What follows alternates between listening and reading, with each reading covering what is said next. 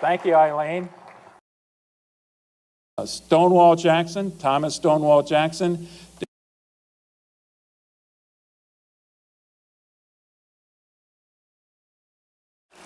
Thank you, Eileen. Looks like I got here just in the nick of time. And thank you all for coming this evening. For those of you who heard my presentation about Vicksburg last time, a couple, 3 weeks ago, you heard me explain that I agree with many historians that think that perhaps Vicksburg is the more important battle strategically in the history of the Civil War. But I have been constantly reminded over the last few days as this flood of information coming out of the media that as far as the American public is concerned, Gettysburg is the battle to be paying attention to. And I've been thinking about why that might be the case, and there's plenty of very good reasons. There's no question that it is one of the turning points of the war. And that coupled with Vicksburg, in my mind, plus the Emancipation Proclamation, those are the main turning points of the war. But it's also easily the largest battle in terms of those who are engaged, and especially in terms of the casualties involved. 3-day battle, all 3 days, very bloody, gruesome fighting that was going on. And it also has the distinction of being in the Eastern Theater. In other words, close to most of the newspapers of the day. So it got a lot of publicity because of that reason. And I think another big reason is that it was where a couple of the most prominent Confederate leaders served, and in the top of that list is Robert E. Lee. And that gets me to, I guess, thinking about more literary terms, and I don't know if this will work for you or not, but it makes some sense to me. There's something very tragic about this battle in some respects. Now, if you take the Union perspective, which most of us do, you think that's absolutely not the case. But there is this whole notion of the great lost cause, the glorious lost cause, and much of the Civil War history, the military history, has been written by Southerners. And so they look at this battle and try to figure out, how did we lose it? This is the place that we lost it. So it takes on the role of Greek tragedy, and I think that's in large part why Americans embrace this battle and are so fascinated by this battle, even to this day. But you didn't come here to hear me talk about that, so let's move on here quickly. And we have to start with a refresher of what happened just a couple months before, in May of 1863. Of course, right at the beginning of that month is this major, incredible victory that the Confederates had, led by Robert E. Lee, at Chancellorsville, just a few miles west of Fredericksburg, where they had also beaten the Union forces. In this case, it was Joseph Hooker who they beat. The telling moment of the whole battle was when Stonewall Jackson, Thomas Stonewall Jackson, did that huge left flanking movement and caught Oliver Howard's 11th Corps by surprise, and just rolled that corps on up. And after that, the Union forces were basically reacting and on their heels, and it just didn't turn out well. The problem with that battle, as far as the Confederates were concerned, was the casualties that they had. 1,700 killed, over 13,000, almost 13,500 casualties altogether. A lot of those people the Confederates are not going to be able to replace. And right at the top of that list is Stonewall Jackson, who was killed. He died a few days after the battle. The Union, coming out of that battle, had their own problems. In that case, they had 2-year regiments that had enlisted, instead of the 3-year norm, 2-year regiments, and a bunch of 9-month regiments. And a lot of these folks are now going to be getting out of the Union Army somewhere in May, June, July, into August timeframe. So there's a real imperative as far as Hooker's concerned to get this army fighting. That's one of the main reasons he fought when he did at Chancellorsville. If we look at what was going on in the West, it's an entirely different picture for the Confederacy. And of course, that's what we talked about so much last time at Vicksburg. The war was just not going well. There was several months early in 1863 that the Confederates thought that they were getting the better of Grant. But he was nothing but persistent, and by the time you get to late April, he's already south of Vicksburg, moving north towards the siege that would eventually lead to the surrender of the garrison at Vicksburg. Bragg is versus Rocrans in Tennessee, and that's, at this time in the war, that's basically a stalemate. But Bragg was, although he is a favorite of Jefferson Davis, he was certainly not in the same level as Robert E. Lee or some of the commanders in the East. And here's the bottom line for the Confederates. They've got a shrinking pool of manpower to play into. Now, politics always plays into warfare more than we'd like to admit, and that's certainly the case after Chancellorsville. This was an incredible defeat for Hooker. Part of that defeat can be explained because he got injured early in the campaign and got a concussion. But it wasn't so severe that it took him out of the battle. So he was foggy for much of the battle and didn't perform well. But regardless, he came out of it, and he blamed 3 other commanders, corps commanders, for what was going on. A couple of them are up here. Near the top of the list was Oliver Howard, the commander of the 11th Corps that got rolled up by Jackson's forces. Another one was Sedgwick, who was the commander of a corps, 6th Corps, in Fredericksburg. And Hooker had given him a lot of responsibility, and it just didn't seem that Sedgwick was up to the task to act independently. That was the assumption that Hooker had given him. You've got to act independently. So Sedgwick took some of the blame. Although most of the Union didn't recognize it at the time, he was deserving that blame. And then General Stoneman, who was the commander of the cavalry, was absolutely not aggressive enough when he went on a major raid towards Richmond, but basically to cut the Confederate railroad lines and to burn the bridges over the rivers. That never happened. So those are the 3 people that Hooker is glad to blame for this. On May 13th, though, Hooker writes to Lincoln that he hopes to commence his campaign the next day. And here's Lincoln's response. I must tell you that I have some painful intimations that some of your corps and division commanders are not giving you their entire confidence. This would be ruinous if true.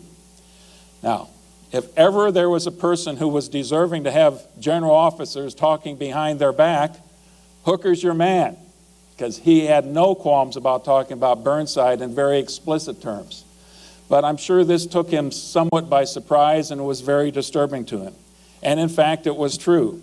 General Halleck, the general-in-chief, had talked to several of these commanders on May 7th, a few days before this, and 3 of them came up and were basically actively advocating that Hooker be replaced. General Slocum was leading that course, and also in that group is General Darius Couch and General Sedgwick. Those 3 were actively looking to try to replace Hooker, and generally with General Meade, who really didn't want to have anything to do with it. He wasn't interested in having his name thrust forward like that. Reynolds and Howard, 1st Corps commander and the 11th Corps commander, were also somewhat on the fence, but they would have certainly been willing to go along with the notion that it was time for Hooker to step down. So all of that is going on at this time, at the very time that Hooker's trying to convince Halleck and Lincoln that he needs to go on the offensive. Lee's strategy then, coming out of Chancellorsville, what does he want to accomplish? Well, the first thing is he's going to look at what he wants to do with his army and where he does not want to fight his army. On May 13th, he and Longstreet kind of brainstormed some of this out, and by that time already, Lee was talking about going north. They knew at that time that Vicksburg was a big problem. It looked like the siege was going to be inevitable. In fact, the siege starts on the 18th of May. And that if the siege was inevitable, it was inevitable that Vicksburg would eventually fall. So part of the rationale was we need to do something to kind of counterbalance this impending disaster we're going to have in the West. He had a low regard for Hooker. he liked the idea of going north and living off the fat of the northern land. Maryland was good in that respect when he went during the Antietam campaign. He thought Pennsylvania would be even better in that respect. He doesn't want to fight south of the Rappahannock River. His army was essentially starving for lack of supplies there. Better to go north and do that. So he seeks to have battle on the South's terms. There is still this notion, although I don't think it's realistic at this time, that doesn't mean that they didn't hope for it, that they could get either England or France to recognize the nation, especially if they had success in this battle up north. So what is his objective, Lee's objective? Northern morale and peace Democrats. And let me just read one quote here, Robert E. Lee, when he's writing to his wife. If successful this year, next fall, there will be a great change in public opinion at the North. The Republicans will be destroyed, and I think the Friends of Peace will become so strong that the next administration will go in on that basis. In other words, it's a long-range objective, but if Lee can sustain a decisive victory in the North, that would be great encouragement for those who are advocating for peace in the North, the peace Democrats. And by 1864, we know that George McClellan is going to be their candidate. The other objective, then, is a decisive victory. And this is always in the mind of the ever-aggressive, audacious Robert E. Lee, to thump him to the point where they'll be begging for peace. And here's a perfect example of his mindset. Robert E. Lee it was not in his makeup to back off and let the enemy have the initiative and let the enemy take the offensive. Here's what he said. Oftentimes, he that played a very bold game, but it was the only possible one. Now, we're going to hear much more about what Longstreet has to say about this campaign in a few slides here. Here is the Army of Northern Virginia. Before this campaign, there were 2 corps. And you notice all these corps are over 20,000 men. These are much larger than the Union Corps, and we'll see that in a few slides. But Lee has to reorganize because one of his corps commanders, Thomas Stonewall Jackson, had just been killed in the last battle. So he still has James Longstreet, the old warhorse. Longstreet is a West Point officer, 54th out of 56th in the class of 1842. But you find out when you study military history that doesn't necessarily mean there'll be a failure once they get to the battlefield. And Longstreet was Lee's closest, most trusted advisor by this time. Originally from South Carolina, he'd served in the Mexican War, as almost all of these people had, and he was the perfect foil to what Lee had, who could take initiative on the battlefield and make things happen and move things forward. But, as we're going to see later on, by this time already, he's starting to really work on Lee and trying to convince him, go on the strategic offensive, but once you get to the battlefield you like, go on the tactical defensive. Hunker down and let the enemy attack you on your choice of a battlefield. The Second Corps, 2 corps, Lieutenant General Richard Ewell with 3 divisions. They had to do some shuffling around these divisions. He was known, this won't surprise you, what would you have for a nickname for that gentleman? Old Baldy.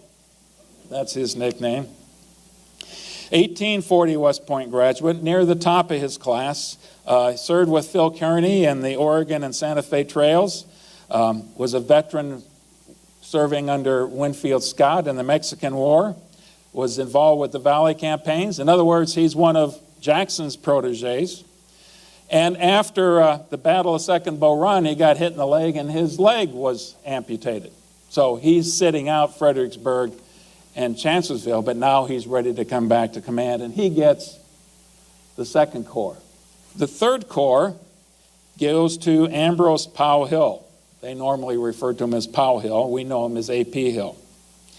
He comes from Virginia. He started in the class of 1847.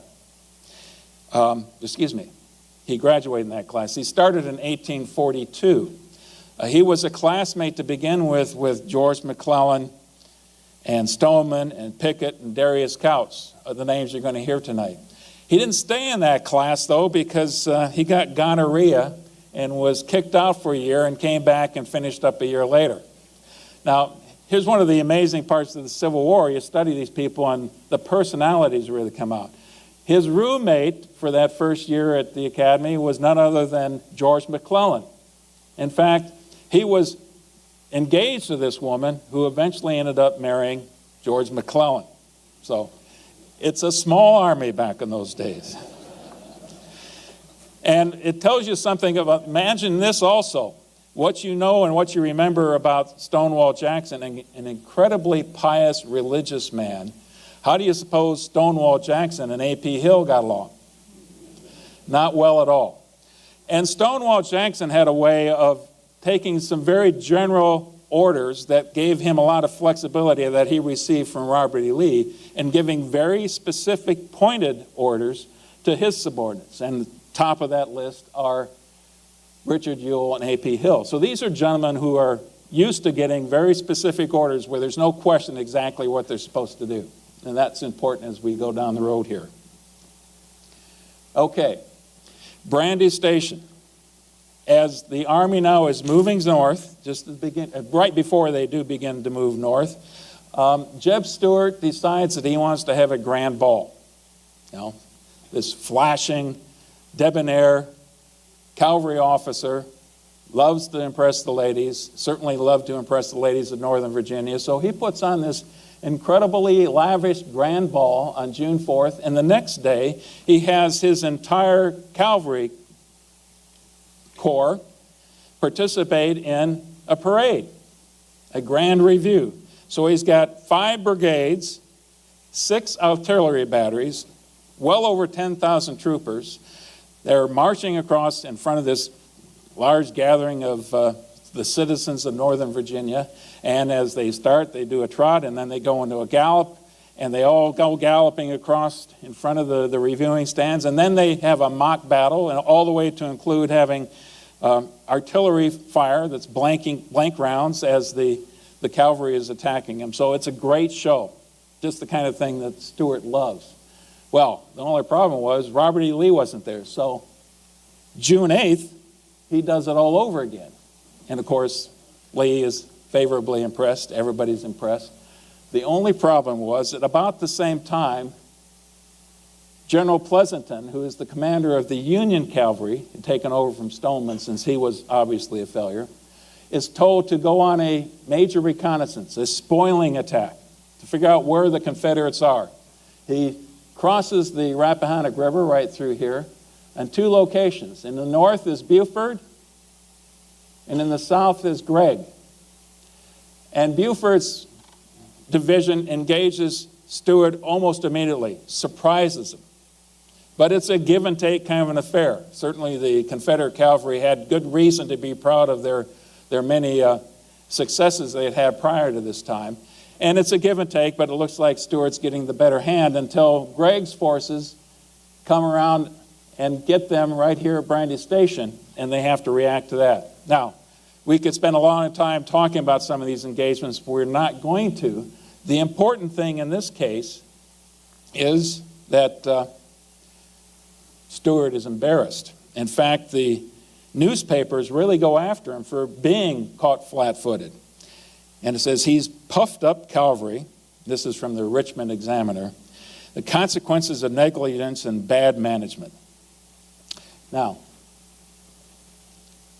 this is one day before Stuart is supposed to screen the rebel army as they head up north, be the right screen of the army.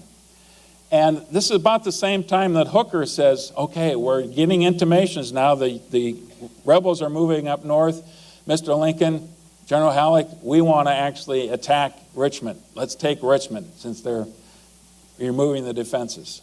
And here is Lincoln's guidance. And I think you can continue to see Lincoln's role as a military strategist in his own right by this time.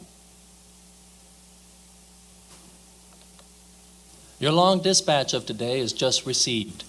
If left to me, I would not go south of the Rappahannock upon Lee's moving north of it. If you had Richmond invested today, you would not be able to take it in 20 days. Meanwhile, your communications, and with them, your army would be ruined. I think Lee's army, and not Richmond, is your true objective point. If he comes towards the upper Potomac, follow on his flank, and on the inside track, shortening your lines whilst he lengthens his. Fight him when opportunity offers. If he stays where he is, fret him, and fret him. There's Lincoln. By this time of the war, in fact, he's been very consistent on this point. The objective is the enemy army. It's not cities. It's the enemy's army. And so that's his guidance to Hooker. Now, let's take a quick look at the Confederates moving north. I'm sure you all can make sense of all these arrows going north. It does get a little busy, but stay with me here. You've got Ewell's corps that is leading this movement north. And they're basically going to get through the passes into the Blue Ridge Mountains, into the Shenandoah Valley, and then move north basically with that cover of the Shenandoah Valley. You can see here some cavalry. This is the Confederate cavalry here in the screening operation.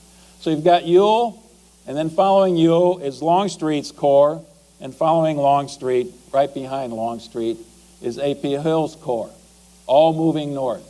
And of course, as you do so, you're totally uncovering Fredericksburg and leaving Richmond somewhat vulnerable, although Richmond has its own defenses. The first major engagement they get at is right here at Winchester. And the Union commander was instructed to evacuate. He decides not to evacuate, and as a result, Robert Milroy's command is eventually going to be taken captive after putting up some stiff resistance. But that wasn't the point of the whole thing. He was supposed to have gotten out of there. And in the movie, the unit moves north. By June 22nd, oops, sorry about that. By June 22nd, Ewell is in Pennsylvania. And by that time, the Union is quite a ways south of that. Once they get into Pennsylvania, 2 divisions of Ewell's corps head north towards Carlisle, Pennsylvania, and then eventually they're going to head towards Harrisburg. And at least 1 brigade is going to head towards Gettysburg and then continue west to Wrightsville, right here. That's the plan, and that's what they actually did execute. June 25th, okay, June 22nd, the Confederates are here. June 25th, Hooker is just finally crossing the Potomac River. But there's one other thing that we need to know here before we get into the campaign in Pennsylvania itself. And that's this interesting experience that Stuart had. Now remember, the last time we were talking about Stuart, he's been embarrassed at Brandy Station. He is Lee's cavalry force. Actually, they had bolstered the force. They had additional brigades that were now added to the cavalry that Lee had to his availability. One was Imboden's brigade of irregulars. We're going to see Morgan's irregulars are going to play in a role here later on, but there's also a William Grumble Jones who comes from the Shenandoah Valley, and a couple other units, smaller units. The whole rub is, though, that initially there's going to be this screening action, as we talked about. And early on in here, we have a series of battles, June 17th and 18th, the Battle of Aldie. This is Union cavalry against Confederate cavalry. June 18th, Battle of Middleburg. And June 21st and 22nd, Battle of Upperville.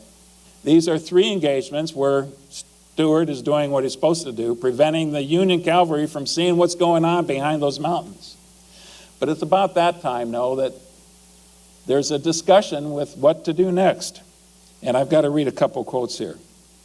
Lee at one time authorizes Stuart to go ahead, because Stuart's really just jumping at the chance to take this end run around the Union Army. He's done it twice before.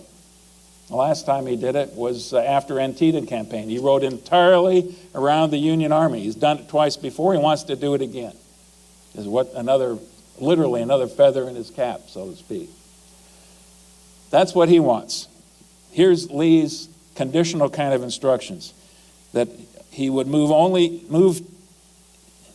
but only if he can move into Maryland and take possession of General Ewell's right, guarding his flank, keeping him informed of the enemy's movement, and collect all the supplies you can for the use of the Army.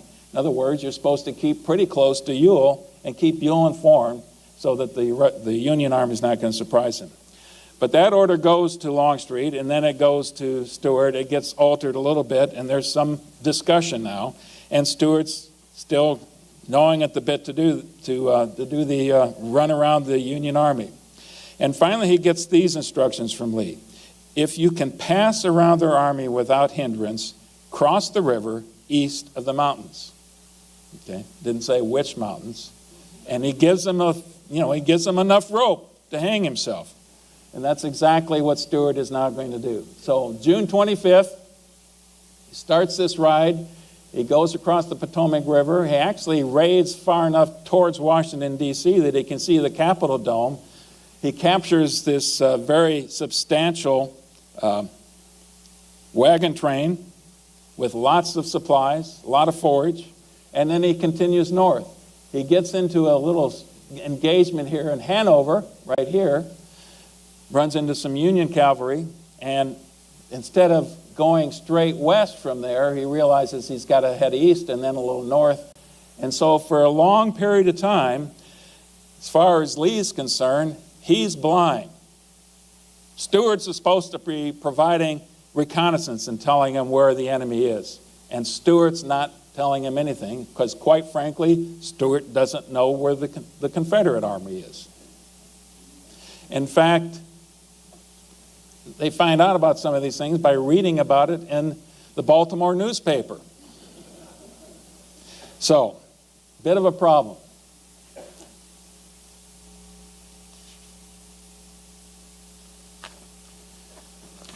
The next shoe to drop is going to happen on the Union side.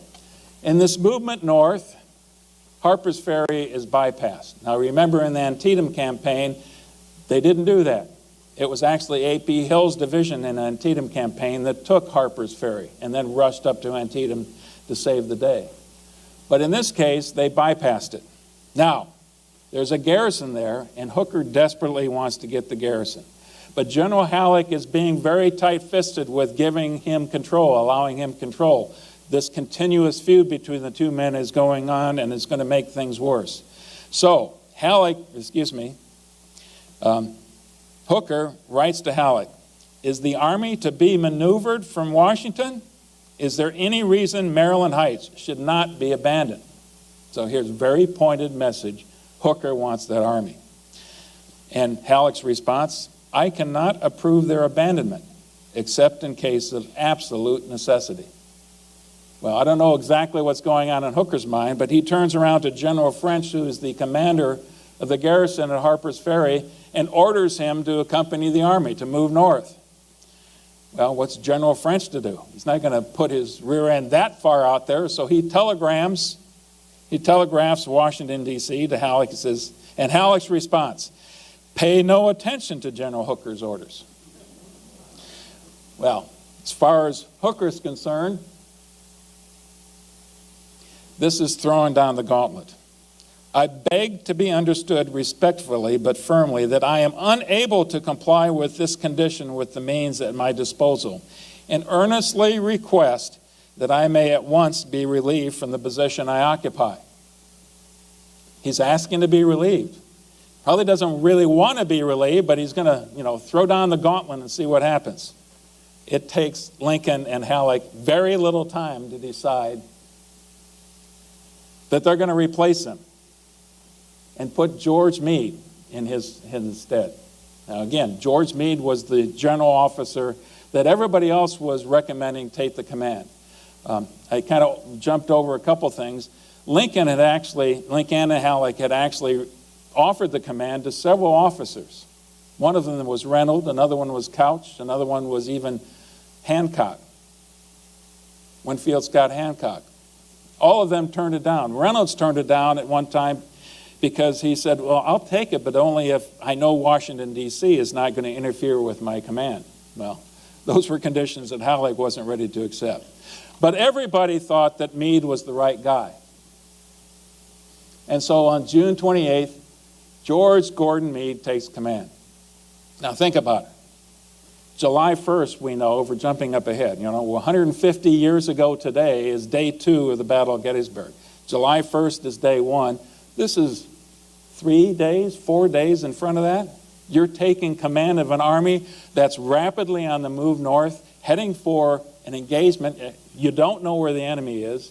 Imagine the uncertainty and what's going on in George Meade's mind at that particular point in time. It's incredible to even think about it. Here's the Army of the Potomac. Much more robust, but again, this concern over the 2-year units leaving soon. There's 31 New York regiments and 2 Maine regiments that are 2-year regiments. There's 16,700 9-month regiments, primarily from Pennsylvania and New Jersey. And these were ones that were raised when the fear of Antietam was going on. 25 units are scheduled to muster out in June alone. So that's already going on. In the midst of this, this number is being depleted on a daily basis. Looks like a big number, but it's being depleted steadily. And 48,000 fewer troops by July 1st versus May 1st. So, if you're going to have a battle, you want to have it soon, even though you're in the midst of this morale crisis as well as this numerical crisis in the Army. Now, you notice a couple changes here. General Couch, who was commander of the 2nd Corps, had asked to be relieved, and he was given another command. And Winfield Scott Hancock comes in. You've got Dan Sickles still in the 3rd Corps. We'll get to him later. George Sykes takes over command of the 5th Corps. That was Meade's old Corps command.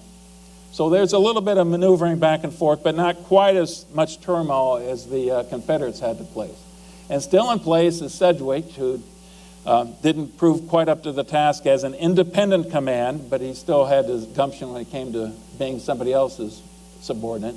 And then Oliver Howard in the 11th Corps, which was severely diminished because of their experience at Chancellorsville. That corps had a lot to prove. And a couple of these corps, 3rd Corps and Slocum's 7th Corps, are quite a bit smaller. 12th Corps. There is an artillery reserve, but one other thing that the Union did right before this battle was revert to their old artillery organization, and General Henry Hunt, who was a staff officer under George Meade, was the artillery staff officer, and he's going to give a great amount of latitude to control the artillery on the battlefield, and that's going to be important later on. So, the Confederates are into Pennsylvania now. And what are they to do once they get there, other than hopefully Lee finds the conditions for the right kind of battle? Here's his General Order number 72, to live off the land, but prohibit plundering of private property.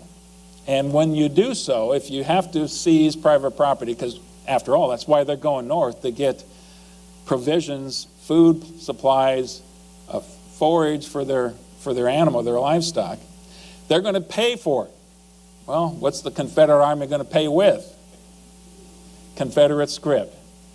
So as long as the Confederates win, it might be okay for you, but I'm sure they didn't think too much of it. Wanted to play one quote here. One of the Confederates, and here's his image of what Lee had ordered that they do.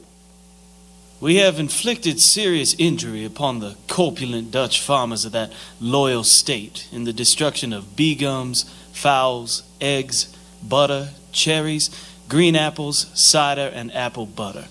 It will take at least 3 seasons to replenish the stock, besides playing sad havoc with their horses and cattle. Our army will not cost the Confederacy a great deal as long as we remain in Pennsylvania. So they're liking it. They were almost starving in Virginia. They're living off the fat of the land right now. Now, another thing that the Confederates are doing as they move forward, they're seizing the things that they need, paying for them as they go. When they run across blacks, the question is, are they escaped slaves? Are they freedmen? In most cases, the African Americans are rounded up and shipped back south.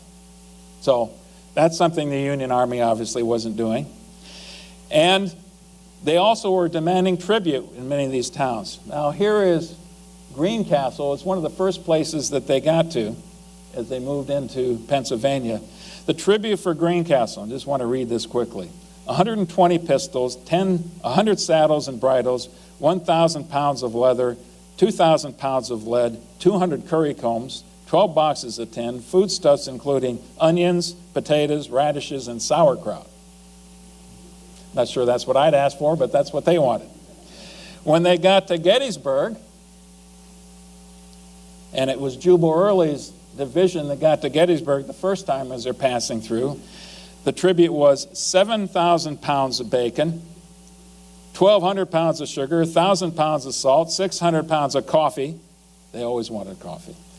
600 barrels of flour, 10 barrels of onions, 10 barrels of whiskey, 1,000 pairs of shoes, and 500 hats, or $5,000 in cash. Now, the citizens of Gettysburg didn't really have either one of those. They certainly weren't willing to cough up $5,000. So some of the rebels kind of took some latitude and got the things that they needed, raided some cellars and grabbed some things. But one Gettysburg woman described them that they were all those in and around the streets behaved themselves well. Okay? When they got to York, another one of the brigade commanders, Extra Billy Smith, who was the former governor of Virginia. Well, he didn't just get to town and deliver the tribute demands, but he had to make a speech, being a politician. So here's his speech. My friends, how do you like this way of coming back into the Union? I hope you like it. I have been in favor of it for a good while.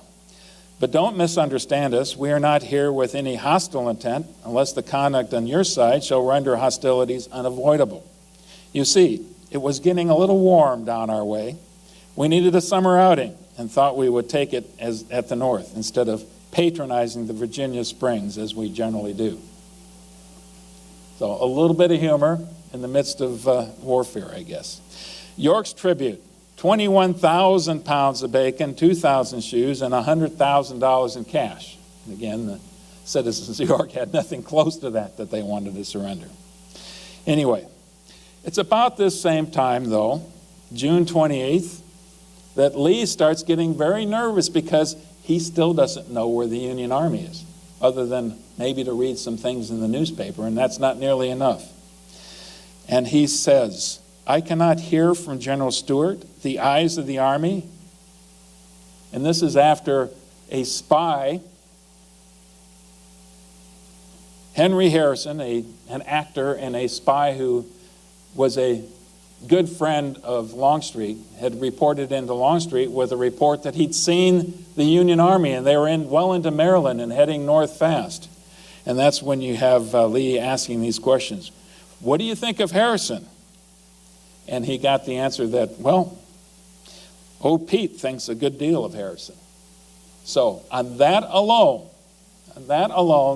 Lee feels he has no choice but to consolidate his army. By that time, you've got elements that are up here near Harrisburg, over in Wrightsville, all over this vicinity. He's got to get them together because the last thing he wants to do is to take on the Union Army piecemeal. He needs to have his whole force because he knows that the Union is going to outnumber him. So the command goes out. He wants them to consolidate at Cashtown right here. And at the time, he's over here in Chambersburg. Now, this is where Gettysburg really becomes important because, as we'll see in a map here soon, in this region of Pennsylvania, all roads seem to lead to Gettysburg.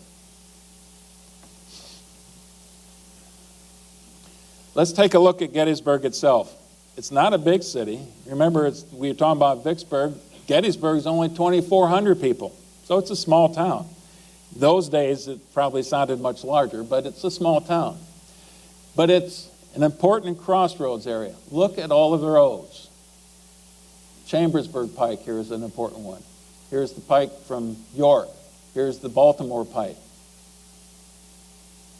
There's also a railroad that's about halfway built, heading towards the Susquehanna River, but here's where it ends. And if you continue this north, there is already a cut. They've already cut through the small hills there, and that's going to be important in the battle later on.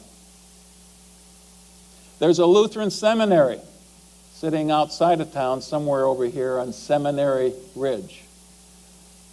There's also a Pennsylvania college. There's a little bit of industry in town. And let's take a look at some of the other dominant terrain features. Here's McPherson's Ridge. And as you get up here to the top of McPherson's Ridge is Oak Hill. That's a dominant piece of terrain. Then you've got, from McPherson's Ridge, you've got another low-lying ridge here in Seminary Ridge, and then a third. And that's the one that we hear so much about. Actually, Seminary Ridge kind of goes down here, if you will. Here is Cemetery Hill and Cemetery Ridge. And as you get down to this part of Cemetery Ridge, it really gets pretty low. There's not much of a ridge line at all. The terrain over here is actually a little bit higher. And then you have Little Round Top and Round Top. You also have Culp's Hill right here. Cemetery Hill, Culp's Hill, both on the south side of Gettysburg itself. North of the city, you've got some pretty open, low-lying terrain right up here. Now, let's take a couple closer looks. This is the very imposing gatehouse for Evergreen Cemetery, right there on Cemetery Hill. Here is the Lutheran Seminary, which will eventually be an important place both on day one and once the Confederates take it on day two. Here is, gosh, my brain went just dead here. Devil's Den. And Big Round Top and Little Round Top. I should point out, Devil's Den, very close to Little Round Top, Big Round Top. The wheat field, the peach orchard, all very important pieces of terrain as we get into the battle itself. So that's the terrain that they're going to be fighting over for the next 3 days. First contact happens on July 1st in the morning. Lee's intent actually is to kind of let General Heath, it's spelled H-E-T-H, but it's pronounced Heath, to do a little bit of reconning, thinking that you might just run into some local militia when you head towards Gettysburg. But they're feeling out where the enemy is supposed to be. And Heath's instructions are, find where the enemy is, but do not engage in battle. I want to get my army together before we get to that. So instructions, do not engage in combat. Meade's intent, he's in northern Maryland. He's hoping to entice the Confederates down into his terrain. And it doesn't necessarily work out that way, but he gives some latitude to a couple people, primarily to Reynolds, who's going to be the first Corps commander on the scene. He wants to have battle at Pipe Creek, and he's just a few miles south of there. Those are locations that he feels comfortable to have battle with. But Buford is the one who first encounters the Confederates as they're moving eastward from Chambersburg and Cashtown towards Gettysburg itself. At 7:30, a small picket of Buford's soldiers is the first to encounter it, and it's actually the 8th Illinois, a lieutenant by the name of Marcellus Jones, who's out on the picket line, picket station, dismounted soldiers, and they spot in the distance some Confederates. So Buford asked for a carbine. They got Spencer carbines, and uses a fence rail, takes aim at the Confederates, fires one round, and doesn't hit a thing, which is typical for the Civil War era. That's the first round, fired by an Illinois soldier. Heath knows that he's encountered the enemy, still thinks it's probably not much, so he continues to push. And at the same time, Buford deploys his cavalry along McPherson's Ridge. He tells them to dismount. There are a certain percentage of the cavalrymen who are always behind the front lines holding the horses, while the dismounted cavalry go forward and get in prone position and get their their carbines ready to go. Because they have carbines, they can put out a much higher volume of fire than the Confederates would expect. Make them even think that perhaps there's infantry there once they get there. So, Heath continues to attack.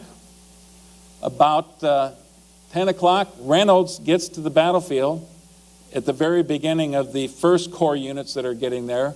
And now you've got both Heath and the Confederates slamming straight up against first Buford, who's holding his own pretty well, and then Reynolds replaces his First Corps regiments with Buford, who is pulled back now, because that's not what cavalry is supposed to be doing. And Heath decides, we've got the better of these people. We're going to press the attack.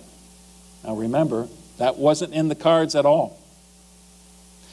But Heath also knows, and by the time Lee gets there, he has a little bit of a discussion with Heath. Is this the right place to have the battle? But eventually, Heath carries the day, and they decide to press the attack. In part because it's not just Heath, part of A.P. Hill's corps that's coming from the west.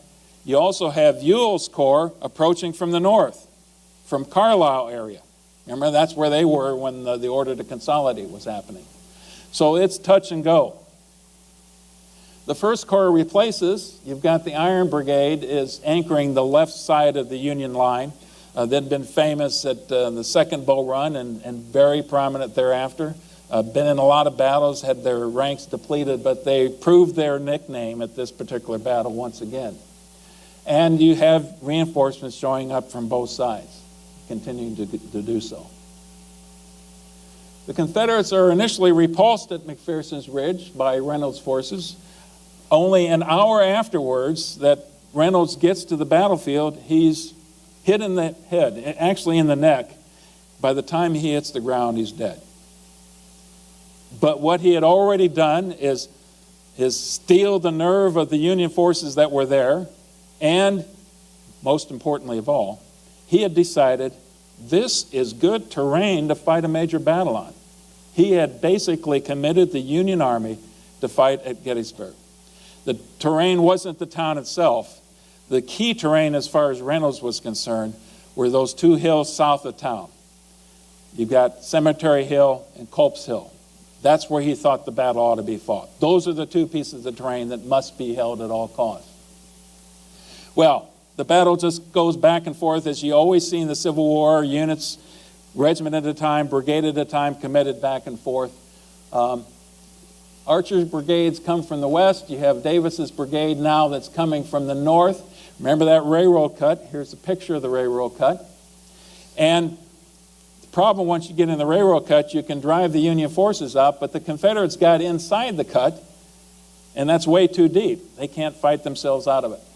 At a critical moment in time, the replacement for General Reynolds was General Doubleday, of Doubleday fame, the founder of baseball. At least that's the theory.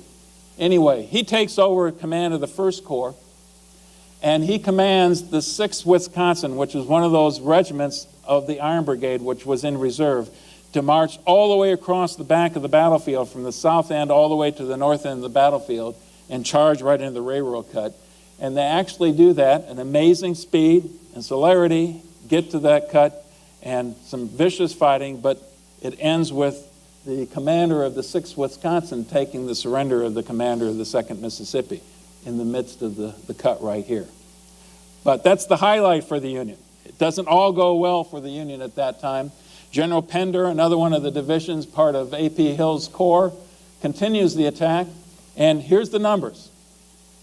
Because you've got one Union Corps versus one Confederate Corps, and the Confederate Corps is so much larger, it's just not going to go well if the Confederates deploy everything. They've got 8 rebel brigades versus 6 Union brigades. A little bit of a feel for what the combat is like in this part of the terrain. Remember, this is just day one. It's just getting started. Up and down the line, men were reeling and falling. Splinters flying from wheels and axles where bullets hit. In rear, horses tearing and plunging, mad with wounds or terror. Drivers yelling, shells bursting, shot shrieking overhead, howling about our ears or throwing up great clouds of dust where they struck. The musketry crashing on three sides of us. Bullets hissing, humming, and whistling everywhere. Smoke, dust, splinters, blood, wreck, and carnage indescribable.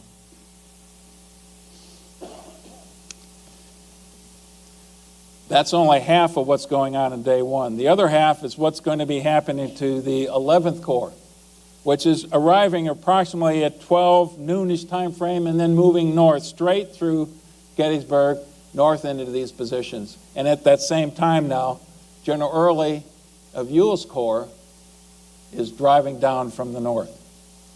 So right here, this is a position right here it's worth taking a look at. Barlow's Knob. It's named Barlow's Knob because Barlow is the commander in that area. He moves forward because it's the most prominent piece of terrain in an otherwise very inconspicuous area of the battlefield. This is all pretty level terrain. But he's moving forward well in front of the rest of the Union lines. These are the units of the 11th Corps. And if you remember, von Gilsa's unit was the first unit to encounter Jackson's troops and the first unit to break back in May in Chancellorsville. Now they're put in an incredibly precarious position. A couple brigades against Early's division. And you can just see by the map right here that Avery's brigade is easily going to outflank them. Once you get outflanked, you've got the enemy in front of you and you got the enemy to your side with nothing else out there, you start to panic. And unfortunately, once again, Ames and von Gilsa are going to buckle under the attack of Jubal Early. There's 9 brigades here versus 4 brigades of Union. I should mention the 9 brigades versus 4 is only because there's 2 brigades that were posted down here on Cemetery Hill. Remember, that's what Reno identified as the key terrain. So let's put a couple brigades there right at the beginning. But it's not going to go well for von Gilsa and Ames, way up here in the front. They break at 3:15 in that neighborhood. By 4:15, you have a general retreat that starts in the 11th Corps and eventually is going to include the entire 1st Corps over here, which has done incredibly well, but suffered horrendous casualties trying to hold off an entire corps of the Confederates. And they retreat, move back through town.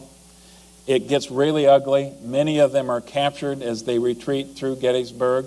The Confederates are right on their heels. One general officer actually doesn't get captured only because he hides behind a woodpile, and he's going to spend the rest of the battle hiding in the wood near this woodpile and relying on the kindness of a citizen of Gettysburg to give him a few scraps of bread to keep him alive. But the rest of the army now goes to Cemetery Hill. 2 demoralized corps. The 11th Corps is really in a shambles, and the 1st Corps, as I mentioned, has taken a tremendous bloodletting. Now, what do the folks over here in the 1st Corps think about their colleagues, their comrades in the 11th Corps? Here's a quote from Colonel Wainwright of the 1st Corps Artillery.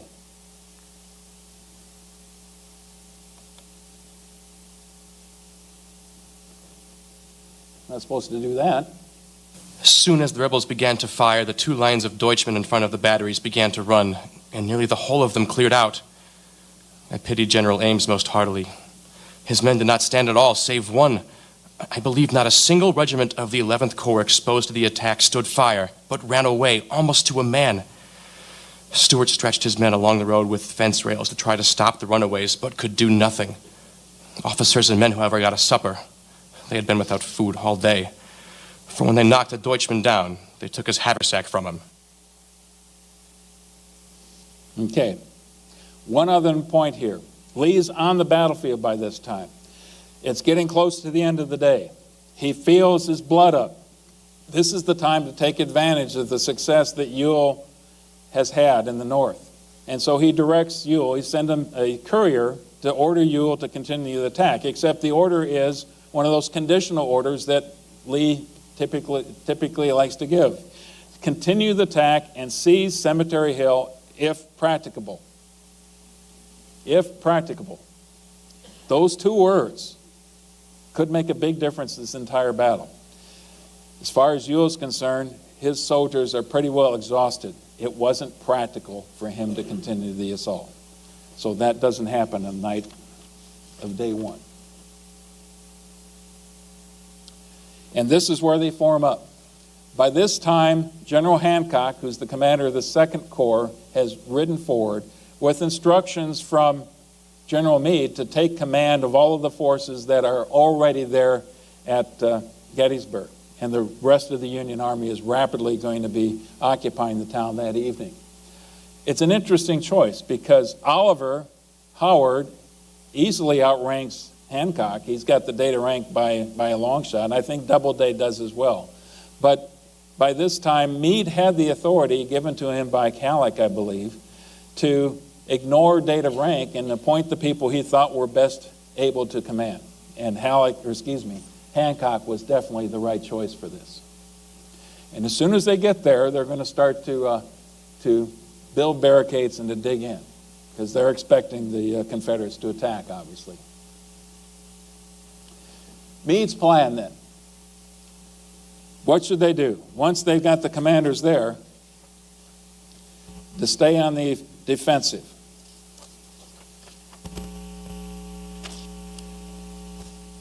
They've got the advantage in a couple respects, and it's important to look at the terrain right here. Now, don't need to pay too much attention to the timeline that you're looking at here. This is a little bit ahead of the time from what we're going to have initially. He gets his units together. He's got the 12th Corps is going to occupy this portion, Culp's Hill and below, Slocum's Corps. You've got the 11th Corps, Howard, and the 1st Corps right here, basically on Cemetery Hill and just below that. In the center of the line now is Hancock's 2nd Corps. And remember, he's basically the commander of this portion of the battlefield. And then, farther south, is Sickles' 3rd Corps. The instructions essentially were to extend from Hancock's left all the way down to the anchor of the line, which is going to be down here in Little Round Top. Little Round Top, because Big Round Top, even though it's higher, is heavily wooded. And the western slope of Little Round Top is been forested. It's basically open terrain, very rocky terrain, but open terrain. So that's where Sickles is supposed to go, right through here. So what you've got is this inverted fish hook. And also what you have is interior lines. You're going to have Sykes' 5th Corps and Sedgwick's 6th Corps that are eventually going to get there as well. Both of those divisions are going to serve as reinforcements, the reserves for General Meade. And he can move them around pretty easily because he's going to have interior lines moving back and forth. What you have for Lee and Longstreet and Hill and Ewell, they're on the exterior of this. If Lee wants to move some of Ewell's forces over here to the right flank, they've got to go all the way around to the side. Much bigger difference. A word about General Sickles then. General Sickles is a very interesting character. He hails from New York. He's a politician. By the time you get to the Civil War, he's in Congress, but prior to that, he had been in the New York legislature. And while he was in the New York legislature, he was actually censured by the New York legislature because at one point in time he brought a prostitute into the legislature, and they didn't take lightly to that. In fact, he took the same prostitute and introduced her over took her over to England, introduced her to Queen Victoria, and actually the name he used was one of his political enemies back in New York. She was going by that name. He also got into some other scrapes. He married a woman half his age when he was in his 30s. He married a 15-year-old woman who was well-read, obviously. She spoke several languages, but I'm sure people were raising eyebrows over it. It wasn't too many years later that he heard that she was having an affair. Well, she was having an affair with Francis Scott Key's son. And they got into a scuffle, a duel perhaps, and it turns out that Sickles killed Francis Scott Key's son. He goes to trial. One of his lawyers is Edwin Stanton. See, it's a small world back then, who's going to be the Secretary of the Army later on. And Stanton manages to get him acquitted, claiming that he was maddened and temporarily insane when he committed this act. So I guess you could say he was the first guy to get off because of temporary insanity. But now he's commander of the 3rd Corps in the Union Army. And he goes forward, and about 3 o'clock in the afternoon, when he's sitting up here, he's looking across this terrain, and he says, you know, out here at this peach orchard right around here in the Emmetsburg Pike, it sure looks like that's a little bit higher terrain. That'd be better for me to fight on than up here. So he moves his entire corps, without getting permission to do so, towards the Emmetsburg Pike. And when he does so, he encounters Meade, who is terribly upset with him. And got to find the right quote here, searching for it. Anyway, here's what happens. They're looking at the terrain, and basically Meade says, what in the world did you move your forces down there for? And Sickles tries to explain, well, it's better terrain down there, General. I think that's a better place for us to fight. And about that time, Sickles says, no, you need to move your forces back here. And then he sees that the Confederates are finally starting to engage them, and says, looks like they've decided you're going to fight down there as well. So that's how that's going to work for them. Here's Lee's plan. His frame of mind, first of all, he still doesn't have his cavalry. He decides that Gettysburg, though, is going to be the place where he's going to fight. And he also knows that most of Longstreet's corps is still not there. Hood is rapidly closing in with 1 division. Pickett is not going to be there for at least another day. And the reason Pickett's not there is because he's back in Chambersburg, because Lee doesn't know where the enemy was, and so he had to leave one of his divisions in Chambersburg until he finds out what's going on with Stuart. So Pickett's out of the picture for a while. Longstreet's suggestion, and this is going to be very important because the 2 generals are now really going to be fighting over the strategic and the tactical vision they have for this battle. Longstreet's suggestion is basically, General, let's take the entire army, basically disengage from where we're at right now, swing way to the south, get someplace between Meade's forces and the pike down to Baltimore and Washington, D.C. Essentially get between Meade and Washington, D.C., thinking that Meade's going to have to respond to that. And if not that, maybe we can do a tactical movement. So you're not going to go nearly as far, but you still get down on the south side of the Union forces into a blocking position. The notion is, in Longstreet's mind, it's much better to be on the tactical defense, to let the enemy attack you. Strategic, you pick the terrain.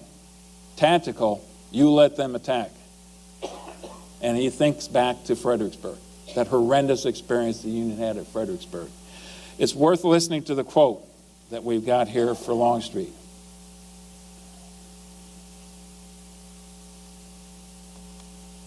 If we could have chosen a point to meet our plans of operation, I do not think we could have found a better one than that upon which they are now concentrating. All we have to do is throw our army around by their left, and we shall interpose between the Federal Army and Washington.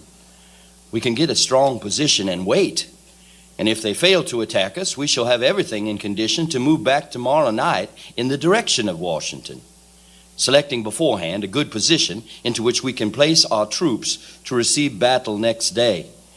Finding our object is Washington, and that army, the Federals, will be sure to attack us. When they attack, we shall beat them, as we proposed to do before we left Fredericksburg. And the probabilities are that the fruits of our success will be great. Lee's response essentially was, if the enemy is there tomorrow, we must attack him. Lee knows exactly where they're at. He's audacious. He always wants to be on the offensive. He wants to be on the offensive because that means he has the initiative. Longstreet's response, if he is there, it will be because he is anxious that we should attack him. A good reason, in my judgment, for not doing so. So there's real tension. For the first time, you're really seeing some real tension between the senior leaders in the Army of Northern Virginia. And I'm not sure that it's something that Lee was used to or entirely comfortable with. Who would be? You've got some serious contention from some of your most respected officer. Later on, he gets with Ewell and basically suggests to Ewell, maybe we should move south, kind of borrowing some of Longstreet's plan. And Ewell says, General, we fought over this terrain. My soldiers would be demoralized if we were to leave Gettysburg now, leave the city. We won this terrain. We should stay here and fight. And so now you've got another general trying to argue with him. Lee opts to stay and fight at Gettysburg. That's the bottom line for day 2. At the time, it's going to be a coordinated attack. Somewhere in the morning, he wants Ewell to attack up Culp's Hill and Longstreet to attack on the Union left flank. And when they were discussing it, they didn't think there was any Union forces down here. In fact, Longstreet had done a brief reconnaissance, hadn't got all the way that they should have, but thought that Little Round Top was totally vacant, that there was no Union forces here. And for a while, they were probably correct. So that's the plan. The other part of the plan then, once they do a launch on Longstreet's front, to do en echelon, which means that first you have a unit on the right flank attack, and then right down the line, like dominoes, each brigade attacks in succession. And the thought was those first brigades would push forward and start to cave in the Union line. They'd start to back up. And then you can see where the dominoes would really build on the Union side, and the whole line would collapse. That's the theory, at least. One thing that's wrong with this right here, Hood gets replaced later in the next day only because he just arrived on the battlefield. The attack was initially planned for McLaws' division instead. But moving forward, July 2nd, the bloodiest day at Gettysburg. Just about ready to begin now. The problem was, although it's supposed to start early in the morning, it doesn't happen that way. Longstreet gets delayed a couple reasons. One, he's still waiting for Hood's elements to arrive. Another reason, part of the plan was that he had to move his forces over to the Union left flank, over to the Confederate right flank here, in such a way that the Union couldn't see what was going on. And they got out to about here and realized, you can watch everything that we're doing. So they had to backtrack.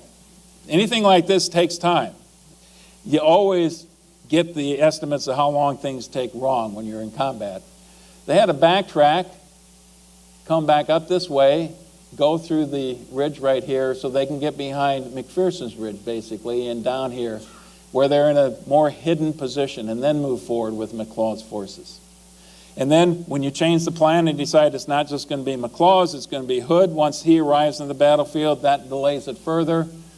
Anyway, by this time, by early afternoon, Lee is getting very anxious and uptight about the whole thing because the plan is already going awry as far as he's concerned, and he's a little bit upset. Part of this also is that Longstreet is feeling a little bit slighted by Lee himself because that evening, Lee started to do something that Longstreet thought was peculiar, bypassing Longstreet and giving orders to division and brigade commanders directly. So he got a little, I don't know what's exactly in his mind, but the story is he got a little bit upset about that. So the communication between these two key leaders is not as good as it should be at that time. 4 o'clock, the rebel artillery starts, and their target is at the Peach Orchard primarily, is a real soft spot.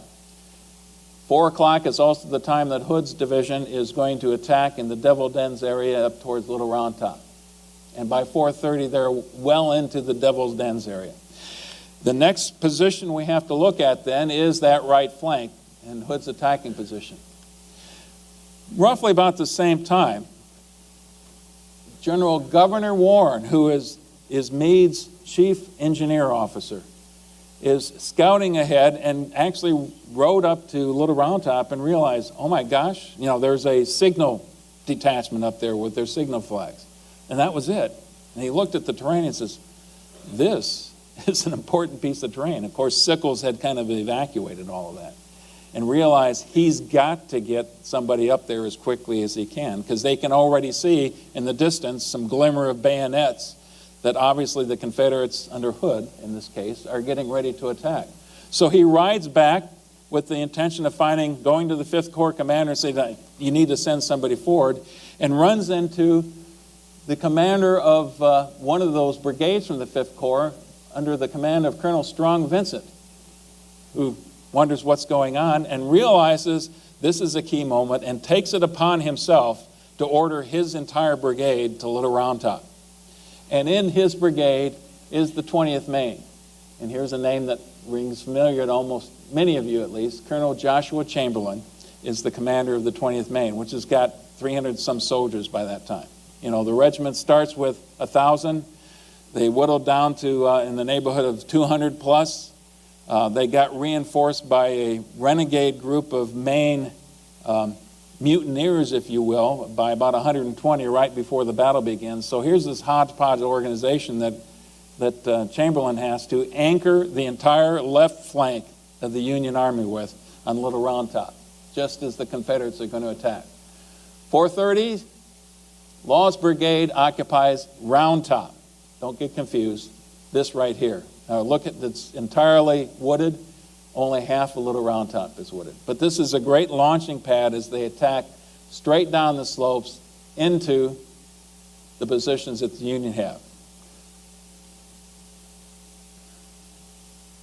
At 4:45, the attack begins on Little Round Top. It's only minutes before the Union had actually gotten there. Chamberlain refuses his line. What that means is he took half of his unit and told them to basically turn to the left flank. So now he's got this angle, and he's going to be attacked by the 15th and the 47th Alabama. Two regiments are going to be bearing in on him in his position. The rebels, the 15th and 47th, continue the attack. And we need to see what Colonel Oates, the commander of the 15th, says about the battle. In this very brutal back and forth campaign. I again ordered the advance, waving my sword, shouting, "Forward, men, to the ledge!" and was promptly followed by the command in splendid style. The 20th Maine fell back to the next ridge, then charged my line, coming right up in hand-to-hand encounter. A Maine man reached to grasp the staff of the colors when Ensign Archibald stepped back and Sergeant Pat O'Connor stove his bayonet through the head of a Yankee.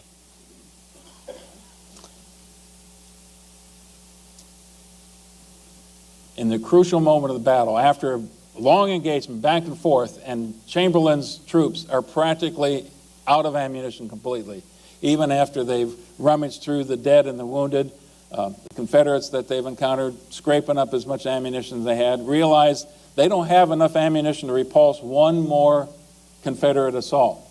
So here's a crucial point in American history, if you will, because this is an important piece of terrain.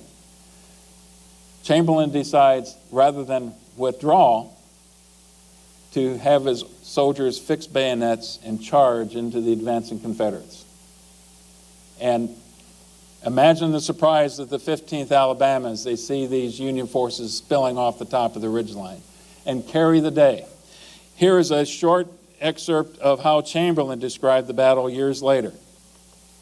We opened a brisk fire at close range, which was so sudden and effective that they soon fell back, only to burst forth again with a shout, and rapidly advanced, firing as they came.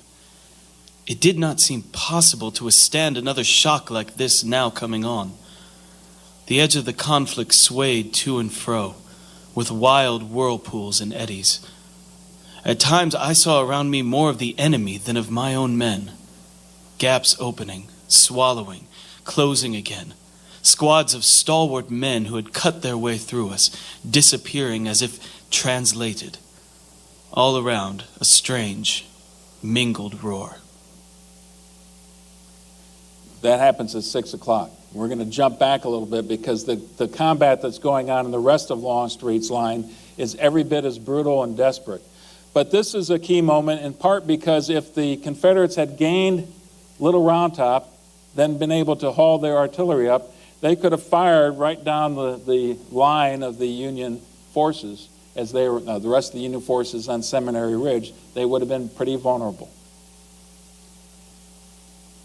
The wheat field and peach orchard.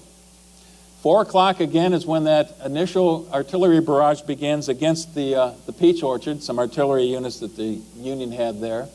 4:30, you've got the 1st Brigade under Robertson attacks into Rose Woods. Now that's actually not into the peach orchard area, but towards the wheat field, if you will. By 5 o'clock, another brigade moves forward and attacks towards the wheat field. And I want you to notice a couple things here. I did this deliberately. In this, boy, I didn't do that deliberately. In this case, the wheat field is lowercase. These places, Devil's Den, wheat field, peach orchard, become so significant in the lore of the Civil War and the lore that's attached to the Battle of Gettysburg that they are now proper names. Wheat field and peach orchard. And more than any other battle you can think of, it's a cottage industry of the kinds of painting and artwork and things that are meant to memorialize this particular battle. And so I've picked quite a few of these as we go through the next few slides. Here's the 4th Michigan in the wheat field. Another give and take, back and forth. Rebels throw in one regiment or a brigade. The Confederates are serving, or they're sending in other units as well. Meade is coordinating much of this. Hancock is coordinating much of this. And what's happening as the battle goes back and forth over the next few hours, the 3rd Corps isn't all that's going to be able to hold the line. Everybody recognizes that. So Meade starts sending in units from the 5th Corps and from the 6th Corps. He starts pulling units from the 12th Corps on Culp's Hill and from the 2nd Corps, all being fed into this part of the battlefield as it goes back and forth. Both sides are committing reinforcements. Here's another quote that gives you a sense of the sounds of what it must have been like with this cannon and rifle shot and the screams and the horses and everything else that's going on. And this is a Massachusetts private we're going to listen to here. The hoarse and indistinguishable orders of commanding officers, the screaming and bursting of shells, canister and shrapnel as they tore through the struggling masses of humanity, the death screams of wounded animals, the groans of their human companions, wounded and dying, and trampled underfoot by hurrying batteries, riderless horses, and the moving lines of battle. A perfect hell on earth, never, perhaps, to be equaled, certainly not to be surpassed, nor ever to be forgotten in a man's lifetime. It has never been effaced from my memory, day or night, for 50 years. He's not the only one. This battle, for whoever was there, this battle is going to stay with their memories. 6 o'clock, Barksdale Mississippian Brigade attacks the Union forces at the peach orchard. Now, they'd had attacks there already, but this is the one that's really going to carry the day. And they move forward. Now, this is exactly the same time, as you recall, that the final climactic action at Little Round Top is going on. 6 o'clock, it's going exactly the opposite direction. The Confederates are beginning to move forward. And suddenly there's this huge gap in the Union lines as the Union starts to withdraw. 2 more brigades are fed into the attack. Sickles' headquarters, which is a little bit farther up the slope, is taking fire. He mounts on. He's nothing if not brave and conspicuous in his performance in the battlefield, but he takes a round shot through his leg, and he's seriously injured now. Taken off his horse, put on a stretcher, and here's the next chapter of Sickles' very colorful life.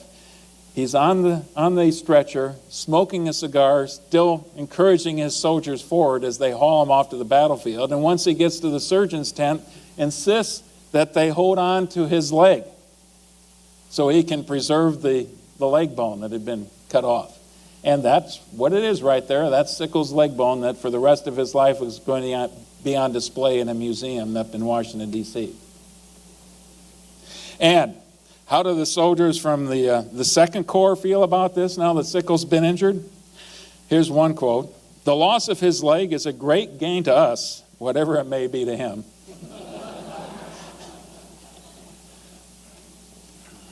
Okay. I've got Confederate high water mark here. It's a matter of debate. Most people would say it's at the height of Pickett's charge. But this is really the greatest success at this particular point. It's Barksdale's brigade continuing right into the gap that had been formed now as these forces right here start to disintegrate. Here's Barksdale's brigade coming through here like this. And they're all hustling back as quick as they can, and Hancock is desperate now to form some kind of a defensive line right along the ridge line, what little ridge line there is for Cemetery Ridge. And he can find nobody except one small Minnesota regiment of a couple hundred soldiers. They had seen action in practically every major battle up to this point, and they had only a couple hundred soldiers left in their particular regiment. But he feeds the 1st Minnesota into this. And the orders that they get is attack, Colonel, and take those colors. And Colonel Colville, the commander of the unit, says, I immediately gave the order, forward, double quick, and under a galling fire from the enemy, we advanced. And again, it's one of those moments that has been immortalized in paintings, the 1st Minnesota's attack. Unfortunately, they did stop the Confederates, put them on their heels long enough that Hancock can form some kind of a defensive line behind them, and suffered something in the neighborhood of 82% casualties in doing so. That gives you the scale of the bloodshed that's going on throughout this area. It's about this time that Crawford's division from the 5th Corps arrives, more reinforcements being fed into this area, and finally the Confederates face reality and start to withdraw. Now, they hold possession of the peach orchard. They hold possession of the wheat field. These are fairly far forward for them, but they can't take Seminary Ridge. It just was not going to happen. Longstreet, having observed all of this, and he's also very conspicuous in his role on the battlefield, here's the comment he had about that particular day on the battlefield. It was the best 3 hours of fighting by soldiers on any battlefield. For somebody like Longstreet, that's saying a lot. So, that does not end what's going to be happening on the 2nd of July. And again, that's 150 years ago today. Culp's Hill. Now remember, Lee wanted to have the attack on Culp's Hill by Ewell's Corps and Longstreet's Corps on Seminary Ridge happening roughly the same time in the morning.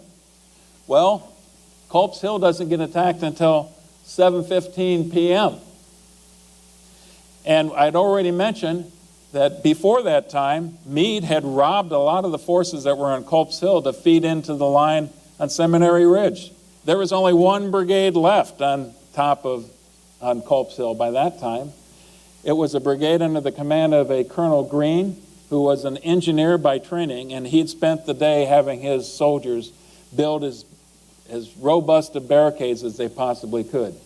Interesting that whatever reason the Union forces weren't necessarily doing that as much as they could have on Seminary Ridge, but they were on Culp's Hill. So they were attacking into, the Confederates are not going to attack into these barricades.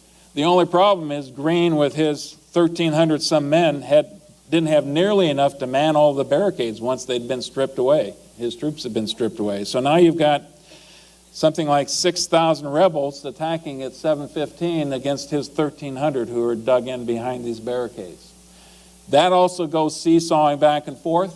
Part of the barricades are actually occupied on Culp's Hill by Confederate forces right next to the 137th New York, which doggedly holds part of its barricaded position for quite a few hours before they're finally forced out. I should also mention 745, Early's division, another division out of Ewell's Corps, is going to be attacking Cemetery Hill. Remember that picture that we saw before?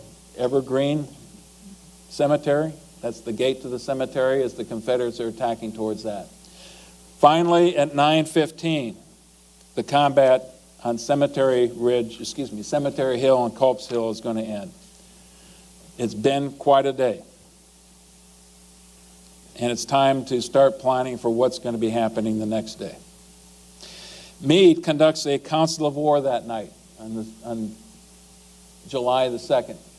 He gets all of his corps commanders together. He gets Governor Warren, that engineer officer, General Hunt, his artillery officer, together, and basically gives them 3 questions to consider.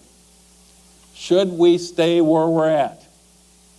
Should the Army of the Potomac stay right here in Gettysburg? And the answer was a unanimous yes. Should we defend or attack? And almost a unanimous consent on this one as well. Defend. Once you got to that point, then the third question was obvious. For how long? If Lee doesn't do anything, how long should we wait? And the answer was generally, at least a day, and then we'll see what Lee's doing and respond to what Lee does. But the thought was, knowing Lee's mind, that he probably was going to attack. The last piece of advice then that Meade is going to give is to General Gibbon, who is essentially the commander of the Second Corps because General Hancock was commanding the left flank of the Army. So General Gibbon, he got his start as the commander of the Iron Brigade, by the way. A seasoned soldier, an excellent commander. This is the advice he's given by Meade. Meade says to me, if Lee attacks tomorrow, it will be in your front. I asked him why he thought so, and he replied, because he has made attacks on both of our flanks and failed, and if he concludes to try it again, it will be on our center. And here's Gibbon's thoughts. I expressed a hope that he would, and told General Meade with confidence that if he did, we would defeat him. So you're almost inviting Lee to attack exactly where Meade wants him to. So what's going on the other side, on the Confederate side? That's a very different story. And you can begin to see the relationship of the Confederate commanders. It's strained already on day 2, but it's going to continue that way. And what doesn't happen this night, and that's a reflection in part of how Lee likes to command, is he doesn't have a council of war. He sends couriers back and forth. He does have General Stuart finally arrive about 3 o'clock in the afternoon on the 2nd. Now, if you watch the movie Gettysburg, if you read Killer Angels, there's all this wonderful dialogue that's supposed to be happening between Lee and Stuart. It's doubtful if any of that actually happened. What is reported is that one of the comments that Lee said to Stuart, "Well, General, you are here at last." From Lee, that's a pretty stiff reprimand. And I'm sure that Stuart felt that. Here's what Shelby Foote said, and you probably have heard this as well if you watched the Gettysburg series, the Civil War series. General, I bring you 200 Yankee wagons full of supplies. And Lee's response, General, they are an impediment to me now. I ask that you help me whip these people. So, Stuart's finally there. His troopers are riding hard. They're going to be there later that night. Pickett's division will soon be there as well. So there's a couple things that are going to be different now for Lee. He's got his cavalry finally, and he's got that new division that has not been committed to battle up to this point. And there's a little bit of dialogue, not directly, between he and Longstreet. Orders for July 3rd. The attack would the attack would be renewed at daylight. Basically, just a repetition of the night before. And we're going to see that's going to be tweaked the next day. 4:30 in the morning, the Union starts this time, and they now have the initiative. Small as it might be, they're setting the stage for this change that's going to occur in Longstreet's plan because they attacked at Culp's Hill by starting a vicious artillery duel with those units that had seized part of the breastworks the evening before. That goes on for close to 7 hours, back and forth, as they jockey for position. By this time, General Geary's division had reoccupied some of Culp's Hill. They were moving forces back and forth between Cemetery Hill and Culp's Hill. By noon, the Confederates start in a serious way with their assaults. And again, it goes on back and forth. And what also occurs now, it's obvious to Lee that a coordinated attack on the 3rd is not going to happen because the Union had seized the initiative and it's obviously that Ewell's not going to be able to attack by the time that Longstreet's forces are ready. So some adjustments have to be made. I already mentioned the initial plan. Let's talk a little bit about the Union preparation, because that's important. Cemetery Hill positions and Cemetery Ridge. Here's Cemetery Hill and extending down the ridge line. And I already told you that this really tapers off as you go farther south. Right here in the center of this is a stone wall. It's not a very high wall. It's probably about this high. And then the Union throws some wooden rails on top of that to bolster that a little bit. I believe it's also the farmhouse for a freedman slave who had been living there for a while. Right here is an angle in that particular stone wall that will forever after be known as the angle. And right adjacent to that is a group of trees, a copse of trees is what they referred to it as at the time. This eventually is going to be the aiming point for the entire Confederate Army for that attack. You see Hancock erase his forces here. And what you have on the south side then is Lee, and his plan now has evolved. And what we're going to see is Lee wants to have an attack kicked off by Pickett and his forces. Longstreet starts to appeal to him that that's not nearly enough, that he needs to have a lot more into this attack than just Pickett's division. So Lee turns to A.P. Hill's corps and gets, sorry for my being so clumsy on this, he gets Pettigrew. Actually, there's going to be 3 brigades right here under Pickett, and you've got 6 brigades here under Pettigrew and Trimble. So A.P. Hill is going to contribute more to this assault than Longstreet is, and that Pickett is. But it remains named Pickett's charge here to history today. Anderson's a couple brigades here in a supporting attack that got into the action a little bit later.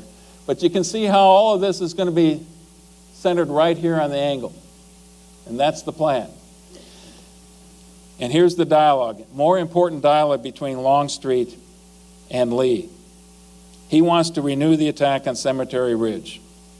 And Longstreet tries to argue against it. He's still trying to convince him to go around the end, go around the south side. He's already had scouts going out to look at that area. And Lee says, the enemy is there and I'm going to strike him. And here's the response that many of you heard before. General, I have been a soldier all my life. I have been engaged in fights by the couples, by squads, companies, regiments, divisions, and armies.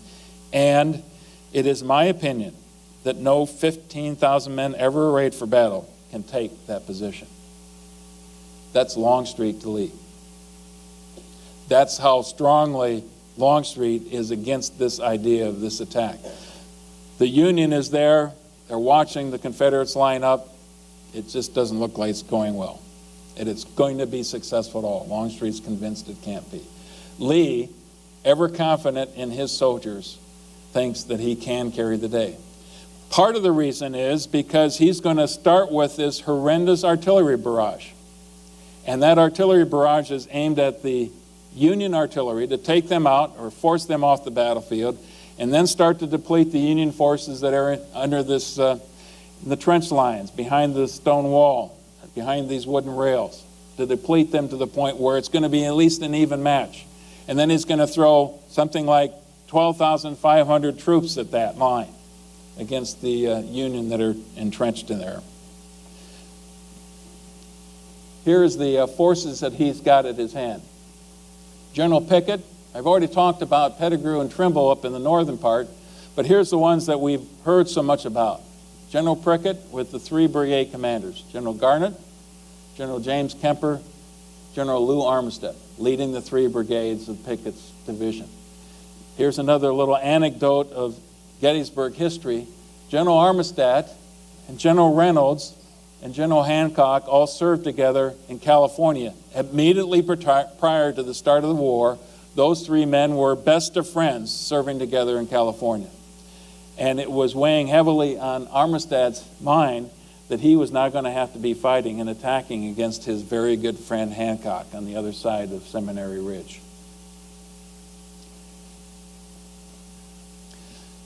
A little bit more about the artillery barrage. The Confederate preparations. What had happened prior to the actual artillery barrage beginning? William Pendleton was the commander of the Confederate artillery, though he didn't have the same centralized control that the Union side had. The Corps commanders retained that. And Pendleton, although he was a trained officer and a West Point officer, didn't have a good feel for the battlefield as well. A couple of things are going to be happening here on Pendleton's side. The artillery is up front. The infantry is going to wait for the attack to begin well behind those artillery positions. And the whole idea of this artillery barrage, as I already talked about, is to take out the enemy artillery and soften up the infantry.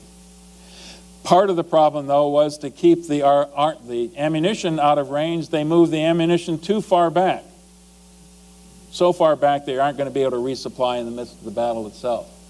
On the Union side, you have General Henry Hunt, who's a different kind of sort, who relished the notion of being in charge of everything, who personally positioned most of the artillery, positioned where not just the artillery was, but the artillery trains with all the extra ammunition, artillery reserve with extra batteries that they could rush into some of the hot spots later on in the battle.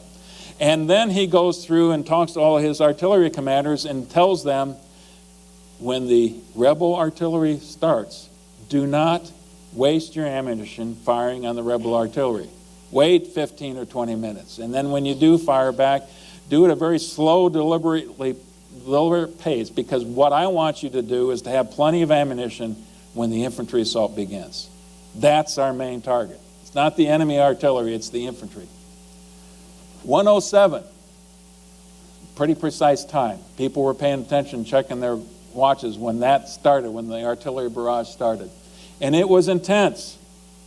General Hancock in the center of the line with the 2nd Corps is amazed that the Union artillery isn't responding, because General Hunt hadn't talked to him about it.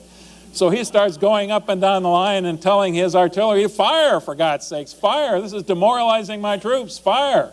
And he's able to convince a few of them until he finally gets the message later on. But the bottom line is that the artillery in his part of the line, which is going to be facing Pickett's portion of the charge, depletes most of their long-range ammunition in the process of this 45-minute artillery duel. About 30 minutes into it, there's real concern on Longstreet's mind again. And here's what Longstreet tells Porter Alexander, who is in charge of his corps artillery. Colonel, if artillery fire does not have the effect to drive off the enemy or greatly demoralize him so as to make our efforts pretty certain, I would prefer that you should not advise Pickett to make the charge. I shall rely a great deal upon your judgment to determine the matter, and shall expect you to let General Pickett know when the moment offers. For an artillery colonel to have the decision thrust upon him of when the infantry attack should begin, that's quite a responsibility that Longstreet had just given to him. But it gives you another look into the mindset of Longstreet at the time as well.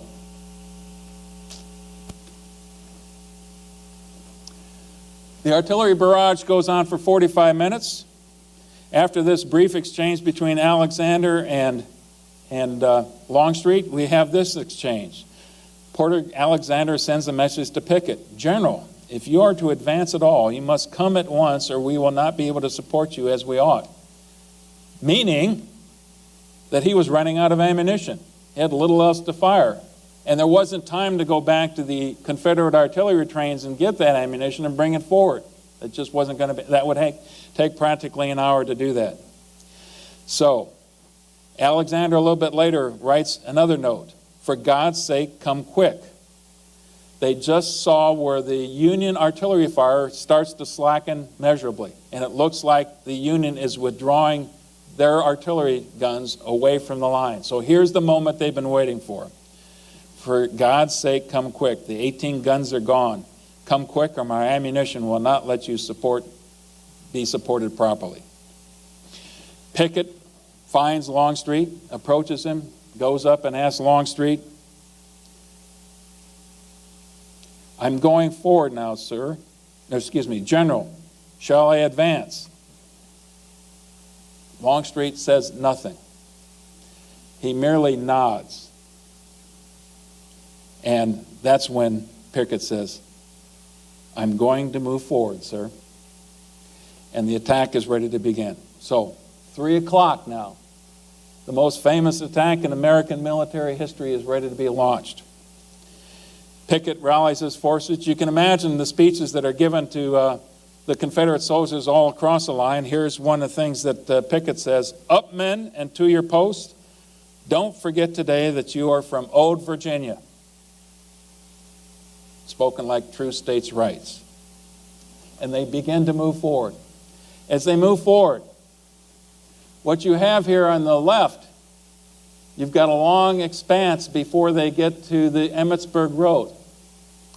And in this part of the line, the Union artillery has not wasted their ammunition, so they can engage the Confederates at a long range with shell and shot, exploding shell. You get over into the midst of them, and sometimes you get an exploding shell that hits at the right place. You can take 5 or 10 men out. And what the Confederates do every time something like that happens, they're taking a swath of the line out as they move forward. They just simply close ranks. And again, everybody is focusing in on this one place of copse of trees right here at the angle. That's where they're all headed. So already at a much farther range, at 1,000 yards out, the Confederates on the left flank are being engaged. As they move forward, the 8th Ohio is right here and catches them in the flank. As they get close to the Emmitsburg Road right here, they discover, they knew already, they just couldn't get to it, there's a fence on each side of that road that they have to climb over. As they climb over, they're well within range of the Union infantry. And what the Union infantry had done on this part of the line is stacked regiment upon regiment. They moved everybody forward. Instead of holding people in reserve, they moved regiments forward. So there's 2, 4 people thick. And in many cases, there would be a soldier up front who would fire and simply have the rifles pass forward to him. So there'd be a continuous, steady, rolling fire coming from these lines right here. It does not go well at all. Although this Brockenbrough's brigade is the first to break, it only gets about this far. The other 3 brigades move forward and get all the way here, but they are decimated. And especially so when the 8th Ohio hits them in the flank. Now look also, artillery in Cemetery Hill right here, as they can fire right down the gullet of Emmitsburg Road. Enfilading fire, devastating fire. Meanwhile, on the right side of the line, you've got Pickett moving forward with his 3 brigades. And to be able to focus on the right part of the Union line, they not only get across the Emmitsburg Road with not nearly as much trouble because their pickets have been able to take those fences down. They're far enough away from the Union lines. Once they get past that, though, they have to flank to the left and basically walk in front of the enemy line as they're taking fire from the enemy, both artillery and infantry fire, as well as artillery fire from up here, until they can wheel on around and hit the angle like they're supposed to. In the process of doing that, Garnett is hit and killed. Kemper is hit and seriously injured, almost captured by the Union forces until Confederates recapture him, his body, and then drag him off to the rear. And Armistead. More than half a mile their Okay, I did want to play this. More than half a mile their front extends, man touching man, rank pressing rank. The red flags wave, their horsemen gallop up and down, the arms of 13,000 men, barrel and bayonet gleam in the sun, a sloping forest of flashing steel. Right on they move as with one soul, in perfect order, without impediment of ditch or wall or stream, over ridge and slope, through orchard and meadow and cornfield, magnificent, grim, irresistible.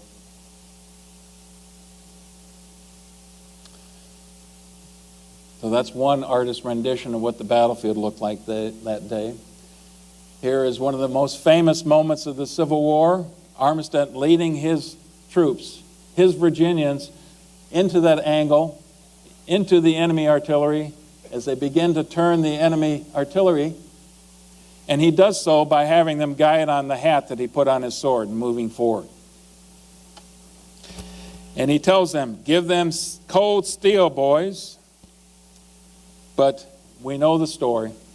Not too long after this, he's shot, collapses right next to one of the enemy artillery, and soon the Union feed more reinforcements in there.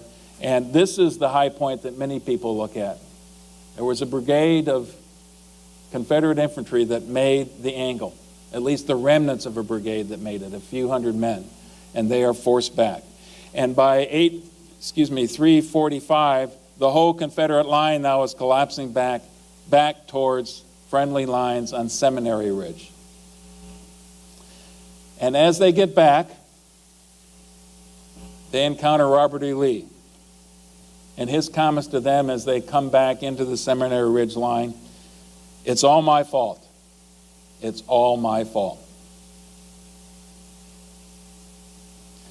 He also encounters General Pickett when he comes back, and tells Pickett, General, get your division ready for a counterattack. And Pickett's answer to General Lee, General, I have no division now. And to a certain extent, he was right. At least a third to a half of his forces were out in the battlefield someplace, captured, injured, or killed. Okay, I'm going to move very quickly through the last couple slides here. Just the couple highlights. I wanted to put this up just to say that there was cavalry action also on the 3rd of July. Their mission, the Confederates, were to get around the eastern side of the Union line to try to get all the way down to Baltimore Pike to cut the line of communications. Stuart tried to do that. He ran into a couple divisions under David Gregg, and for those of you who are interested in people like George Armstrong Custer, this is where he comes to prominence and basically turns the tide in some swirling melees of cavalry action, sabers and against sabers and pistols, etc., like that. One of the things that he is known for saying at this time, he leads a brigade, a brand new command form, by the way, a brigade of Michiganders, and he says, "Come on, you Wolverines," as he charges in, always at the front.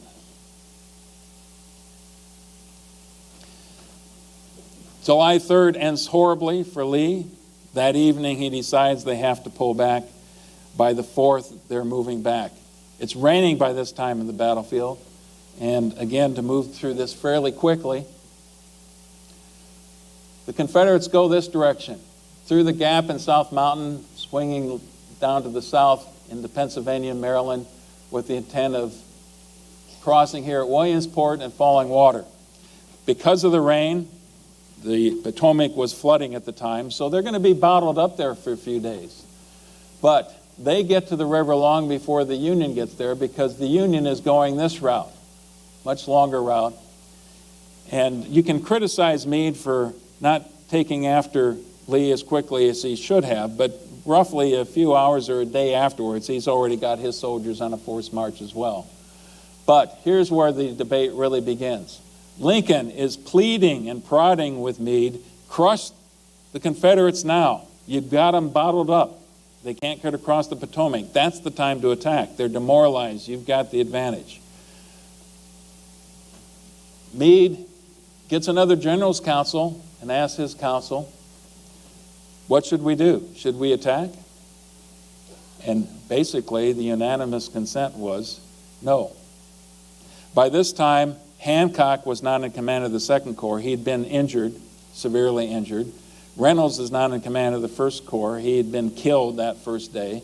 Those were his two most aggressive, best commanders. They're both out of the picture. Howard, well, his corps had failed twice miserably. Sedgwick wasn't necessarily the kind of commander you want to put your trust into. So Meade had a real conundrum. and the decision is that they would not attack. By July 13th and 14th, the rebels are able to get across the river and get back into Virginia again. The aftermath of the battle, this is just some of the many people who were killed or injured. And obviously it picked the senior leadership. It's especially painful for the Confederates. You can't replace leaders like this. Archer had been captured the first day. The ones that are in red here were killed. Pender, Garnett, and Armistead, of course, brigade commanders in the Pickett's division. Pender was a division commander. Hood was injured seriously on day 2.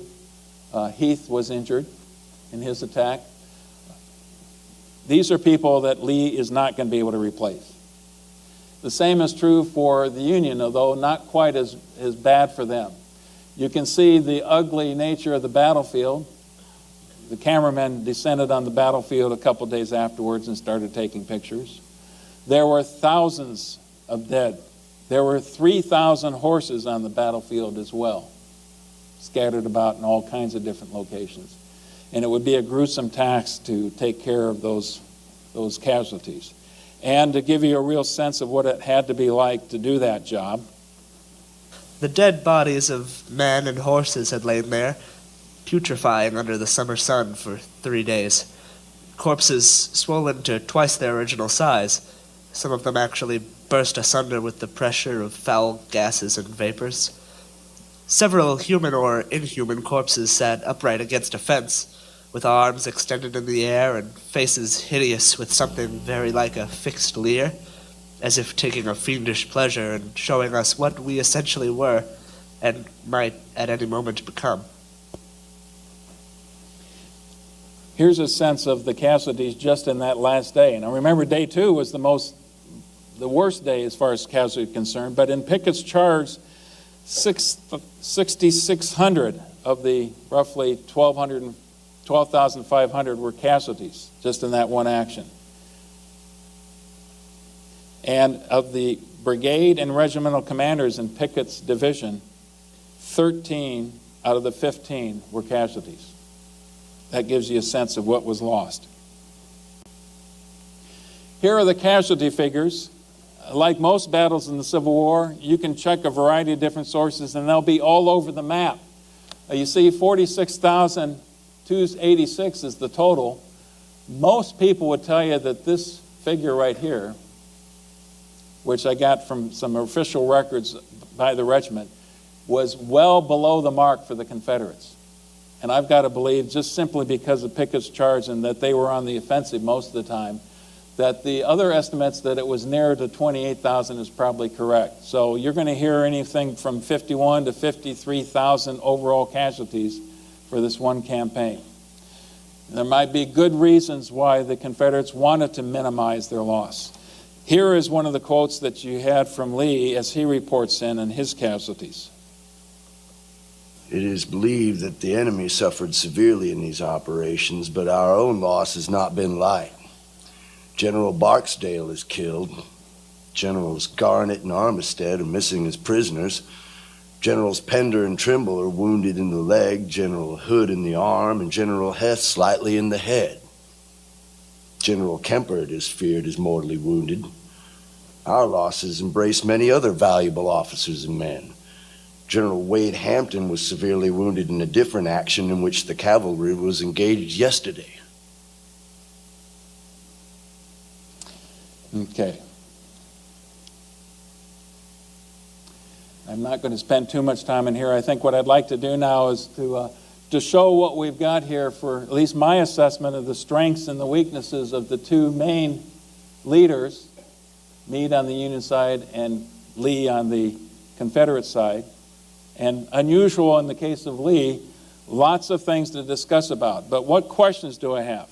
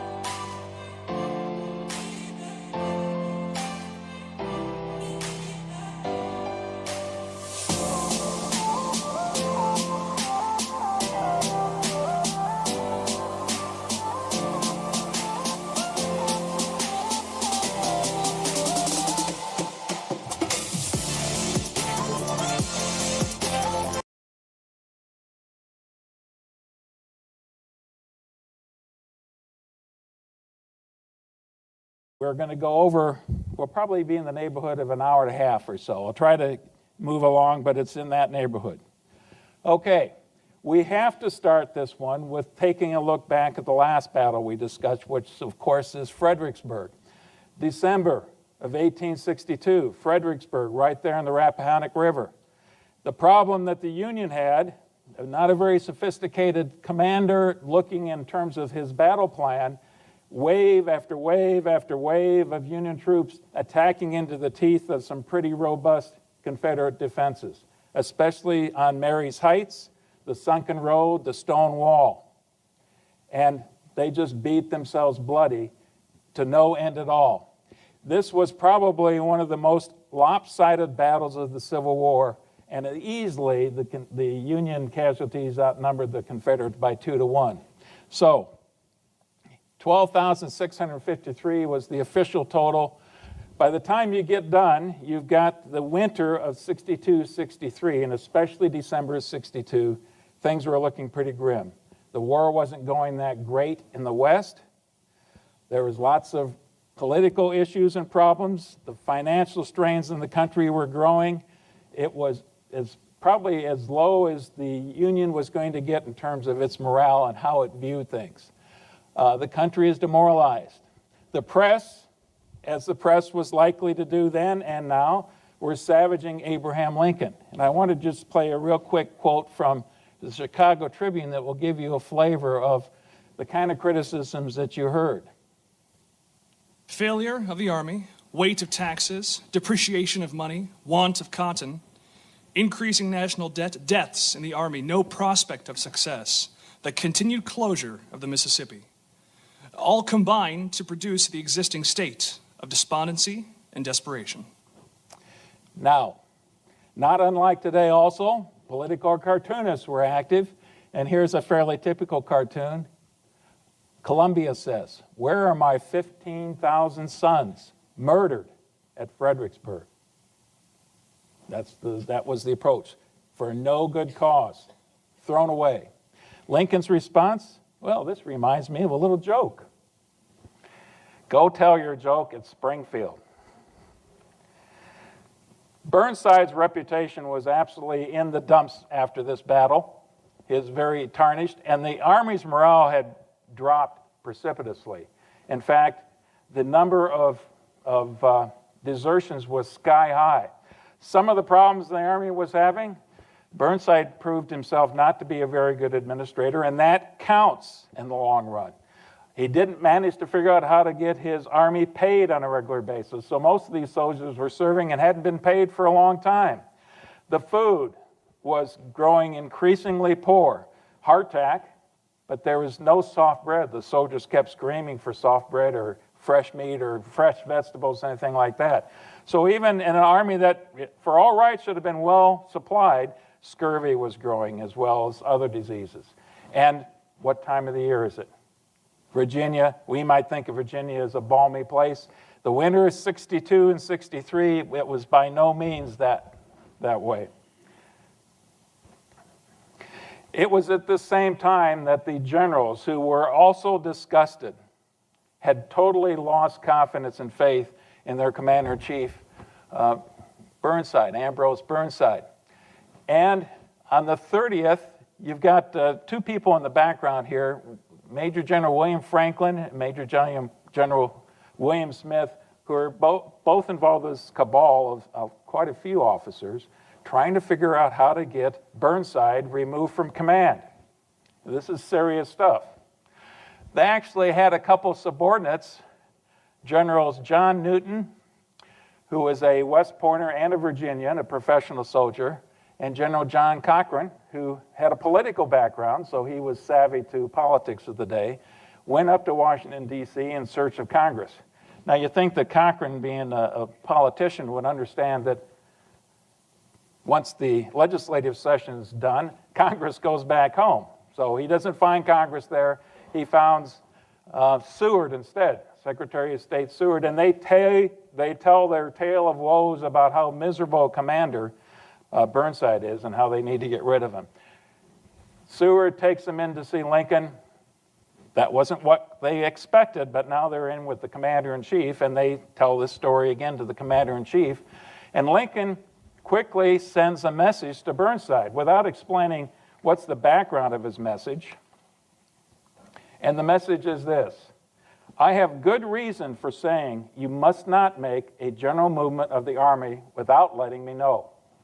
The reason for that was these generals had told the commander-in-chief that Burnside was planning another offensive. Now, the last one had just ended in a disastrous way. He's planning another one. No one has faith in this man. Well, this caught Burnside by surprise. He hustles up to Washington, D.C. on December 31st and meets with the commander-in-chief then. And that meeting does not go well. And he finds out that there are people who are lobbying against him, who are trying to get him removed.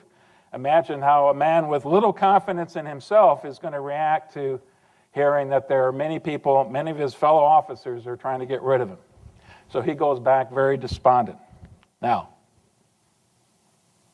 one person I haven't mentioned yet is Fighting Joe Hooker. He was, without a doubt, the most vocal. He wasn't necessarily involved with the same cabal of officers who are working behind the scenes to get Burnside removed, but he was out there and he was very obvious in terms of what he was doing. In fact, he told one newspaper reporter from the New York Times of the day that he denounced the commanding general as incompetent. Well, he didn't stop there. He had to go farther. And the president and the government in Washington as imbeciles and played out. That's our man, Joe Hooker. And certainly this is no surprise to Burnside hearing these kinds of things. Burnside is able to convince the government, Lincoln in particular, and Stanton and Halleck, to launch an offensive in January. Now, if you know anything about soldiers, we don't like to fight in the wintertime necessarily. Can you think of a more miserable kind of an experience? Typically, you wait till the spring or the fall campaign seasons. But he launched an offensive in the height of the winter campaign. He attempts to outflank, so he's going to move up the Rappahannock River and then cross at some fords and get Lee's army in a compromising position on the flank. It goes well for maybe 2 or 3 hours, and then it starts to rain. And it rains for 4 days, and it rains hard in January in Virginia. And it doesn't take long for everybody to get very miserable. That's the least of the problems. They're on just a handful of roads that they're trying to move through, and those roads are dirt roads. Maybe an occasional spot for a mile or two that might be planked over, but in large part, they're dirt roads. Now, what happens when you've got hundreds and thousands of soldiers and wagons and horses and mules all covering the same terrain in a downpour of rain? It turns into mud. And the stories you hear about this mud march are horrendous. The soldiers would walk after the first couple regiments would walk through. You start walking in your boots, and it wasn't unusual for the boots to be pulled right off your feet. Then the artillery and the supply wagons come through. And by the time they get there, a lot of these wagons were sinking down to the hub of the spokes of the wheels. And there were scores of horses and mules that broke their back and died of exhaustion trying to pull artillery pieces and wagons out of the mud. Well, and meanwhile, the Confederates on the opposite side are kind of watching this at a distance, and you can imagine what their reaction is. They're enjoying the heck out of this whole scene. Here's one ditty. You gotta love the wry sense of humor of the Union soldier, Confederates as well, during the Civil War. Here's one ditty that I think will sound rather familiar, but it takes a different turn. Now I lay me down to sleep in mud that's many fathoms deep. If I'm not here when you awake, just hunt me up with an oyster rake. Gets right to the point, doesn't it? The offensive is called off, and everybody is relieved, not the least being the Confederates themselves. Not too long after that, On the 24th, Burnside has written a general order, and he is counseled by a couple of his staff officers. General, before you actually deliver this order, you need to go up and talk to President Lincoln about it. So he hustles back up to Washington, D.C., and sits down with President Lincoln. And here's part of General Order number 8. General Joseph Hooker, having been guilty of an unjust and unnecessary criticism of his superior officers, and having, by the general tone of his conversation, endeavored to create distrust in the minds of officers who have associated with him, is hereby dismissed from the service of the United States as a man unfit to hold an important commission during a crisis like the present. Now, Burnside goes on to mention a couple other names. These very officers we were mentioning before, saying they should also be relieved. And Lincoln's reaction is this. He ends up, and here's one of the terms, says, Mr. President, if you don't do this, I will resign my position. Lincoln took him up on the second part of the offer and decided to go looking for a new commander. So who do you look for? For a number of reasons, Joseph Hooker looked to be the man. He was one of the more senior commanders. He was very aggressive. And one of the things that Lincoln liked about him, unlike McClellan, unlike some of these other officers we've been talking about, he didn't have overt political ambitions about him. He certainly talked out of turn quite a bit, but for whatever reason, Lincoln decides that he needs to take a chance on Hooker, that perhaps Hooker can turn this thing around. Who is Fighting Joe Hooker? An 1837 West Point graduate. He fought in the Seminole War and in the Mexican War. He resigns in his commission in 1857. So many of these officers we talk about, that's the case. They were out of the Army when the war started. He comes back in, but late enough so that he doesn't make the Battle of First Bull Run. A few days later, he has a chance to get introduced to Abraham Lincoln. So what's he say to Abraham Lincoln? I was at Bull Run the other day, Mr. President, and it is no vanity in me to say that I am a damn sight better general than those that were on the field that day. Okay. Well, he does get a field command pretty quickly, and he does well. Starts as a brigadier general. In May of 62, he's promoted to major general. So he's commanded the division by that time. And you might remember him at the Battle of Antietam, because his is the first corps now that's going to be attacking south across the cornfield towards Antietam. And it was only at the point in time when he was injured, at a critical moment in the battle, that he's injured and taken off, that his particular corps attack kind of loses some steam and falls apart.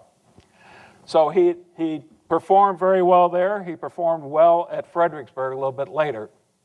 And he was in command of a grand division, actually 2 corps at Fredericksburg itself. Now, a little bit about his personal reputation. He's a bachelor. You probably have heard, most of you have heard, that the term hooker originated because of him. Now, there's some debate that the term had been in use long before hooker came around, but there was a place in Washington, D.C. known as Hooker's Division. I'll let you figure out what those ladies did in that neighborhood. He had a reputation for drinking, but those who knew him well enough said that it wasn't so much that he was a drinker. In fact, John Hay, one of Lincoln's secretaries, said of him, what little he drank made his cheeks hot and red and his eyes brighter. So maybe he couldn't hold his liquor very well, but he had that reputation being a farmer out in California after he retired from the military. He got the nickname Fighting Joe Hooker because of a mistake that a newspaper reporter was, when sending in a report from the battlefront one day, they said fighting, dash, Joe Hooker. And somehow newspapers connected the two things. Now, you would think that this would be a great nickname for somebody who prided himself being courageous and brave and a good fighter. Hooker didn't particularly like the nickname for whatever reason. But he is indiscreet in the worst way in terms of what he says to people and how he undermines people behind their back and perhaps to a certain extent in front of their face as well. So Lincoln knows he's got a problem and he needs to address it. And here is perhaps my favorite Abraham Lincoln quote of all time. I have placed you at the head of the Army of the Potomac. Yet I think it best for you to know that there are some things in regard to which I am not quite satisfied with you. I think that during General Burnside's command of the Army, you have taken counsel of your ambitions and thwarted him as much as you could, in which you did a great wrong to the country and to a most meritorious and honorable brother officer. I have heard, in such a way as to believe it, as you are recently saying that both the Army and government needed a dictator. Of course, it was not for this, but in spite of it, that I have given you the command. Only those generals who gain successes can set up dictators. What I now ask of you is military success, and I will risk the dictatorship. I fear that the spirit for which you have aided to infuse into the Army, of criticizing their commander and withholding confidence from him, will now turn upon you. I shall assist you as far as I can to be put down. Neither you nor Napoleon, if he were alive again, could get any good out of an army while such a spirit prevails in it. And now, beware of rashness, but with energy and sleepless vigilance, go forward and give us victories. Now, there's lots of reasons I like that. I think it embodies so many of the qualities that Abraham Lincoln represents and embodied himself. The part that really struck me, though, is that comment, give me victories and I'll risk the dictatorship.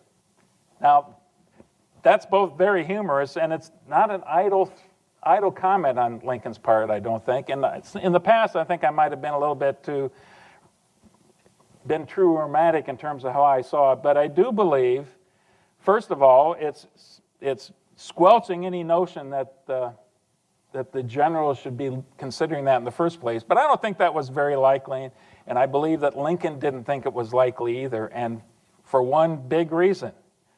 His army wasn't fighting and sacrificing to establish a dictatorship. There was something much bigger in place than just that. So, Hooker's the man. And what does he do once he gets into command?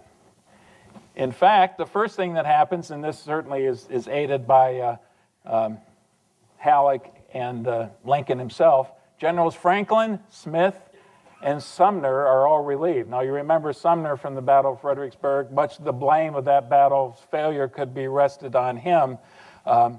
He was past his prime, shall we say. He was the oldest general in the Army, I think, at that time. The Ninth Corps was ordered to the peninsula. And that's going to be a distraction now for Lee for the rest of this campaign. The peninsula, as you recall, way down south. On the southern approaches to Richmond, you have to fight all the way up through the Peninsular Campaign, just like McClellan wanted to. But now let's get to the important part of what Hooker did in revitalizing the Army.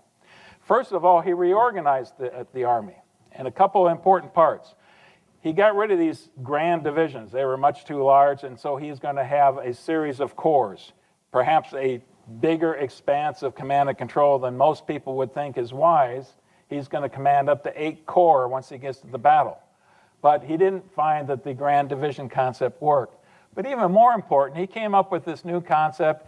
Each one of our corps ought to be able to identify who we are in the battlefield. So if you're in the 1st Division of the 1st Corps, you're going to have this red disc on your cap, on your kepi. And right down the line, you can see what they did in terms of here. Here is the earliest days now when what we know about the military today, they all have their unit patch, and they're very proud about that. They identify with that. And certainly one of the perhaps unintended consequences of this, the soldiers very quickly embraced this idea and took pride in who they belonged to. Before that time, it was all about what regiment you were in. That didn't change, but now the division association was enforced as well. The next one is equally important. Up to this time, intelligence in the Union Army was abysmal. Now, McClellan especially, relying on Pinkerton detectives, who were civilians in large part, did not work. And McClellan was of the like that he was always going to overestimate whatever reports he got by double, so the enemy was always much larger than they actually were in his mind. The Bureau of Military Information. Now, there's going to be a commander by the name of Colonel Sharp, who was given charge of actually heading up a group of people who would analyze intelligence information.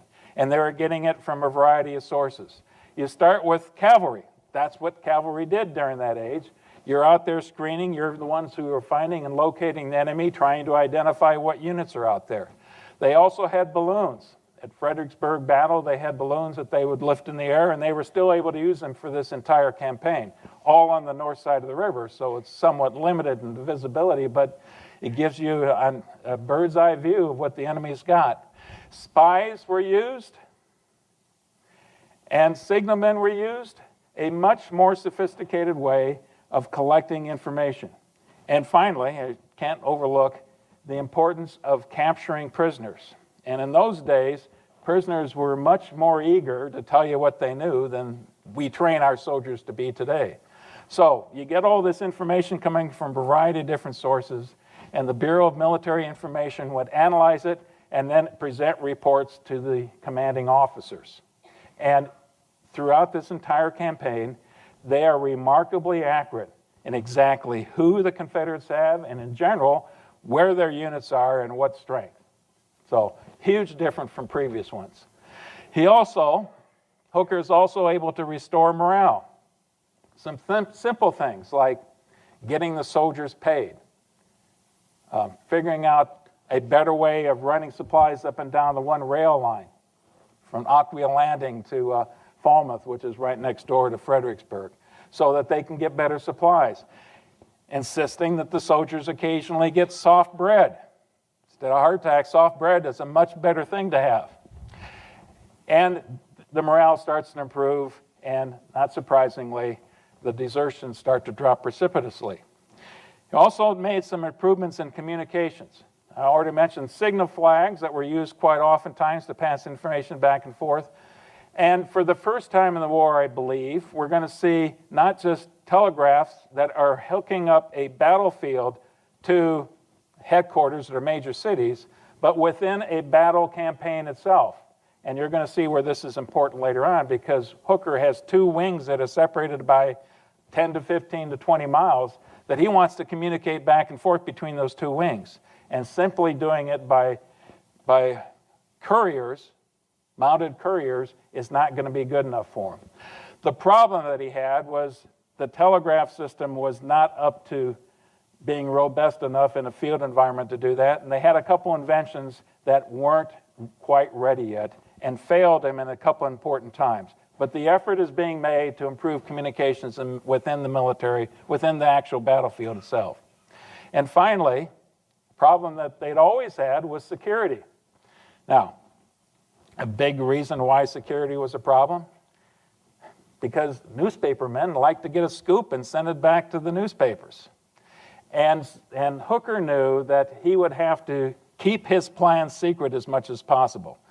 This worked to great advantage for him, because that meant that if it gets in the northern newspapers, eventually it's going to pass across the Rappahannock River and trade for some tobacco, and the Southerners are going to read about it. So if it never reaches the newspaper, the Confederates don't know what you have in mind.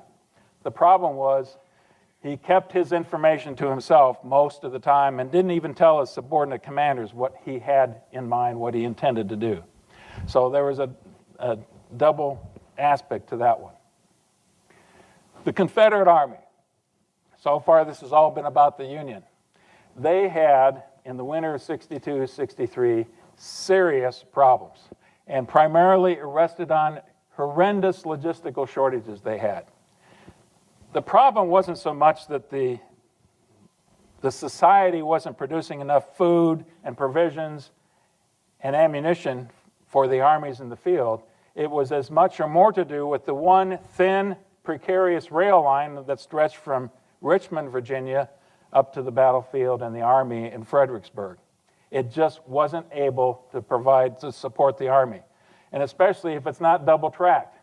If it's not double-tracked, trains go one way and they wait. You can't have anything else going in the other direction when that's going on. So they were near starvation. The cavalry had to be dispersed for obvious reasons. But in the middle of this winter, they experienced something of a religious revival. And some of that had to do with Thomas Stonewall Jackson. He certainly didn't discourage the religious revival, an incredibly devout man himself. But the Confederate soldiers were going through a religious revival. After this incredible victory, but they're starving, it's a tough, tough winter. Many of these young men, kids in many cases, were from far southern states. This was the first time they'd ever seen snow, so they had a couple pretty hellacious snowball fights to begin with. But I'm here to tell you, and don't have to exaggerate too much, you can understand in the snow and the wet and the cold where you're living in tents or primitive huts with maybe an inadequate stove of any type, you're cold, you're starving, you're miserable, and disease follows shortly thereafter. One way to solve that problem is that Lee sends a couple of his divisions, part of Longstreet's corps, to the south, and we're going to see that, talk about that a little bit more in just a bit. But this is a serious problem for the Confederates.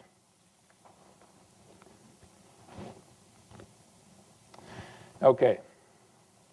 The next two slides you've got in your handouts as well. But there's a couple points I want to make in each one of these slides. The Union, you can see that we've got 8 corps. There are 7 infantry corps and a cavalry corps.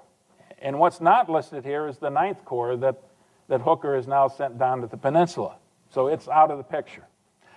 One of the things that he did in reorganizing the Army was to put together his cavalry. Instead of having them farmed out so that each brigade and each division had its own cavalry under that command of that local commander, he put them generally into a cavalry corps with 3 divisions here. Smaller unit, but still a specific mission now can be established for that particular corps, and you'll see that in just a minute. The other couple things I wanted to talk about here. This is a mammoth army, 130,000 plus. But it's not all that rosy as far as Hooker is concerned. There are 33 regiments from New York and 2 regiments from Maine whose 2-year enlistment, their 2-year enlistment is up in the next few months. In other words, if I don't use this army in the next couple months, my army is going to start to melt away. That totals over 20,000 soldiers right there. And if you look back at the Battle of Antietam, early in the campaign for the Battle of Antietam, Maryland and Pennsylvania raised a lot of regiments that were strictly 9-month regiments. And guess when the clock was going to run out on those 9-month regiments? So you've got a lot of new green recruits in this army, plus you've got close to 40,000 of your troops that in the next 4 to 6 months are going to be marching back home. And let me tell you, that's going to cause a huge problem morale-wise in these units as well. What do you suppose these soldiers are talking about? And what do you suppose their reaction is when 2 weeks or a month before their enlistment is up, they got to march and face the enemy in another brutal battle? It starts to eat on your mind, I'm sure. A couple more comments here on the 6th Corps. You look at the division strengths here, 17,000 in the 1st Corps, 22,000, close to 23,000 in the 6th Corps. By far the largest corps. General John Sedgwick is in command of that. We'll find out about him later. But one of the reasons I think this is such a larger corps is that Hooker has specific designs for what he wants to do with them in the upcoming battle. On the other side of the ledger is the 11th Corps. Major General Oliver Howard is the commander of the 11th Corps. He's the new commander. The former commander was a gentleman by the name of Franz Sigel.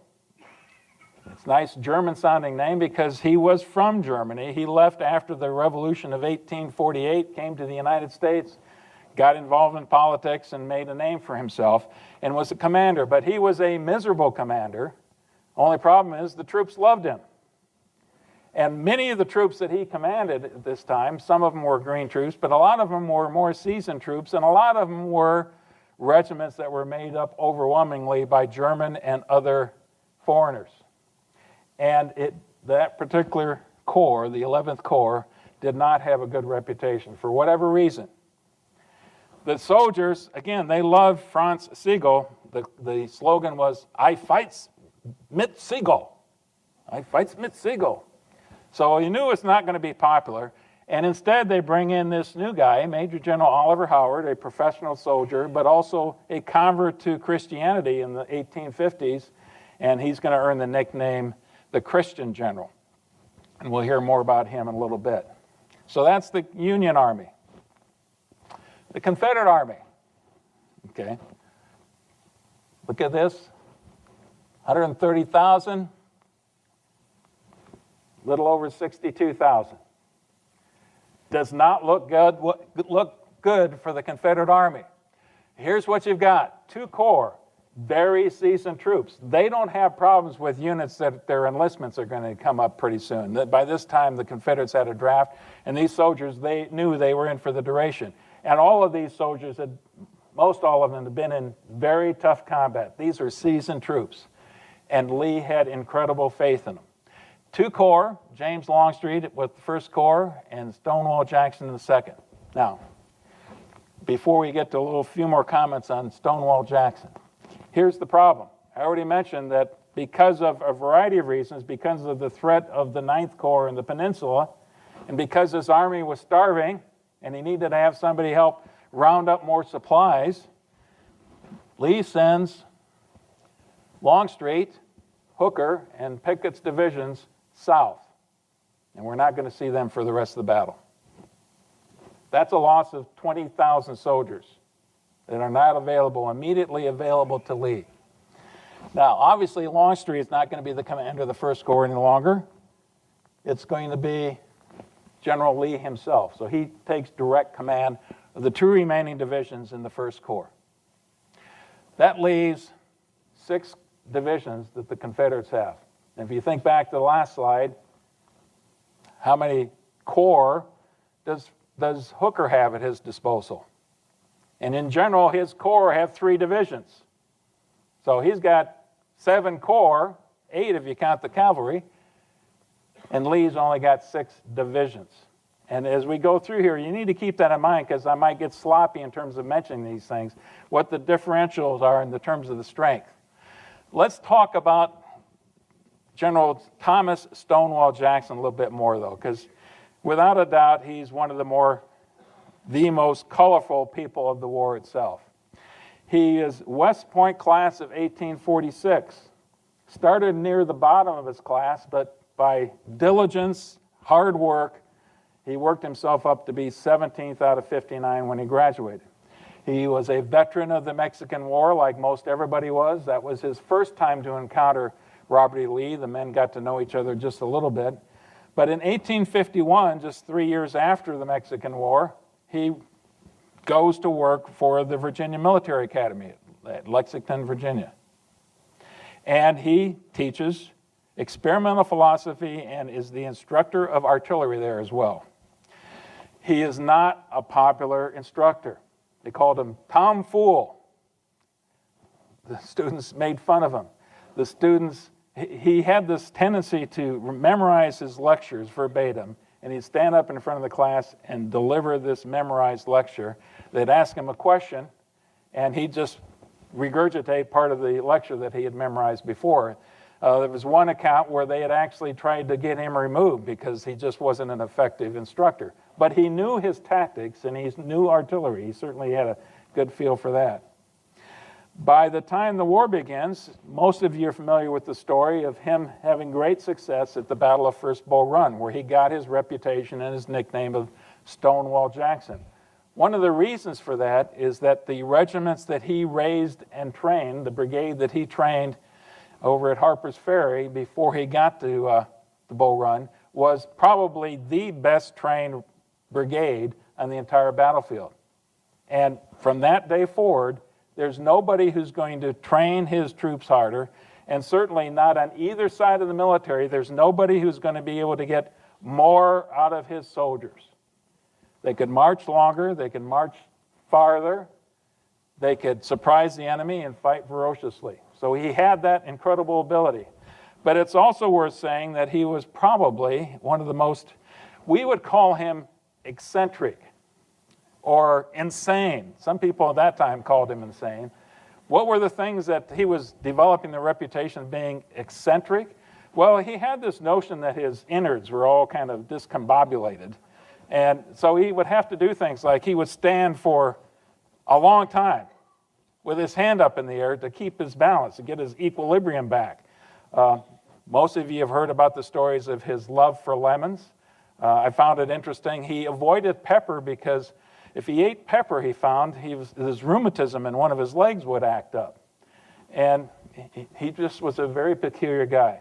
And he was an incredibly devout, we would call him a zealot Christian, a Presbyterian, very Calvinist in his approach.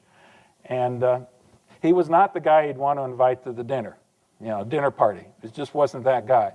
But you got him in battle, and it was amazing what he could do. His self-confidence, his aggressiveness, his determination, it all came together. And after he developed the reputation first at First Bull Run, and then in the Valley Campaign, and Second Bull Run, and elsewhere, his troops revered him. And he had this legendary reputation among the entire population of the South by that time. By the time we get to Chancellorsville, he is almost as well known and almost as highly regarded as Robert E. Lee himself. No one would be close to that. Maybe Jeb Stuart, but not really.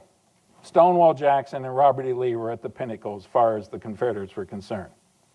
And he is Lee's trusted lieutenant. Now, what we tend to overlook is another very trusted lieutenant that Lee had was Longstreet. But Longstreet, as we mentioned already, is out of the picture for this particular battle. So, quite a bit on Stonewall Jackson. Hooker's strategy then. He knows he's got a much improved military. His army the morale has sprung back. One of the things they did is the Irish Brigade hosted St. Paddy's Day celebration, and they made a big thing out of it. Hooker himself decided to invite the president down. They had a grand review, and all the soldiers would be marching past Lincoln. Now, most of the time, soldiers don't like to march. All they did when they were on a day off was drill, but here was something special. The president of the United States was there. So all these things help boost the morale. What's he going to do with the army now? Here's the basic plan. First of all, he'd learned his lessons well from Fredericksburg. And the lesson that Hooker learned was that it was a fool's errand to run against prepared defensive positions. All that would get you was slaughter of your own troops. That the thing to do was to somehow maneuver yourself so you could find a good defensive position and let the other guy attack you. That was the lesson that Hooker learned from the Battle of Fredericksburg. So here's the plan that he developed, and it's audacious. Most historians and military scholars would tell you it was an excellent plan. First of all, let's start with the cavalry. The cavalry would swing around in a wide berth, cut behind the enemy, and eventually the target would be, here's the rail line between Richmond and Fredericksburg. That's the target. We already mentioned they're practically starving. Hooker knew that. So if you cut that very tenuous rail line, then Lee has to withdraw. He can't possibly stay at Fredericksburg. This is the reasoning. To do that, you have to cut this rail line right here at Hanover Junction because that's the intersection of two rail lines. And just as important, you've got bridges over a couple of these rivers, the North Anna River and the South Anna River.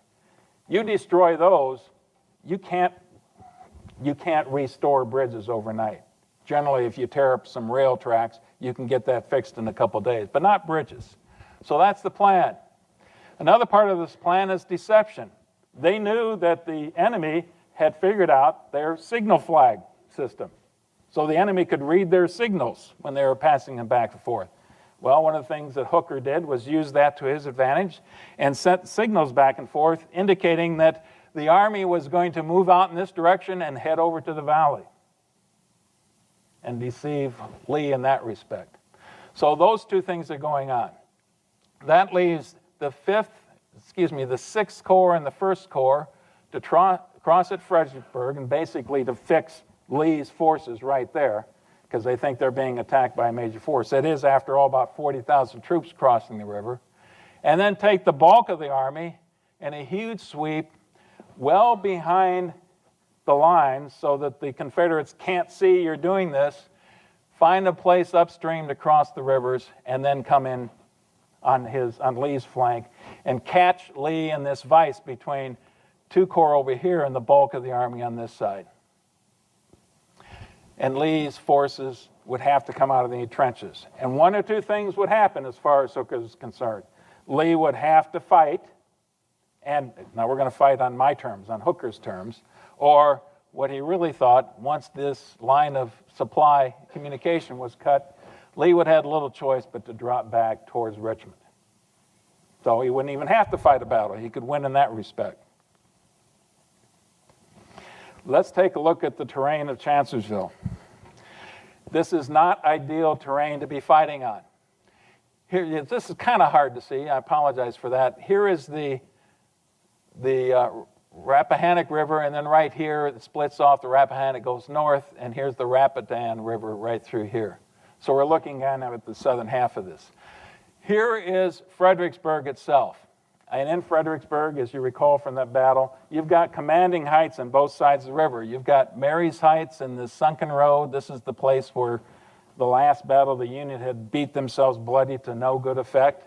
But on the north side of the river, in commanding positions, is the Union artillery. And Lee always respected those positions of Union artillery. He did not want to cross into the teeth of that. 10 miles to the west is this little place called Chancellorsville, and it's really nothing more than a house, a fairly fancy house as things were in that day, but it's just in a road crossing, excuse me, going the wrong direction here. And these are hardly advanced, improved roads. They're the same kind of dirt roads that we knew before, we talked about earlier. Right here, Catherine Furnace, this is an important thing to keep in mind. Prior to this, almost from the Revolutionary period, Catherine Furnace had been just that. It had been a place where they smelt iron ore. And that takes a lot of charcoal. And to get the charcoal, a lot of the first growth timber in this region had been cut down and thrown into the Catherine's furnace to make the charcoal to convert to work on the iron ore. So what you have here in a lot of places, you can see the dark green, that's forested terrain. But it's not mature forest where if you envision you can walk through the trees and it's fairly clear, you know, the Sherwood Forest kind of. It's not that at all. It's scrub pine and oak and beech, things like that. It's very tough working through here. It's second generation growth. You're just not going to cut your way through. And in most cases, soldiers says, well, we can't fight in that stuff until somebody orders you to, and they change their mind on it. And then you can see there's clearings around the Chancellor's house itself, a Wilderness Church over here, a Wilderness Tavern over here. But most of this is very rugged, rolling, forested terrain. It's not a great place to be fighting. In fact, for those of you who know your Civil War history, the Wilderness Battle is fought right here as well, just about a year later, a year and a half later. So that's the terrain we're looking at. And again, 10 miles distance between these. What I have circled in here in blue are there are no bridges, but there are fords, a place where perhaps cavalry or even infantry, when the river is low, can march across in good weather. The key is when the river is low. That's always a problem. That was one of the things that defeated Burnside in his mud march. You know, when the river rises a couple feet, you're not taking the soldiers across there anymore, even with pontoon bridges. So these fords are going to be important as we get farther into this. Okay, try to move along here pretty quick. The opening moves. 26th, the 27th is when all of this starts. That's when it kicks off. And initially, the first thing that happens, one of the things that he had done to reorganize his units was to insist that they strip down and be able to move light. We ought to be able to move our troops just as quickly as the Confederates are able to. So the troops are issued 8 days of rations, mules, but no wagons. Obviously, you want to take the artillery, but you try to strip out as much of the supply lines as you can. We want to move this army quickly. And they do so. And they do so in a way that keeps it hidden from the Union. You've got 2 corps down here, about 40,000 troops, right in the eyes of the Confederates. They think that's where it's all happening. And within 2 days, April 28th, in the evening of April 28th, at nighttime, the engineers are able to put across a pontoon bridge here against very light resistance. It's strong enough to be able to alert the Confederates, but it's still light resistance. The next day, they march, and you've got the 11th Corps and the 12th Corps that come down here. This is the Rappahannock River. This is the Rapidan River down here. 1 day later, they're already across the Rapidan River. They're on the south side of the river now with 2 corps here and Meade's 5th Corps right here. And you've got the 2nd Corps moving close to another ford right here. I think that's U.S. Ford. This is all going like clockwork for Hooker. It's just like he was laying it out, and it's going well for him. By the next day, by late on the 30th, he has 4 corps on the south side of the river. The 11th, the 12th, this is the 5th Corps with Meade, and here's Couch's 2nd Corps coming on strong. And it can position a couple more to quickly follow on here. So this is going well, and I think it's at this time that we can hear Hooker's comments to his army having accomplished this.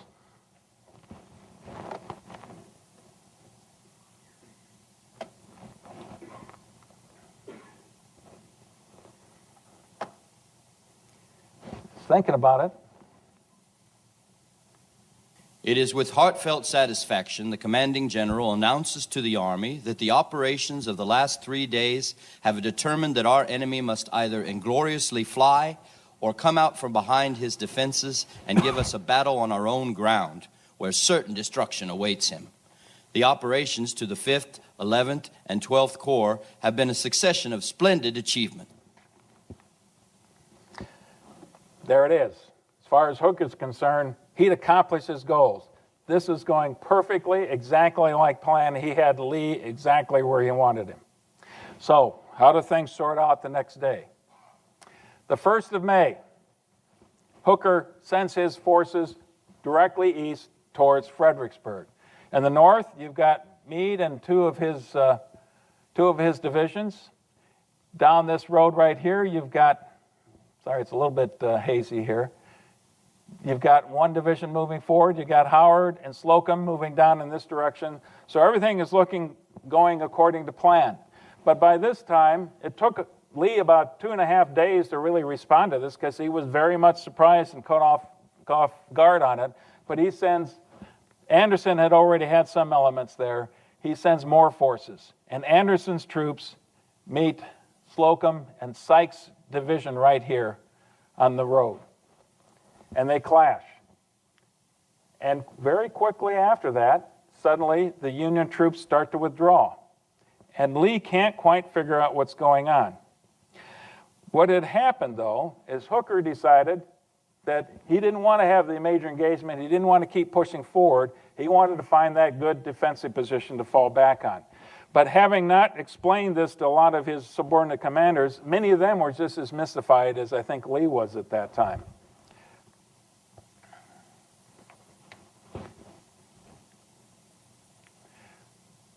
So, by dusk on May 1st, this is just a few hours later, you find that Meade's forces had almost gotten to Banks Ford. That was their objective. And even though meeting no resistance whatsoever, they were called back and returned back to this location here. You can see these dotted lines. That's as far as the Union Army got before Hooker ordered them back into defensive positions. And here's the defensive position he selected. And it's centered basically on Chancellor House, right here in the center. Here's Catherine Furnace, so it's well north of that. And then along the turnpike right here, the river road, and then a turnpike that goes through here as well. So that's where he decided he wanted to fight his battle.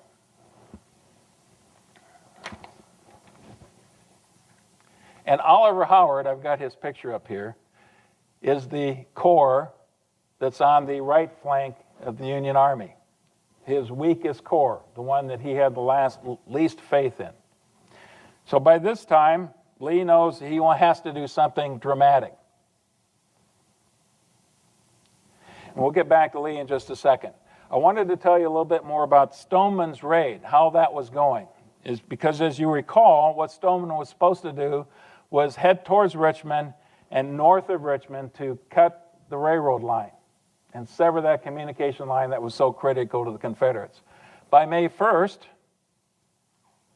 and that's what we're talking about, May 1st, Hooker's already in this defensive position. Hooker was kind of hoping that Stoneman would have already accomplished that mission. And he kept waiting for word on the first and the next couple of days. Did Stoneman cut the line? Are railroads, are trains still arriving at Fredericksburg? That would be the key. If trains no longer were arriving in Fredericksburg, you knew that the line had been cut. So, Stoneman was here on May 1st, 34 miles away from those rail lines. And not until about 2 or 3 days later did he finally reach the rail line. And you recall, when I talked about this earlier, here's Hanover Junction.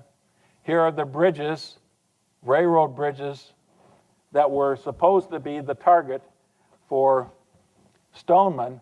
Neither one of those had been cut. And here were the instructions that, according to history, that Hooker had given Stoneman when he let out. Let your watchword be fight, and let all your orders be fight, fight, fight. Celerity, audacity, and resolution are everything in war.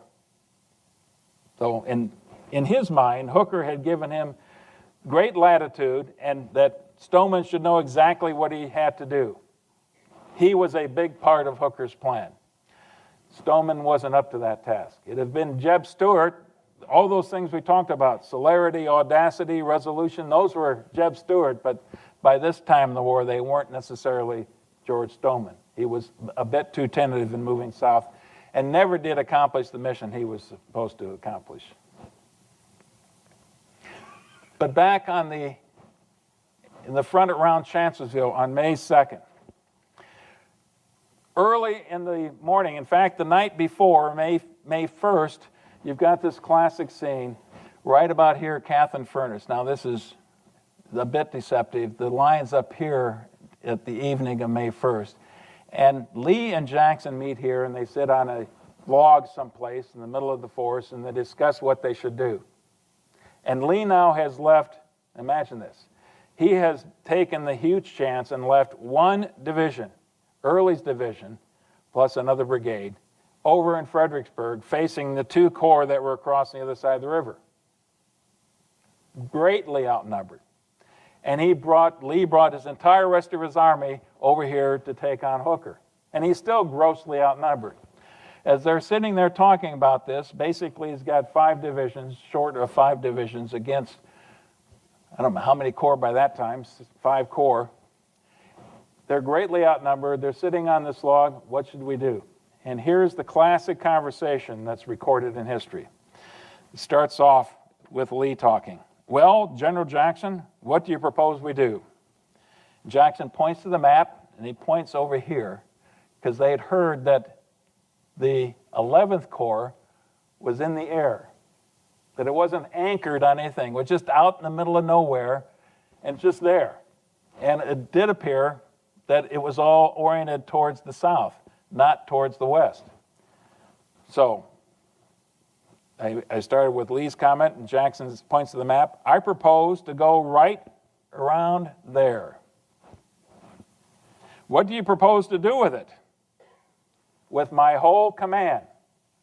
So Jackson's going to take 3 divisions he's got, move his entire command over. What will you leave me here to hold the Federal Army with? The 2 divisions that you have here. Well, go ahead. Talk about audacious. Talk about laying it entirely on the line. Why would Lee take such a horrendous chance? Because for almost a day, Jackson has to march. I'll master this someday. Jackson has to march down here, and these are rough roads with forest and encroaching on both sides. down here, all the way around the flank, and then up here, and then deploy his troops. That doesn't happen overnight. It takes a couple, 3 hours just to deploy your troops before he can attack. So by all rights, it was probably going to take till the afternoon, maybe the late afternoon, before he can kick off this attack. And in the meantime, Jackson's not any help to Lee. So here's Lee with 2 divisions, McLaws and Anderson, while the rest of the army is marching over here. Why does he think he can get away with it? Because in his mind, he remembers from the day before, Hooker had been driving forward. There really was no reason why he should stop, but suddenly he did stop. He withdrew in these defensive positions, and that night they're hearing chopping, and they're hearing digging in. They're hearing lots of commotion, like the Union is digging in, preparing for us to attack him. So Lee says, okay, I'm offensive-minded. I'm going to attack him. Now here I think it's the critical moment of the battle, and it's partly psychological. But Hooker started this knowing that there was strength in the defense. And there were people on both sides of the military who thought the better strength was in the defense, that these new weapons that we had in the Civil War always gave the defense the advantage. And we're going to hear this in future battles as well.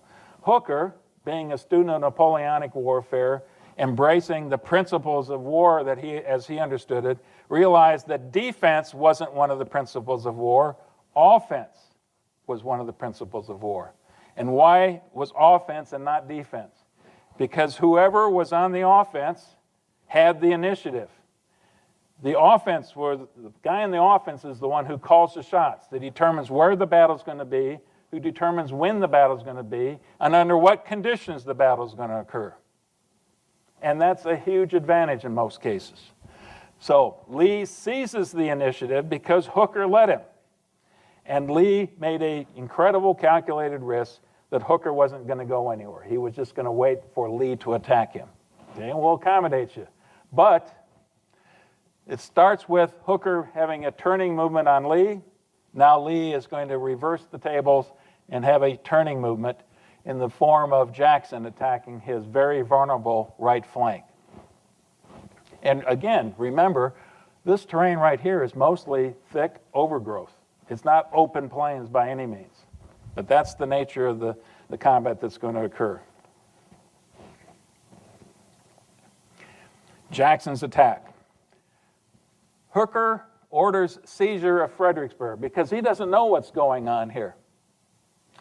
And Howard and his 11th Corps, Hooker's concerned that they are out in the air. So early in this whole arrangement, Hooker orders the 1st Corps that had been over in Fredericksburg to march west, cross the river, and to form a line that stretched from here all the way up back to the river, so that that vulnerable line wouldn't be exposed anymore, that you protect your flank. On top of that, twice early in the morning on the 2nd, Hooker is sending commands, messages over to Howard, dig in, shift your forces, redeploy so that you can handle an attack that comes from the west. What's Howard's response? He does nothing.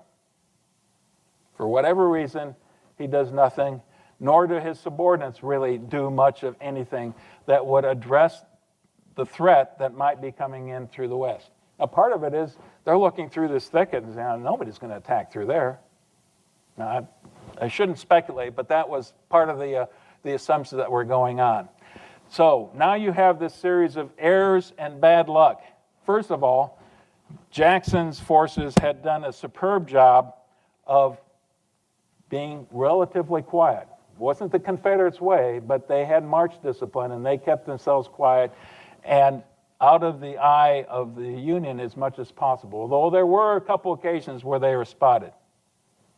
In fact, I need to go back here one.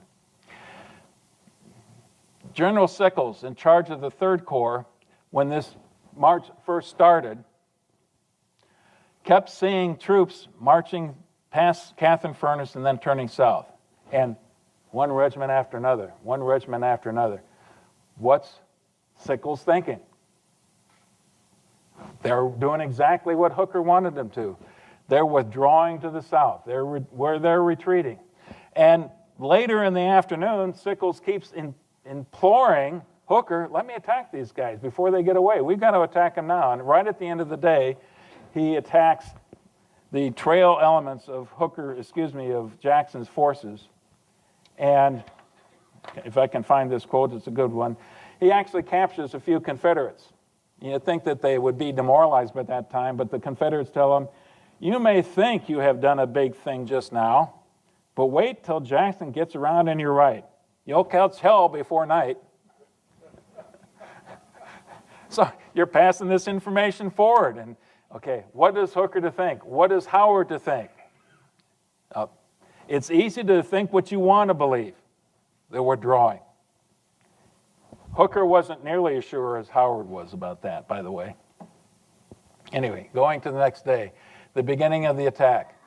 Errors and bad luck. I wanted to address what I mean by errors and bad luck in this respect. 2 errors. One, the error that you had in calling up, the error that you had in watching all these troops marching past Catherine's Furnace and think that you're heading south. The bad luck was Reynolds was late in getting to that position on the flank of Howard.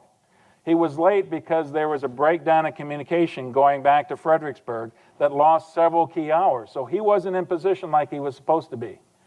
Other part of the bad luck was having your weakest corps in that vulnerable spot. Why were they there? Because that's the last place that Hooker expected to have to fight, so he put his weakest corps there. This is the luck of war. Sometimes you need both those things going in your favor. 5:30 p.m., late in the afternoon. You've only got a couple, 3 hours of daylight to fight now. Jackson's attack is launched, with General Rhodes' division leading the attack, followed by Colston's division, and then you can't see it down the bottom, but that's A.P. Hill's division. That's the 3rd division in line. Before the attack is launched, here's Jackson's message to General Lee.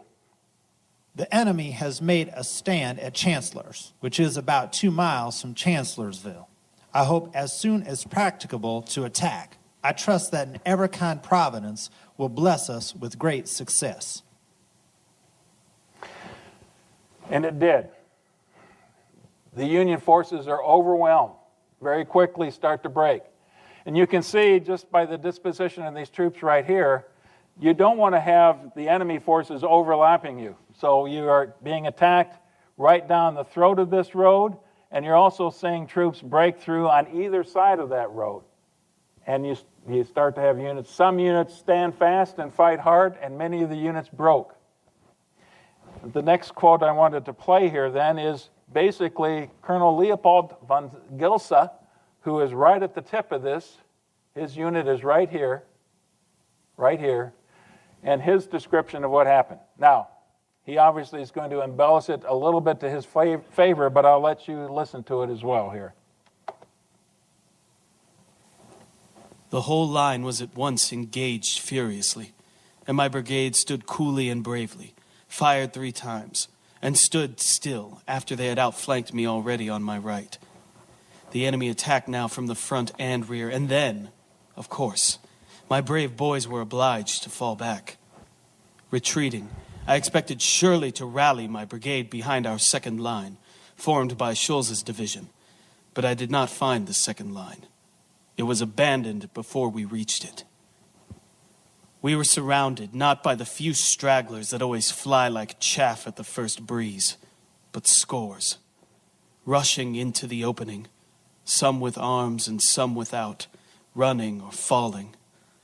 The noise and the smoke filled the air with excitement, and to add to it Diekman's guns and caissons, with battery men scattered, rolled and tumbled like runaway wagons and carts in a thronged city. More quickly than it could be told, with all the fury of the wildest hailstorm, everything, every sort of organization that lay in the path of the mad current of panic-stricken men had to give way and be broken into fragments. That quote right there tells you the advantage you have with initiative and the shock that's involved with taking advantage of that initiative, keeping the enemy off balance. They responded like Jackson figured they would. They broke and they fled the battlefield. not all units, and increasingly as the attack moved forward, the Confederate lines start to lose cohesion and the Union line starts to get bolstered more and more. But it's very much a rout. There's no other way to be able to state it. The Union right is routed. Hooker tries to rally his troops as best as he can. He is courageous. He is out in front. He doesn't mind putting himself in threat by any means. And over time, as they move forward, the resistance begins to grow.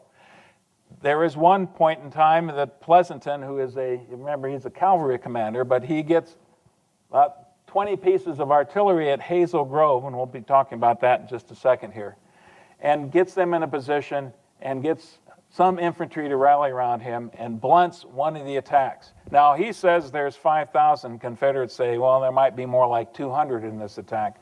But I'll let you hear what Pleasanton has to say about that particular action. The rebels came on in line 5 and 6 deep with but one flag, a Union flag dropped by the 11th Corps.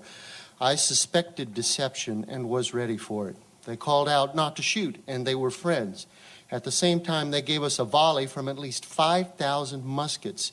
As soon as I saw the flash, I gave the command to fire, and the whole line of artillery was discharged at once. It fairly swept them from the earth. Before they could recover themselves, the line of artillery had been loaded and was ready for a second attack. I poured in the canister for about 20 minutes, and the affair was over.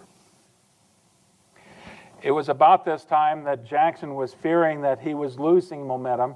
By this time, Rhodes' units, that 1st Division, had pretty much exhausted themselves, and now Colston's units were in the fray as well.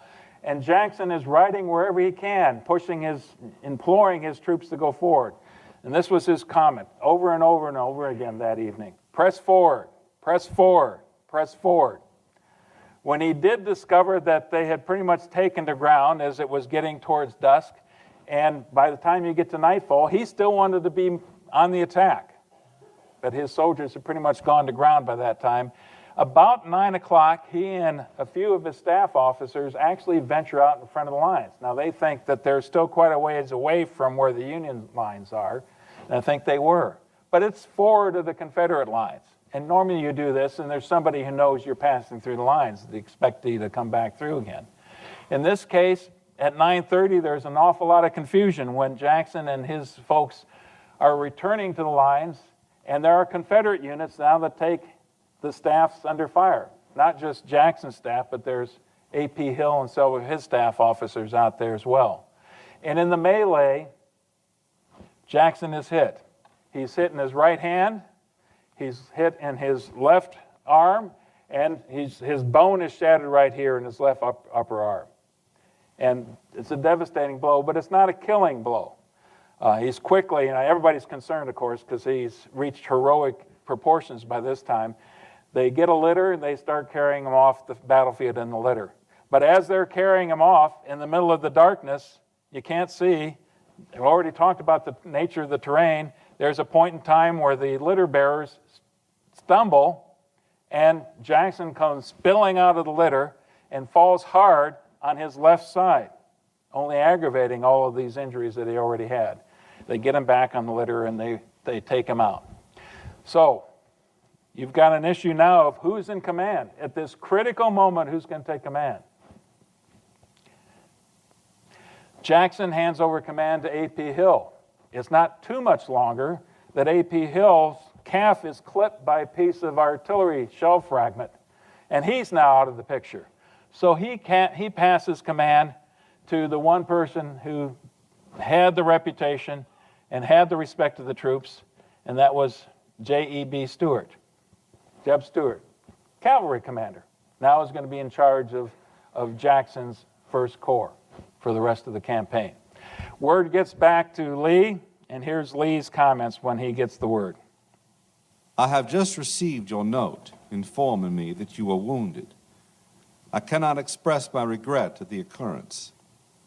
Could I have directed events, I would have chosen, for the good of the country, to be disabled in your stead. I congratulate you upon the victory, which is due to your skill and energy. So, in Jackson's moment of greatest triumph, he's cut down and taken from the battlefield. And this is part of the legend that has grown up about Jackson ever since. May 3rd is a very critical day in the combat. The morning of May 3rd. Stewart, if nothing else, he's a very aggressive commander, and he knows exactly what Lee wants him to do with his corps, and that's attack, attack, attack. By 7:30, they're on the attack. Now take a quick look at this. This is important also. They've got this peculiar pocket right here. This is the core of the Union position. The 3rd Corps, the 12th Corps, the 2nd Corps, all in here. 3rd with Sickles, Couch, Slocum. Howard now has moved from the right all the way over to the left of the position, a relatively secure position. Meade now is on the right flank, as well as General Reynolds' corps. And take a close look at this. If the Confederates are going to attack right here, what's to prevent Meade from attacking into their flank and handing them in their flank? Now, this is going to come up here pretty soon. This particular battle on the 3rd is every bit as vicious and as brutal and as extended as when we talked about Antietam a couple months ago. It went on for several hours. But something occurred right before the battle even began that was crucial. Right here, it's very hazy, you can't see, but this is Hazel Grove right here. That is the key terrain in this particular battlefield. But it's kind of this bulge. I mean, this bulge right here is bad enough, but then to have a bulge that would extend out here, Hooker decided to evacuate Hazel Grove before the beginning of the battle. The problem was, whoever controlled Hazel Grove had the best artillery position and controlled the entire battlefield. So Hooker made a mistake there as well. He surrendered that. And that's basically, eventually, what's going to turn the tables on this whole battle. It's a brutal combat. Wave after wave. One side would attack, the other side would counterattack, back and forth kind of a thing. As the Union forces were depleted their ammunition, another unit would be brought forward. And Hooker was trying to control all these things as much as possible.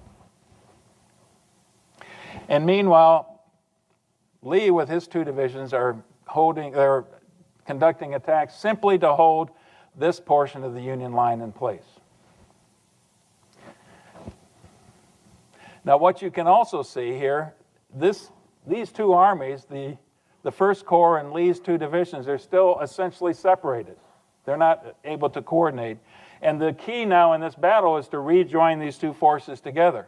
You can see now that the Confederates are starting to make inroads. Here is Hazel Grove, high ground, with a commanding position on Fairview Heights. That's where the Union artillery was. And generally, the Union had better artillery and better success in this battle because of the commanding position here. The Confederate artillery is going to win the day. As you get closer to the fight now, Stuart launches Heth's divisions, Colston's divisions, and Rowe's divisions. Wait a minute, who's Heth? Well, Heth is the person that took over from A.P. Hill, who was commander of that division before he's injured.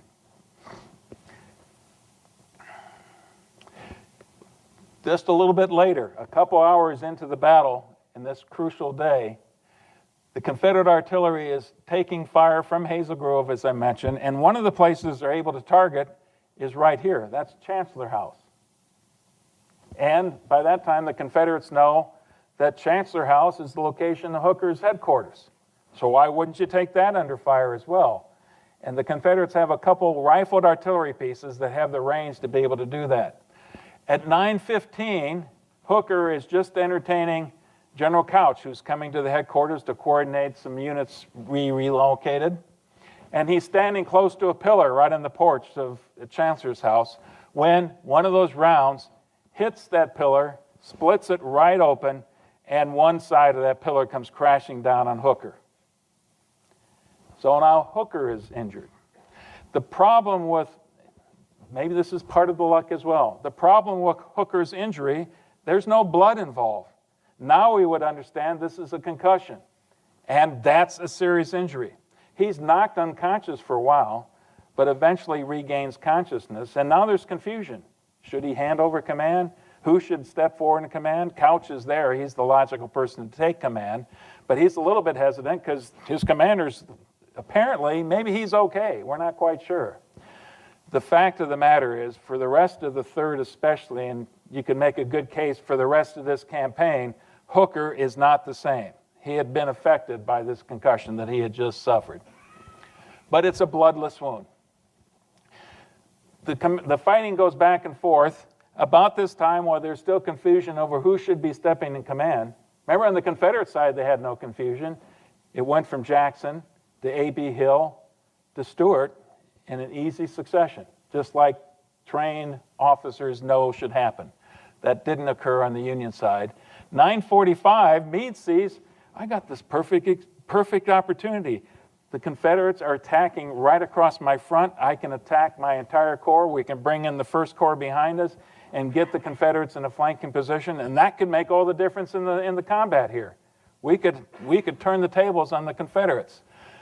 Hooker rejects that. Instead, he hands the command over to General Couch temporarily, but I want you to listen to the instructions that he gives Couch when he hands over command. I turn the command of the army over to you. You will withdraw it and place it in a position designated on this map. So, did he turn over the command? No. That's just march orders. Take the army, move them here. That whole cul-de-sac we were looking at before, now the Union Army is going to withdraw back away from that and retreat from Chancellor's House, which was already ablaze by that time anyway.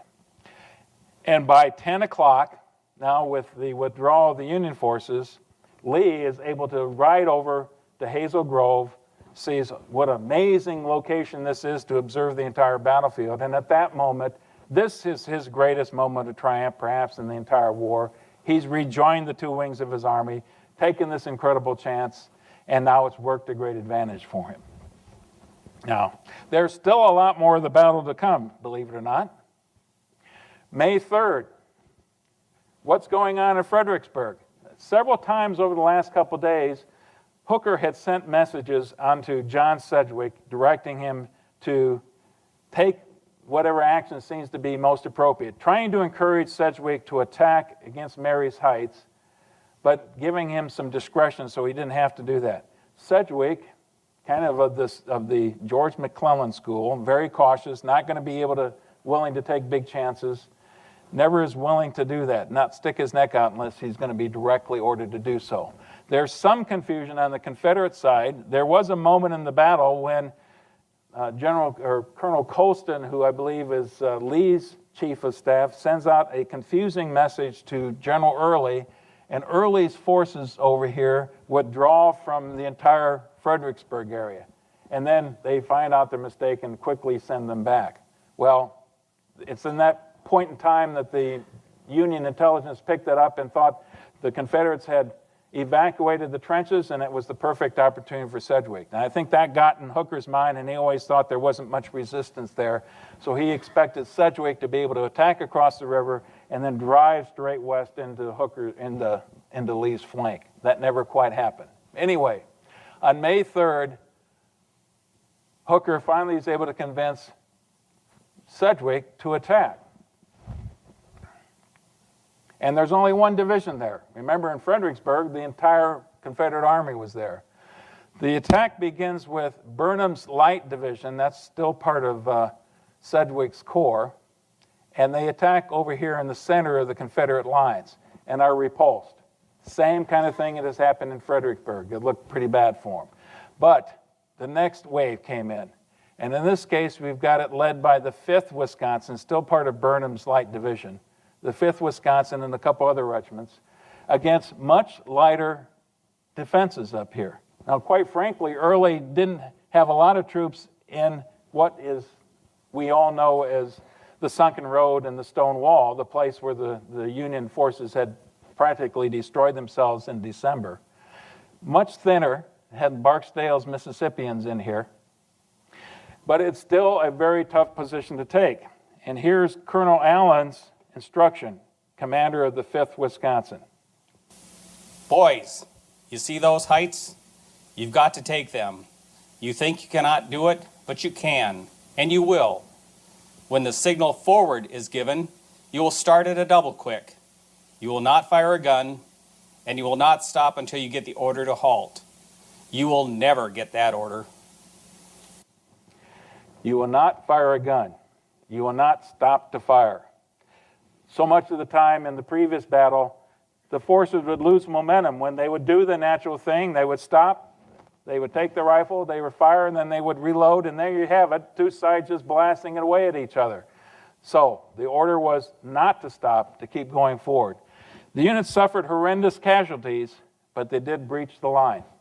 And once they got there, this is some of the carnage that they saw on the other side of the trench line in Mary's Heights. A couple of very famous photos from the war itself. Okay, that means, again, in Hooker's mind, it should be easy now for Sedgwick to drive straight west and to attack Lee on the opposite side of the army. In fact, Early helped him out to a certain extent. He withdrew his forces straight south. But by that time, Lee knew what was going on. He had the advantage of interior lines, and he had shifted McLaws' division to meet Sedgwick on the road, that one road. And that McLaws extends his line quite far. And basically, General Brooks and his division essentially walk into a trap. They expected about a brigade there. They encountered a division of Confederates, and they went to ground pretty quickly. So the Union attack there is halted. May 4th then, yet again, Lee takes some huge chances. He decides that he wants to consolidate half of his army, 3 of his divisions, against Sedgwick's corps near Fredericksburg. In other words, that leaves Stuart with just a couple divisions guarding Hooker's massive force over in Chancellor's area. Again, if Hooker had wanted to do something with it, this would have been the perfect opportunity. He could have overwhelmed that small force that was against him, but Lee thought he had the measure of the man, that Hooker would stay in the defensive and wait for him. And that's exactly what happened. So by the 4th, you've got 21,000 Confederates against about 19,000 Union troops in this pocket right here. Sedgwick is not an aggressive man in the first place. It takes, again, the Confederates quite a while to organize their attack. Can you imagine how exhausted the Confederate troops had to be by this time, after 2 or 3 days of hard campaigning? But by 5:30, they launched the attack, and the 6th Corps. They'd done their job. They had dug in. They were ready for this attack. They held their ground, except for one New York regiment, one regiment that was Zouaves, whose enlistment was up in about a week or so. And they decided that was the time to leave the battlefield. So except for that glitch, Sedgwick's troop held their ground. And he's given some options. He can either go towards Fredericksburg, or he can withdraw across the river, and he elects to withdraw across the river that night and slips away from Lee. So now what's Lee do? Yet again, he shifts his forces over to face Meade, who's in a pocket right here up against the Rapidan and the Rappahannock River with U.S. Ford as his safety valve. And that's now the night of May 5th and May 6th. Lee's intention is to attack, a full-out attack at sunrise on May 6th against overwhelming odds. You've got the 1st, the 2nd, the 3rd, the 11th, and the 12th, and the 5th Corps all in this pocket. And he has 5.5 some divisions to face that. But he's going to attack the next day. However, that night, Hooker calls a council of war. And he gives his corps commanders the option, should we attack or should we withdraw? Meade was the most vociferous, says, we got to attack. We got them exactly where we want. Reynolds was in agreement, and General Howard, the one whose corps had been humiliated a couple days before, wanted to resurrect his own reputation. He wanted to attack as well. That was the opportunity. General Sickles, we'll hear a lot more about General Sickles when we get to Gettysburg. Fascinating guy. Anyway, General Sickles was not a professional soldier, was an amateur. He had a lot of skills as a commander, but he did not want to venture forth. He abstained. I'm not a professional. You guys decide. Slocum was absent, and Couch, who was still angry now that Hooker hadn't handed over command to him, was fed up with Hooker and says, well, okay, let's just call it quits. We'll cross the river and we'll start over again. So it looks like the majority calls for staying put or actually attacking. Hooker, of course, decides to withdraw and assigns Meade and the 5th Corps rear guard. And the withdrawal begins that evening. So a couple hours later, that night I should say, a couple hours later, very early on the morning of the 6th, Hooker crosses the river with the artillery, and by the time you get to early dawn, some of the remnants of the infantry are crossing the river as well, and they kind of catch the Confederates off guard. Lee wasn't quite expecting that to happen. He was bound and determined to attack, and was upset because he didn't have the chance to attack. Yet again, they've been able to slip away. So, that pretty much ends the Battle of Chancellorsville. And here's the tally for it. Union killed, wounded, and missing, a huge number here missing, are actually prisoners of war. 17,000. Confederates, 1,700. Actually, there's more Confederates who killed outright in this battle than on the Union side. They won overall, but primarily because of this huge disparity in those that had been captured or missing. So you've got 30,000 in this one battle. Now to put that into comparison, 23,700 at Antietam, the bloodiest one day of the war, but this is an extended campaign. It's much bloodier than Antietam. Casualties at Fredericksburg, 17,000. The majority of those being on the Union side. But here's the killer for the Confederates. 23% of the infantry in this one battle for the Confederates are casualties. 12 brigade commanders are either killed or wounded on the Confederate side. And then you've got Stonewall Jackson. And how do you compare the loss of Stonewall Jackson? The newspapers in the South over the next couple months were speculating what his one loss meant to the Army. 25,000, 50,000, the morale, the impact. Now, they could overplay that, but that was the impact that it had. It's the costliest battle of the war to date. The aftermath then. Hooker, here's what he tells his soldiers. And take it for what it's worth. The Major General commanding tenders to this army his congratulations on its achievements of the last 7 days. If it has not accomplished all that was expected, the reasons are well known to the army. It is sufficient to say they were of a character not to be foreseen or prevented by human sagacity or resource. The events of the last week may swell with pride the heart of every officer and soldier of this army. We have added new luster to its former renown. We have made long marches, crossed rivers, surprised the enemy in his entrenchments, and whenever we have fought, have inflicted heavier blows than we have received. That's his official statement. His unofficial statement to General Doubleday later on was this. By this time, there was lots of rumors circulating around that he was drunk, that's what explained his strange behavior after he had a concussion. That's what had happened to him. But, the general must have been drunk. He wasn't. But here's what he told General Doubleday. For once, I lost confidence in Hooker, and that is all there is to it. Lincoln's response was, what will the country say? What will the country say? Lee's response, I think it's even more interesting.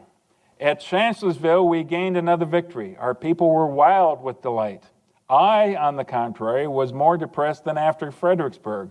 Our loss was severe, and again, we gained not an inch of ground, and the enemy could not be pursued. Now, you're going to hear echoes of his decision to go north, and eventually north and at least the Battle of Gettysburg. He'd let the enemy slip away. He kept hoping for this climactic battle. Jackson's death, part of the myth and the lore of Jackson is how he lived, but certainly how he died as well.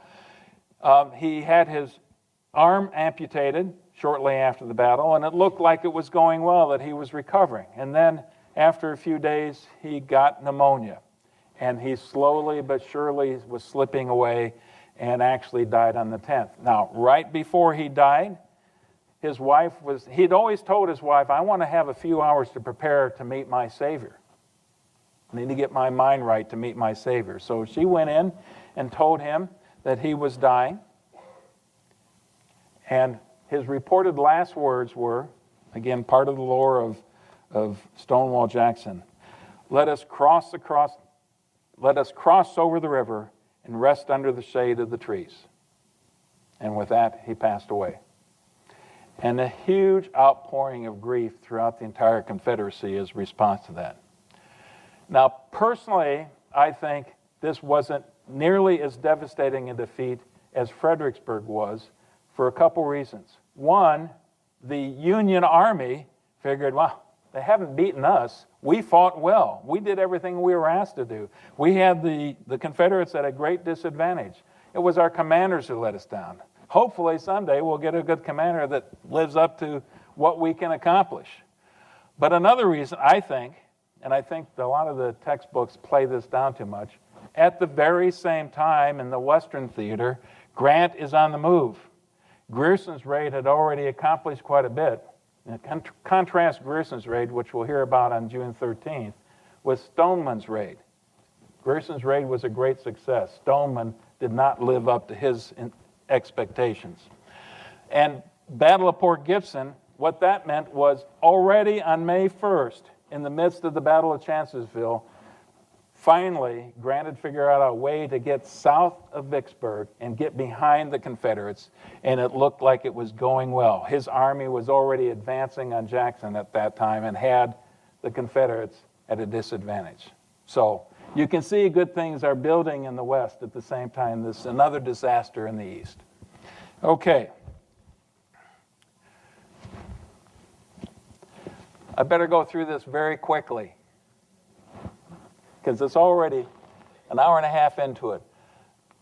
I broke it down on Hooker's side at the strategic level and the tactical level. And the basic is, the strategic level is getting his army on the south side of the river in a perfect position to take on Lee. And in that case, it was a marvelous plan. It was offensive in nature. He used maneuver to his advantage. He was able to keep a secret from the Confederates and from northern newspaper reporters. It was certainly surprised when he was able to move that quickly. It had not happened before that time. Perhaps it was a little bit complex. The big problem was expecting Sedgwick to do what you hoped he would do over in Fredericksburg, and Stoneman to do what he should have been doing on the raid in the South. Once it got to the tactical level, it all breaks down. You go from the offense to defense. Offense, again, is a principal war, not defense, and Hooker surrenders the initiative. That's the overriding thing you should take away from this. The challenges of unity of command. He kept command, and yet he always gave these vague instructions to people like Sedgwick. What should you do? He didn't maneuver. He sat and waited for the enemy to attack, and he didn't use his force as well. On the other side of the ledger, you can go practically down every single one of these points in the principles of war and give Lee a big plus for what he accomplished. And yet, there were plenty of opportunities for Lee's whole plan to fall apart if only he'd had an aggressive commander on the other side who called his bluff. So, offensive, no question about it. Lee was always going to look for the offensive, as was Jackson, as was Jubal Early, for that matter. They were offensive-minded commanders, as was Stuart. Maneuver, Lee had the advantage of interior lines, means he could move from here to here much quicker than the Union could move from here all the way over here. Remember that delay that Reynolds had in moving like that. Mass and economy of force. Here's where he took his huge chances. You leave one division over there in Fredericksburg, you bring everybody else over in Chancellorsville, and then you split your army again. This defies every axiom of warfare. You're not supposed to be able to get away with this. But he managed to do it. So, Lee violates a basic axiom of war when he divides his small army in the face of a superior enemy But it all comes down to reading Hooker's mind and knowing what Hooker wanted to do. So he's victorious. Okay. Whew. Questions?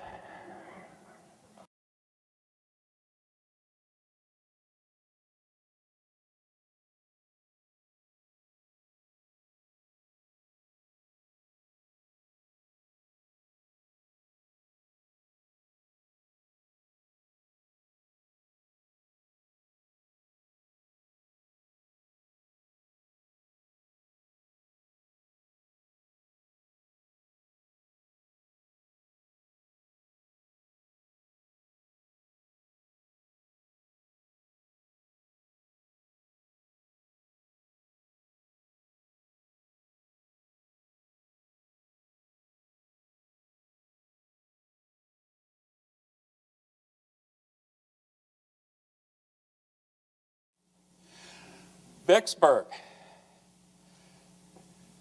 I'm thrilled to have such a good crowd here tonight. The change of venue, it's a little bit more challenging for the folks in the back. I apologize for that, but if you know anything about warfare, and obviously you're interested in the subject, you understand a couple things. One, logistics. It always boils down to logistics, like where you can do these things. And the other thing is always have a contingency plan. And like Eileen mentioned, in this case, Grant just kept trying at it. And that's one of the things that most fascinates me about the whole battle. And it is a very interesting battle. To me, it's one of the two most important. The other one happens just 3 weeks from now with the defeat of Robert E. Lee at Gettysburg. And and all of you understand that those two are right up there equal with each other, and that historians have long debated which one actually was the more important turning point in the war. Was it Vicksburg or Gettysburg? Well, I was recently reminded of something else, that as far as the general public is concerned, there's only one battle that matters, and that's Gettysburg. Now, I was reminded of this because I got a call from a reporter from Peoria Journal-Star, I believe, who wanted to talk to me, and his question was, he'd been given an assignment. He said he needed to find out about all the Illinois regiments and Illinois' contribution to the Battle of Gettysburg. Well, I told him there was 2 Illinois regiments at Gettysburg, but there's 34 at Vicksburg. You ought to be talking about Vicksburg. And we have Grant, and we have McClellan, we have Grierson, we've got all these people that played such an important role in Vicksburg. No, my editor wants Gettysburg. So there you go. So come 3 weeks from now, I want to hear all about Gettysburg. But let's talk about Vicksburg tonight.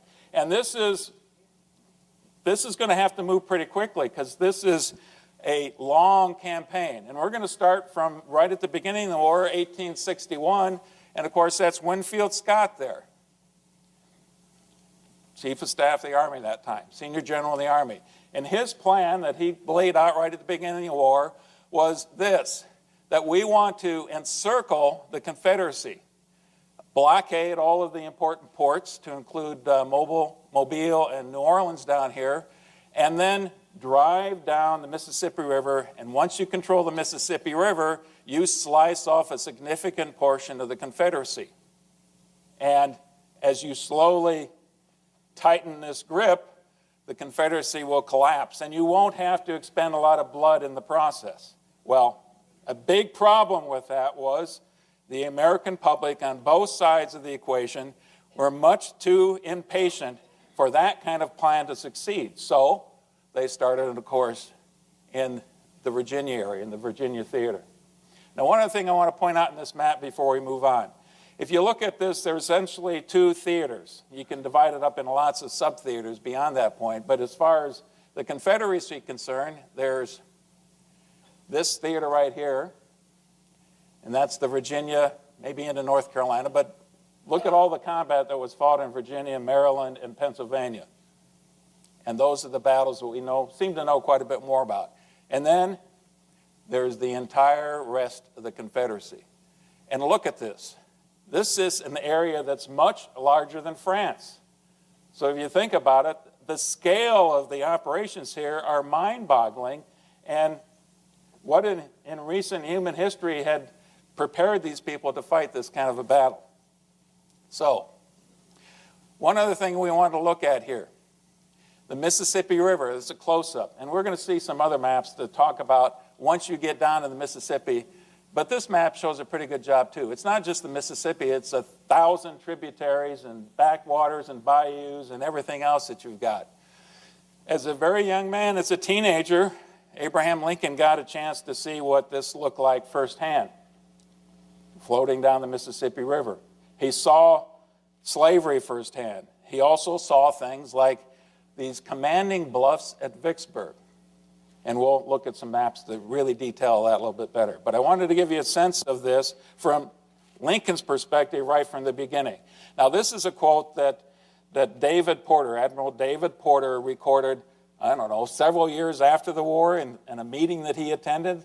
So he must have either had an incredible memory, but maybe he took a little license in quoting Lincoln at length. But I think it's the kind of quote that illustrates the point. See what a lot of land these fellows hold, all of which Vicksburg is the key? Here is a Red River, which will supply the Confederates with cattle and corn to feed their armies. There are the Arkansas and White Rivers, which can supply cattle and hogs by the thousand. From Vicksburg, these supplies can be distributed by rail all over the Confederacy. Then there is that great depot of supplies on the Yazoo. Let us get Vicksburg, and all that country is ours. The war can never be brought to a close until that key is in our pocket. I am acquainted with that region and know what I am talking about, and valuable as New Orleans will be to us, Vicksburg will be more so. We may take all the northern ports of the Confederacy, and they can defy us from Vicksburg. It means hogs and hominy without limit, fresh troops from all the states of the far south, and a cotton country where they can raise the staple without interference. So that's Lincoln, his view of the importance of the river. A closer view of this, and now you can begin to see what the terrain is really like. This is Vicksburg right here, and if you can imagine, without all the units there, I don't want to get you confused by that. Look at here's the Mississippi River. I've highlighted that a little bit darker, but look at all the backwaters and other rivers and bayous and things like that. This is what happened over centuries, millennia, eons with the Mississippi River. It repeatedly would change its course. Oftentimes it would leave places like this, which are nothing more than where the river used to be, and then it changed its course, and now you've got all these backwaters and bayous and swamps and everything else. Now, on the eastern side of the river, the reason why I didn't go any farther east is right through here is a series of commanding bluffs, and Vicksburg is right at the heart of that. And notice the hairpin curve it takes right here at Vicksburg. What that means, especially in the sailing ship days, if you're sailing up or down here, imagine trying to change course as you're in a sailing ship. But it's just as difficult for a steamship or these gunboats. They have to slow down to take these hairpin curves as they're going around the river. And so you've got high commanding bluffs looking down into the river. You've got to slow down as you're going around. It's a tough place to get beyond. So it's not just at Vicksburg. This line of bluff extends well north. And as we'll see in a couple other maps, it's just tough to get around to the backside of Vicksburg. That was Grant's problem. Over here, well, look at it. It's all low ground, especially up in here. This is all low ground, easily flooded. Most of this is as well. And then you get down on the south of Vicksburg on the eastern side, on the Mississippi side. You got a little bit better land, flatter land, less broken up by rivers and streams. The city itself, you can see the terrain. For those of you who had some military experience, you're used to reading topographic maps, you can basically see the commanding nature of not just the cliffs here along the river, but also this plateau that defined what Vicksburg was at the time. So it's going to be a tough nut to crack, and everybody recognizes it. And you recognize also that you might control parts of the river, but until you control that, you're just not going to sever the Confederate supply lines. So there's the bluffs from the river itself. You see Doesn't look like much, but I can tell you if you're trying to fight your way up in that, it's not going to be easy at all. The first attempt, notice that we're starting this discussion about Vicksburg, April 1862. Well, that's like over a year beyond the point where it actually was going to be decided. April 29th, fall of New Orleans. The reason New Orleans fell to Farragut and not to the Army for a couple reasons. This is about the same time the Battle of Shiloh was going on. So the garrison from New Orleans had been stripped to be sent north for Albert Sidney Johnson's army to take on the Union force and hopefully gain victory at Shiloh. We know it didn't work out well for the Confederates, but that's why there was really no garrison to speak of in New Orleans.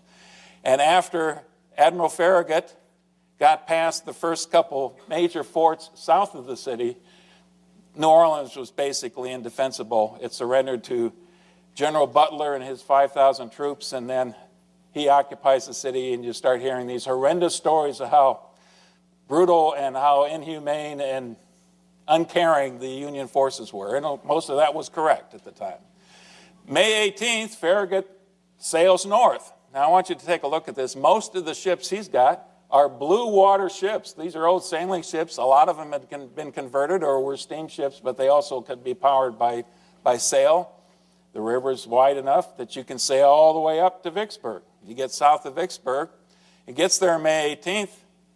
He asks for the city's surrender.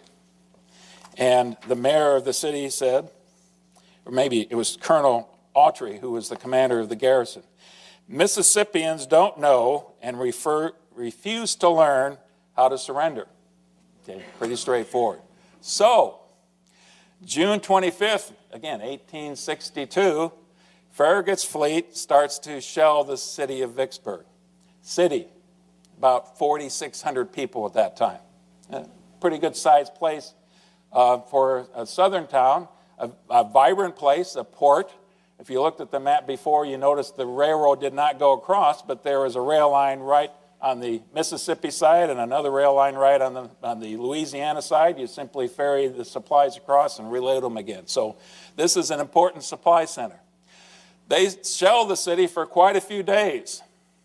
And at the same time, the brown water gunboats under Admiral Porter by that time come down south on the Mississippi. These are the same gunboats that were so important for Grant gaining control of both Fort Henry and Donelson. And these are heavy guns on these gunboats, but let's face it, if you remember the last slide, if I can get back there, if you're having guns on top of these cliffs and you've got gunboats in the water, it's just not a fair game.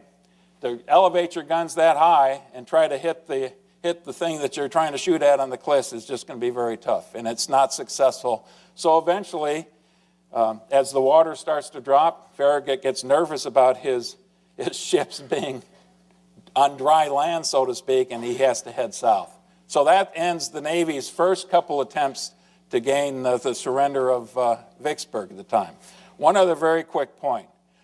They started to dig, General Williams had troops that started to dig a canal across that narrow neck.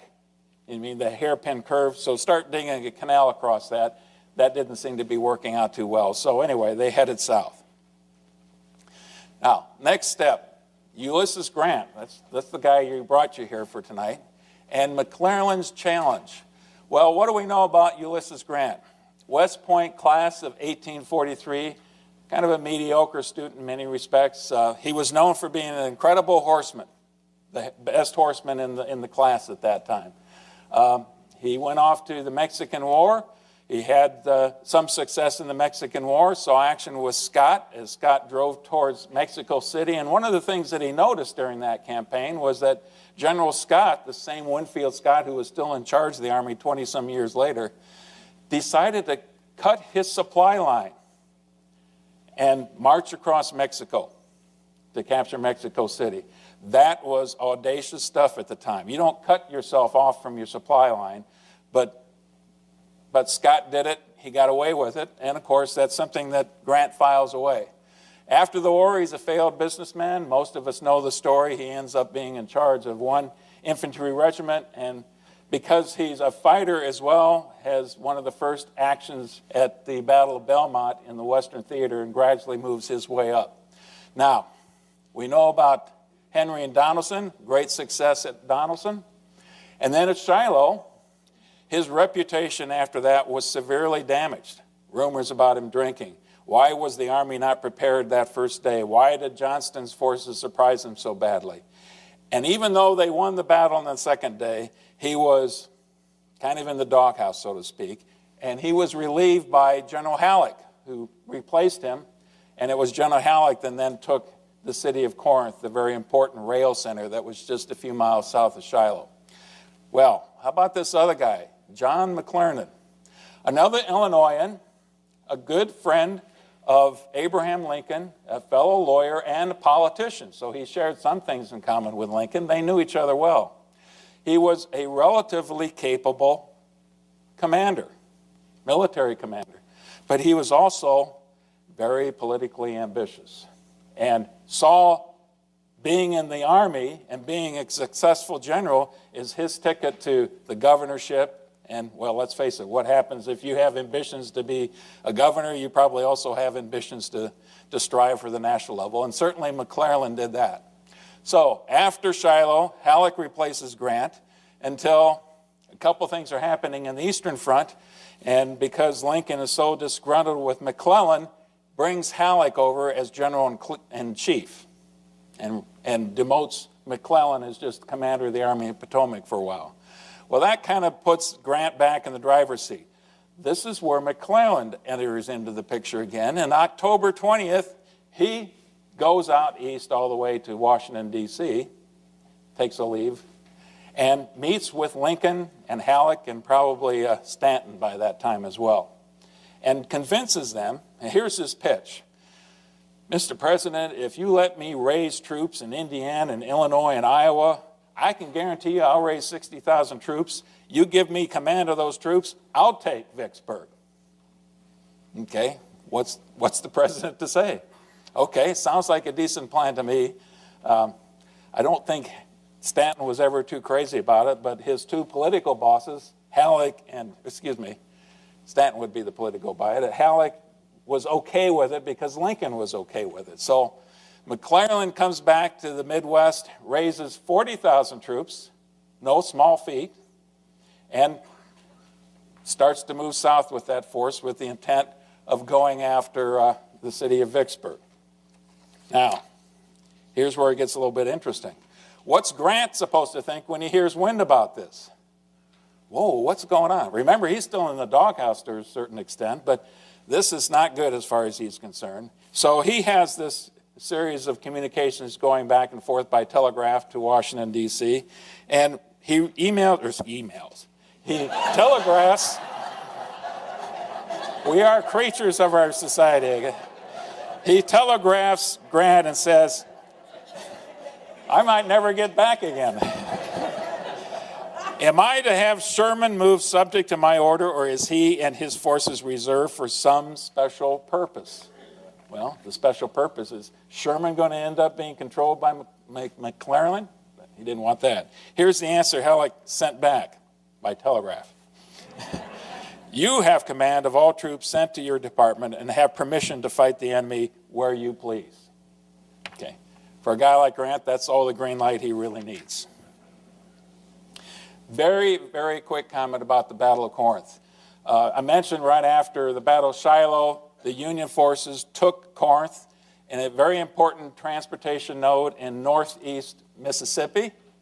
And October 3rd and 4th, the Confederates recognized its importance, go after it again. And the commander of the Army of Mississippi at that time, the Confederates named their armies after states, was General Earl Van Dorn, and he gets Sterling from the western side of the Mississippi, and together they attack Corinth, and it proves to be very unsuccessful. So yet again, the Confederates lose a significant battle in the Western Theater. It might be going well over in the East, but in the West it doesn't. And it's shortly after that that Van Dorn falls out of favor, and that's important to know because that's where Pemberton has a chance to come into this. So, next. These are busy slides. This is always part of your handout so you can look at the chain of command. We've talked about McClellan already. We've talked about Grant. William Tecumseh Sherman. Most of you know the story about Sherman as well.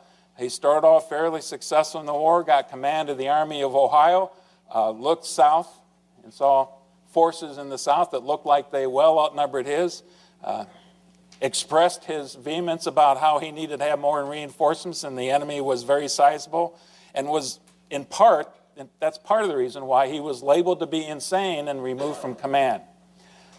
He got back into favor while he was working under Grant at Donelson and especially at Shiloh, where they both, Grant didn't prove to be a good commander leading up to the battle, but once they got into the combat, they were unquestionably valiant, brave, and calm and collected once they were in command. So that's where Sherman is. He owes a lot by this time to his friendship with Grant. And I wanted to play this quote because this is one of my favorite quotes of the Civil War, actually. And this is Sherman's comments about Grant.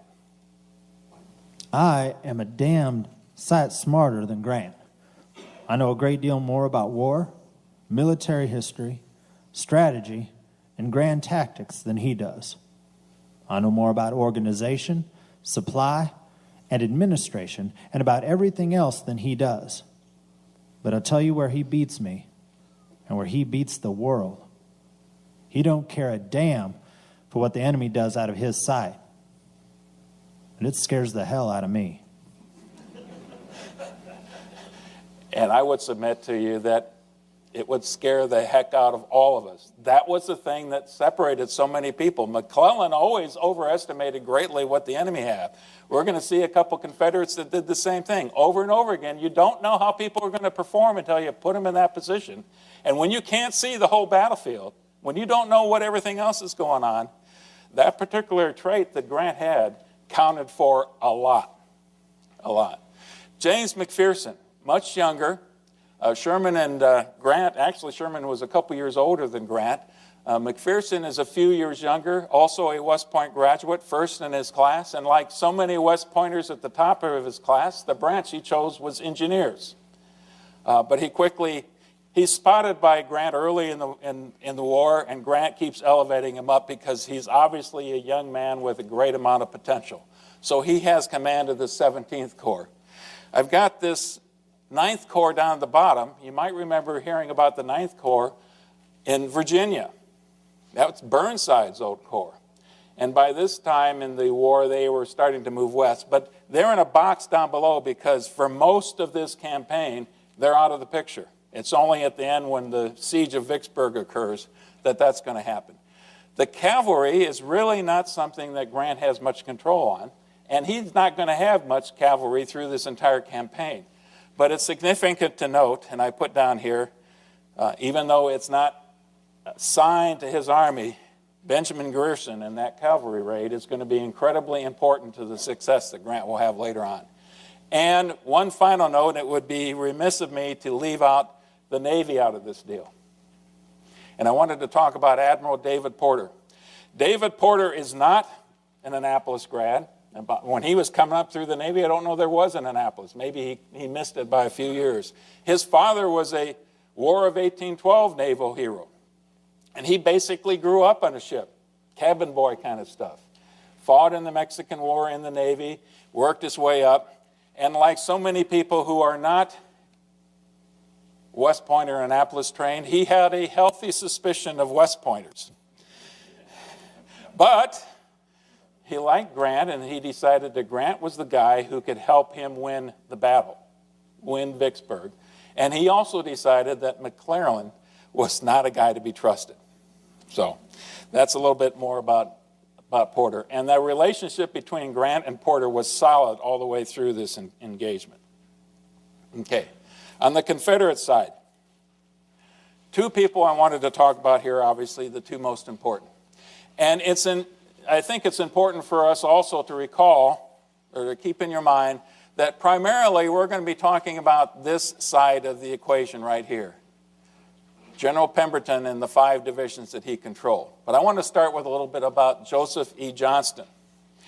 You should remember Joseph E. Johnston from our discussion about the first Bull Run, because it's Beauregard, and then Johnston's bringing forces in late. Johnston takes control of the overall battle, and the Confederates win that battle. He then goes and fights McClellan as McClellan's fighting in the Peninsula Campaign up towards Richmond. And that's a long campaign, but Johnston is steadily withdrawing towards Richmond through the whole thing. At the Battle of Seven Pines, Fair Oaks, he is seriously wounded. And it's that point in time when Robert E. Lee takes over the Army of Northern Virginia. And for the next many months now, Johnston is going to be recovering from his wounds in Tennessee. But it's about this time that Johnston now is given command by President Davis, Jefferson Davis, of the entire Western Theater. That includes Braxton Bragg in Tennessee. That includes the Army of Mississippi, which is the one that's guarding Vicksburg. And it includes Kirby Smith on the other side of the Mississippi River. That's a huge expanse. The person who is going to take over from Van Dorn is Lieutenant General John Pemberton. Pemberton's background is, I think he had a little bit of action. Well, he came up through the Army like most others. He saw some action in Mexico. He missed most of the early actions of the Civil War, had the important position down in the South Carolina coast and Charleston area of commanding the garrison there along the coastline from incursions by the North and the blockade that's going on. There was a point in time that Pemberton made the statement, here's an unpolitic kind of thing to say, that his army was more important than the city of Charleston. If one had to be sacrificed, it would have to be Charleston. Well, the city leaders of Charleston had a different notion about that thing, contacted Davis. Davis basically relieves him. And what happens so oftentimes when somebody is relieved for awkward reasons, what do? Yeah, promote him, yeah. So he gets sent to the west, gets command of the Confederate Army of Mississippi, and now people are scratching their heads, well, he really hasn't had a lot of field experience. How did he end up here? I'm not trying to cast aspersions on the gentleman's courage or anything like that. I'll let you figure that out as we go through here. But that's how he ended up in the Army of Mississippi. There was a small river defense force. These are big guns. These aren't the kind that you can put behind a wagon and haul anywhere. They're siege guns. And then he has really no cavalry to speak of. So you don't see any line extending down here. But there are 2 brigades. Early in this campaign, you're going to see that Van Dorn, he was demoted, but gets a cavalry command under Pemberton. That'll be important. And then you've got Johnston's forces. And this is very much in flux, as you'll see as we go through here. There really isn't much there at the beginning. Okay, I'm afraid I'm probably talking too much here, but let's move on. Grant's initial plan in late 1862, we're talking November, December time frame, basically 2-front strategy. He wants to drive down this rail line. Here's Corinth right up here. It's very close to, there it is. It's very close to the Tennessee border. So Grant's going to come down this rail line here towards all the way down to the point where you can get to Jackson and then take a right-hand turn and go to Vicksburg. But look at how long that supply line would be and how tenuous that supply line is going to be. And at the same time, he wants to send Sherman down. And here's the plan. You keep Sherman busy, then McClellan can't get his hands on Sherman. Have him go all the way down and attack at Chickasaw Bluffs, Chickasaw Bayou, right down here on the north side of Vicksburg. Those 2 things are supposed to happen simultaneously. Well, Grant gets down to Jackson. He gets down to Hollow Springs. And then he keeps moving south. But at this time, Van Dorn now, in his cavalry unit, moves north and cuts the supply line here at Holly Springs, I believe is the name of it. Holly Springs. And that happens on December 20th. And this is a huge supply base. It's going to allow Grant to continue his drive south. After Van Dorn hits that, he continues north, and on December 24th, he hits the town of Jackson, Tennessee. At the same time, you've got Nathan Bedford Forrest, who's ranging into western Tennessee, even farther north, and causing havoc across that whole supply line. And ultimately, you start to figure out, here's what Grant figures out. It's tough to have that long a supply line and to be that dependent on the rail lines. You've got to have the rail lines. The road network simply won't support an army of that size. You got to have that. And he also knows, boy, awfully tough to cut the Mississippi River. Can't do that. He can control that. So that's one of the lessons he's going to learn. One other lesson he learns. As he moves north after his supply base at Holly Springs has been destroyed, his soldiers don't have enough to subsist on. So he gives the order, go ahead and supply yourself off of the countryside as you move north. Get your provisions off of the countryside. We'll try to keep you equipped with ammunition as you move north.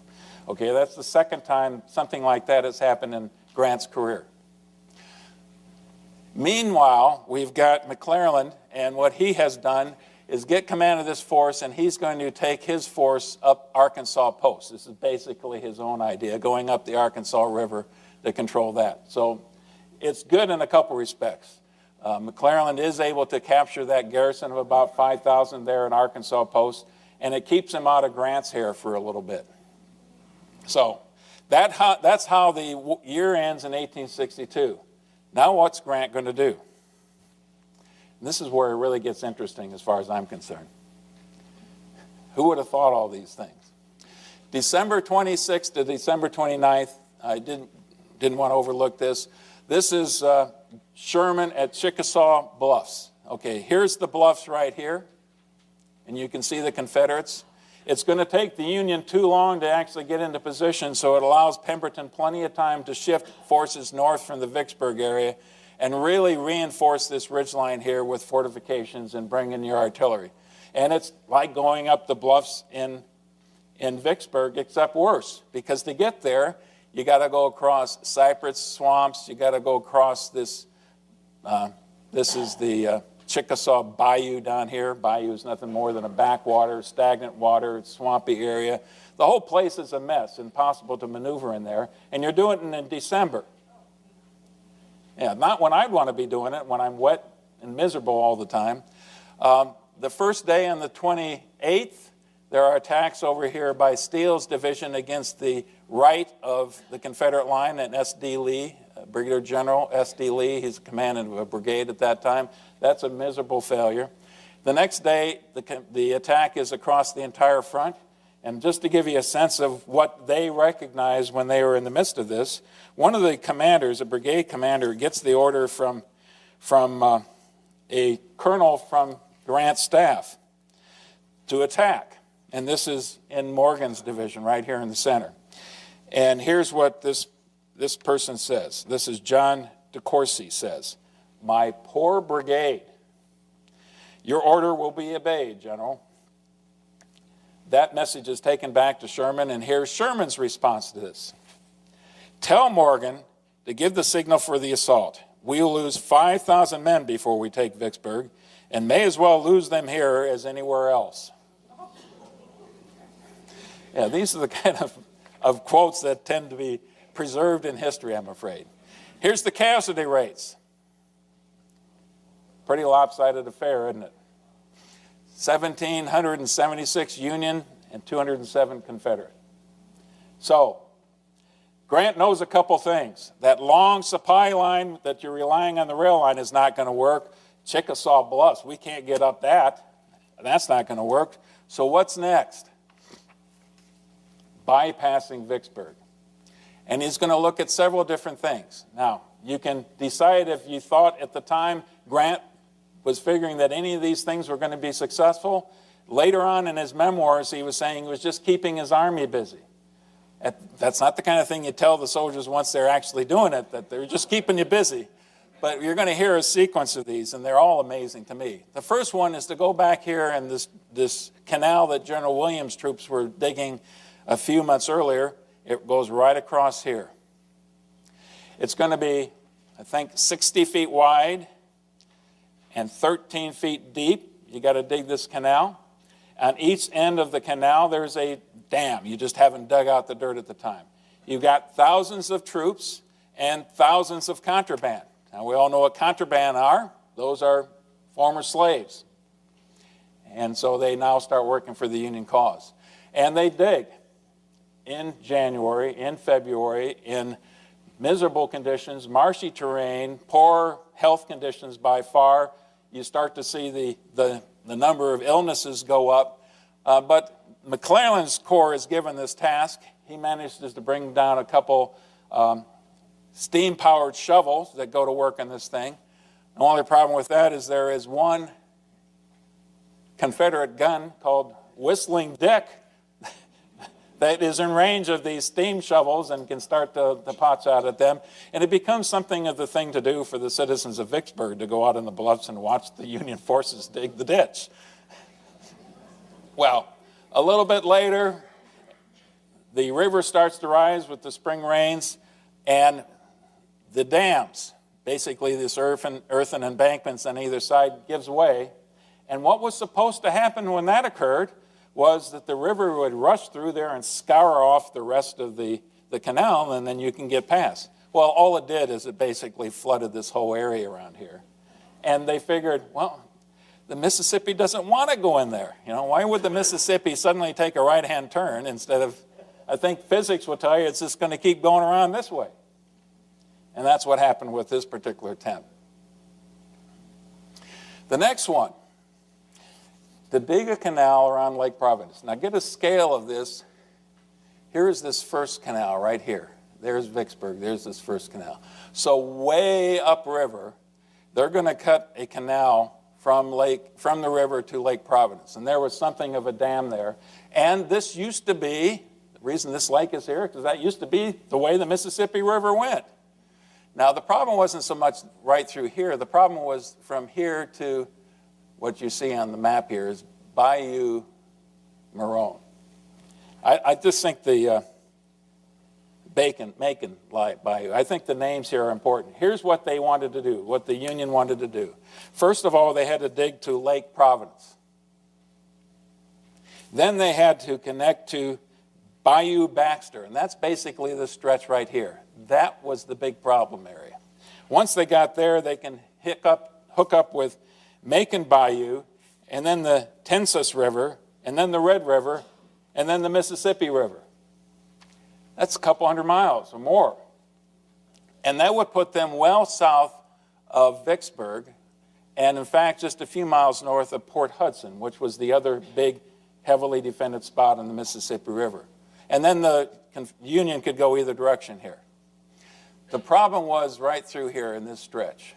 And McPherson is given in charge of this. He's the excellent engineer of the group, and he does very well.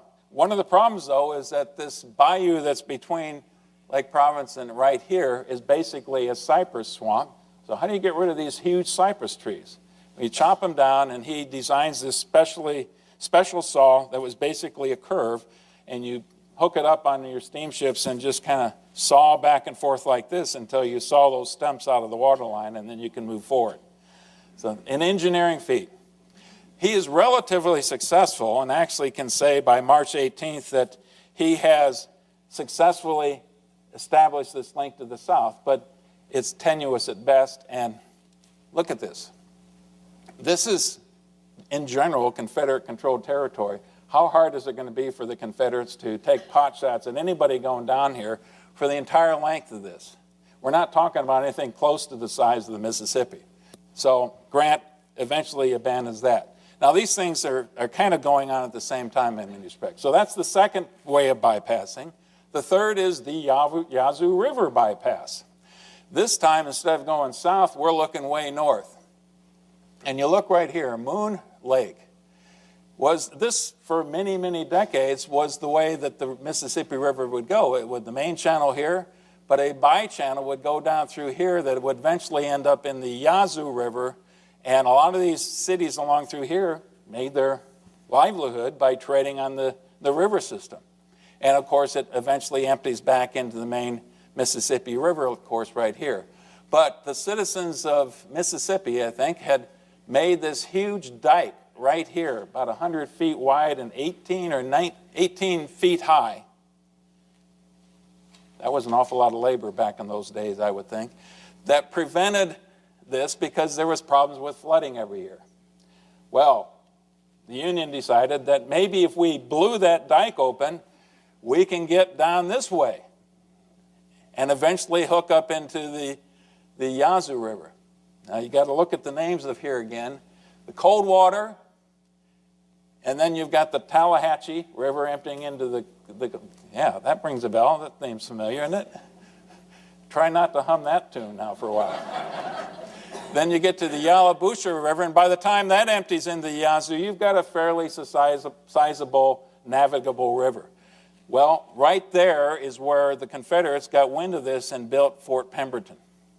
The problem at the Union encounter is it's very slow going for Porter and his gunships and steamships and paddle wheelers that they're using for personnel transports to go down this pass. And especially in this upper area, look at the kind of things that they encounter. Well, what are the Confederates to do? They got plenty of trees that you can chop down and throw across the river. And that causes the Union to slow down. You can sink things in the middle of the river. You can set up snipers, but the first two are especially important. And what the Union found is the deeper they got into this, all these overhanging branches would just rip the superstructure off these ships right off the decks. Strip it right off. They get down to Fort Pemberton. General Loring is in charge of the defense, and it does not go well for the Union forces there. And eventually, the whole thing has to be turned around and go back up the river. So there's the third one, and that doesn't work. Now, the fourth one perhaps is the most interesting one. When they open up this dike, this flooded the whole area. And Porter noticed that, holy cow, and it's springtime now, heavy rain, springtime, they've opened up the dike. I should have mentioned earlier, there was a 9-foot difference between the Mississippi River and the dike below. Can you imagine the water rushing through when they blew that dike? There'd be an engineering thing to see. But this whole area had been flooded so much that Porter decided he could just sail his gunships and follow by Sherman's troop ships right up through here, right up through the Steel Bayou, and then hook up into the Sunflower River and then work his way south to the Yazoo River, and then they could get down here to Haynes Bluff, which is the place they've been trying to get to all along. Okay, so they try that. And that seems to be going well. You know, you're sailing on your gunboats and you see these trees that are submerged by 15 or 20 feet of water, and they're fairly well spaced apart. But what happens when you go farther north? It gets a little bit shallower, it gets a little bit closer. You got the same problem they had coming down the Yazoo from the other direction, except in this case, all this floodwater, what happens to all the animals when they're flooded? Where do animals go? They go to higher ground. Well, a lot of them went into the trees. So as they are going up here, and this happened in the troop ships especially, it starts to rain varmints, is how they put it. It got so bad that they would have soldiers on these ships with brooms so they could sweep the animals off. And what kind of animals would you expect they'd have? Well, snakes. Yeah, see, the ladies jumped right on that one. I would think squirrels don't need the help. They can stay in the trees. But other animals ended up in this. Possum, just about everything. Wildcats, lots of snakes, lots of cockroaches, especially when you bump these ships into this. Oftentimes you'd have the ship bump into a tree and it just kind of slowly falls over. And the animals come raining down on them. So that doesn't do too well, especially when they get about this range right here and they find out they've got willow thickets and there's just no way these gunboats are going to get in there. They're really bogging down by this time, and it's at that location that the Confederates are there to greet them. And so the whole thing has to be turned around. Now, by this time, that's not an easy thing for these ships to be doing, is turning around in very confined quarters. But they end up coming back down again. So that's how it's working so far for Grant's experiments. That gets us up to about March time frame. And all of these things have been failures. Imagine yourself now, you're a journalist or a politician, and you're looking at all of this with a critical eye. What are you thinking about Grant by this time? Holy cow, this guy is something else. It's not working at all. One of the Union soldiers was captured, if I can find that quote here quickly, and he's being questioned about this whole operation, and one of the Confederates who had captured him says, "Hasn't that old fool tried this ditching and flanking 5 times already?" And the answer was yes, but he's got 37 more plans in his pocket. Yeah, you don't want to give him any credit here. Now we get to what Grant sees as a much more viable alternative in the spring of 1863. He now plans, and still getting below Vicksburg, getting to better land where you can get off.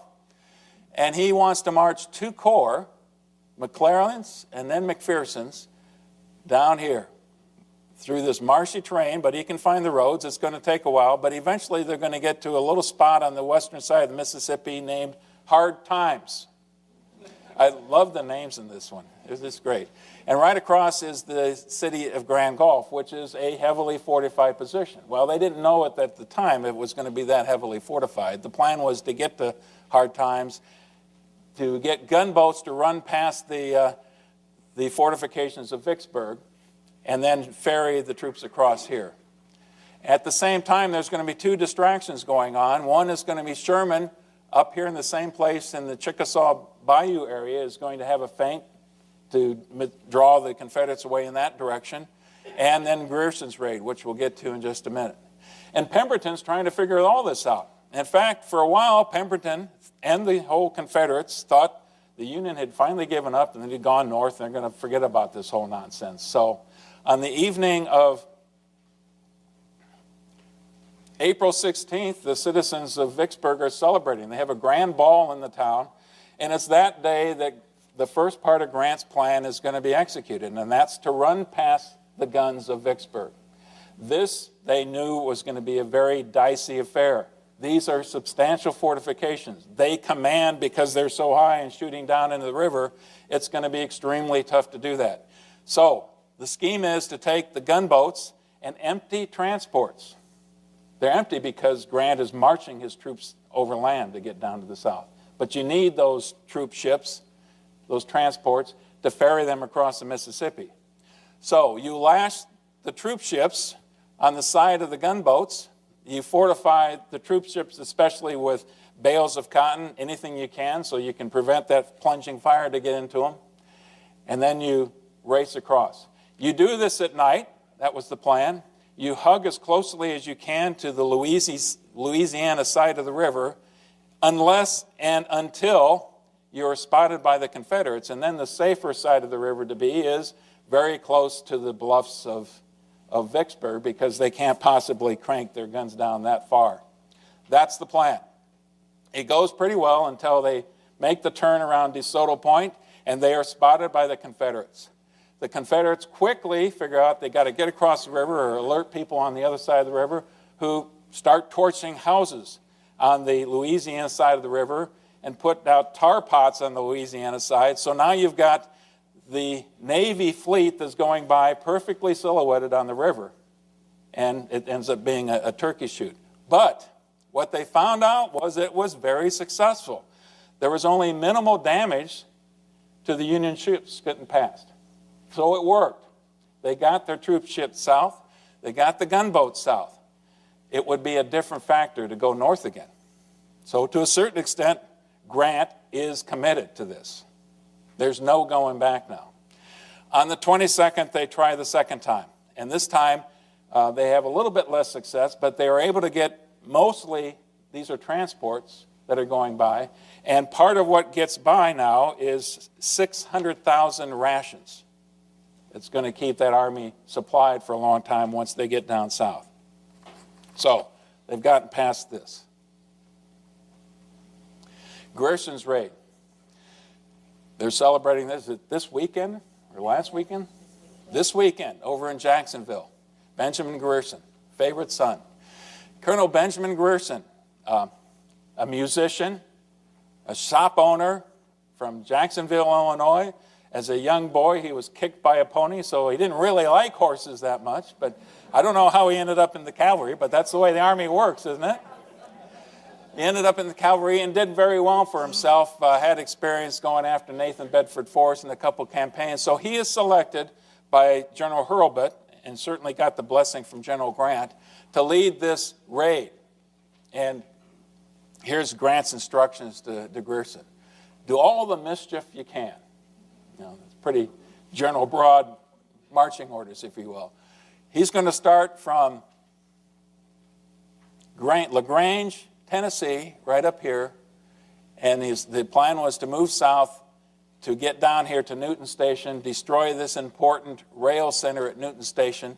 Here's Jackson, here's Vicksburg. So this is going to sever that supply line for the Confederates, and then somehow after that make your way up through Alabama and get up north again. That was the original plan. So Grierson goes south with 3 regiments, 2 from Illinois, 1 from Iowa, and gets down to this vicinity and sends, I think, the Iowa regiment back north. It's kind of hard to see it, but this is their route as they go back up north. Part of the intent was to deceive the Confederates. So you're going to ride right over your hoof tracks in the road and make the Confederates think that the whole thing has gone north. But they continued south.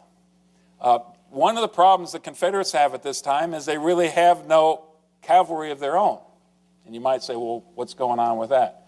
Van Dorn, by this time, was working in support of General Bragg in Tennessee, and Nathan Bedford Forrest had always been assigned, was already assigned at that time. And in fact, there's another raid that was going on at the same time that came from Rosecrans' force, the Army of the Tennessee. And this one is commanded by Colonel Abel Strait, 1,700 troopers. And since they were going through rugged terrain, these troopers got mules instead of horses. But they had a pretty successful raid until they got to Alabama and were cornered by Nathan Bedford Forrest, and the whole group was captured. But it took Forrest out of the picture, and Van Horn was out of the picture. So most of what was done in terms of trying to chase down Grierson was done by foot troops and local militia units, and that's not nearly as effective. He gets to Newton Station, they do all the damage they possibly can, and then at that point Grierson decides to head further south all the way down here to Baton Rouge. And incredibly successful. 600 miles in 16 days, captured or paroled 500 Confederate soldiers, destroyed 56 miles of track and telegraph wire, 3,000 firearms, lots of horses. He lost 3 killed, 7 wounded, and 9 missing. So, success in anybody's definition. Grand Gulf. Okay, again, here is the route that the Union forces are marching down to get to Hard Times, which is right here, right across the river from Grand Gulf. The assumption was that Porter's gunboats would be down here, would shell Grand Gulf until he puts them into submission. The Confederate defense would collapse, and then they could ferry the troops across. It did not happen. After something like 5 hours of bombardment, it still did not happen. So, it's time to adjust again. They find a slave and interrogated, talked to the slave, and the slave told them, General, if you were to get down here around Bruinsburg, that's a good place to land. There's an excellent road network here, and there's no defenses there. So that's what they tried. They boarded a few miles downstream from Grand Gulf. They took the ferries down to Bruinsburg, and they disembarked at Bruinsburg against no resistance at all. Once there, and this is April 30th now when they finally got across, I want to read you what Grant's opinion was at that time. Now, mind you, he hasn't even gotten close to solving the problem of capturing Vicksburg or destroying the Confederate Army. But here is his opinion after how many months he's been working on this in this particular point in time. When this was effected, crossing the river and getting to Mississippi, I felt a degree of relief scarcely ever equaled since. Vicksburg was not yet taken, it is true, nor were its defenders demoralized by any of our previous moves. I was now in the enemy's country, with the vast river and the stronghold of Vicksburg between me and my base of supplies.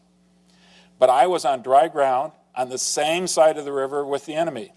All the campaigns, labors, hardship, and exposures from the month of December previous to this time that had been made and endured were for the accomplishment of this one object.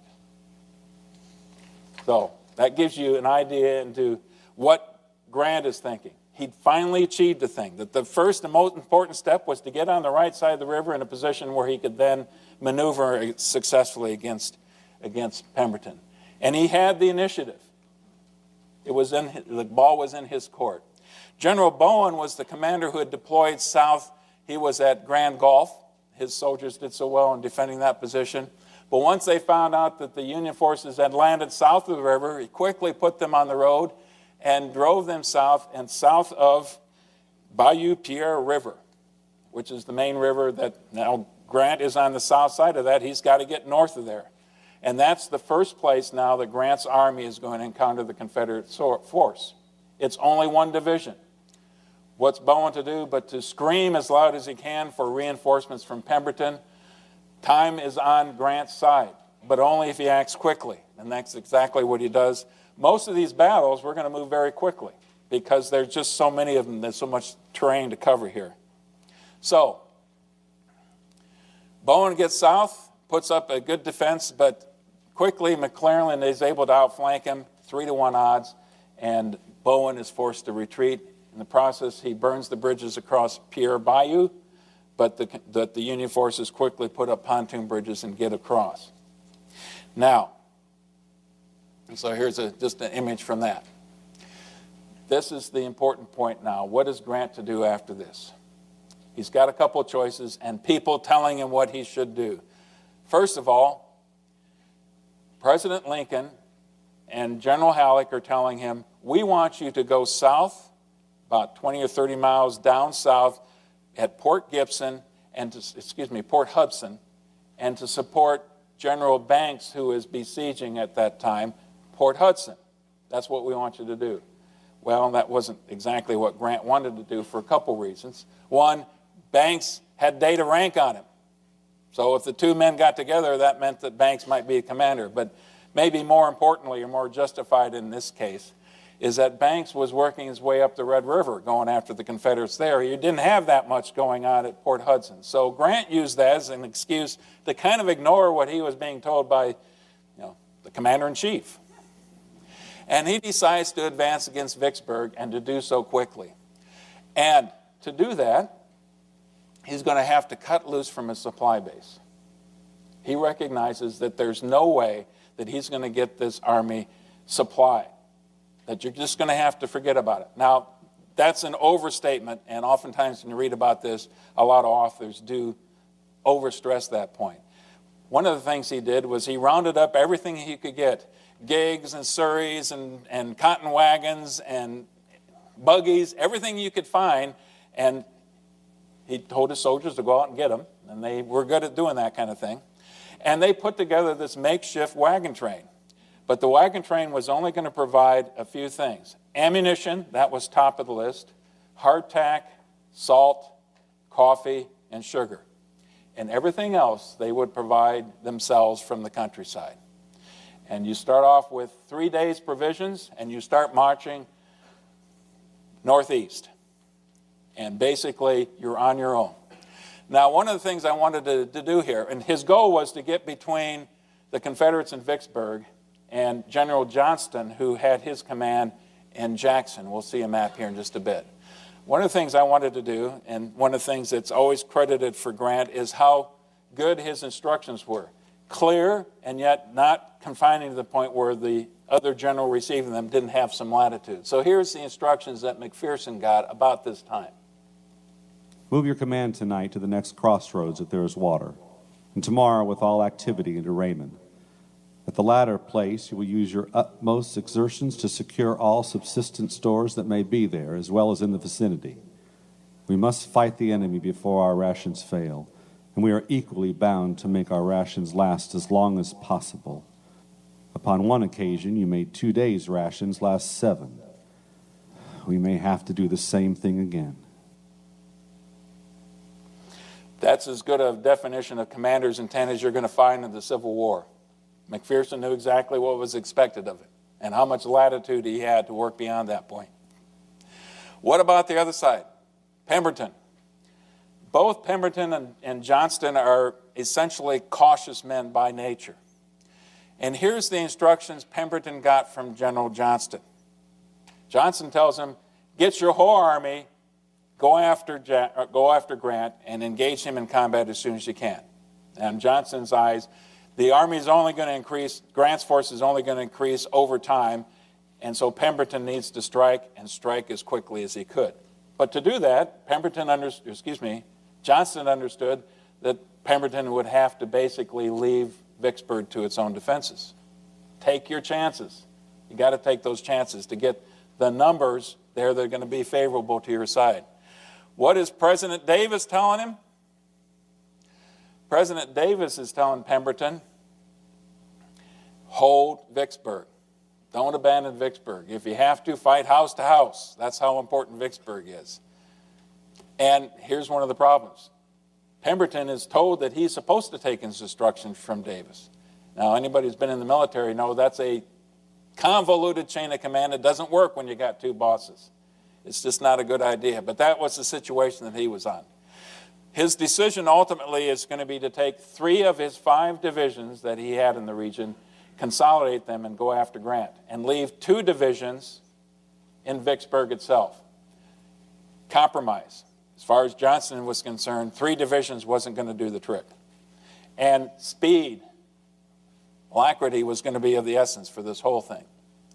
Here's the map. It's kind of bright, but I think this is the best map I could find that lays out the terrain. Here's Grand Gulf. Here's Port Gibson. Grant now has won the first battle at Port Gibson. Here's Jackson with a very small force under Johnston. Here is Vicksburg with Pemberton's force. And it's going to be Edwards Station right here where those 3 divisions are eventually going to be. And Grant's notion was to march his army between these 2 rivers, the Bayou Pierre, which is right down here, and the Big Black, which is here, and it goes right up through this region here. That's where the Big Black is. So you had a little bit of safety between those 2 rivers. Now remember, he doesn't have much cavalry force, but he deploys his forces this way. McClellan on the left, so McClellan is screening his army from the enemy, as you will. Sherman in the center and McPherson on the right flank. And they marched towards Raymond, and the goal was to get to Clinton. Clinton would be the spot between Johnston and Pemberton. That was the original goal. And you're cutting yourself off. Remember, they're just on their own at this time. The first engagement they have then is in the town of Raymond. That's May 12th. A brigade under control of Johnston is sent out to Raymond. He's expecting to encounter nothing more than a brigade of Union forces. So he gets to Raymond and almost immediately goes on the offensive, gets in the attack mode, charges, and it's a gallant attempt, but pretty quickly he figures out he's seriously outnumbered. And in fear of having his flanks overlap, so in fact, the person who carries the day in here is none other than Black Jack Logan, John A. Logan of Murfreesboro, of Illinois fame. Most historians would consider him the best political general of the Civil War. Certainly he did. He thought so. And I don't have reason to disagree with that either. So Logan carries the day in the Battle of Raymond. The next point in the map is Jackson. Now, I told you that the initial intent was to go to Clinton between the 2 forces, but by the time Grant got to Raymond, he decided he needed to go after Johnston and take Johnston out of the game right away before Pemberton had a chance to reinforce on the other side. So that's what they did. It's all very quick. No hesitation on Grant's part. Let's move forward. Shifts his focus to Jackson. McPherson takes the lead, goes up through Clinton, and then takes a right-hand turn, heads towards Jackson. And by this time, General Johnston decided, this doesn't look good. I'm not going to make a defense at Jackson, I'm going to withdraw north of the city. And I'll have General Gregg, same General Gregg who had defended so valiantly at Raymond, he'll be my rear guard through Jackson. So it's McPherson's troops who meet Gregg's troops as they approach Jackson. And yet another major battle, but it goes pretty quickly, and obviously the numbers on the Union side are in their favor. Johnson abandons the town, and Grant has what he wants now. He can now focus on Pemberton. What I want to do is there are several clips now as we play through the rest of this from two different people. Osborne Oldroyd, I think he's probably a private at this time of the war. He's from the 20th Ohio, so you're going to hear his voice, I think, 3 times, the perspective from the average soldier about how these things are going. And he's going to talk in this clip about the approach, because the weather doesn't always cooperate. There's a driving downpour as the Union forces are approaching Jackson, and that's what you're going to hear here. Oops. I'm going the wrong direction entirely.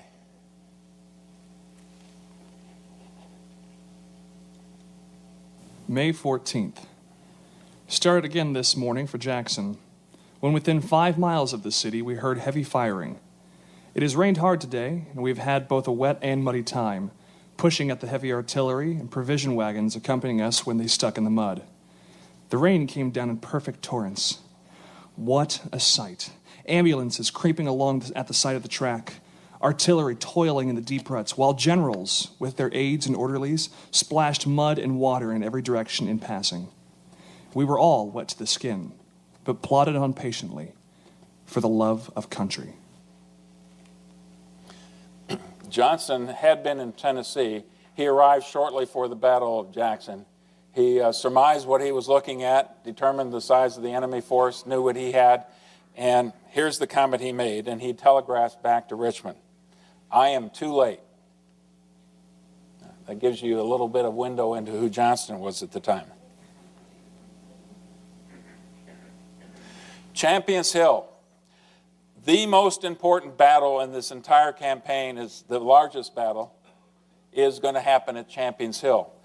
What that is now is Pemberton has been forced out. He's finally moved out of the defensive works at Vicksburg, and he's going to meet Grant's forces in the field. The plan hopefully would have been that Johnston would be on one side of Grant, Pemberton would have been on the other, and they would have relatively equal numbers by that time. But you recall, Pemberton only wanted to take 3 divisions. He's got Stevenson's division here in the north. He's got Loring's division and Bowen's division here stretched along this ridge line. Here is Champions Hill right here. And you imagine that initially this was held by the Confederate forces. Champions Hill is the predominant piece of terrain. It's 70 feet higher than everything else around it. It can see this important road intersection right down here. And from Champions Hill, you can look right down this ridgeline and see the rest of the Confederate Army. McClellan is marching up, suddenly encounters this Confederate force at Champions Hill. And the Confederates are in defensive positions by this time. And Grant immediately takes the initiative and says, let's go for it. We're going to attack here. General Hovey of McPherson's Corps. Now, you're going to look at your map here. A couple things about this, I should have mentioned earlier. A couple things about this chain of command that you had. Early, by the time you get to this point in the battle, that chain of command for the Union forces makes sense. Several months before, there was a lot of units that were moving around. But for whatever reason, at this point in the battle, Hovey's division, which I believe is part of McClellan's Corps, is actually under the control of McPherson. So you've got Logan's division up here, you've got McPherson's division, or Corps right here, and Hovey is the one that we really need to focus on. His division is going to take the brunt of the attack. First 1 brigade and then a couple regiments from the 2nd Brigade of Hovey's division attack right down the throat of Champions Hill, and eventually are able to take 4 guns right at the crest of Champions Hill and force the Confederates off. Stevenson is eventually, you don't see it on this one, but his forces are eventually going to have to fall back behind the Jackson Road in this vicinity right here. And parts of Logan's forces are actually going to sever the Jackson Road, which puts the entire Confederate force in a bind because they got to use that to get across the Big Black River farther down the road. So, at this point in the battle, we've got Pemberton telling both Bowen and Loring to send units up north to reinforce Stevenson's corps, or Stevenson's division up on the north side. The initial response from both generals is nothing. They don't respond at all. But a couple hours later, in the afternoon, Bowen's division finally moves north. And as they move north, they slam into that same piece of terrain around Champions Hill and are able to retake Champions Hill after some very bloody combat around that location. Now, look at that cul-de-sac, though, they've got right there. And here's Osterhaus and his division right here. And Grant is pumping units in the front to blunt the attack of the Confederates. And so they're really in a very bad spot. Osterhaus division attacks this direction, and it doesn't take long for the entire Confederate position to collapse. Well, it's just about this time that General Loring and his division decide to get into the action, so they start moving north as well. Just at the point in time when this road intersection is lost to the Confederates, and the whole rest of the Confederate force has got to move as quickly as they can back towards Vicksburg itself. So eventually what's going to happen is Loring's division gets cut off, and they have a hard time now getting back to Vicksburg. Wanted to show you this just as a good picture of the kind of combat that was at the top of Champions Hill around these guns. And then I've got a picture here of Private George Sires of the 24th Iowa. His particular company and that regiment was part of the attack right there, that crucial attack at Champions Hill. He was 25 at the time this picture was, at the time he was at the battle. I'm not sure how old he was here. This is his sweetheart back home in Miles, Iowa. She was 15 at the time. When he left for war, she was 14 years old, and he spent the war writing her letters. So I wanted to hear his version of how this battle went.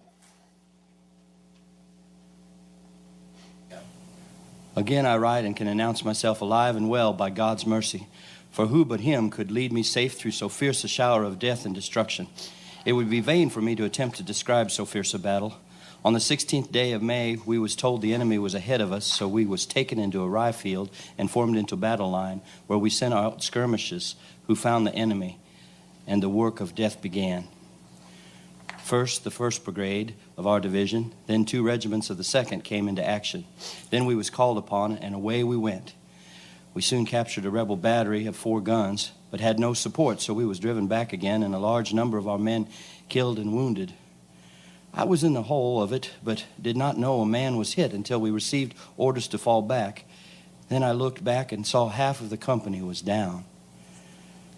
Our regiment lost in killed and wounded 201, but it was bravely done and worthy of the name of Iowa soldiers. Our regiment lost the most men in that fight, more than any other one, and our company the most of any company. We was the last company to leave the ground, and that only when 29 men of ours lay on the ground, and some of them we took away with us. What monster war is here. It teaches us to kill our fellow mortal and joy in it. Those are the kind of letters that were always written by the soldiers on both sides to their mothers and sweethearts and relatives and friends back home. And they paint such a vivid picture of the war. And I can say, to a certain extent, I can thank George Sizer for my interest in history and in the Civil War in particular, because these 2 people are my great-grandparents.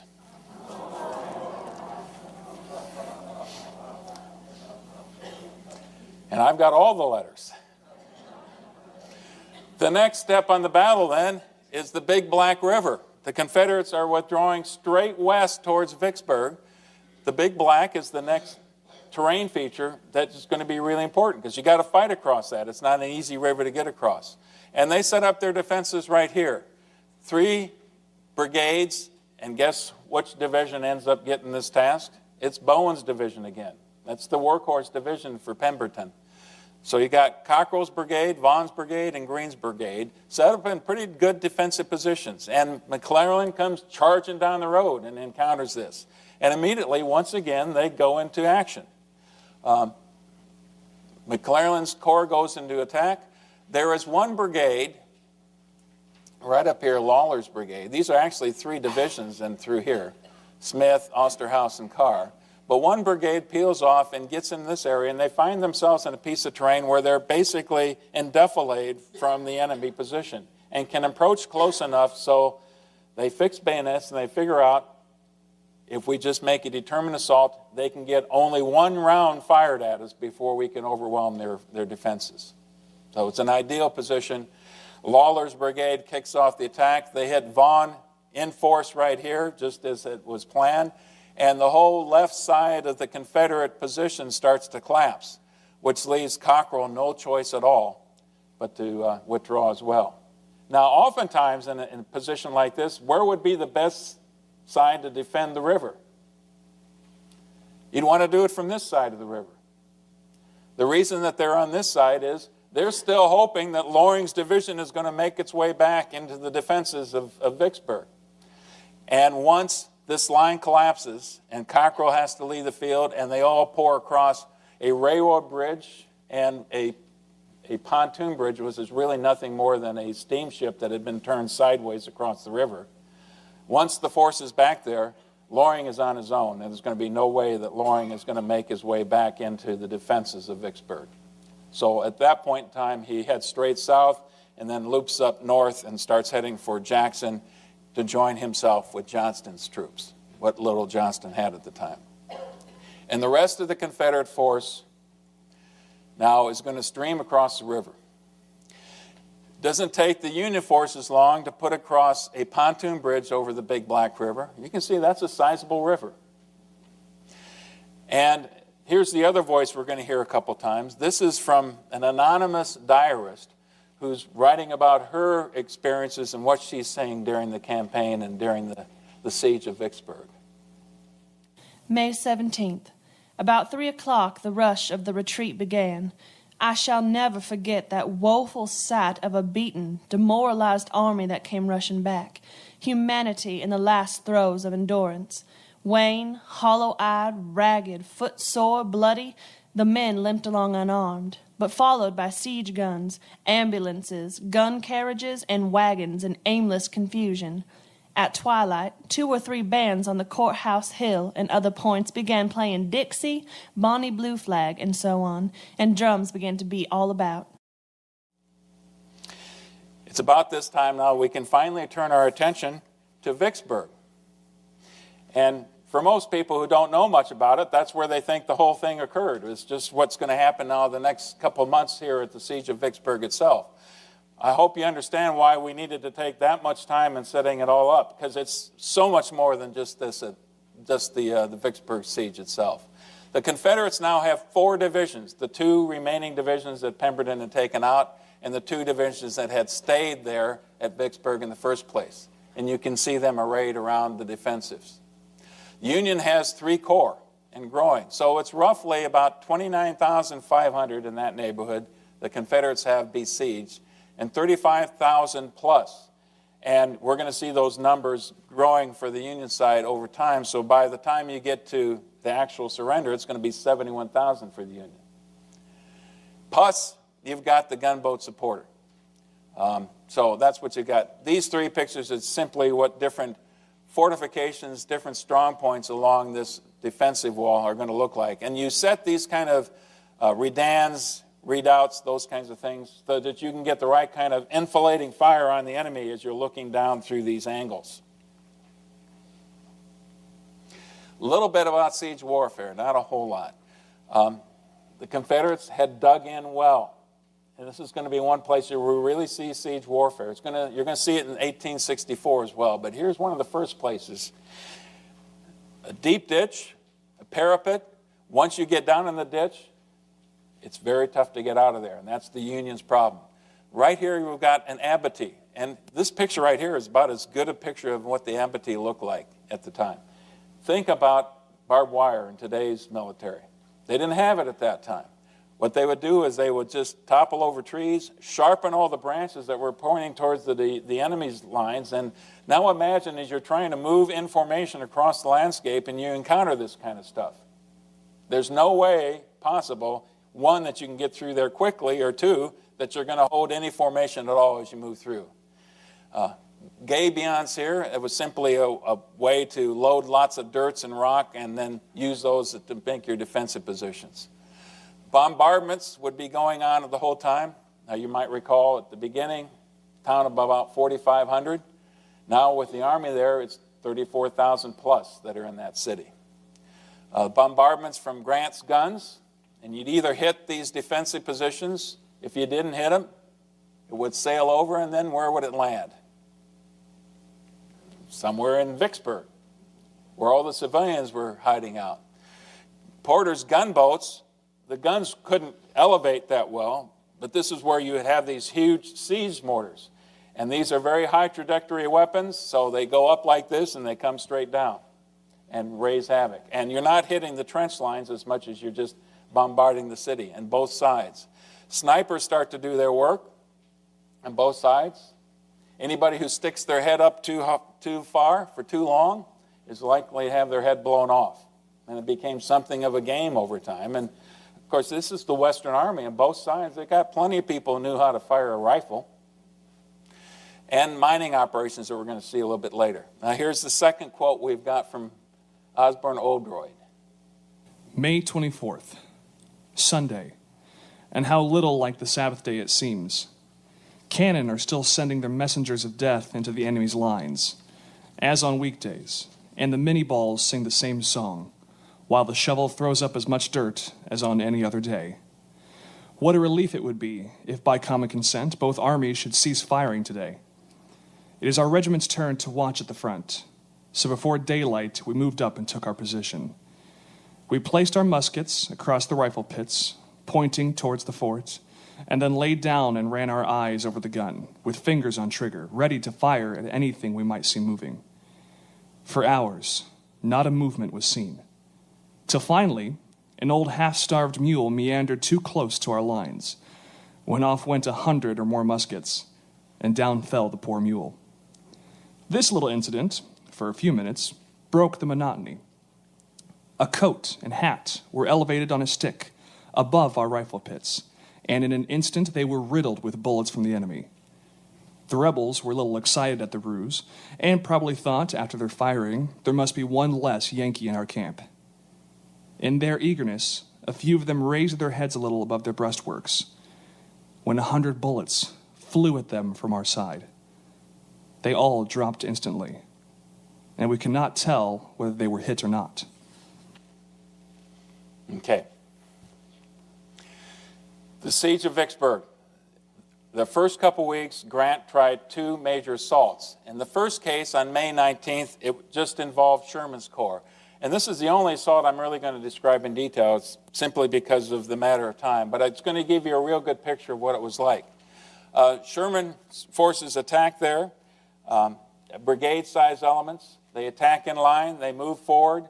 They encounter all these obstacles that we were talking about. A handful of them get to the trenches, and then they stuck in the bottom of the trenches, and they mill around there for, I don't understand the bravery of these people. Oftentimes they'd be down in those trenches for a long time, until the Confederates on top of the parapets started to light cannonball fuses and just roll them down, cannonballs, into the trenches.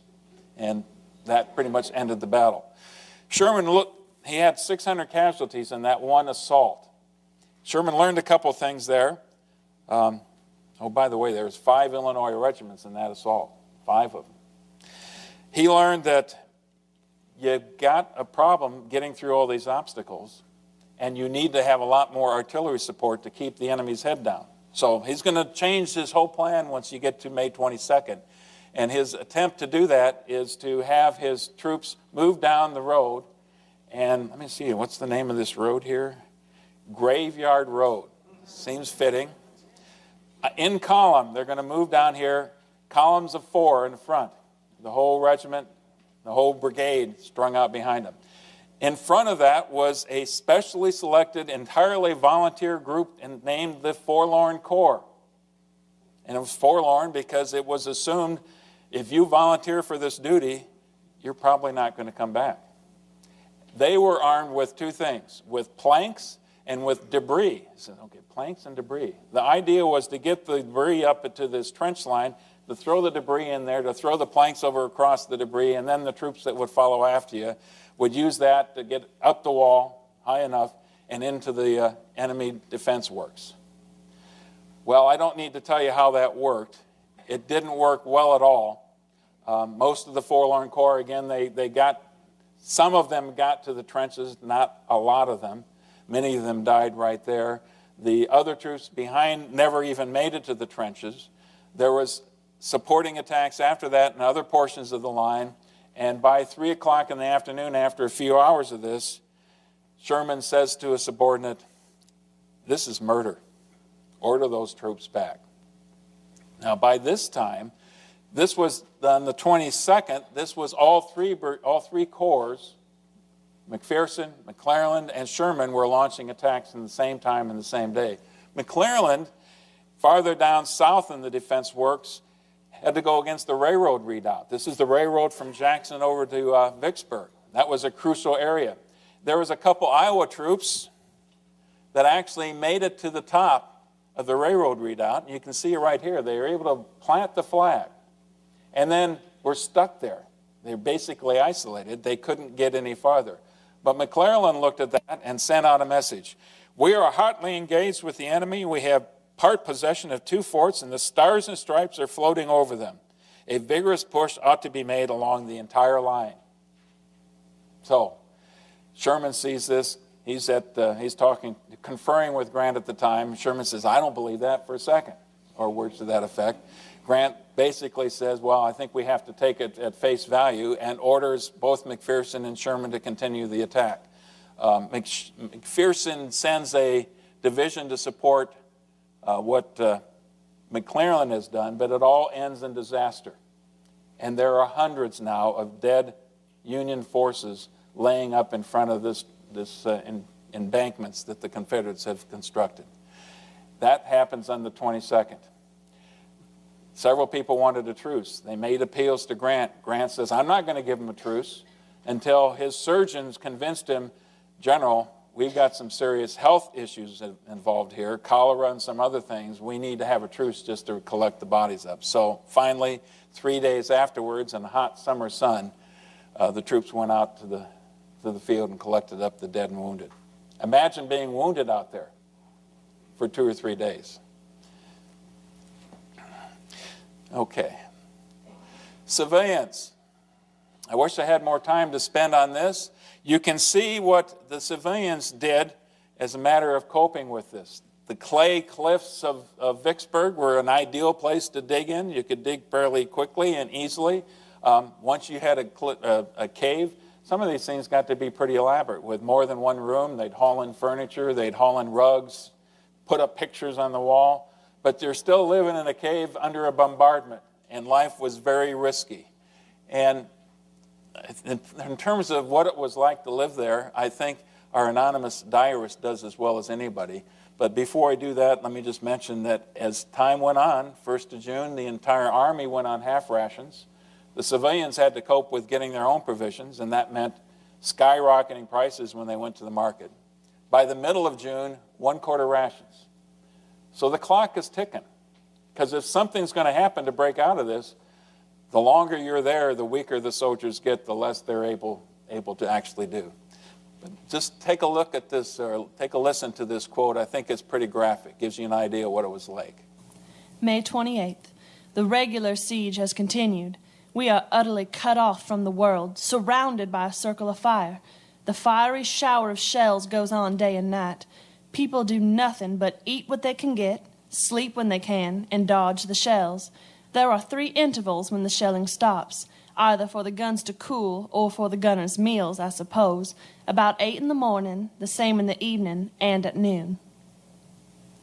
I am so tired of cornbread, which I never liked, that I eat it with tears in my eyes. We are lucky to get a quart of milk daily from a family near who have a cow they hourly expect to be killed. I send $5 to market each morning, and it buys a small piece of mule meat. Rice and milk is my main food. I can't eat the mule meat. We boil the rice and eat it cold with milk for supper. Martha runs the gauntlet to buy the meat and milk once a day in a perfect terror. Yeah, I think she does a pretty good job of giving you an idea of what it was like for him. There were relief efforts. Remember, Johnston's over there in Jackson with forces. And quite frankly, this is the part of the whole battle that I quite don't understand. There's one number that's incorrect here. By late May, Johnston's got something like 22,000 troops. And that number is going to be increasing over time because he's doing everything he can to convince Davis and the rest of the Confederate leadership to ship him reinforcements. He's even going to get a division from Bragg's command. That's when General Breckinridge is going to be sent over. So while he's calling for reinforcements, poor Pemberton over here is getting two conflicting messages. What messages can get to him in the first place? Johnston says, break out of Vicksburg as quickly as you can. Let's join forces and you evacuate Vicksburg. That's not what he's hearing from Davis. That's not what he understands Davis wants him to do at all. So he's never going to attempt to break out of Vicksburg at the time. Johnston, on his part, is never going to attempt a relief effort. Even though there's a couple points in time, I should say again, that's 22,000. And over time, that number is going to increase. So there was several moments in time when the combined Confederate forces outstripped what the Union had. Grant is going to try to get reinforcements as quickly as he can. He gets the 9th Corps that you saw on your chart in June, in middle June. He also is going to bring a couple divisions from Hurlbut's Corps up in Memphis down there as well. So by the time you get to July 4th, you're in the neighborhood of 71,000 troops. And a lot of those troops by July 4th are pointing east towards Jackson and Johnston's expected attack. Again, Johnston never attacks. A couple other things we need to mention here, very briefly. Grant gets a little bit bored during the siege. What do you suppose Grant did during the siege? He went on a serious bender for about 2 or 3 days, and his staff did all they could to suppress the information getting out. And they were incredibly loyal to him in that respect. They knew he was the guy who was going to deliver a victory to him, but he could destroy himself as easily as anybody could. The other person who was always problematic was McClellan. Now, you remember that the rest of the generals weren't entirely pleased with McClellan after the assaults on the 22nd of May. Shortly after that, McClellan started talking to newspaper reporters, and Sherman gets this newspaper article that's talking about how McClellan had almost broken through, but if only he had been properly reinforced by McPherson and Sherman, then he could have carried the day. Well, what's Sherman to do but to talk to Grant? And Grant, at that time, says, I will get rid of McClellan at the first chance I get. And here's what happens. Actually, I got these two stories reversed. He was fired after the incident I just talked to you about. Shortly before that, he was getting some instructions to move some of his forces over towards the Black River to block Johnston. And the Colonel Wilson, has to deliver that message. And he delivers to the McClellan, and McClellan says, I'll be damned if I'll do it. I am tired of being dictated to. I won't stand it any longer, and you can go back and tell General Grant. So Wilson, of course, goes back and tells General Grant, who didn't take it too well. But before he goes back, Wilson, obviously a little bit indignant, says, General, do you really want me to say that? He says, well, I'm not cursing you. I was simply expressing my intense vehemence on the subject matter. So when Wilson goes back and he tells Grant about this whole thing, he tells him about that last comment. I'm simply expressing my intense vehemence about the matter. And that became the joke around the camp for a long time afterwards. Anytime somebody got a little bit lively, well, I'm simply expressing my intense vehemence about the matter. Well, Grant finally gets his reason to relieve McClellan and is happy to do so. That leads us to the surrender. Right before that, you've got an occasion where a letter starts to circulate and ends up in Pemberton's hands, and the Army, the anonymous letter, who would sign this thing? The Army is saying, either feed us or surrender us, because we're starving. On July 1st, he takes counsel of his generals and asks them if they think it would be wise to try to break out of Vicksburg. And all the generals are saying the same thing. We don't have the strength to do it. No, that's not a good idea. One more quote here from our anonymous diarist. June 25th, a horrible day. The most horrible yet to me because I've lost my nerve. We were all in the cellar when a shell came tearing through the roof, burst upstairs, tore up that room, and the pieces coming through both floors down into the cellar. One of them tore open the leg of Henry's pantaloons. When Martha went for the milk, she came back horror-stricken to tell us the black girl there had her arm taken off by a shell. For the first time, I quailed. Every night I had lain down expecting death, and every morning rose to the same prospect without being unnerved. But now I first seemed to realize that something worse than death might come. I might be crippled and not killed. Life without all one's powers and limbs was a thought that broke down my courage. I said to Henry, "You must get me out of this horrible place. I cannot stay. I know I shall be crippled." Now the regret comes that I lost control. You can hear the desperation where they've gotten by that time. July 3rd, negotiations begin. And General Bowen, once again, is the courier between the two armies. He goes and meets with Grant's command under a flag of truce. And in the process, he managed to convince both sides that the other general officer would be willing to meet his counterpart and sit down and talk. Well, that wasn't true. He was stretching the truth quite a bit. But the two men, Grant and Pemberton, did meet on July 3rd. And Grant was able to tell him in person what his surrender terms were. Now, what would we expect Grant to say? Exactly the same thing he said at Donelson. And at that point in time, Pemberton says, "I can assure you, you will bury many more of your men before you will enter Vicksburg." Well, the negotiations aren't going well at all. So Bowen convinces the two generals to go off and talk. I mean, these two gentlemen probably knew each other before the war. It was a small enough army. And now the negotiations occurs between subordinate officers on both sides. And they were able to negotiate the surrender terms. And the surrender terms are pretty straightforward. That Pendleton's entire force would be paroled. They would surrender their weapons. The officers would be able to keep their firearms, their personal property, and that meant they would be able to keep their horses. For a while, they thought that meant they would be able to keep their slaves or their servants that were with them as well. But that part of it was renegotiated. That would not be the case. But the entire force would be paroled, and they would be able to leave the city honorably in that respect. The way parole worked at that time is you were on parole until you could be exchanged with a person of the equal rank on the opposite side. And pretty elaborate structure by that time. Why did Grant agree to this? He had a force in Johnston that was about 30,000 strong by that time. He had to worry about them. He had other things to concern himself with, and what was he going to do with close to 30,000 captured soldiers? That's how it's ended. The other issue at hand was July 4th. July 4th, do we really want to surrender in July 4th? Now, I failed to mention earlier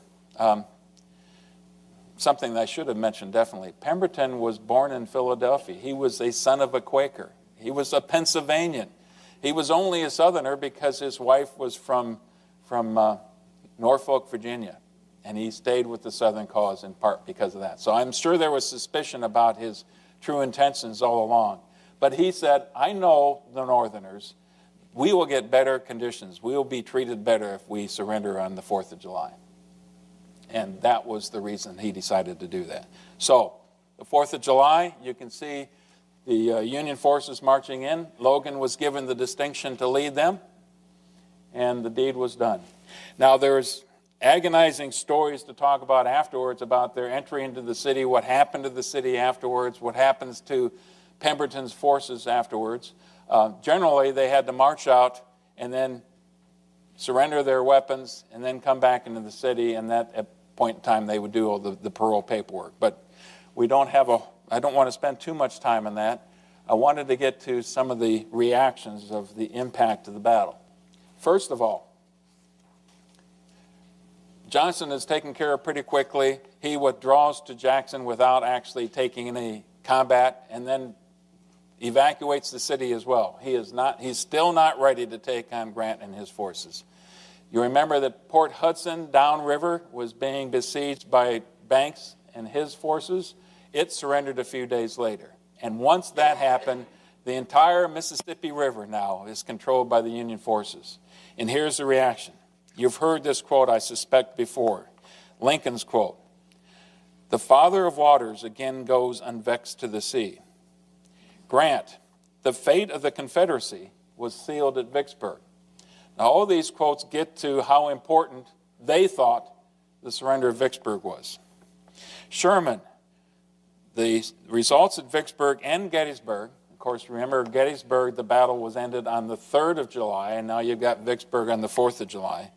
Sherman says, "It should have ended the war, but the rebel leaders were mad and seemed determined that their people should drink of the very lowest dregs of the cups of war, which they themselves had prepared." Well, you can always count on a good quote from Lincoln, and you can always count from a good quote from Sherman, I think. Here's what Robert E. Lee said about Vicksburg, and I'm sure he was thinking about Gettysburg as well. "For myself, I felt that our last hope was gone, and that now it was only a question of time with us."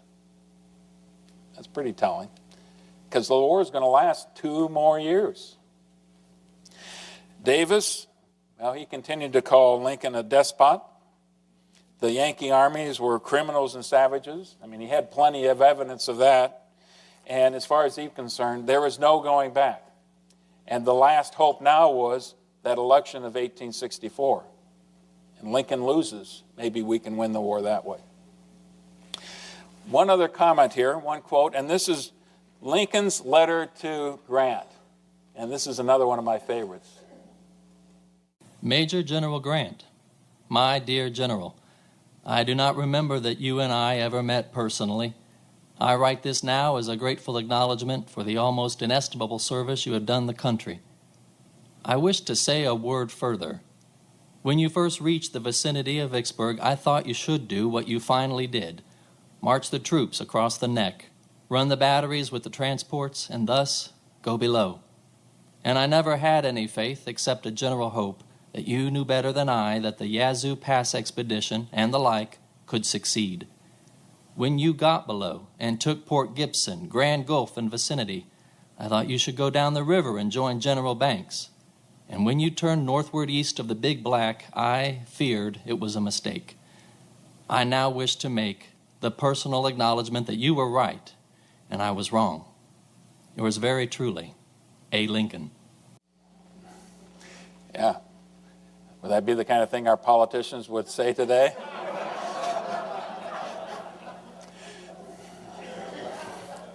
Okay. So that was the assessment. The casualties. Higher number for the Union, as we might expect. The Confederates were lower until you get to this crucial number right here. 29,500 Confederate soldiers are taken out of the picture. And for many of them, it dejected. They go back home after being paroled, and they're not coming back. No, quite a few of them did afterwards, but for many of them, that just didn't happen. And look at Port Hudson, more of the same. The Union casualty rate was much higher because of some really horrible assaults, but 6,340 more Confederates captured at that battle.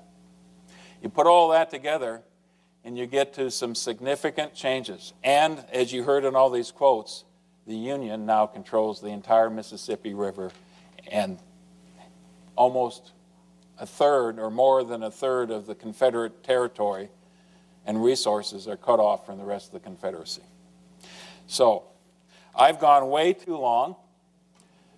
Here is the campaign analyzed, and I think I'll just leave that up while I turn it over to questions because you've been very patient with me so far tonight.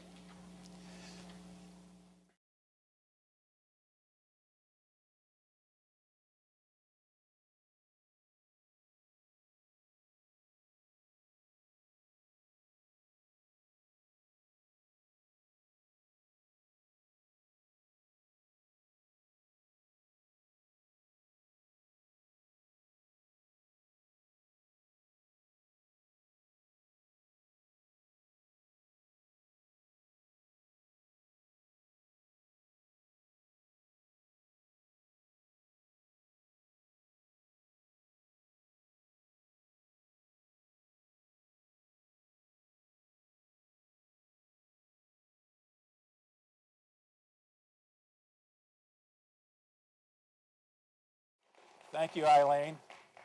I was kind of hoping for a furlough after the Civil War.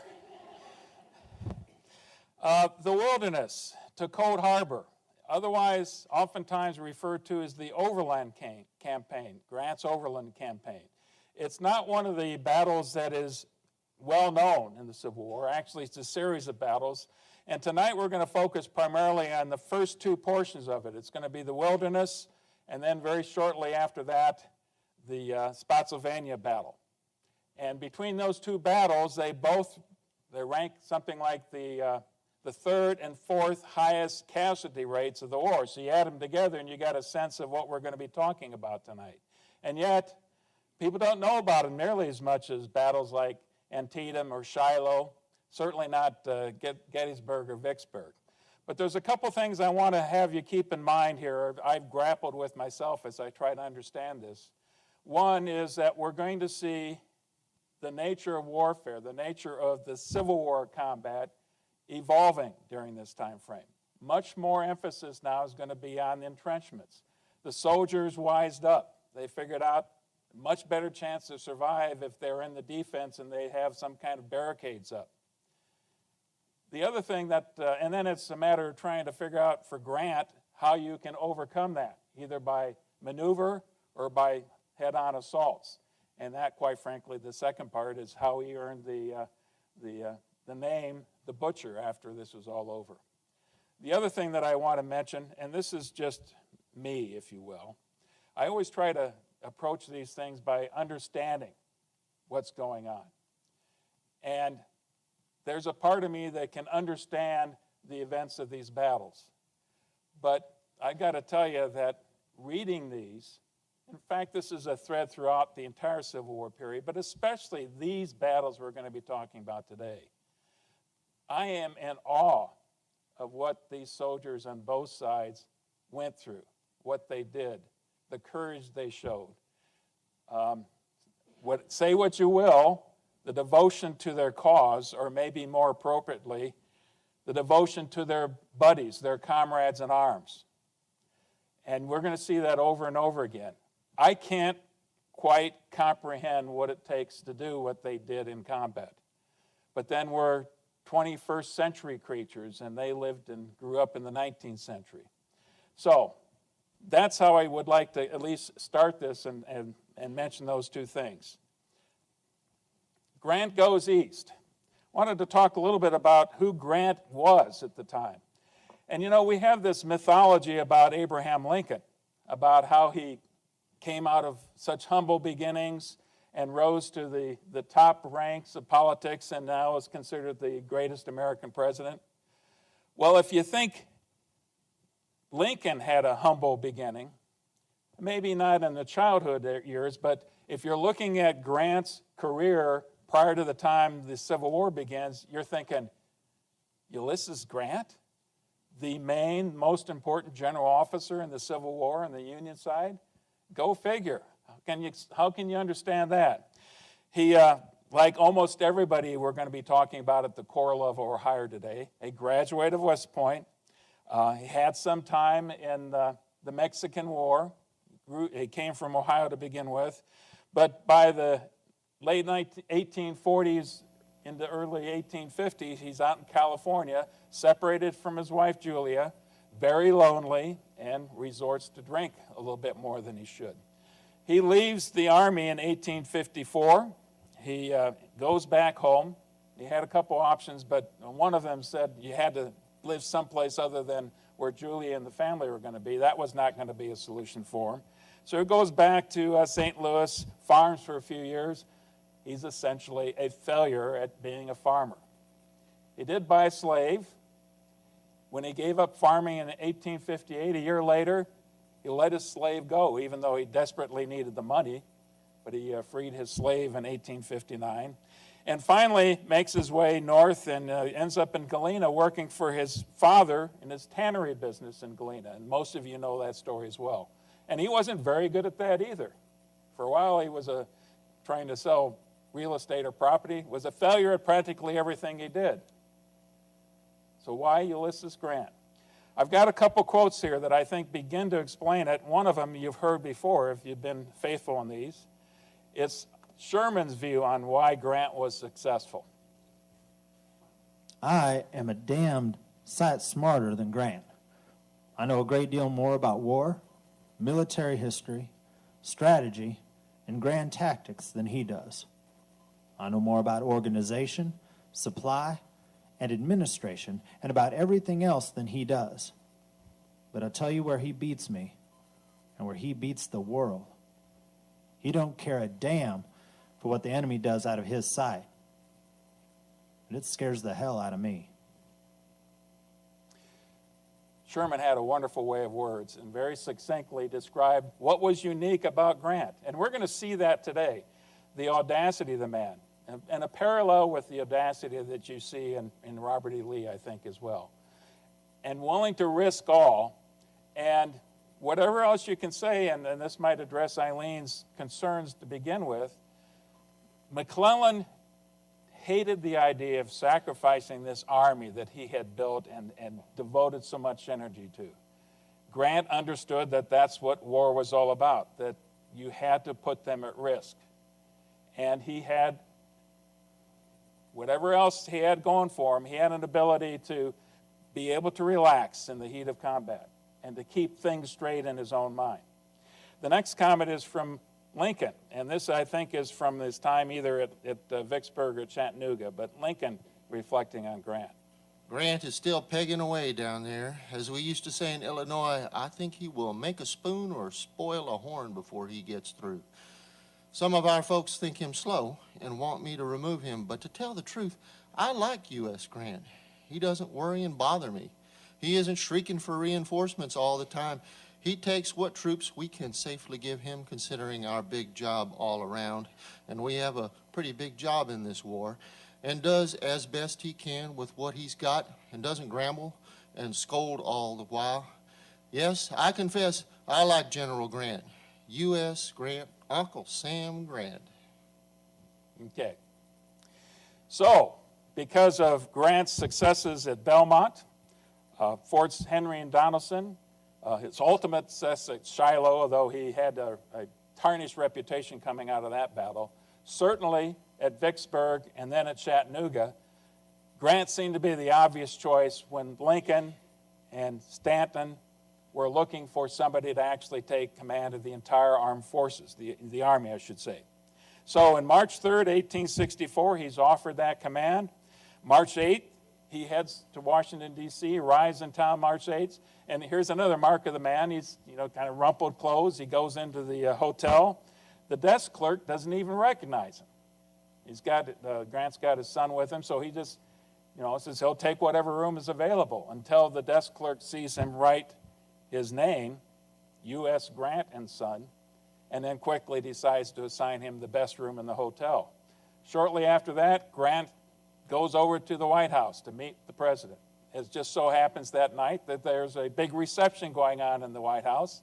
And typically when there's a reception at the White House, all the attention is focused on Lincoln and on Mrs. Lincoln. But then Grant shows up, and there's a big to-do.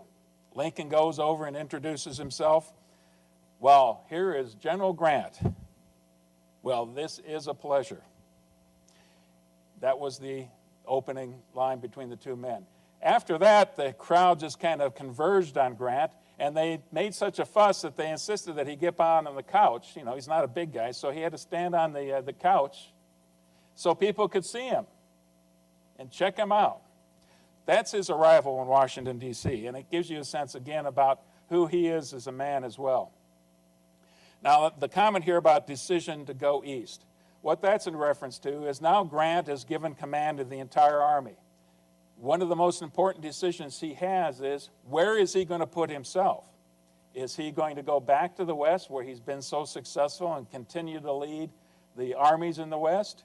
Or is he going to stay east? Now, when he left from Chattanooga region, he had the notion that he would be coming back west. But after checking things out for a little bit, he decided the place he had to be was in the east. And so he stayed there. Now, let's talk quickly about his strategy. What's the basic strategy? And Lincoln was very much in tune with this. What Lincoln wanted to see happen all along was certainly very much in the mind of Grant as well. So here's the essence of his strategy. In the past, the armies in the East and West acted independently and without concert, like a balky team, no two ever pulling together, enabling the enemy to use to great advantage his interior lines of communication for transporting troops east to west. I therefore determined, first, to use the greatest number of troops practicably against the armed forces of the enemy. Second, to hammer continuously against the armed forces of the enemy and his resources, until by mere attrition, if no other way, there should be nothing left to him. His first decision has to do with General Meade, General George Meade, the victor at Gettysburg. But beyond that point in time, Meade had been rather lackluster in his performance. They fought the Army of Northern Virginia retired behind the Rappahannock and the Rapidan rivers, and then dug in at Mine Run, a location Mine Run, west of Fredericksburg, west of Chancellorsville region. There was one attempt that Meade made in November to break that line, but they lost their security, they lost this element of surprise, and Meade decided he wasn't going to ram his army into those defenses that the Confederates had. So they called off the offensive. That was as close as Meade got to a major campaign in all those months after Gettysburg. And now we've got Grant arriving in town, and he decides that he's going to leave Meade in charge of the Army of the Potomac. Now you're going to see in the command arrangement that's a little bit awkward later on. But what he tells Meade is telling. Lee's army will be your objective point. Wherever Lee goes, there you will go also. So you're not going to let off on the pressure of Robert E. Lee. Now we need to look at the map here and kind of go around the horn. And essentially what Grant wanted to do was to hit all of these places, have major offensives by all of these major Union commands at the same time. So here is, well, I might need to turn this on. That might help. Here is Meade driving south towards Richmond. Richmond is right there. At the same time, Benjamin Butler has a command, and he's going to come up right essentially the same place where McClellan's Peninsular campaign was, fighting up the peninsula towards what was considered the back door of Richmond. At the same time, you've got Franz Sigel driving down the Shenandoah, tearing up the Shenandoah and occupying the Confederate forces there.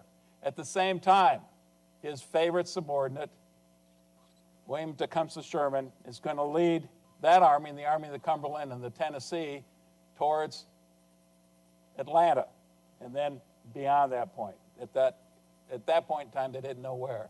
And finally, you've got Banks's command, Nathaniel Banks, along the Mississippi Delta region, and the notion was to send it against Mobile. All of these things to go on at the same time. The only part that really didn't happen that way was Banks. What happened with Banks, Lincoln was nervous about what was going on in Mexico with the French incursion there, the French invasion. So he thought it was better to send Banks's forces up the Red River Valley right here. So all of those things are essentially going to be happening at the same time. In the past, the armies in the Here is the Army of the Potomac, and you've got these handouts in front of you as well. Major General Winfield Scott Hancock in the 2nd Corps, 5th Corps, 6th Corps, 9th Corps. The only one I really want to talk about here a little bit is the 9th Corps. And this is part of the awkward command arrangement. You might remember that Ambrose Burnside was the commander at Fredericksburg, and that Fredericksburg was an absolute Union disaster. And this was a case where the Union was insisting on charging up Marye's Heights into the sunken road, and the Confederates behind that stone wall and sunken road and just decimated the Union ranks one after another. Anyway, he was the most senior commander here. He was senior to General Meade. So Grant didn't figure he could put him over the command of General Meade as well. So Burnside reported to Grant. Meade, Army of the Potomac with 3 Corps and with the Cavalry Corps, report to Grant. All of them do that. But there's a couple other things to remember about this as well, and I'm going to move through the battle a little bit more quickly, but I need to kind of lay out some markers on this case. 118,700 men. That's a huge army. There's some things to remember here. First of all, roughly half of the regiments in the Union Army in the early part of 1864 were coming up to their end of their 3-year enlistment term. Half the regiments, something like 60,000 men in Grant's force alone. If they all left, if the cream of the army left, what are you going to fight with? You'd have a lot of raw recruits, inexperienced soldiers, commanders that might stick around. So the first thing they have to do is to re-enlist as many people as they can. One of the things they did is the United States offered up a $400 enlistment bonus. Well, that sounds like a decent amount of money now. It sounded like a big chunk of money to them at that time. But this is in an era when salaries for people back in the civilian world were on the rise for obvious reasons. But they were able to entice people to do that. Bounties as well were going on. Certainly the draft, although by this time that didn't amount to too much. But a lot of pressure was put on units, individual regiments, and by this time they might have started at 1,000, but a lot of the regiments had maybe 200 or 300 or 400 men in them. 400 would be a high mark. But to convince 75% of the people in a particular regiment to re-enlist would mean that the regiment can continue to keep its colors and to continue to be in existence. And that meant a lot to the soldiers. And they would start to pressure each other. You've got to join, you've got to re-up. A lot of them, they re-up because they wanted to see the end of it, and they thought they might see the light at the end of the tunnel, to use a bad metaphor.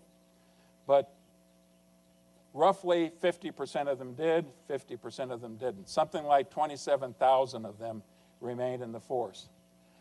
A lot of the people in Burnside's 9th Corps were new, a lot of new regiments. The Union at that time tended not to take new replacements and to farm them out throughout the entire army. They would form brand new regiments.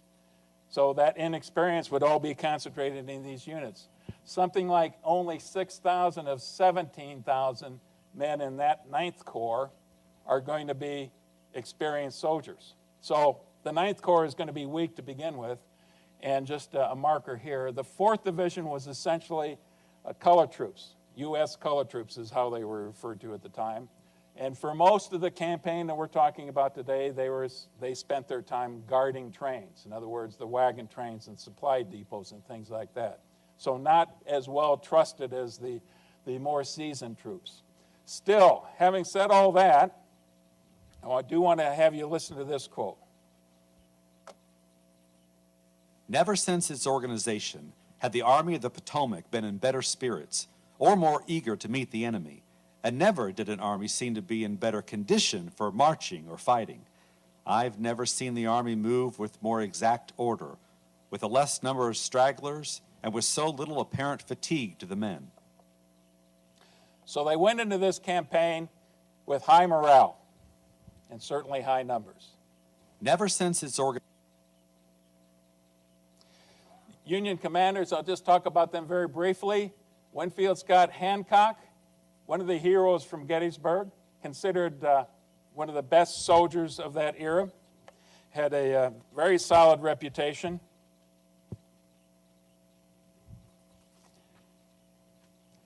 And he was probably the best commander that Meade had at the time.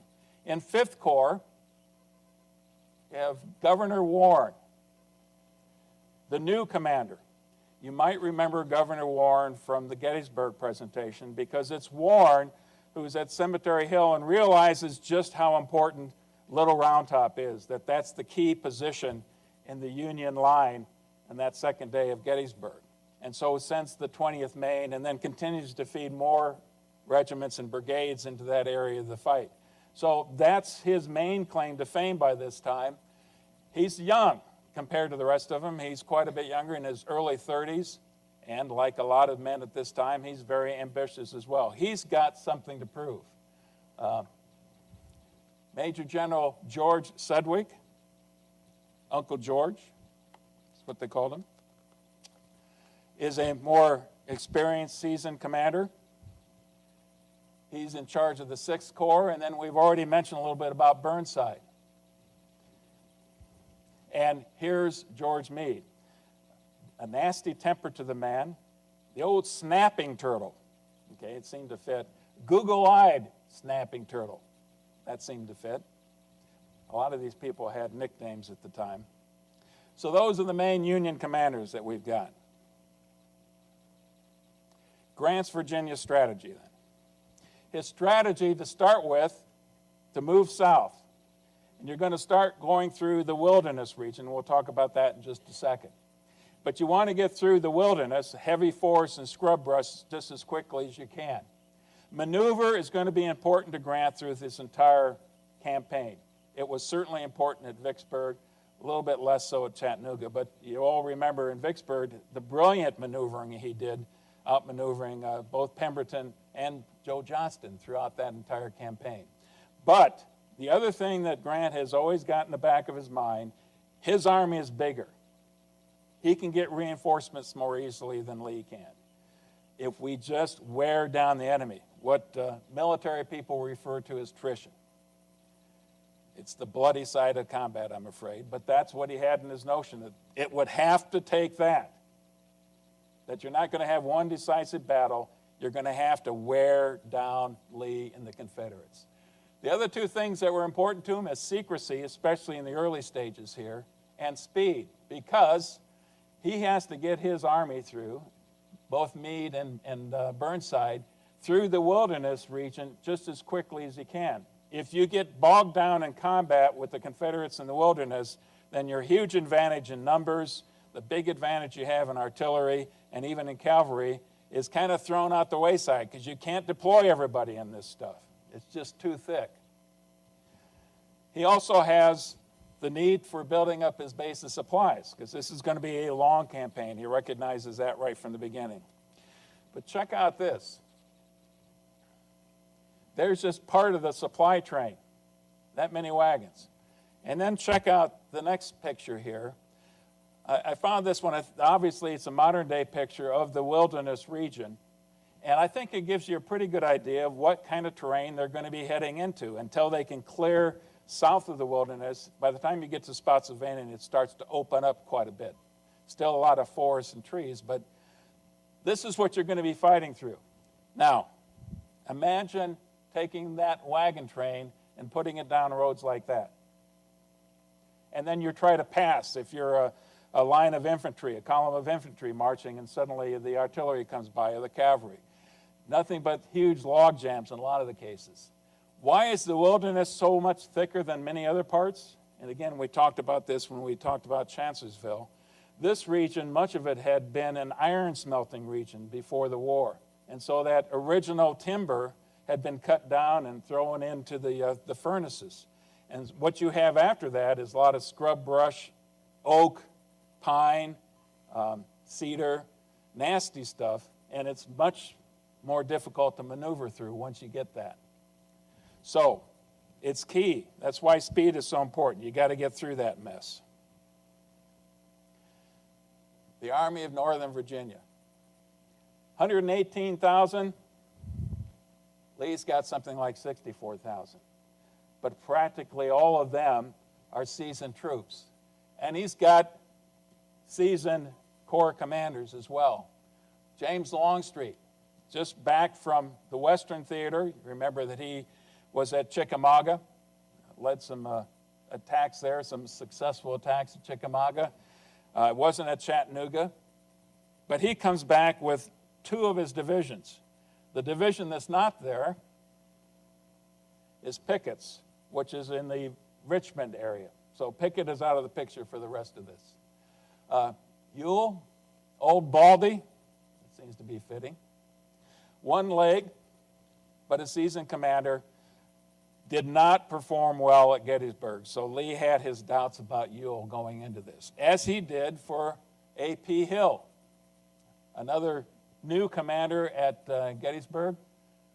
Essentially, these two men took over from Jackson when he was a corps commander, and they split the two corps into three corps. So they're both experienced commanders, but Lee's not quite sure about either one of them. And then you've got Major J.B. Stewart. Major General, who is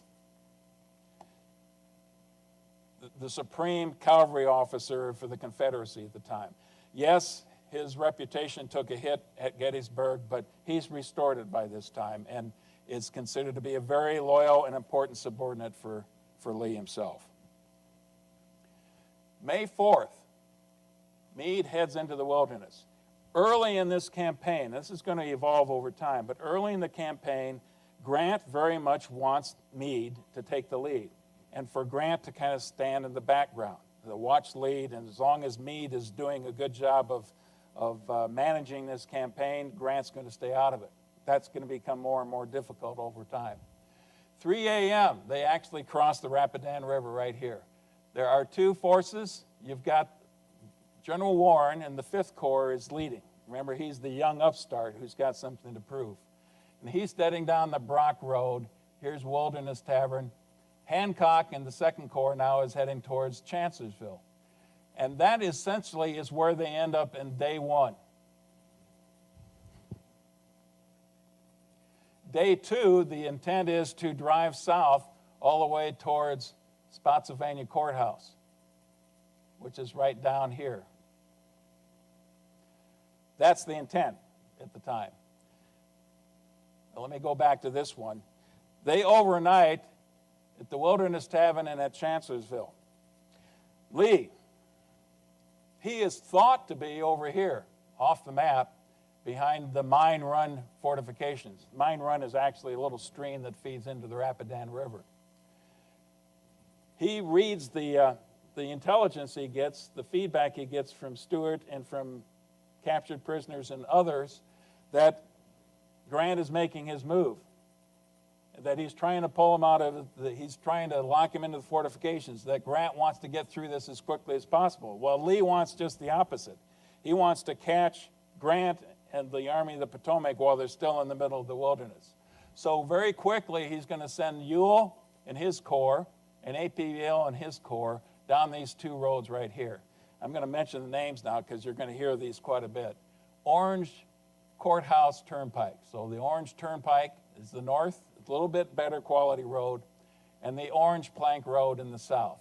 And they're both driving towards Warren's forces here. And again, you're on roads, and on either side is pretty dense forest on that terrain that they've got.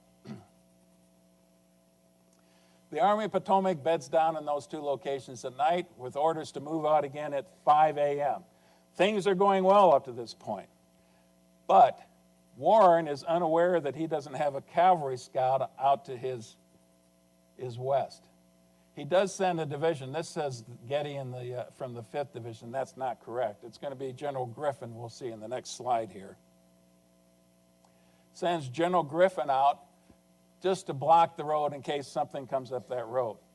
And Warren heads back down south on the Brock Road. Now this thing, your column lasts 3 miles. That's how long it can stretch out on these roads. But what occurs now, and he's leaving at 5 in the morning. Griffin's out here in a blocking position. His lead elements go out there, and suddenly they see smoke in the distance, or dust. And they look harder, and a few minutes later, and they start to realize these are Confederates. Cavalry, okay, maybe it's just cavalry. No, then there's infantry. So the word starts to go back. We have a major Confederate force moving towards us. How big? They don't know how big it is. So Warren tells him to fix this position, hold where he is right now, or move forward a little bit. And soon they start to realize it's a much bigger force than possible. By the time you get to about right here, in Sanders Field is where the Confederates stop their movement and dig in. They immediately start to entrench.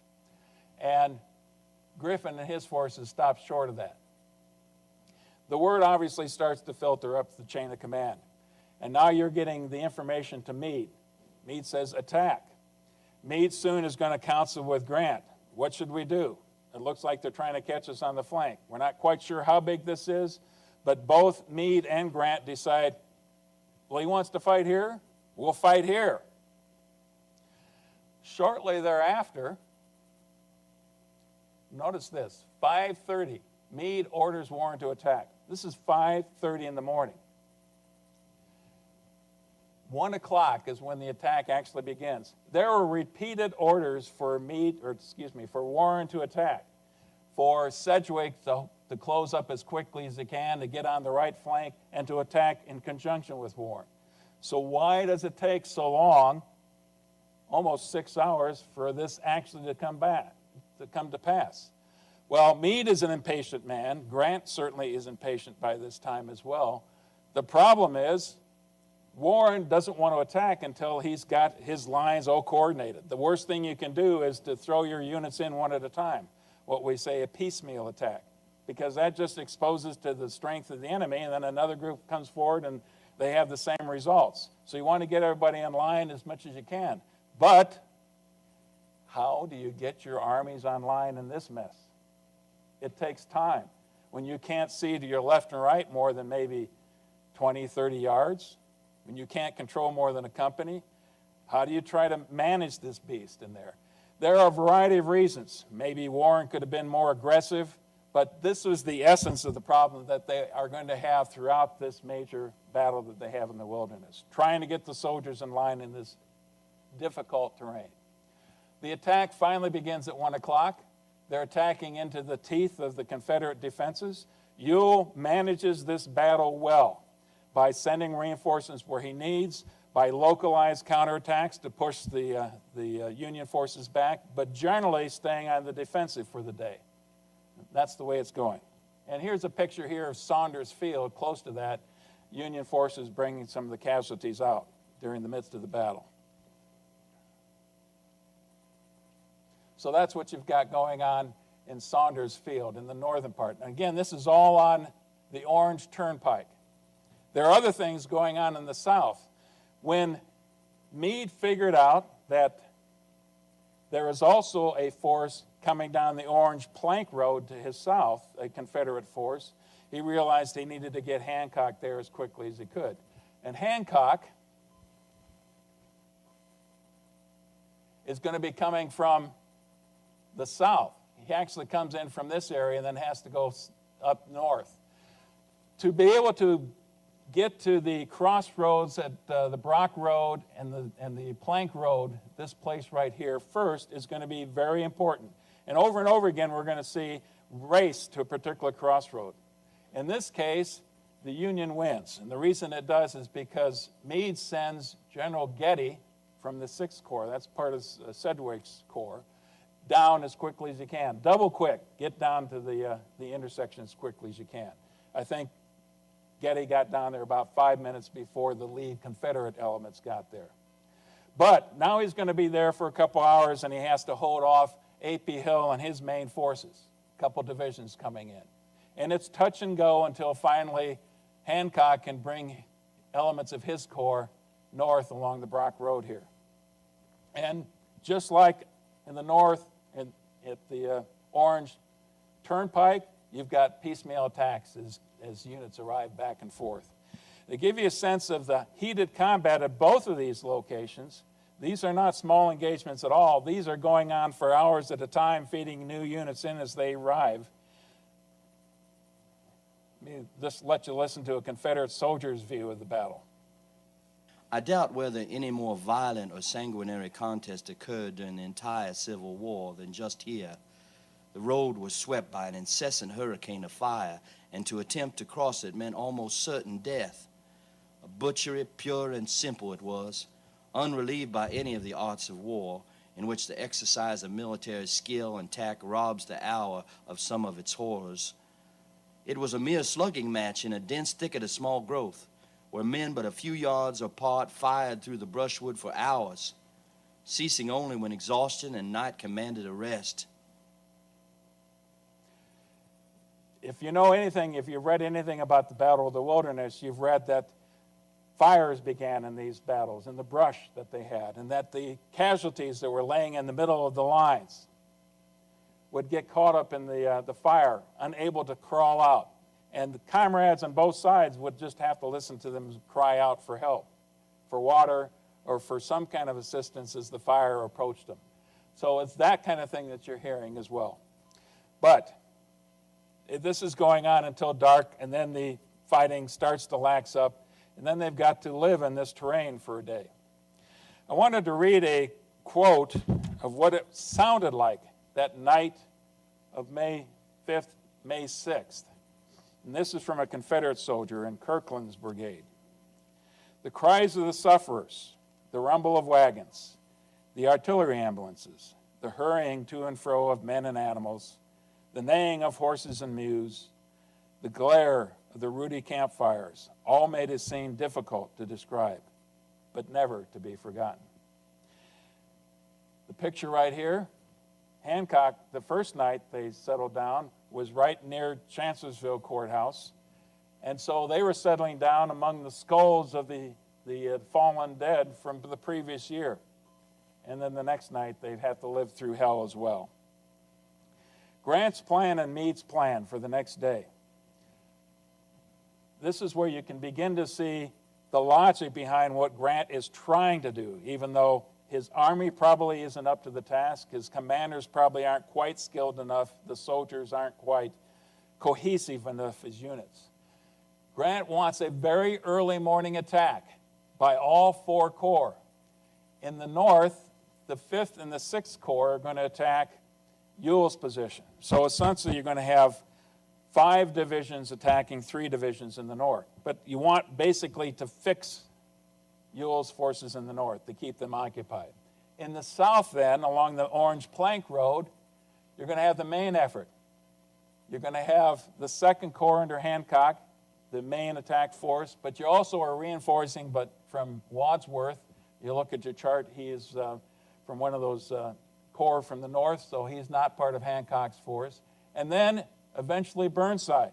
The problem is Burnside's forces are just now crossing the Rapidan River. They're far behind. And the question is, how quickly are they going to get there? Most of the soldiers, and certainly the experienced commanders, knew that Burnside had quite a reputation for having the slows. And they didn't count on him being there anywhere close to 4:30 in the morning when Grant wanted to launch this attack. Lee's plan, just as audacious, that Ewell will attack at first light. Now here's the important part. Longstreet's Corps and Anderson's division, part of Hill's Corps, are still quite a ways away. They've got to get to the fight. Lee understands that for Hill to be successful in the south, Longstreet and Anderson have to get there. But for whatever reason, when the fighting was occurring during that daytime, Hill's forces got all mixed up. That always happens. You lose unit cohesion, and they're all muddled together. But the order went out, just leave them where they're at. Don't have them withdraw or try to reorganize or dig in or make defensive positions at all, because Longstreet is coming. He will be there before the Union can attack. That's a big gamble, and we're going to see how it works out here shortly. So Lee's instructions to I said to Ewell, this should be to Hill. Stay put. Stay where you're at. 4:45 in the morning, Ewell attacks in the north. He starts first. And very shortly after that, the Union forces are already ready. So this is a seesaw battle going back and forth in the north. In the south, you see Longstreet is still far to the west. And actually, you can find this quickly, Longstreet's forces had marched something like, 30 miles, 32 miles in the last 24 hours. So at 11 o'clock at night, Longstreet beds down his forces because they're absolutely exhausted. I don't know how many here have tried to march with a full pack and rifles and ammunition that far in one day. It's close to the limits of human endurance, I think. So it's not surprising Longstreet wants to rest his forces, and yet that's the key to the battle. They've got to get there very quickly. And they pick up again at 11 p.m. and start marching forward. But they're still not there when the battle begins in the south. 5 o'clock, half an hour late, Hancock had asked for a little bit more delay to get his forces aligned. He attacks in a wide front. At the same time, Wadsworth's division from the 5th Corps is attacking this open flank. Now, if you've seen the map here, you see that there's a force on the turnpike, there's a force on the plank road, and there's this huge gap in between that both armies are trying to fill, but it's very difficult because of the terrain. So you've got an open flank here. Wadsworth hits that, Hancock hits this, and they start rolling the Confederates up very quickly. Hill's troops break, and they start to fall back, very much disorganized. They hadn't dug in the first place, so it's not surprising. By the time they get to the Whittle Trap Field right here, you can see this little opening. Lee had personally positioned, I think, about 12 artillery pieces right at the edge of the woods, on the front edge of the woods. And it's because of that artillery that you start to slow. With canister and case shot, you start to slow down the Union advance. And so you're running out of steam. Hancock's running out of steam. And that's what you've got here. Now, this picture, I think, shows better than anything as you look in here. Here's the nature of the terrain they're trying to line forces up in and fight in. That is just very difficult to control any kind of a force in that. Following along in the same line then, at 6 o'clock in the morning, Brigadier General Gregg's Texas Brigade is the first to arrive. And here's one of those very telling exchanges that kind of animate Civil War history, that makes it stand out in ways that a lot of other military history doesn't. Lee says to Gregg as he rides up, "General, what brigade is this?" And Gregg's response, "The Texas Brigade." "Hooray for Texas," Lee says. "Go and drive those people out." Gregg, "Attention, Texas Brigade. The eyes of General Lee are upon you. Forward, march." Now, that gives you a sense of just how much they venerate him. Now, then the soldiers start to realize that Lee intends to lead them in the charge. And so quickly, we hear this cry going out among the Confederates, "Go back, General Lee. This is no place for you. We'll settle this." And finally, "Go back, General Lee. Go back." And he has to practically be forced to go back. Now, this is going to be a pattern throughout most of this. He's putting himself in personal danger. The soldiers know that he is far too important to allow that to happen. Gregg's brigade goes forward. They suffer about 50% casualties, but they begin to blunt this advance. And then as Longstreet's units continue to arrive, they send them in. And finally, you see that the Hancock and Wadsworth are starting to move back and eventually move back to about the beginning where they started the advance itself. So it's a real pushing match back and forth. And a lot of it has to do with the initiative and the momentum of the moment as you do that. So by 10 o'clock, the Yankees have pushed back to the start point for them. Now, here's the next interesting wrinkle. There is an unfinished railroad bed right down here that the Union didn't know about. The Confederates didn't know about it either until they did some reconnaissance And the engineer officer discovers this and says, goes back to report to General Lee, this is perfect. We can catch them on the flank, on their left flank. It's hanging in the air. So General Lee orders his adjutant, Colonel Sorrell, to go forward with 4 brigades and to attack north into the flank of Hancock's forces, into Birney's and Mott's divisions right down here. And not surprisingly, they kept them totally by surprise and drive into them and start to push these elements right back here, and you have the beginnings of another disaster. It doesn't quite work out that way. The Union are able to restore the lines as best they can, but a couple of the units, especially McAllister's and Hayes, completely break.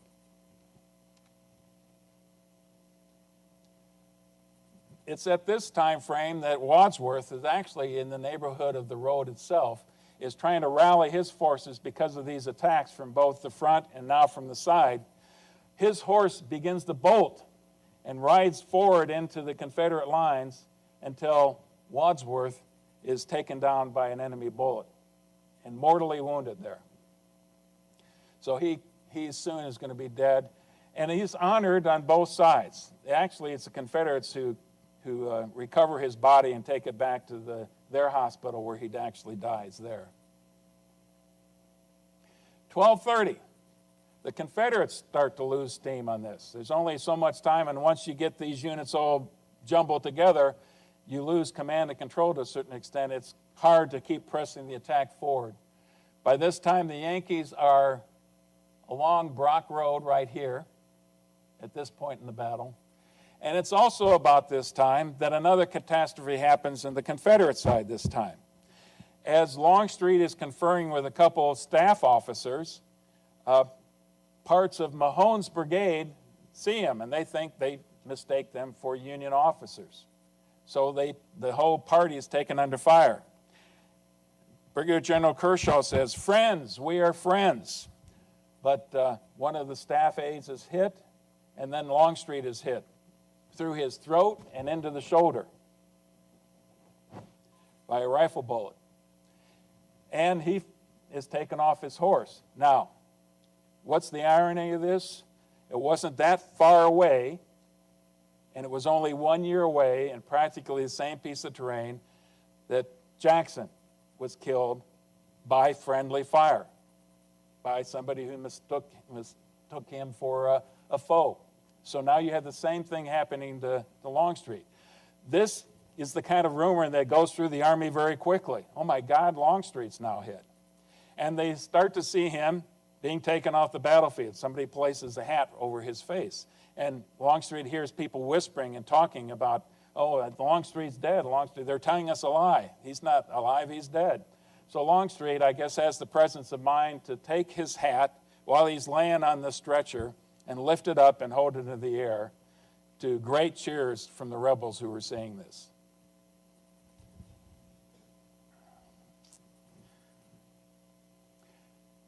The next step, and the first part of this is all part of the southern portion. I do want to mention, first of all, what's Grant doing through most of this battle? I think that's revealing as well. Most of the battle, Grant is back here at Wilderness Tavern. He found himself a tree stump. He sat down at the tree stump. This was both on May 5th and May 6th. He took out cigars, usually had a cigar going almost all the time, grabbed a stick and was whittling. So here you have the commander of the entire Union Army whittling next to a tree stump. And for all intents and purposes, it looks like he's totally distracted. That wasn't what was going on in Grant's mind, but that's how I guess he calmed himself, and it made an impression on everybody who saw him. 4 p.m., Lee once again orders an attack on Orange Plank Road. So let's try to push the Yankees off of here one more time. This is still on May 6th. It's about this time that Burnside finally arrives. Now, when was the hope that Burnside would get there? About 12 hours before. Most people knew that was really outside the realm of possibility, but Burnside finally got there and got his soldiers in line to make some kind of a difference. By this time, you've got Kershaw and his forces moving in the south, and they have one advantage now that they hadn't even counted on. The brush in front of the Union lines catches on fire, and the wind's blowing towards the east. So it actually blows the fire right into the barricades that the Union forces had made, and they have little choice but to evacuate portions of their barricades and to withdraw from that area. So that's what you're seeing in this picture right here. Some rebels reached the breastworks, but they're eventually repulsed as well. In the north,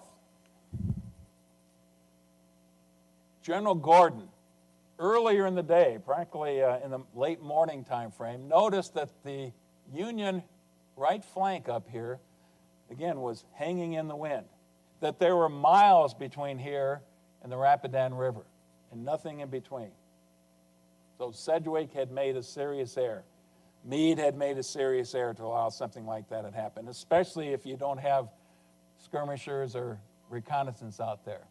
Nobody believed Gordon. So they couldn't possibly be that foolish to let it happen again. So Gordon goes up personally and makes a reconnaissance of it and comes back, tries to convince Ewell. First of all, he talks to Jubal Early, then talks to Ewell. A couple of the officers go forward and confirm it. But it's not until Lee leaves the southern portion and makes his way all the way up to the north, then you have an officer who's willing to actually commit to Gordon's plan to attack that northern flank. And that's what you see happen. About 6 o'clock, the rebels attack Sedgwick's flank. There's near panic. And once again, the Union forces start to break at this point.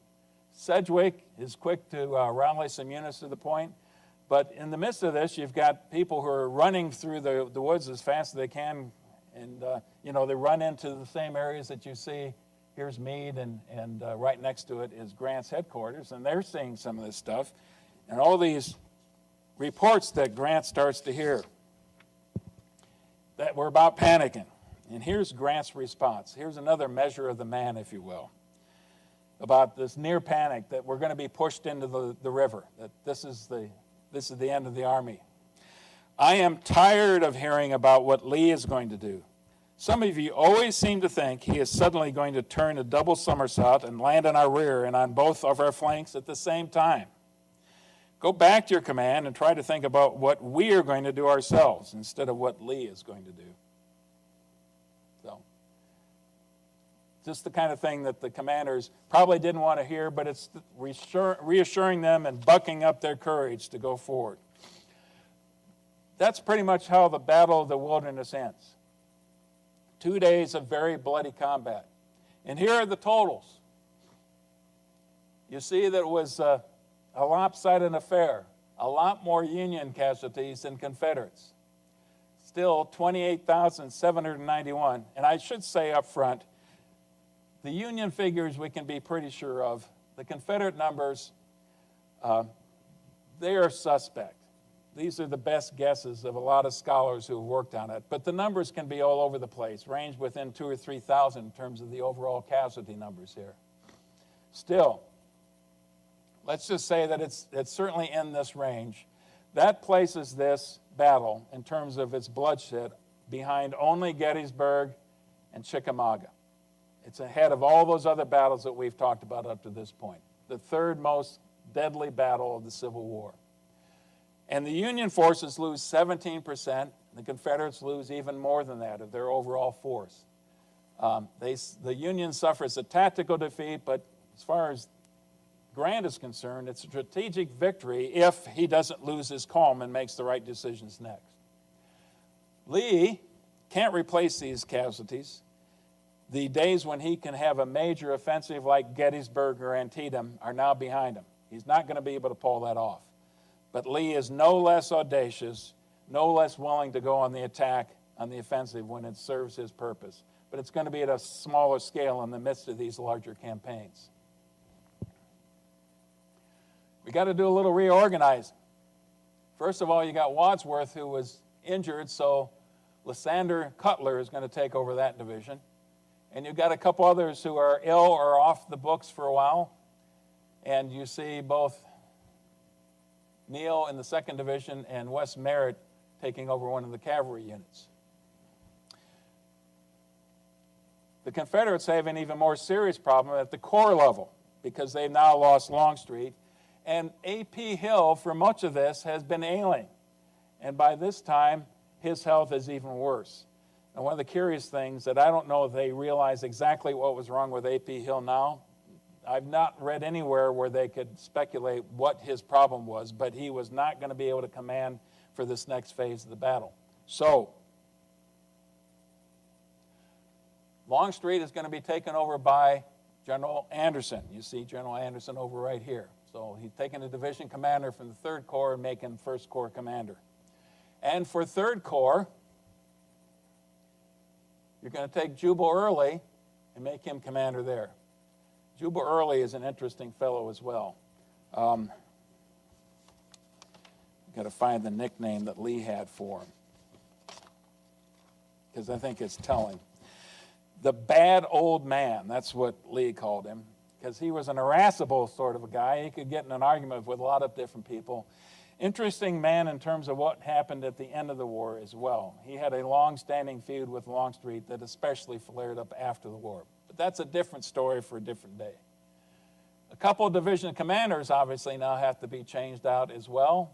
So you've got Brigadier General John Gordon, who we saw led this wonderful charge that finished the day before, and Brigadier General Mahone, also elevated to command the division.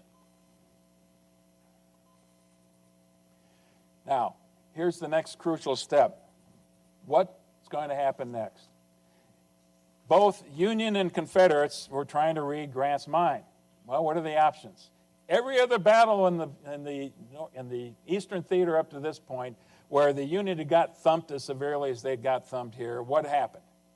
They withdrew, they went back across the Rappahannock River, they regrouped, they spent months and months reorganizing the army, and then came back a few months later. What's Grant going to do? Is he going to head back to Fredericksburg? Is he going to go back across the Rapidan and the Rappahannock River? Or is he going to go south? Of course, Grant is going to keep his plan to himself and his senior officers. He's not going to tell the rest of the troops until they have to know. So here's what he tells me. Make all preparations during the night for a night march to take position at Spotsylvania Courthouse with 1 corps. Where's Spotsylvania Courthouse? To the south. Grant's plan is this. Take one big step to the east and then drive the army south as quickly as you can and beat the rebels to Spotsylvania Courthouse right here. That's the key. You got to get there first. And the units themselves, once again, Warren is going to take the lead. He's going to go past behind the front lines here at Hancock, so that's kind of a logjam right there. Wright is going to go right through here and then turn south, also converging right north of Laurel Hill. Burnside is going to go much farther to the east and come around through this direction and actually come to Spotsylvania Courthouse in that area. That's the plan. And then Hancock is going to follow behind. Grant orders a night march. Lee has to guess what Grant is going to do. And Lee guesses right in this occasion. He guesses that Grant's going to move south. And it's important now for Lee to get his army to move as quickly as he can, because Lee also recognizes this is the key point, because that's the direct line down to Richmond. You got to get there first. But you know that the Union has the inner line in this case. They actually cut a road from right through here all the way down to Jatharpin Road right here. So the rebels are actually cutting a road or a path that Anderson is going to be taking. And Anderson receives orders that he has to move out at 11 p.m. Grant's forces are moving out at 8:30. Now here I think is one of the most telling moments of the war. The troops are wondering what's going to happen. And they see, some of the troops from Warren's Corps see Grant and his party of aides and general officers with him riding along, and they're wondering which way is he going to turn. If he's not going to turn right, then he's heading towards Fredericksburg. If he turns right, then we're moving south. So the next command of this group of soldiers here is give way to the right. And then one soldier writes about this afterwards. A great burst of cheering greeted Grant wherever he rode, swiftly and silently by. That night, we were happy. I do not know that during the entire war I had such a feeling of delight and satisfaction as in the night when he came to the road leading to Spotsylvania Courthouse and turned to the right. What that meant, and again, this is hard for me to comprehend, but these soldiers who were veterans of the Army of the Potomac had so many times had this happen before, and they'd always retreated. Especially in the case with Hooker, they had no reason that they needed to retreat. But now they had a commander who was willing to go all the way and to put their sacrifices on the line and make them mean something. And to me, at least to me, this is the defining moment of Grant's career in the Civil War, making that decision and seeing the response that his soldiers had to that. They knew that he was putting their lives at risk, but that's how much it meant to them. Now, here's the irony of it. On the opposite side, the Confederates are hearing this. Of course, this was a secret move. No one's supposed to know this is happening. Grant was not happy about this at all. But the Confederates hear this commotion, and they think they're retreating, they're withdrawing. They see Lee, and Lee gets the same kind of response from the troops as well. Great cheers. 3 waves of cheers go through the Confederate ranks because their general officer had once again led them to victory and triumph. So, next step. And here's the picture of Grant leading his forces south and seeing the cheers. The race to Spotsylvania Courthouse. I mentioned before, 8:30 is when Warren's 5th Corps starts. They've got 11 and a half miles to go. The Confederates have a couple more miles than that. There's a cavalry clash up front of Warren's forces between Union and Confederate forces. The Union are victorious, and then Sheridan beds his troops down right on Brock Road, right in the vicinity of Brock Road. By 11 o'clock, Anderson's division departs.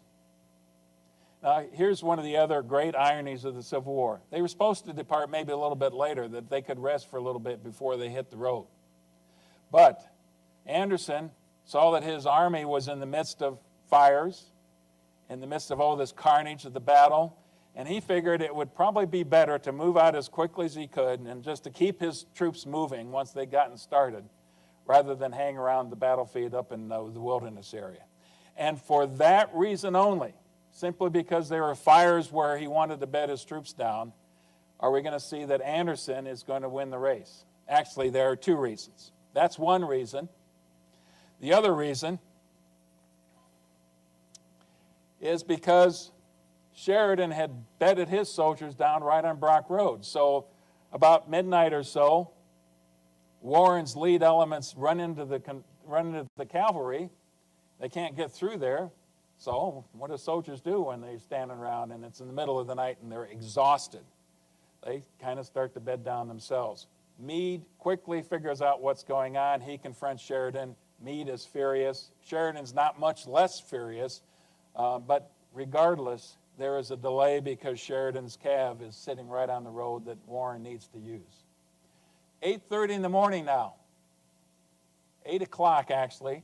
There's another cavalry clash that's 2 miles north. Right here is Spotsylvania, the junction they were hoping to get to. It's up here in the vicinity of Laurel Hill and Spindle Farm. That's where the Union and the rebel cavalry are going to run into each other. And quickly, the rebels realize they need reinforcements. And it's about this time also that Anderson's lead infantry units are in this vicinity. The brigade is immediately sent north, and they start to reinforce. So now you've got this slugging match. Warren knows he needs to punch through this as quickly as he can to get down to the courthouse, and yet the Confederates beat him to it. And over the day now, we're going to see both sides building forces, and Warren repeatedly is going to throw assaults in here. Now, you remember that Meade was kind of upset with him beforehand because it seemed to take way too long for Warren to get into action. Now Meade is upset because why can't you push these rebels out of the way? Let's get moving. We need to get to the courthouse. Now you've also got a situation where piecemeal attacks are going on. First of all, it's Robinson and Griffin, and then later Cutler and Crawford's division arrive. But as they do, there are Confederates on the opposite side who are also reinforcing at the same time. So 10:30, we see Cutler and Crawford. You see them in advance, but now you have major portions of Anderson's divisions that are already there. And what do those troops do as soon as they get there? They start digging in. They start throwing embankments in front of them. You chop down the trees. You drag the trees in front of you. Chop down the limbs. We'll talk about the kinds of the entrenchments that they had. But as much as you can, as quickly as you can, you get some kind of protection. At 5 o'clock, General Sedgwick's corps actually reaches the area. And once again, you think, okay, when Sedgwick is there, we can have the forces necessary to make a difference. But by then, Ewell's corps is arriving, and those divisions are falling into place. And what you've got for the 2nd Corps in Hancock is up in this neighborhood right here, Todd's Tavern. They're in a blocking position, trying to figure out what Early is going to do now. So that's the situation at dusk. Now we're into the battle that we know today as Spotsylvania. One other thing I want to throw in here, we talked before about the clash between General Meade and his cavalry commander, General Sheridan, one of Grant's old associates from the Western Theater, who'd come east with Grant.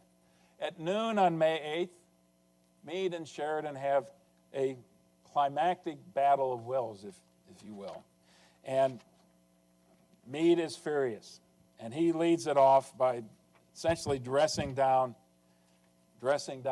Sheridan as best as he can.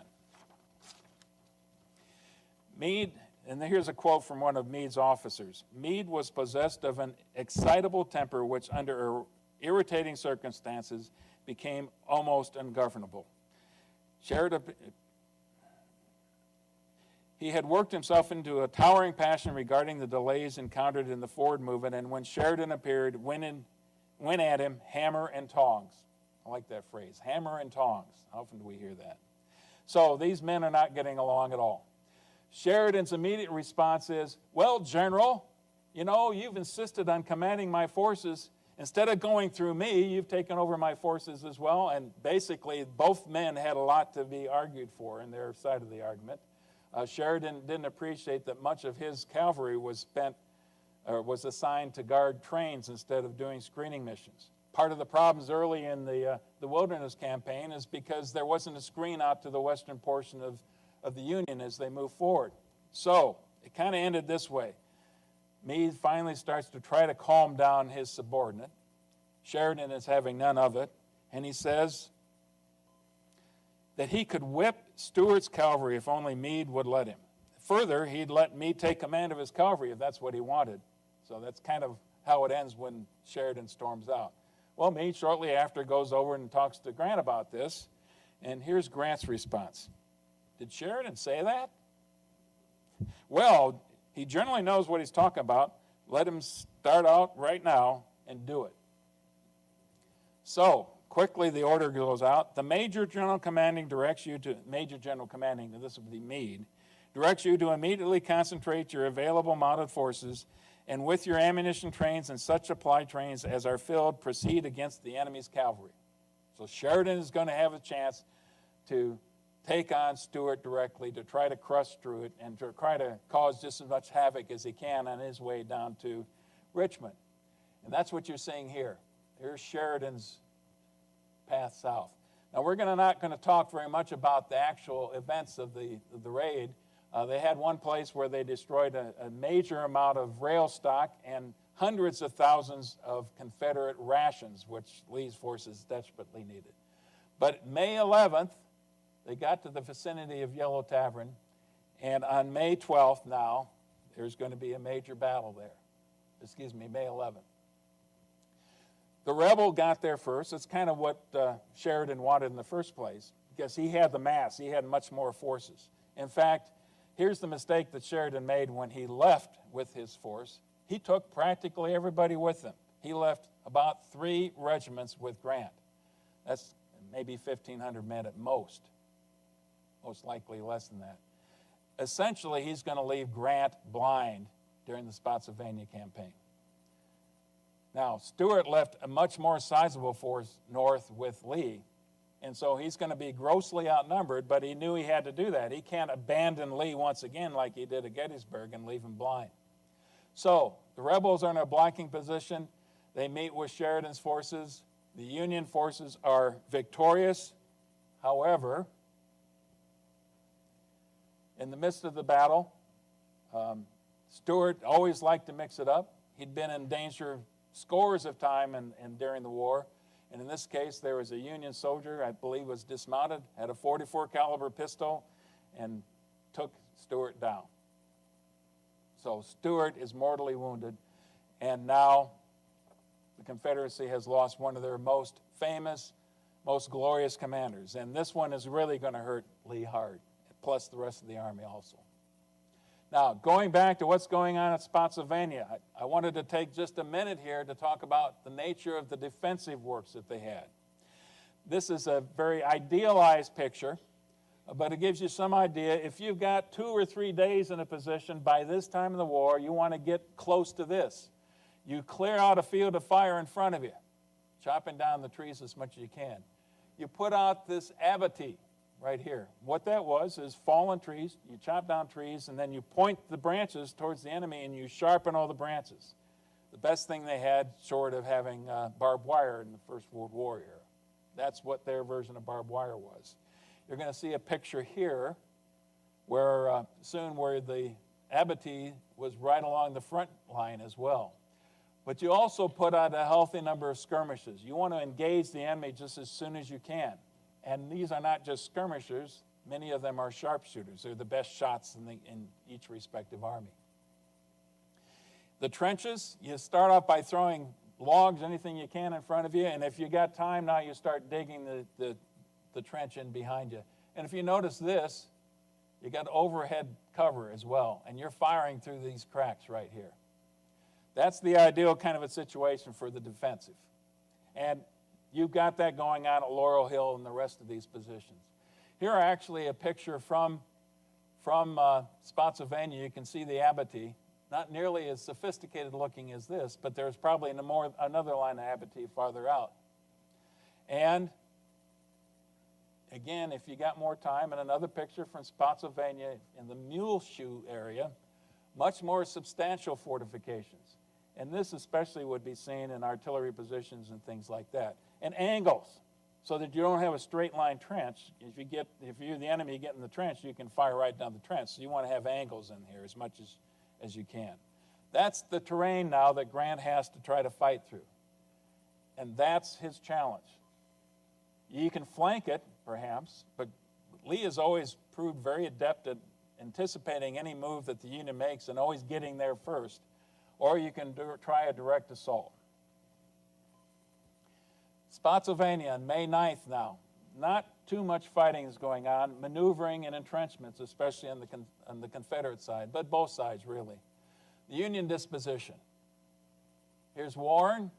Wright falls into his left flank. Here we finally see Burnside coming into position. Huge amount of separation here, as you can see. And Hancock is coming down from this area, Todd's Tavern, and crossing the river with an attempt perhaps to be able to flank. He doesn't have enough time in the day to complete that action, so it's kind of a short a disappointment, at least that day. Now, Lee anticipates, he sends Mahone's old brigade over here, or the division, I should say, over here as a blocking position, and he also pulls a unit out of Early's forces over here, General Heth and a division, to try to outflank the people who are trying to outflank him. But none of this actually comes to pass, essentially, in the 9th. The area that you're looking at right here is what is known as the Mule Shoe. And for the next couple days, that's going to be the focus of much of the attention. Now, in the process of setting up the defenses, you see, I said General Wright. This is actually General Sedgwick's corps until a sniper, a sharpshooter, took General Sedgwick out. And here's what Sedgwick said right before he was hit. as his soldiers are trying to tell him to get under cover. General, get under cover. There's sharpshooters out there. Well, they couldn't hit an elephant at this distance. And shortly thereafter, he took a shot right through underneath his left eye socket and killed him. Once again, you've got a major officer on the Union side who is felled by Confederate fire, and it's somebody that both sides respect. Now, all of the Corps commanders we're going to talk about today, every single one in Union, Confederate, were West Point officers, were professional officers. They knew each other. They respected each other in most cases. So that was a loss. It was hard to take for both sides, but certainly the biggest loss for Grant and his people. Uncle John Sedgwick is dead, and Wright takes over the command now. May 10th, morning. In the morning, Hancock attacks, trying to take this bridge right here. He's met by Mahone's forces, and then about the same time, he runs into Heth. That does not go very well. Hancock ends up retreating on the right flank of the Union. Warren attacks Laurel Hill. Now, Warren had been beating his head against these positions at Laurel Hill all day on the 8th as well. 2 days later, they're much more established positions. They're much harder to take. By this time, he's losing faith, as soldiers certainly are, that they can be successful, and they are repulsed rather bloodily. But here's the big plan that Grant has for the day. Emory Upton, one of the more enigmatic people in the Civil War, I think, a young officer, brigade commander, colonel at the time, had come up with this notion, recent graduate of West Point, by the way, that we were fighting this all wrong, that what we needed to do was to concentrate as many infantry as we possibly can and then move them across the battlefield as quickly as possible and not stop and fire. The loss of momentum was the telling moment in many of these skirmishes and battles. If you stop, it's awfully tough to get going again. He wants to move across that battlefield as quickly as possible. So he is given 12 of the best brigades in the 6th Corps. And he lines them up in tight formation, 3 brigades up front, and then 4 lines, 4 brigades deep, a very tight formation, about 5,000 forces. And then all of this is supposed to happen at 5 o'clock. There's supposed to be a diversionary attack by General Mott's division coming up in this region. That is a bust. A lot of the Mott's forces are pulled off. He runs across, he's going across terrain where the Confederate artillery is kind of catching him in on the side and decimating his forces there. So that does not work as well. But Upton's portion goes a little bit late at 6:10, but he's very successful. Here's the orders that are given to these soldiers. All the officers were instructed to repeat the command forward constantly from the commencement of the charge until the works were carried. No man was to stop and succor or assist a wounded comrade. Do not fire a shot, cheer, or yell until we strike their works. And just because of the speed of the movement, they suffered plenty of casualties. They crossed the killing field so quickly, they were able to overcome the enemy, get into the trenches, and then, as Upton had anticipated, the brigades on the flanks would start pushing out the sides of the entrenchments, and those follow-on units would keep pushing forward and drive deeper into this. That's exactly what happened. And they are very successful until the Confederates can rally some reinforcements and press into that area and at least repulse them.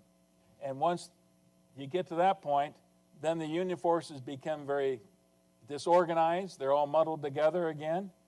And the Confederates have the upper hand at that point because they're a little bit more cohesive and can push back.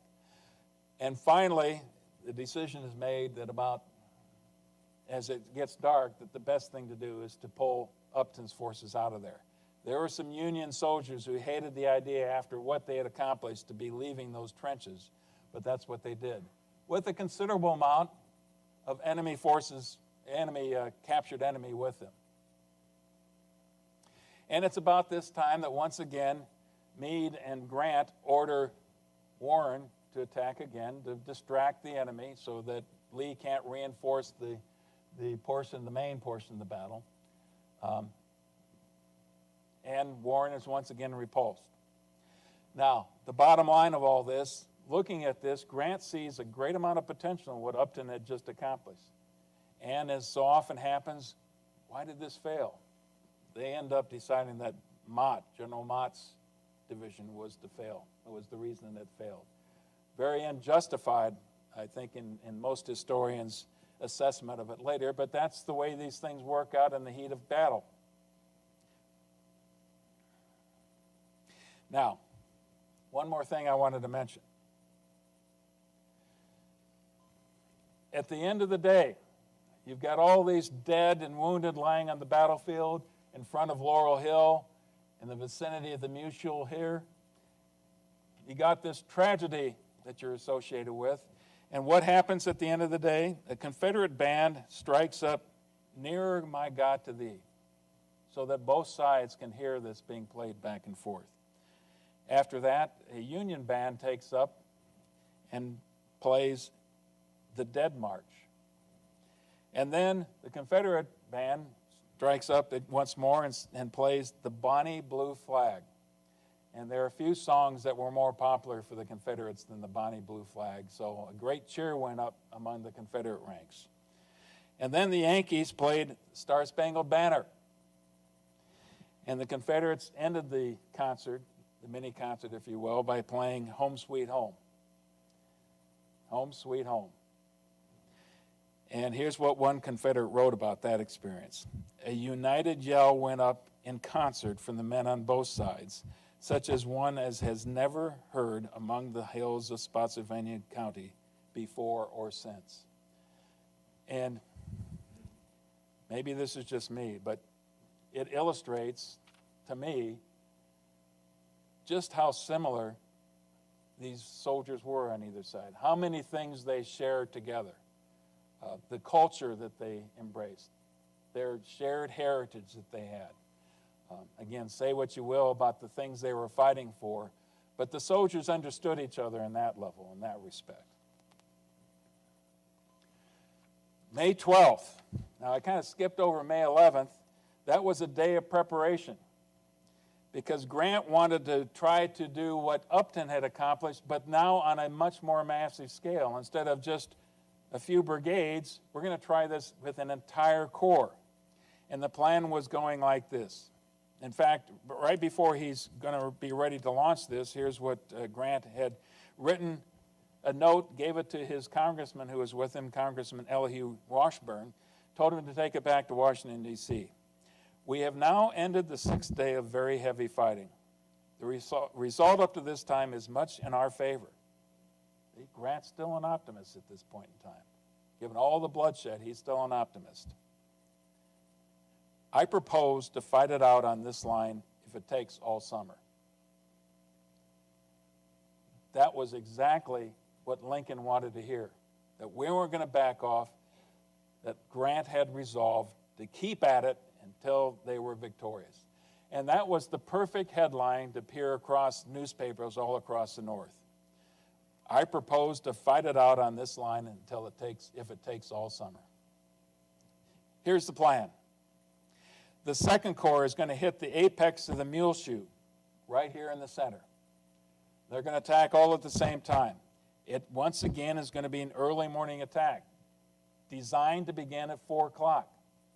So you've got to have a day to get all of this stuff ready. The Fifth Corps was to attack roughly the same time period. That's Warren's Corps right here. And Burnside, let's finally get Burnside in the mix to throw that weight in and make a difference. Lee, hearing reports that Hancock had moved his forces from over here, hearing that they're moving in that direction, thinks now that they're trying to move to the east and then take a step and move directly south. He thinks they're evacuating the Spotsylvania area, so he anticipates that move. Some of his troops, I'm sure, thought they were retreating by this time. But in this case, Lee guesses wrong, because that's not Grant's intentions at all. But here's the really hard part of that wrong guess. he directs that Ewell's artillery, most of its artillery, be withdrawn from the Muleshoe area. About 20 guns out of the 32 or so that he actually has there are going to be pulled out of there, positioned to be ready to move, anticipating that Grant is moving towards the east and then to the south. So, 4:30 in the morning on May 12th, Hancock and Burnside both attack. And the same style. Soldiers are told to load their rifles, not put on caps. If you don't have a cap, you can't fire your rifle until you actually get to the trenches. Move across the battlefield, no yelling, move as quickly as you possibly can. 4 o'clock in the morning. And I forgot to mention, there had been torrential downpours. These soldiers on both sides for the 11th and the 12th, they were soaked to the bone. And a lot of the powder that both sides, but especially the Confederates had, once the attack is beginning, they're kind of overwhelmed to begin with. They're surprised that it's coming, and then when they go to fire their weapons don't fire. So the Union forces quickly get into the trench line. And on the eastern and the top of this is Johnson's division. Johnson's division is overrun. And most of them retreat as quickly as they can to the base of the Muleshoe area. And something in the neighborhood of 2,000 of them are captured in this stage of the battle, in that couple hours itself. And here's a description of the battle from Lieutenant Colonel Wygant. I can get my pointer to work. I had that picture up there because you can see if you look hard enough, it's raining. They're fighting in the rain. There ensued one of those hand-to-hand encounters with clubbed rifles, bayonets, swords, and pistols, which defies description. Officers of the opposing sides cut and slashed with their swords and fired with their revolvers into the very faces of each other. Once broken through, the men, without waiting to reform, or for the orders of their officers, rushed on through the forest shouting like madmen, shooting at every fleeing Confederate they saw, picking up prisoners by the score, and sweeping away every living thing from in front of them for fully 1/3 of a mile. Okay. Continuation on May 12th, because this is really the height of the battle and maybe one of the most important days of the war itself. The rain is continuing. The Second Corps is in the salient, but they're crammed in there on top of each other. A lot of them had moved forward as far as they could, a couple hundred yards forward, but they're really almost on top of each other. In the critical moment now, the Confederates have to counterattack. And once again, we see General Gordon is in the lead in this. He takes his unit, which was right here on the western flank of the salient, and he pulls them offline to run straight into what Hancock's Corps has now done. And he runs into Lee. And another one of these amazing exchanges. And here's the order now that General Gordon is going to give to his troops once he runs into Lee. In a voice which I hope might reach the ears of my men and command their attention, I called out, "General Lee, you shall not lead my men in a charge. No man can do that, sir. Another is here for that purpose. These men behind you are Georgians, Virginians, and Carolinians. They have never failed you on any field. They will not fail you here. Will you, boys?" 5:30. This is 5:30 in the morning. They've been at it for an hour and a half. Brutal combat that early in the morning. It gives you an idea of what's going on at this point in the war. Once again, Lee wants to lead the charge. Once again, Gordon and his troops are going to refuse that to happen. And when it still looks like Lee wants to do this, they gather around him. He's riding his favorite Charger Traveler at the time, and force Lee to the back. They will not let him expose himself to danger like that. 6 o'clock. That's when General Wright's Corps, right here, that used to be Sedgwick's Corps, hits the left flank of the salient, right in this area here, that will forever after be known as the Bloody Angle. And it's here that you see General Rhodes' Confederate division blunt this attack. They're almost flanked on the side here because most of Johnson's division has disappeared. But they are dogged and determined to stay in those trenches.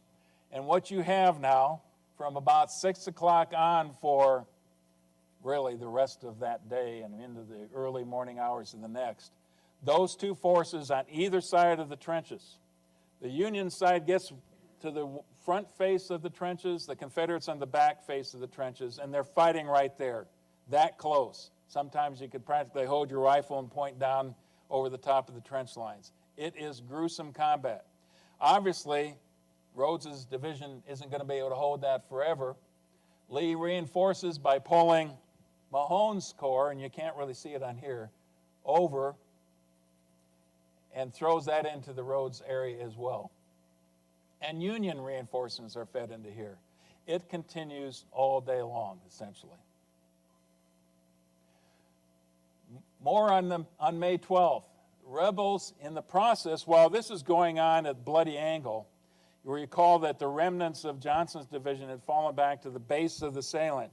They are now busy building another line of trench works there. And the order goes out to Rodes, you've got to hold on until these defensive works are ready, and then we'll withdraw you back. Not the kind of order that Rodes probably wanted to hear, but he understood what that meant.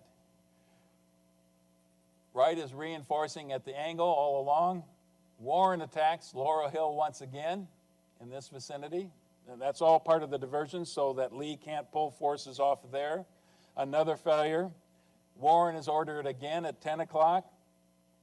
By this time, it's 4 or 5 attacks that these soldiers had made against Laurel Hill. They know it's not going to come to anything, but they end up having to do it anyway, and with the typical, predictable results. 2 p.m., both Grant and Lee order assaults on the eastern flank. If you recall in the pictures, the maps before, that's where Burnside's corps was. Both sides try to outflank each other in that area. It doesn't work. Both are bloody repulsed. Here is the nature of the fighting in the Bloody Angle. Remember, that's how close they were in some areas.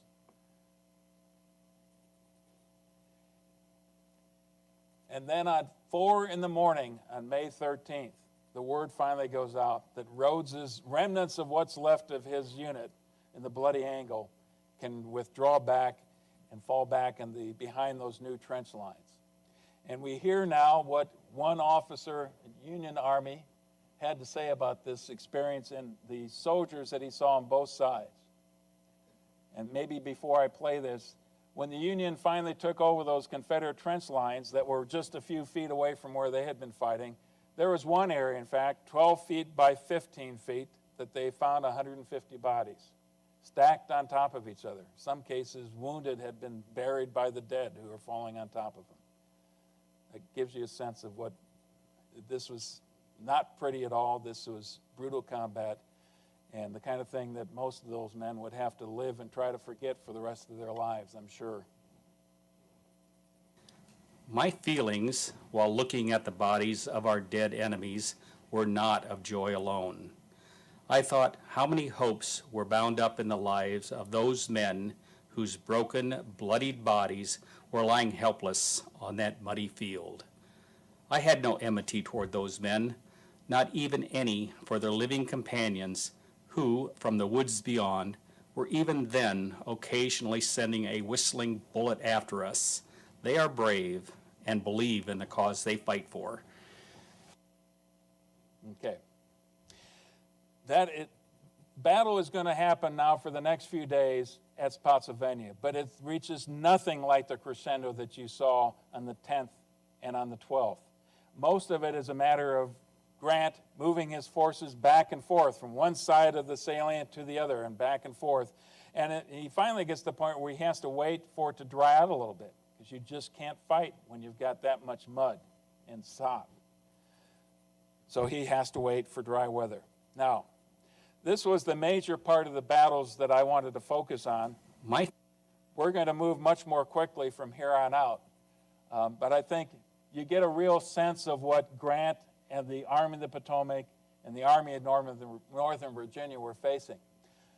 Remember the casualties we had before? The casualties of Spotsylvania are just a notch higher than they were at the Wilderness. So now you've got the third greatest level of casualties and the fourth greatest level of casualties within a couple days of each other. And within 8 days, you have 60,000 casualties between the two armies. 60,000. Hancock's 2nd Corps is nearly decimated. The 5th and the 6th Corps aren't much better. Ewell's 2nd Corps is down from 17,000 to 6. It's a huge drop. And still, Lee is going to look for opportunities to go on the tactical offensive, as you will see further on. Now, here's the rest of the overland campaign. What we have talked about so far is the Wilderness and Spotsylvania. Down here is Richmond. That's Grant's one objective. His real objective is to destroy the Confederate Army. The next move now is going to start on the 21st and take them all the way down to North Anna. Here is one of the classic pictures that some of you have most likely seen before. Right here is Ulysses S. Grant, a gathering of his staff and general officers outside a church. They just went into a church at the Massaponack Church and pulled out the pews and did their staff planning that way. So the next part of this then is to move to the North Anna River, close to Hanover Junction.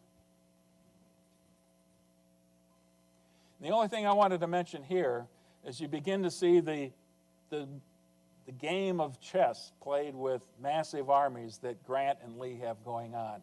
Lee moved his army just to the south side of the North Anna River. And look what he did. I can use the right button here. He makes an angle like this. And so if Grant wants to get to him, he's got to cross the river here with one corps, cross the river here with another corps, and if he needs to reinforce one side or another, he's got to make 2 major river crossings to move his forces back and forth. And meanwhile, he's facing entrenched positions here. One more time now, Lee and Grant are trying to anticipate each other. Lee obviously is hoping Grant's going to be foolish enough to attack here. Grant figures this is not the place to go. But how do you pull your army out of here, sneak them out without the enemy knowing? Because if the Confederates know you're trying to get across the river, that's the perfect time to attack. And Grant's got that problem on both sides. But he is able to fool Lee and the Confederates on one night by having a major demonstration in this area and move the rest of his army well to the east and continue to move south. One other battle. There's a lot that's going to be happening in between here, but there's one other battle that I want to illustrate, and it's what many of you have heard about. It's Cold Harbor. It's actually a couple battles. On June 1st, the Union finally was able to get across the river first and actually beat the Confederates to the region of Cold Harbor. We're only talking 7 miles now from Richmond. And so they have relative success on June 1st. Enough success that that Grant now figures that he has the Confederates where he wants them. They are decimated. They are exhausted. One more big push might make the difference. So he plans on the 2nd of June for that big push. He now has 5 corps because Smith's corps right here was brought up from, remember when Butler's army was moving up the peninsula? That corps was borrowed from Butler's army, so now he's got more forces to deal with. Lee has gotten a few reinforcements, but not nearly to the same extent. So 3 corps right here and a massive attack on June 2nd. The problem was that Hancock, in moving to the attack positions, got lost. So now it's not going to happen June 2nd. It's going to happen June 3rd. Now you have not 1 day, but 2 days for the Confederates to prepare for this attack, with predictable results, I'm afraid. And I think the best way to illustrate this, without going into too much detail, is to listen to a rebel soldier's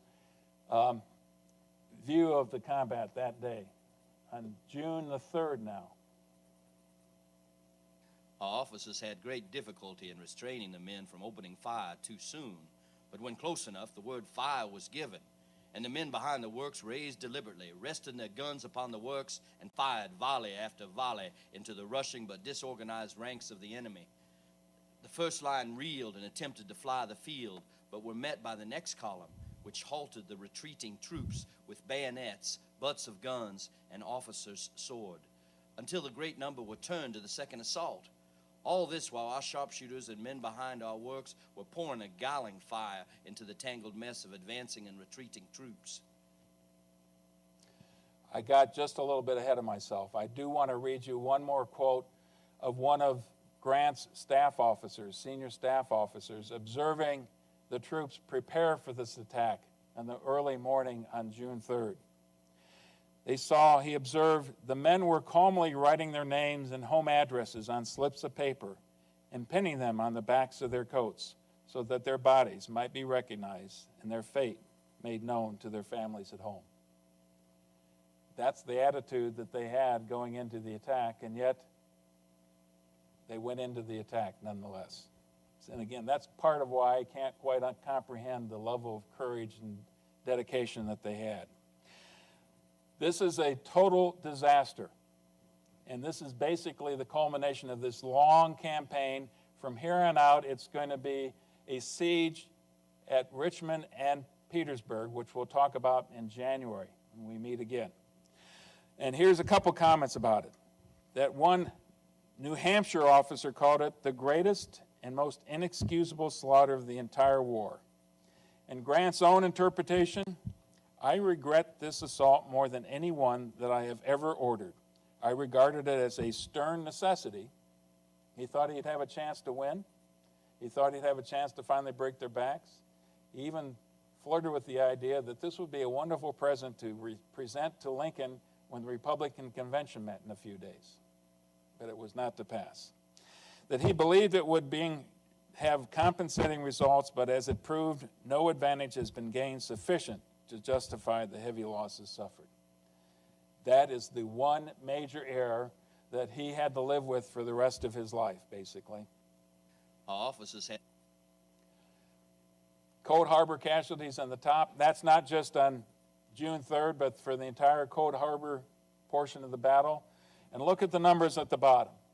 We're close to 90,000 troops, north and south. The Confederates had lost something like 51% of their men. The Union, 46. The problem was the Union had a better chance of replacing them. And finally, Grant's reputation was certainly severely damaged. I'll let you judge whether or not he earned the right to be known as the Butcher.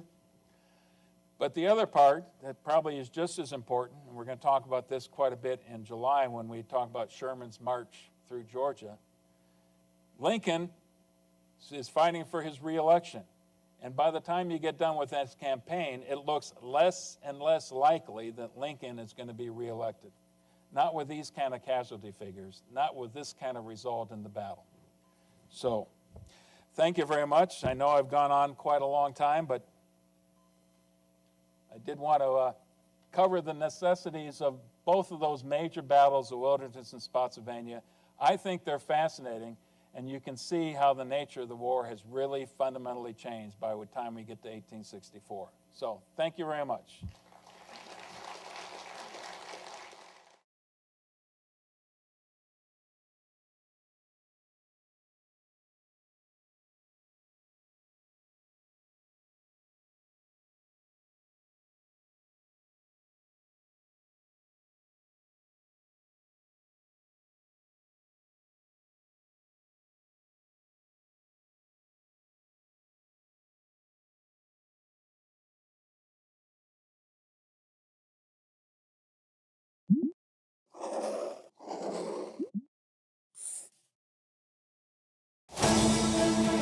Meet Lightning, Raphael's smart, combat-proven pod.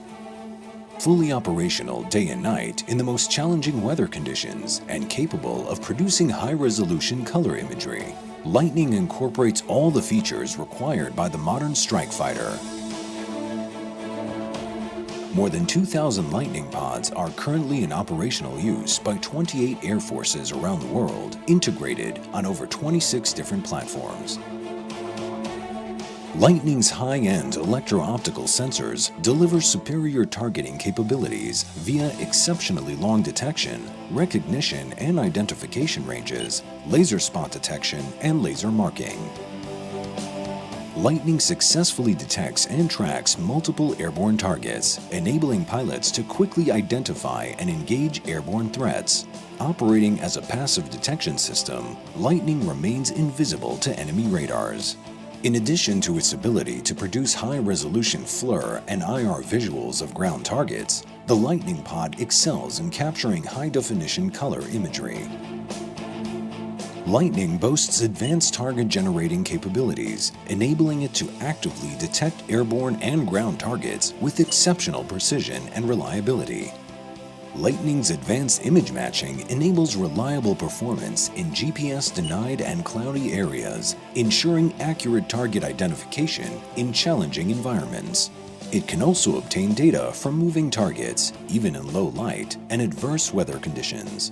The SmartPod is capable of guiding precision-guided missiles, enhancing the effectiveness of precision-guided weapons, and increasing mission success rates. The Lightning Plus Pod goes beyond targeting, accommodating additional electronic equipment for enhanced mission capabilities.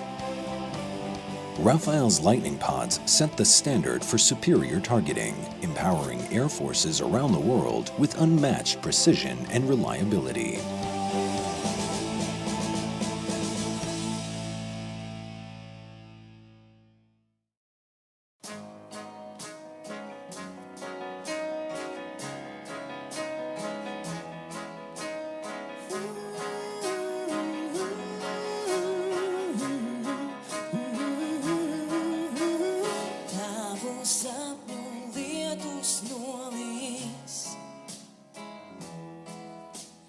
Tavas visas zvaigznes debesīs,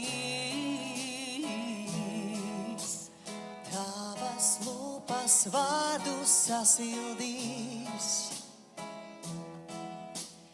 tavās rokās saulē uzausīs.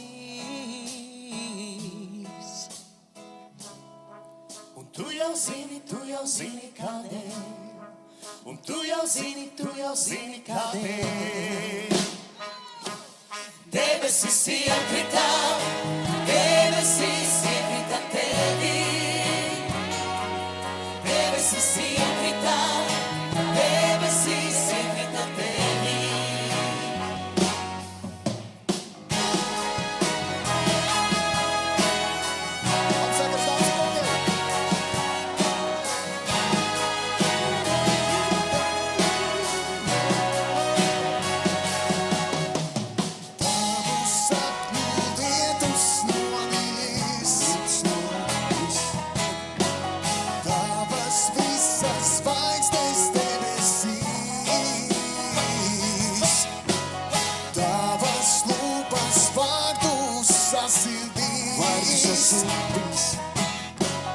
Tavas rokas saule uzausīs.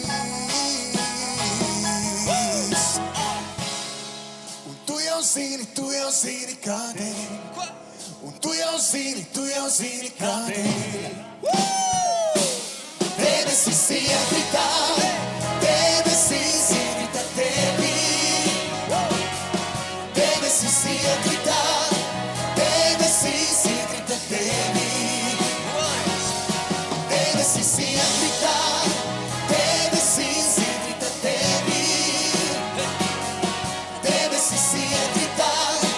Debesis iekrita tevī. Kaut kur dziļi debesīs, draudīgs mākoņs grasās plīst. Ceļā uz paradīzi, tavi spārni man lidot iemācīs. Sapnis sasildīs. Dziļi tavās acīs, tajās veiksme pasmaidīs. Neko tu pretī neprasīs. Dziļi tavā sirdī tumsu gaismu atradīs. Tūlīt tā sauli sasildīs. Debesis iekrita tevī. Krita saulitas, sauli, ko citiem reiz devi. Debesis iekrita, debesis iekrita tevi. Debesis iekrita, debesis iekrita tevi. Debesis iekrita, debesis iekrita tevi. Krita saulitas, sauli, ko citiem reiz devi.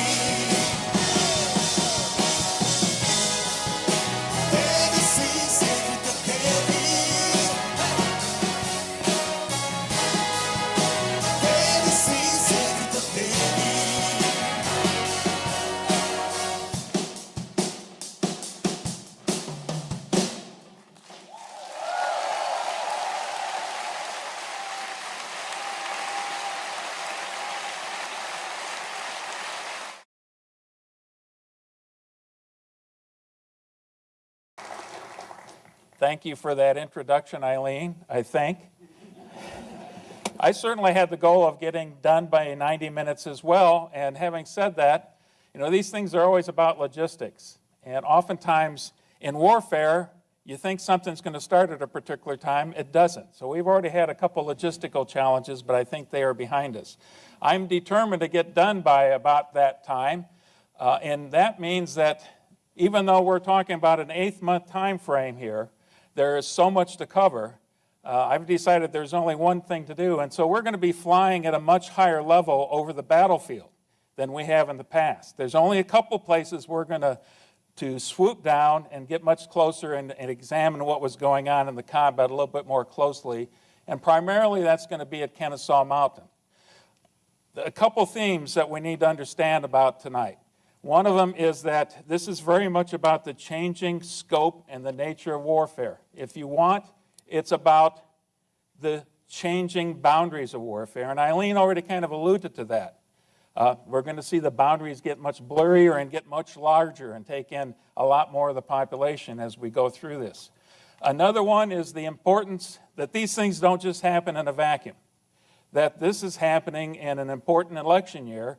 And that's why I've asked James to come here. I mean, nobody better to talk about the election in '64 and Lincoln's challenges in '64 than James about that. And I suspect that for most of you, you're here because you want to hear about what we think of today as Sherman's march through Georgia. That's certainly going to be a big part of it, but there's so much to talk about before that, and primarily his campaign approaching and then capturing Atlanta itself. So let's jump right in. And bear with me as we do this. Sherman and his relationship to Grant. He had a very close relationship, as most of you know. If you've been attending these presentations before, we've talked about it a lot. We especially talked about it at Shiloh. We talked about it during the Vicksburg campaign. And here's what Sherman said about his very good friend Grant. Grant stood by me when I was crazy, and I stood by him when he was a drunk. And now, sir, we stand by each other always. Now, that's saying quite a bit. You've heard already some of the background of Sherman. Born in 1820, by the age of 9, he was an orphan. So he was taken in by a close friend, a senator, turns out to be. And that senator was savvy enough to get Sherman an appointment to West Point. He graduated near the top of his class. Ironically, one of his roommates is George Thomas, which we're going to be talking about later. And it was in the early stages of the Civil War where we find out that he gets labeled by the newspapers as insane because he was a bit concerned when he was commander of the Department of the Ohio about the huge Confederate forces, much larger than they actually were. And he seemed unstable, unsure of himself. And it was taken out of that command, but not until after he was dragged through the mud in the newspapers. And here's a surprise. He never really liked reporters after that. He was brilliant, high-strung, modest in dress, had a real connection with his soldiers, and he was an incessant talker, and very much a counterpart to who Grant was. A different kind of personality together. But they clicked very early on. Now, a couple other people we got here. I already mentioned George Thomas. He is the commander of the Army of the Cumberland. And we're going to see a chart later on of exactly what these armies are consisting of. Thomas has a reputation for being a stalwart defensive fighter and not necessarily good on the offense. But he comes out of this battle in the Chickamauga as the Rock of Chickamauga, had a great reputation, and then he performs very well at Chattanooga as well. The cross, if you will, the cross that Thomas has to bear in his own mind is that he's originally from Virginia, a West Pointer, but unlike so many of his other fellow Southerners, he decides to stay with the Union. And in his own mind, that kind of haunts him, and he wonders if he's going to be advanced or taken care of properly. The next one I've got here listed is James McPherson. James McPherson is only 36 at this time, young, and as far as both Sherman and Grant are concerned, there's no better soldier in the Army. He is very highly thought of by both of those men, and they see that if they don't survive the war, and they wouldn't be surprised if they didn't, that McPherson would be the guy who would take over and lead the Union to victory. That's how highly they thought of McPherson. He was with Grant at Shiloh, at Vicksburg, and certainly at Chattanooga. So he's got a long relationship with both Sherman and Grant by this time. And then there's General John Schofield. The youngest of the group, I think he's only 33 at the time, another West Pointer like all of these gentlemen are. And in Schofield's case, he has a more obscure background during the Civil War itself. He's too young to get to the Mexican War. And he's spending some time in Missouri, and there's questions about whether or not he was truly all that loyal. So there's some suspicion about him. Anyway, let's move on. The theater's geography. The objective is Atlanta. In 1850, Atlanta's only 2,500. It's a small town. Even in those days, it's not a huge metropolis. It's a small town. But it also happens to be a place where railroads end up converging. And so by 1860, it's already grown to 8,000. And by the time of 1864 in this campaign, it's grown to 20,000. And it's a major industrial, as well as being a transportation node, major industrial base for the Confederates. It's probably the second most important city in the South that's still controlled by the Confederates in 1864. The mountain ranges we got to deal with is the Appalachians and the Blue Ridge Mountains. Appalachians at the very north, so we're talking about the Blue Ridge Mountains coming through right here. And there are some pieces of rugged terrain, especially in the northern part. It flattens out farther south. The major rivers that we'll talk about, Etowah, probably mispronouncing this, Etowah River, and where is it? Right down here, the Chattanooga, or excuse me, the Chattahoochee River. So, sorry about that. The thing to really focus in on, though, is the railroads going into Atlanta. And you can see 4 of them here. One goes up from Atlanta to Chattanooga. The second one over here goes all the way over to, let's go the opposite direction. This goes to Montgomery in Mobile, Alabama. In the south, you go to Macon and eventually to Savannah here. And then you've got one to Augusta and all the way to Charleston. So those are the 4 rail lines. That's why Atlanta is so important.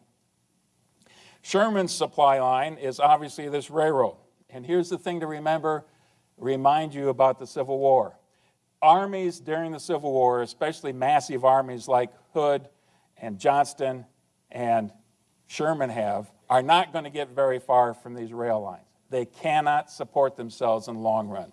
So that rail line is incredibly important to Sherman, goes back to Chattanooga, and eventually to Nashville, where Sherman's major bases of supply and support are. Okay, here's Sherman's army. We already mentioned the key people here. George Thomas, 3 corps, and with each corps, you've got 8 divisions here. Thomas's corps is by far the largest of the corps that Sherman has under his command. Army of the Cumberland. That's the army that fought through Tennessee, fought at Chattanooga, fought at Chickamauga. The Army of the Tennessee, commanded by James McPherson, as I mentioned, had 6 divisions and 3 corps. Interesting personalities here. John A. Logan, we'll talk about him a lot. General Dodge from Iowa. Here you got John Palmer from Illinois as well. Joseph Hooker, there's a familiar name from previous discussions. The Third Army, the Army of the Ohio, that's the one that John Schofield has. The curious aspect of this is it's got just 1 corps. It's much, much smaller than the other 2 armies.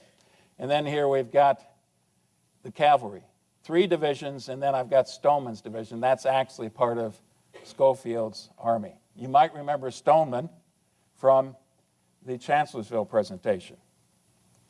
So you got interesting connections here. Hooker and Howard. Hooker blames Howard for his disaster at Chancellorsville, and he blames Stoneman for his disaster at Chancellorsville. So interesting collection of personalities. And there's a lot of personality conflicts involved with this. When you've got everybody in force, you've got something like 112,000 men, a large army, especially when you have to maintain that over these tenuous supply lines that Sherman has. Joseph Johnston and his generals, an equally interesting group of people. Johnston.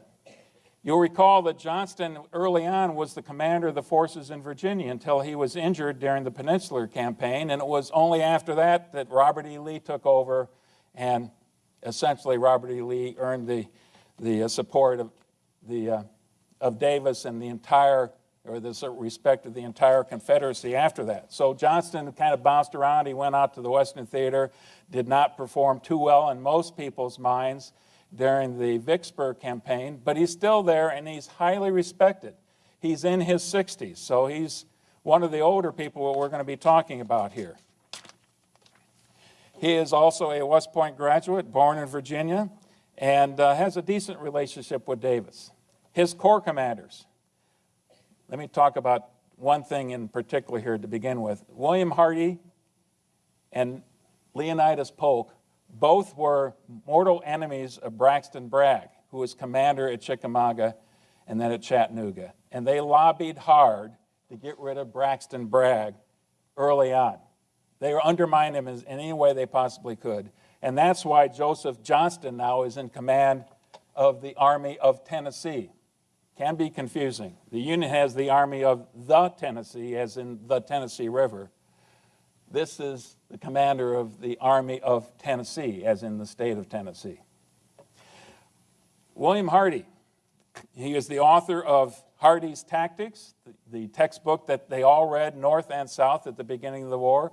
He's well respected, but he has a history, a little bit of intrigue later on, and doesn't have a good relationship with the next gentleman, John B. Hood. John B. Hood, you remember, got his start in the Virginia theater, came to fame under the Texans, even though he's not from Texas originally, but he leads the Texas Brigade. That's where he initially gets his fame. He has his, get this straight, I think it's his left arm is injured seriously at Gettysburg, and so he no longer has use of his left arm. He loses his right leg at Chickamauga. So now he has the inglorious experience every time he goes into battle of having his men strap him to the horse so he can ride off to battle. He is incredibly aggressive and assertive and full of confidence. The third one is Leonidas Polk.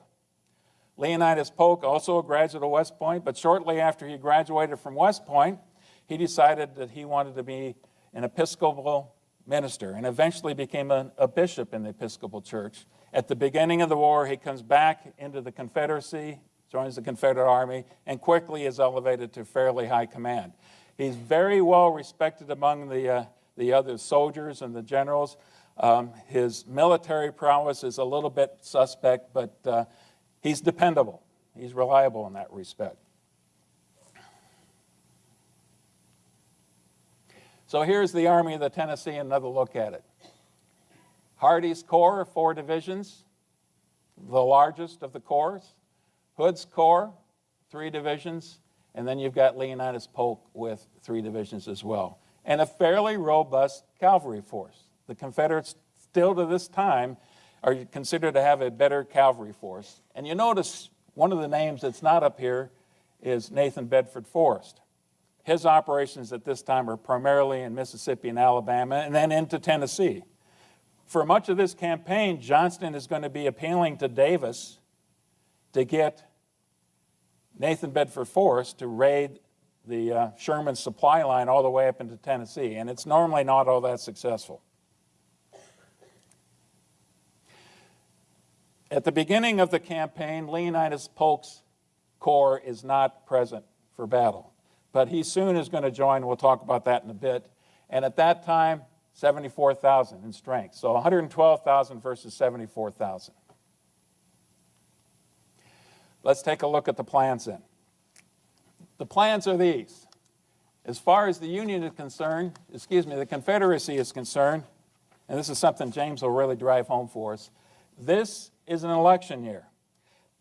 1863 did not go well for the Confederacy, but they start the year relatively optimistic because really, as far as Davis and Johnston and Lee are concerned, to be successful, they just have to avoid being beaten.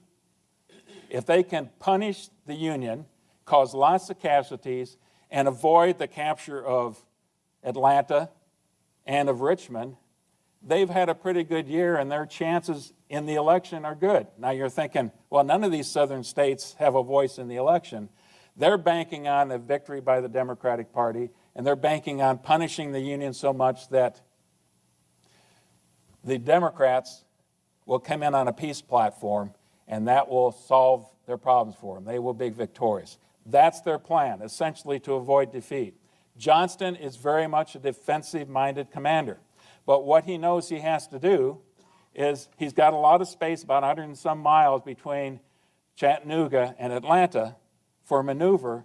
He finds the right spots where the Union Army would be divided, catch them on the flank, mass his army, and take on piecemeal the Union Army, and then that could be successful. But ultimately, all he has to do is prevent the capture of Atlanta.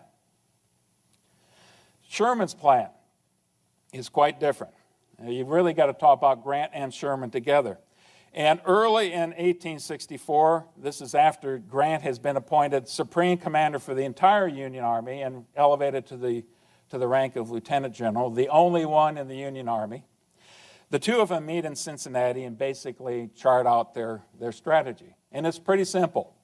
Grant's going to push hard in Virginia and try to defeat Lee and eventually try to capture Richmond, but much more important for Grant is to crush Lee's forces in Virginia. And Sherman's going to do the same thing in the West. Now, there are other armies. In Grant's mind, they're all supposed to be on the offensive at the same time, but these are the two major forces, and they're very close. They're of the same mind on this. But Grant sees things a little differently, as I've already alluded to, than Sherman does. Sherman is going to rely much more on maneuver. Grant wanted to, but he's got a very cagey opponent in Lee, who always can seem to outmaneuver more quickly. Sherman is much more willing to rely on maneuver and much less willing to get into a slugfest, into major combat. It will happen. We're going to see a couple occasions here, but in general, Sherman wants to avoid major combat. He wants to minimize his casualties and maximize the maneuver that he can do. And he's much more interested in capturing Atlanta, once you really get down to the nub of it, than Grant is of capturing Richmond. So there's a difference in the two men's style. And here's one other comment about Sherman that we should make. And we're going to talk a lot more about this later on, but already by this time, he has started to develop a new concept of what warfare is really like. First of all, he blames the Confederacy for being in this in the first place. If they hadn't been traitors, this wouldn't be going on. And if that's the case, and that's the way he looks at it, here's how he views warfare, even early in the stages that we're talking about. War is cruelty. There is no use trying to reform it. The crueler it is, the sooner it will be over. And that's very much in his mind. If you make it painful, that's going to be that much quicker that they're going to be willing to surrender.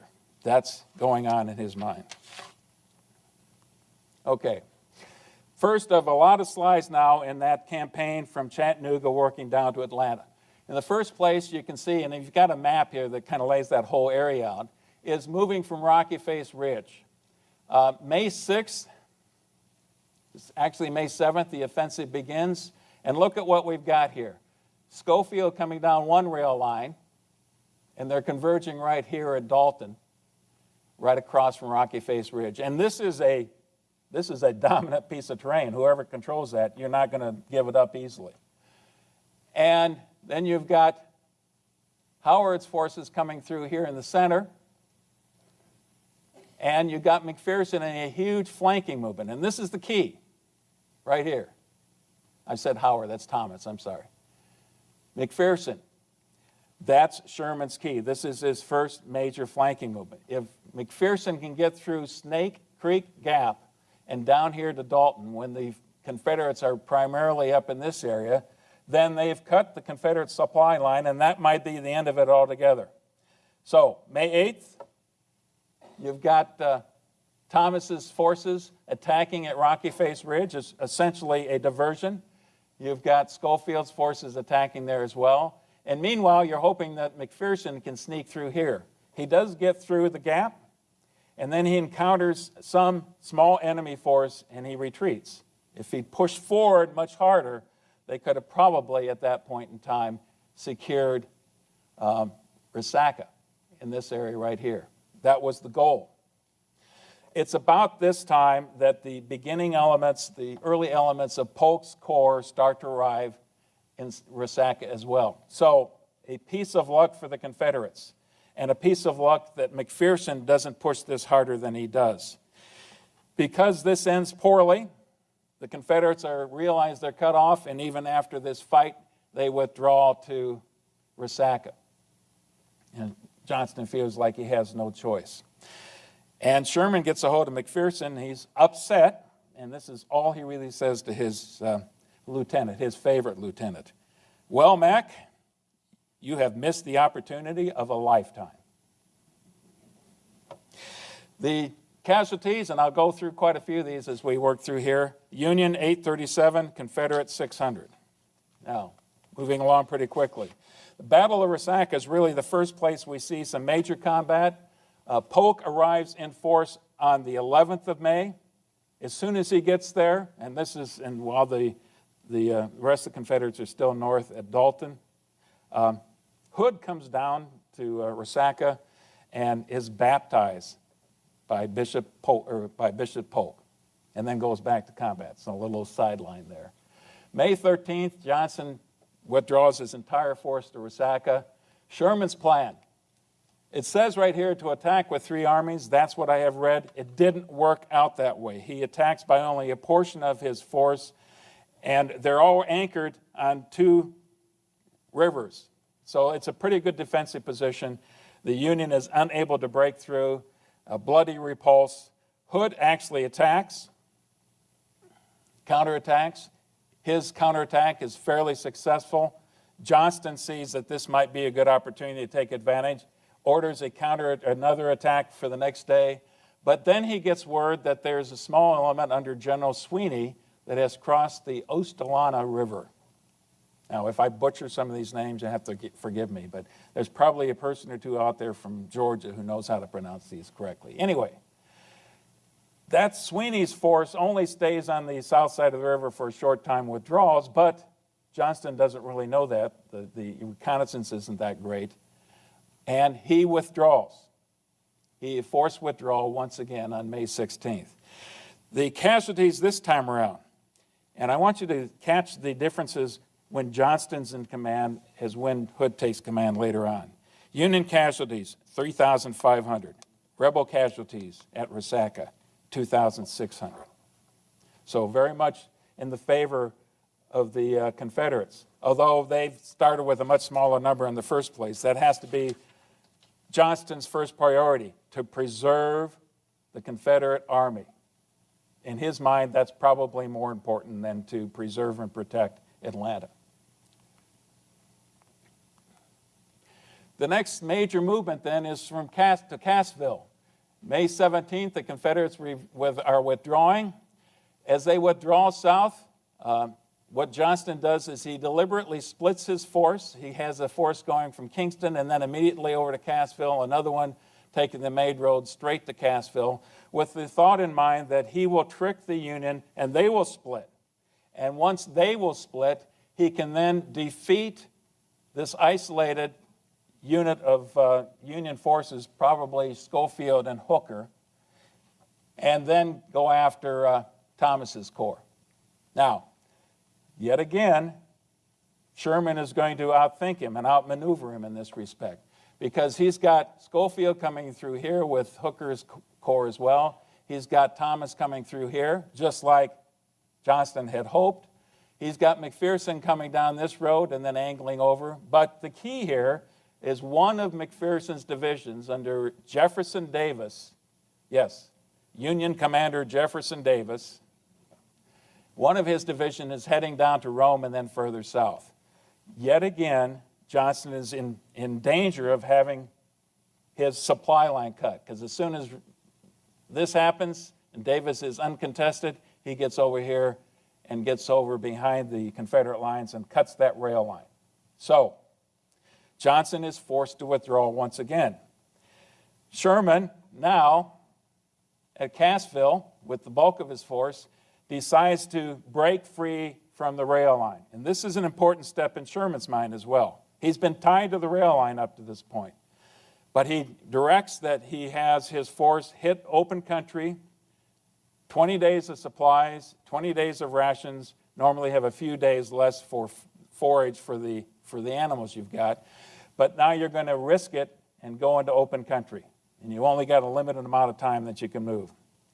May 23rd, the Union crosses the Etowah River.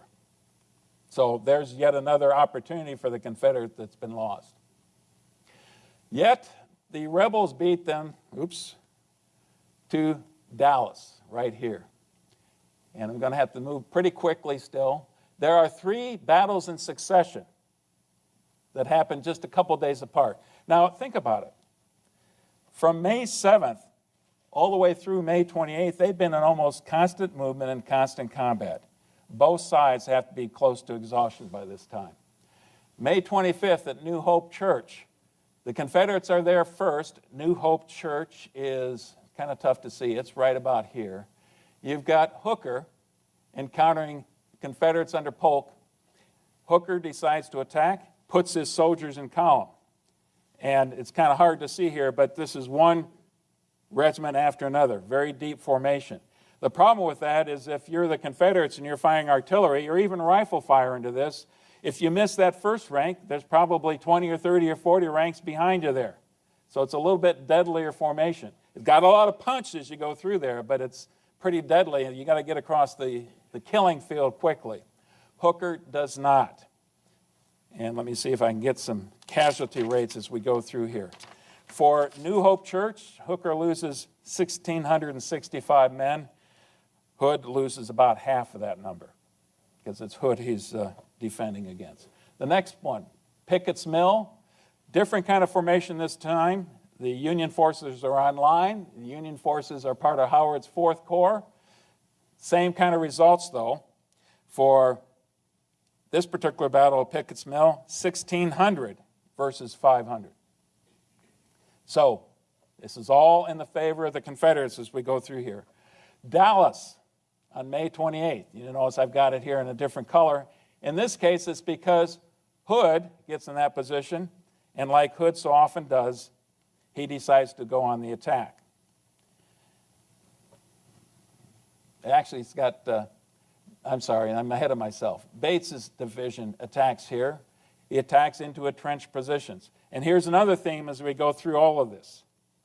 That we're attacking, when you give anybody, a soldier at this time of the war, any time to entrench at all, they will do it immediately.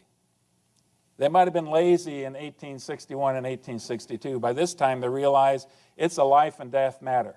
And the longer they have to stay in some place, the more elaborate their defensive works get.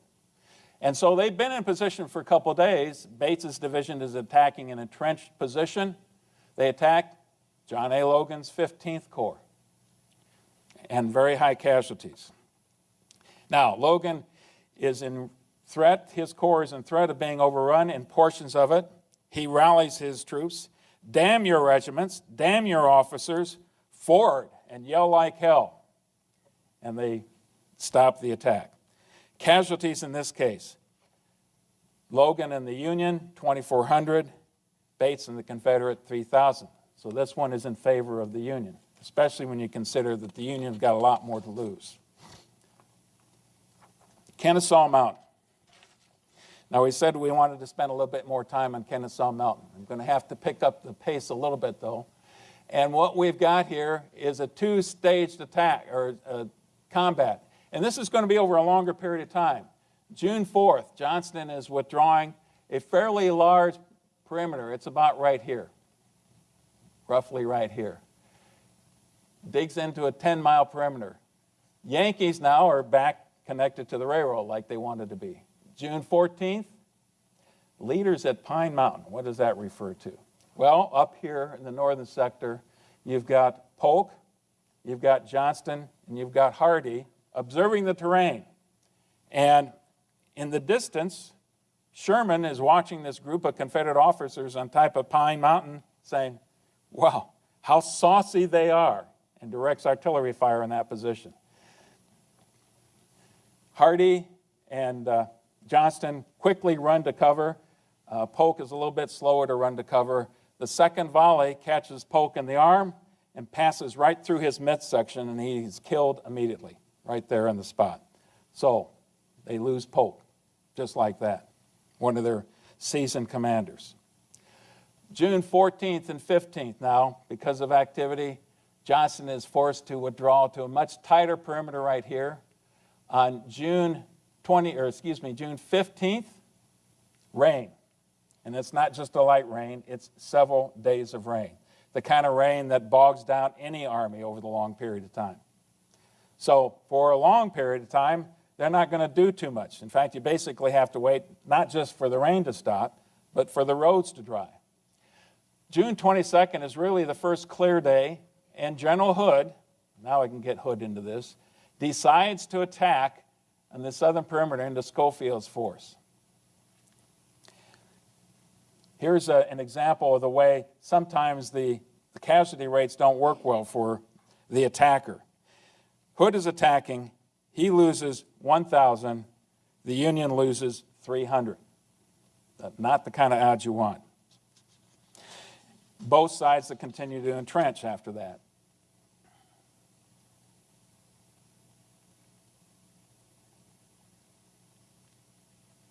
Okay, I've got to push the right button, I guess. Sherman's plan for the attack. What he plans to do, I'm going to show you on this, is attack throughout the entire front. Demonstrations up here, major attacks right here, major attacks right here. At this point in time, he doesn't feel like he has much option going south. The roads are too bad. So he's going to try this one time to really punch a hole through the center.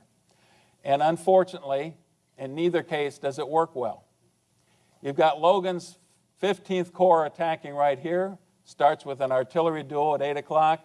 Morgan Smith's division attacks. It ends up being a bloody combat like I've explained so many.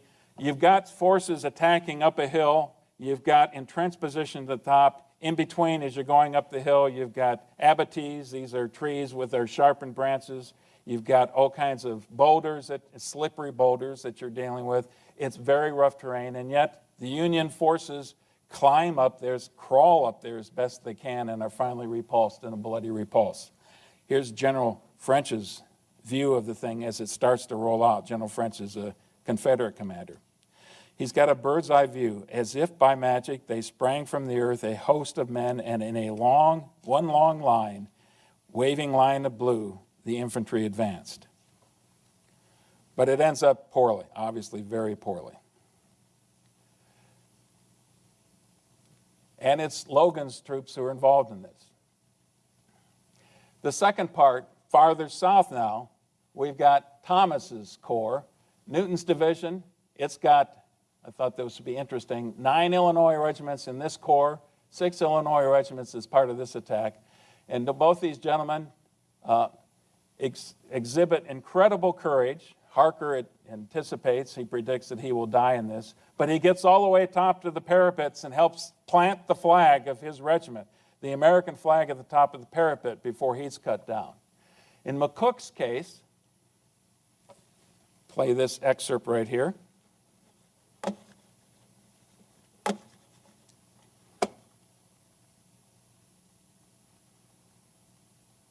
Then out spoke bold Horatius, the captain of the gate. To every man upon this earth, death cometh soon or late. And how can man die better than facing fearful odds for the ashes of his fathers and the temples of his gods? He's quoting poetry. He's inspiring his men before the battle. And he also leads his troop forward, very conspicuous, very obvious, riding a horse as he's going up the hill, leading his forces forward.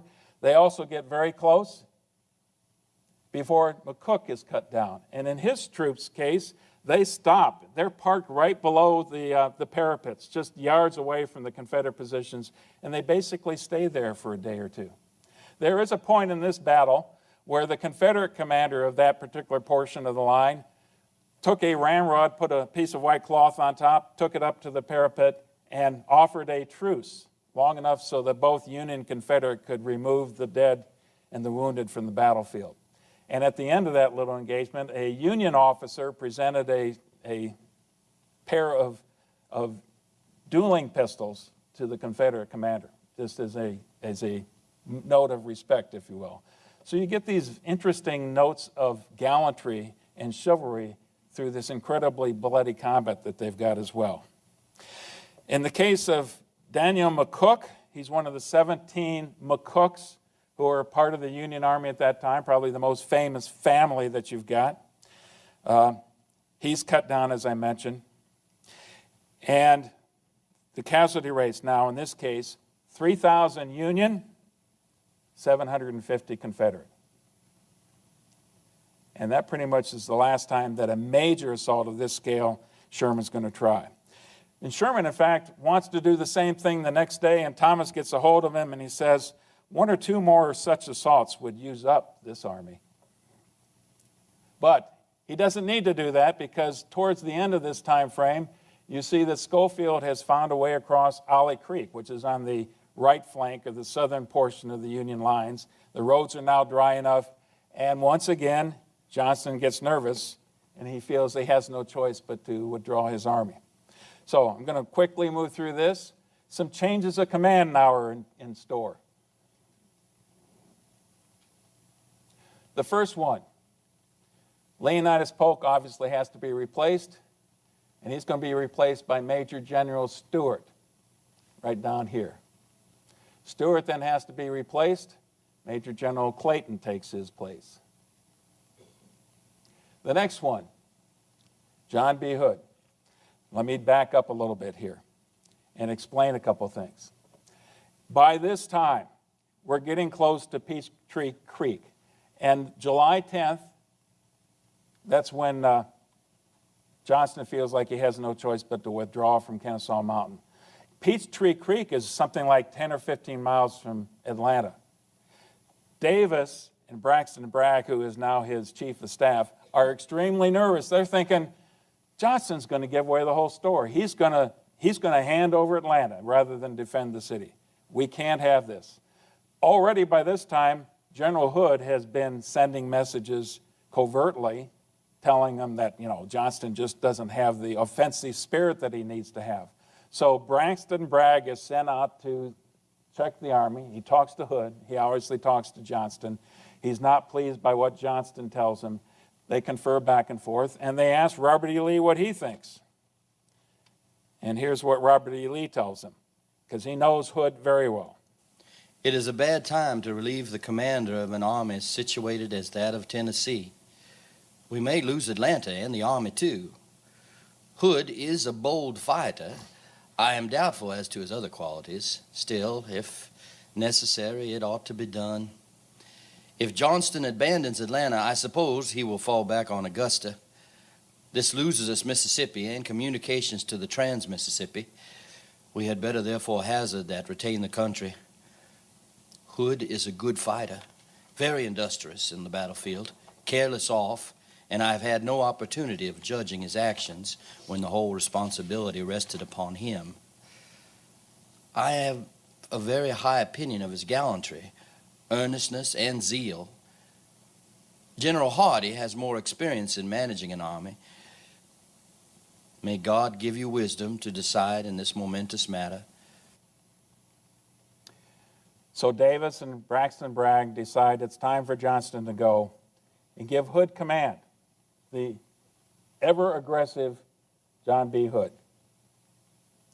He is replaced by General Cheatham.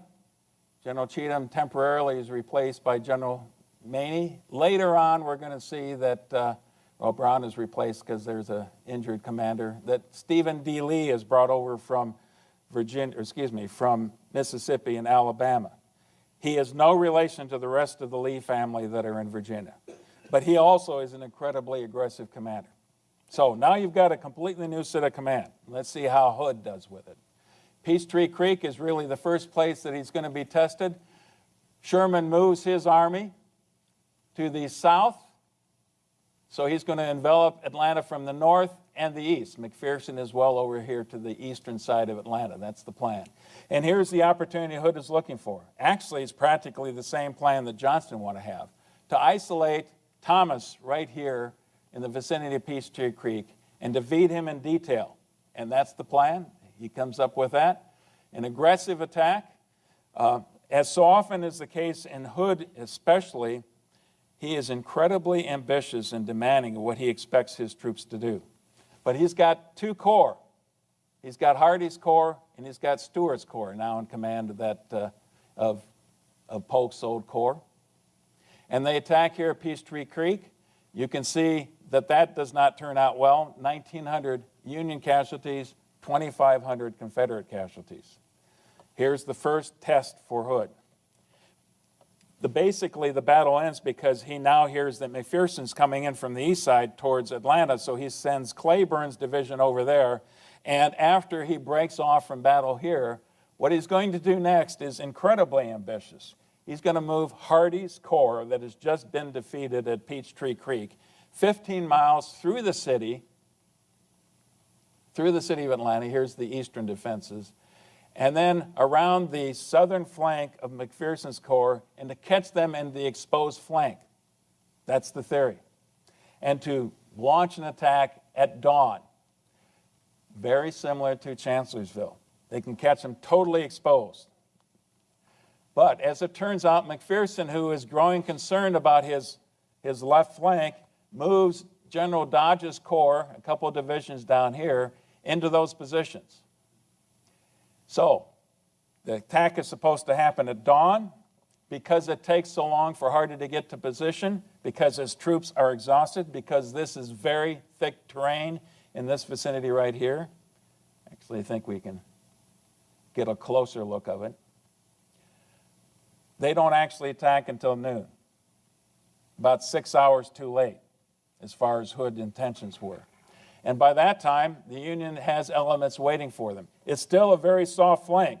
They're vulnerable, but they are able to blunt the attack. It's a give-and-take battle in this case. Lots of Union are falling captive at this time, but they're also bloodying the Confederates as they attack in pretty severe ways. It's about this time, at 2 o'clock, McPherson is riding to this part of the battlefield, right across through here, and roughly in this terrain right here. He is spotted by a bunch of Confederate pickets. They tell him to surrender. It's another one of these quotes that I've got to share with you. Find it quickly here.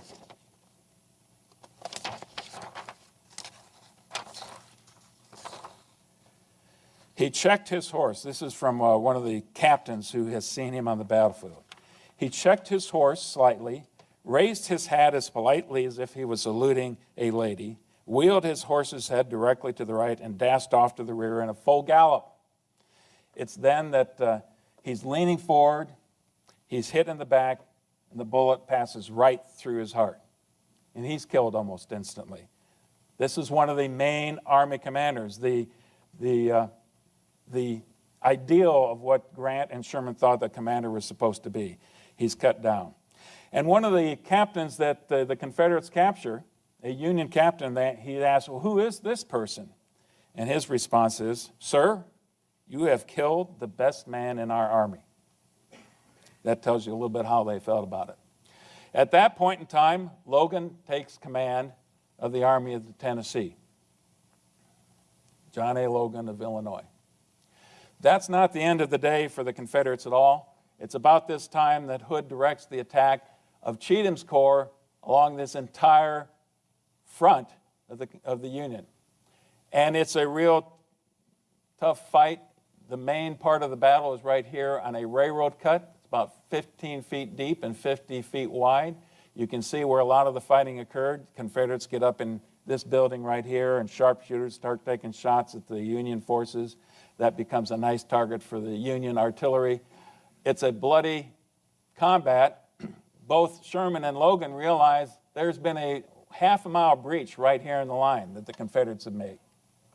Both Sherman and Logan send reinforcements, and they finally blunt the attack. And what's the end result of all of that? 3,722 Union casualties. These are high numbers. That's a significant portion of the Union Army. 1,700 of them are captured and missing. That's the Union side. On the rebel side, 8,000. 8,000. Hood doesn't have that kind of numbers to really lose. So this is a huge defeat. They have little to show for it. Now, it's time for the Union to reorganize. I'll move through this quickly. Division commander in Schofield's Corps is changed. Another division commander changes over in John Palmer's Corps. This first division of Schofield's 23rd Corps is so decimated that it's disbanded, and then the remaining troops go to these two corps. And now you've got the problem of how to replace McPherson. Lots of people want to replace McPherson. Logan would certainly like to stay in command. He's done extremely well for this entire campaign, but he's one of the junior officers. And more important, in Sherman's mind, he's not West Point. He's not professional Army. Now, there's a couple who are that are likely candidates. Oliver Howard is one of those right here, and Joseph Hooker. Joseph Hooker used to be the commander of the Army of Potomac at Chancellorsville. It didn't turn out well, and again, he blamed Howard, and he blamed Stoneman for his failures there. Sherman didn't really think too highly of Hooker. He thought Howard was more reliable. Howard was also known as the Christian general, also another officer who had an amputated arm. A safe bet, not taking risk. And Sherman picked Howard to replace McPherson. So that's what you've got. Howard has to be replaced by Stanley. Stanley is backed up there. And now you've got problems with Hooker. Hooker gets upset. He should have been the commander. He had date of rank. He quits. He resigns. And Slocum eventually is going to take over. Actually, Alpheus Williams takes over for a short period of time until Slocum can get there. One other officer, a couple other officers we need to look at. Sweeney gets into a fist fight, if you will, with his Corps Commander Dodge, and he is relieved after that. And finally, John Palmer. This is a little bit ahead of the schedule here, but John Palmer leaves in the middle of a combat action because he is upset over something that occurs in Utoy Station that we're going to talk about in just a bit. And Jeff Davison takes over Corps command there. Anyway, Ezra Church and beyond. The next stage. Already, Hood has been defeated decisively at two locations. Ezra Church is the same kind of an experience. It's over here on the eastern side, the western side of Atlanta on the defensive. And again, the Confederates are defeated there. Whenever they go on the attack, they're going to end up getting beat. Cavalry raids that the Union are taking, Lovejoy Station and Stoneman's raids. 2 different divisions are involved with those. Lovejoy Station starts well and then ends up in disaster. Another one of the McCooks, Edward McCook, is leading that force, and basically his force is almost entirely destroyed. Stoneman decides he's going to rescue all those beleaguered prisoners down in Andersonville, and he goes way south, and he's cut off, and his division is essentially destroyed. He ends up being captured himself. So a huge portion of the Union cavalry is out of the picture. It's about the same time that the Confederate cavalry is moving north, Wheeler's divisions moving north, trying to cut Sherman's supply line. So both sides have given up their reconnaissance ability.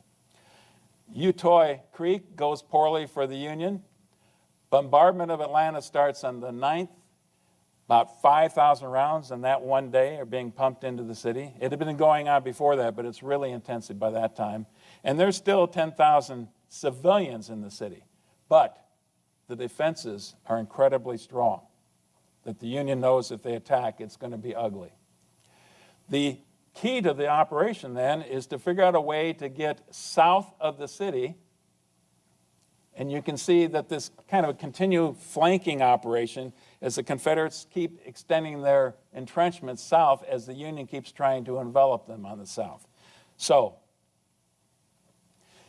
Sherman now, it's time for a big gamble again.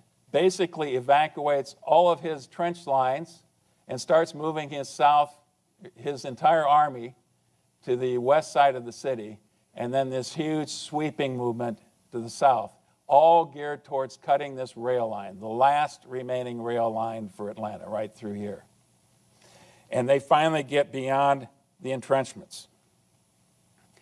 On August 25th, Thomas and Howard's Corps and the 26th move out. On the 28th, the 2 corps in movement cut the rail line right here, the Atlanta and Western Rail Line. Remember, that goes over to Alabama.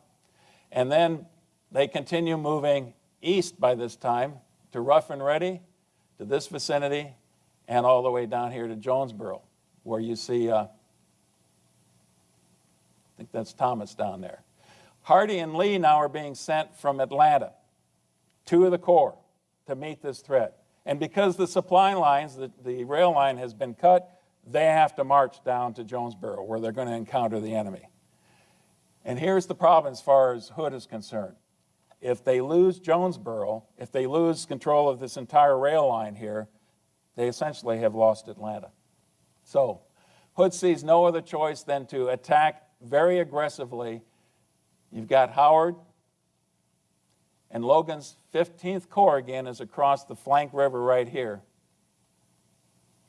And that's going to be the defensive position that the Union are in when you've got 2 corps, especially Hardee, and some of Lee's forces in the north as well, attack. The attack goes awry almost immediately, but they press the attack very hard. The problem is entrenchments, well-developed entrenchments, fresh troops, well-fed, well-armed, against 26,000, but about 6,000 of them being stragglers, totally exhausted, tired to the bone, and dispirited. And that attack ends in disaster. And it's worthy to check the numbers on this one in particular and get to it quickly. 172 Union losses, perhaps up to 2,200 Confederate losses. That's August 31st. The next day, the Confederates go on the defensive. Stephen Lee's corps is sent back up north, working his way up because there's a couple places north of there that the Union has already cut the rail line as well. And this time it's the Union's turn to attack.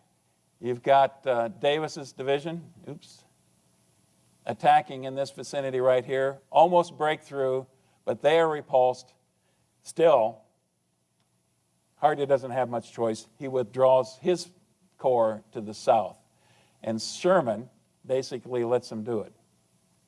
Sherman could have closed the gap here again, and for whatever reason, he didn't push hard in the first day of this on August 31st. He could have pushed some more forces down rather than have them busy tearing up rail lines, and he lets Hardee's corps basically slip away, for whatever you say. But September 1st, Hood has little choice but to evacuate the city, orders a withdrawal, and in the process, they order the destruction of lots of supplies as well. 5 locomotives, 81 boxcars. 28 of those boxcars are loaded with gunpowder, shell, 5,000 new rifles, 3 million cartridges, a huge amount of supplies. You know, the Confederates thinking, why isn't that on the battlefield? We needed that. And now it's gone up in smoke. So all those images you see in Gone with the Wind, this is what they're talking about. It was when the Confederates put torch to the rail cars. And then they withdraw.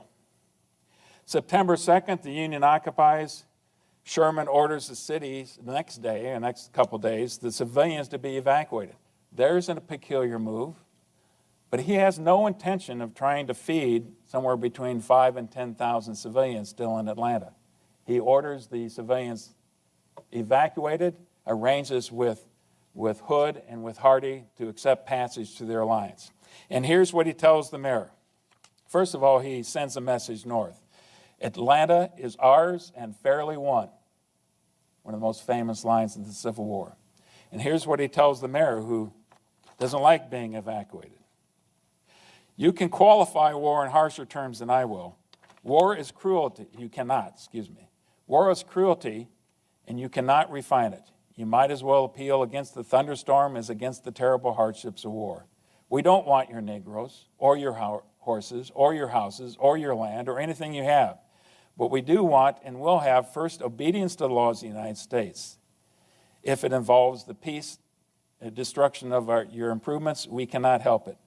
But, my dear sirs, when peace does come, you may call on me for anything. Then I will share with you the last cracker. That's basically the attitude that he had. So, casualties. And what I've done here is compare the casualties for the Atlanta campaign, about 5 months versus 2 months for Grant's Virginia campaign. At first, you might think the numbers are relatively comparable, but look at the Union casualty here that Sherman had in 5 months, taking the city, and Grant has in just a couple months. Huge disparity. And there's the rub. Until September 2nd, that was the problem. And I want to play this clip here for Abraham Lincoln. Entitled The Blind Memorandum, he wrote this on August 23rd when he was despairing for his chances of being reelected. This morning, as for some days past, it seems exceedingly probable that this administration will not be reelected. Then it will be my duty to so cooperate with the President-elect as to save the Union between the election and the inauguration, as he will have secured his election on such ground that he cannot possibly save it afterward. He wrote that, he folded it in half, he had all of his cabinet officers sign it, and then tucked it away. They had no idea what was on that piece of paper. James. Thank you, Mark. Thank all of you. We'll start here with the motto, plus ça change. In 1860, on the left, Mr. Lincoln was running with Hannibal Hamlin. Wide Awakes were leading the campaign, and they won. So why not use the same image in 1864 when he's running with Andrew Johnson on a new party, the Union Party? Just a little reminder that if you think politics is always changing, sometimes it's not.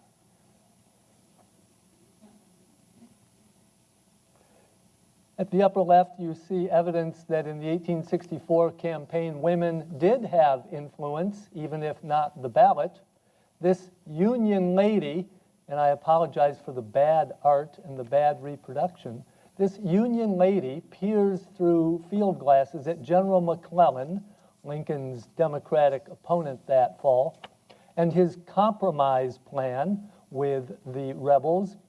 And she finds that the compromise plan will mainly benefit, panel 3 at the bottom, those who like to whip their slaves, as a military necessity.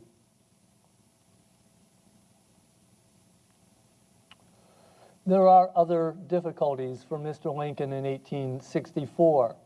The French-Canadian newspaper that you see here is simply a symbol of the ongoing problem that Confederate agents working from Canada, not just from Quebec, but also from Ontario, were aiding elements, including those who raided into St. Albans, Vermont in 1864, robbed a bank, took some money, and caused people to have to look north rather than looking toward Virginia and toward Georgia all summer.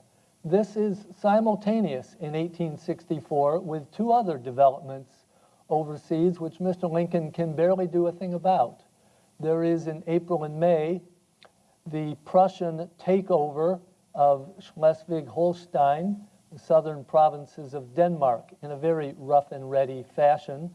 The German, mostly Protestant empire is beginning to expand there, scaring Napoleon III in France and his Roman Catholic mini empire a good deal. And it is at this point that Napoleon decides to continue with the plan to try to take over Mexico as part of a Roman Catholic or Latin empire. The brother of Franz Joseph II, Emperor of Austria-Hungary, is a gentleman named Maximilian. Napoleon convinces him to take his wife, Carlotta, and go to Mexico and become emperor in a French-sponsored empire there, perhaps causing difficulty for the Union.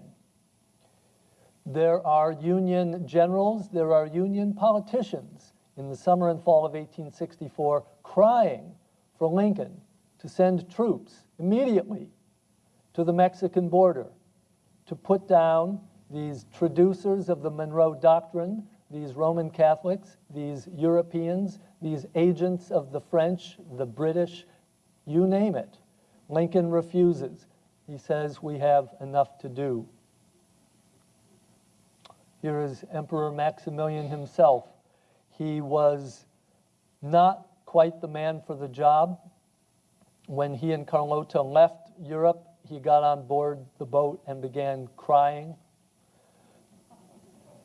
They arrived in Mexico on May 28th, 1864, just days before the Republican convention had renominated Mr. Lincoln again. He was always in a minority. It was church and conservative elements in Mexico who wanted him there.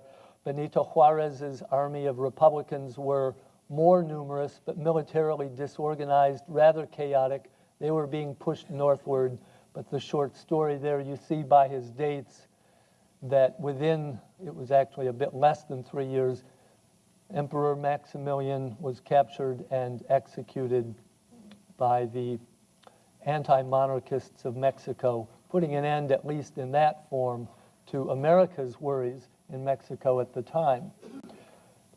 All this is background to what Mark has been telling you about American soldiers in the North fighting to preserve the Union. And it is, as I said, the National Union Party that is the new name for the Republicans this year.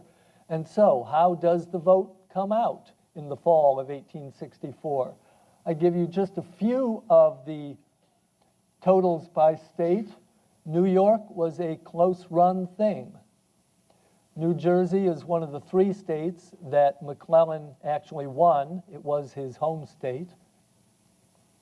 Pennsylvania, though, was pretty strong for Mr. Lincoln and the Union. Wisconsin, pretty strong. Missouri is the big surprise here in terms of percentages, but consider who was not allowed to vote or who was not bothering to vote in a Union election in Missouri in that year. An awful lot of pro-Confederate men in Missouri had already gone south or were in prison. Same story to some extent in the other way around in Kentucky. Mr. Lincoln was very unpopular in his home state of Kentucky. did not carry it as his rival George McClellan carried his home state of New Jersey. But again, those figures are misleading because a good many of the Kentucky Union men were not available to vote in that election for the Union. They were fighting elsewhere. And Illinois, of course, was pretty strong for Mr. Lincoln. All in all, 55% of the Union vote, of the vote in the North only went for Mr. Lincoln and the Union Party. I should point out that I've seen other figures for Kentucky in this election, whereby McClellan won 85% of the vote. So let's think of these figures as official rather than real.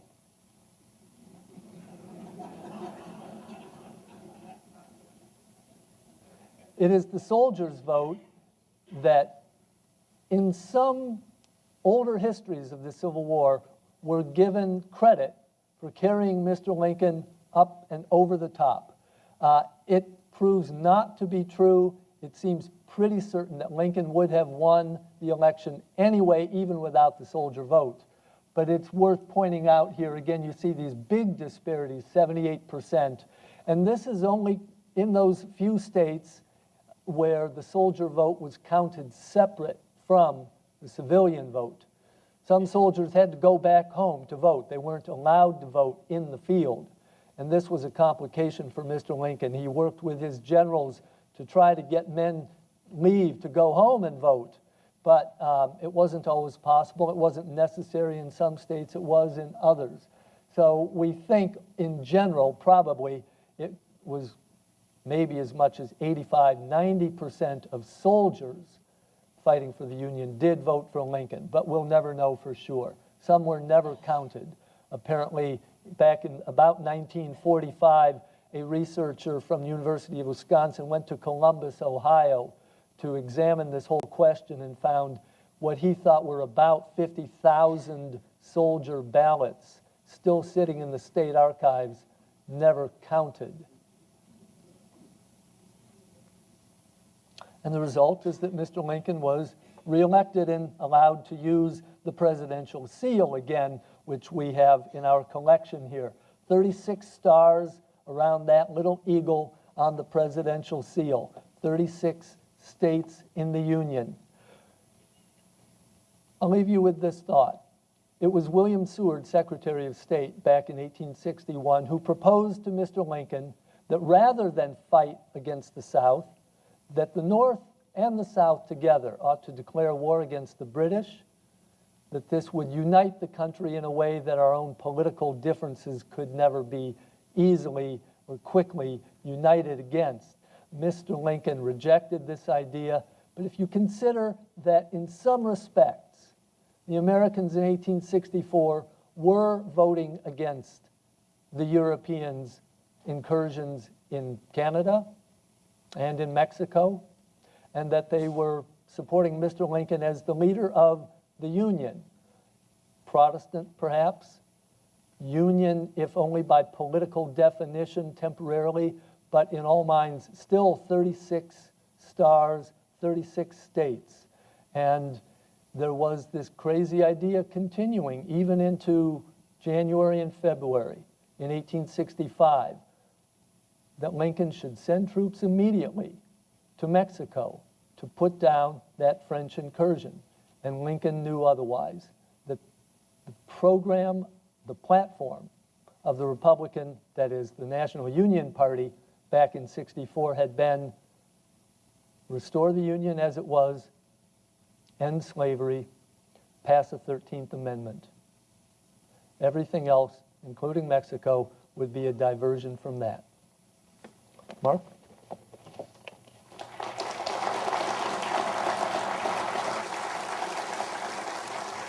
Thank you, James. And worth repeating again, in August of 64, Lincoln was thinking his chances of being reelected were very slim. When Sherman delivered Atlanta, as far as he was concerned, in most conventional wisdom in the North, everything had changed, and it looked like they would be victorious in the election. Now, after the collapse of Atlanta, what does Hood do? he decides to take the fight to the north and move along the same rail line, the one that they had fought all the way down, and head north. And again, moving pretty quickly here, the main piece of action here is at Allatoona Pass, which is right here. You can see a picture of it right here. It tells you something about how dominant a piece of terrain that is, if you can control that piece of terrain.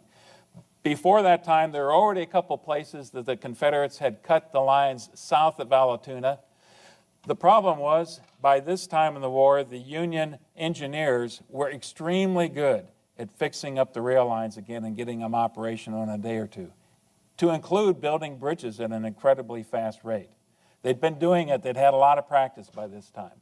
But Allatoona Pass is the toughest fight that Hood's got going north. He sends General French's division, he surrounds the garrison there.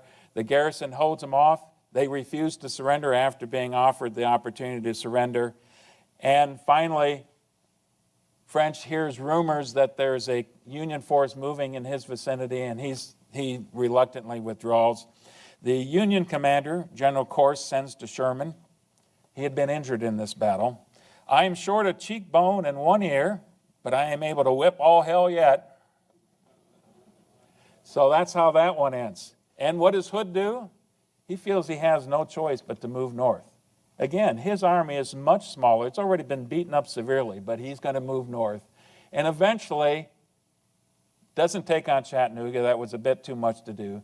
He moves over to Atlanta. Now, through this whole time, Sherman's been shadowing him, moving north. I don't know how seriously Sherman was trying to engage in major combat. It doesn't seem that he has the spirit for it. What he's interested in doing is, why did I leave Atlanta? I just fought to get to Atlanta. I want to go back to Atlanta. I don't want to stay in Atlanta, but I don't want to let him dictate the terms. I want to retain the initiative.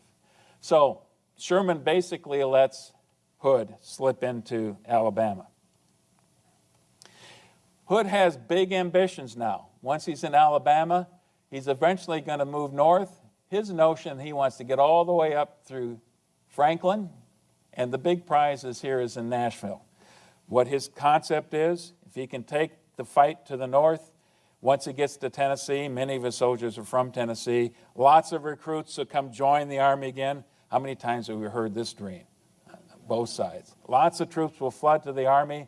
He can get to Nashville. He can take on piecemeal the Union forces, defeat them one portion of the army at a time, take it all the way up to Cincinnati perhaps, and then eventually head over to the east and join Lee in Virginia and help Lee defeat Grant. Well, there's a pipe dream for you, but that was what his concept was. And Sherman, as far as he's concerned, is content to let that happen. He had already, long before this time, sent Thomas up north with his army, and they're going to settle in Nashville. Really, Thomas's mission was to guard this portion of the supply line, because you still have Forrest who's raiding in that vicinity. When he sees that Hood is intent to keep heading north, he sends General Schofield and some reinforcements north as well to eventually join up with Thomas.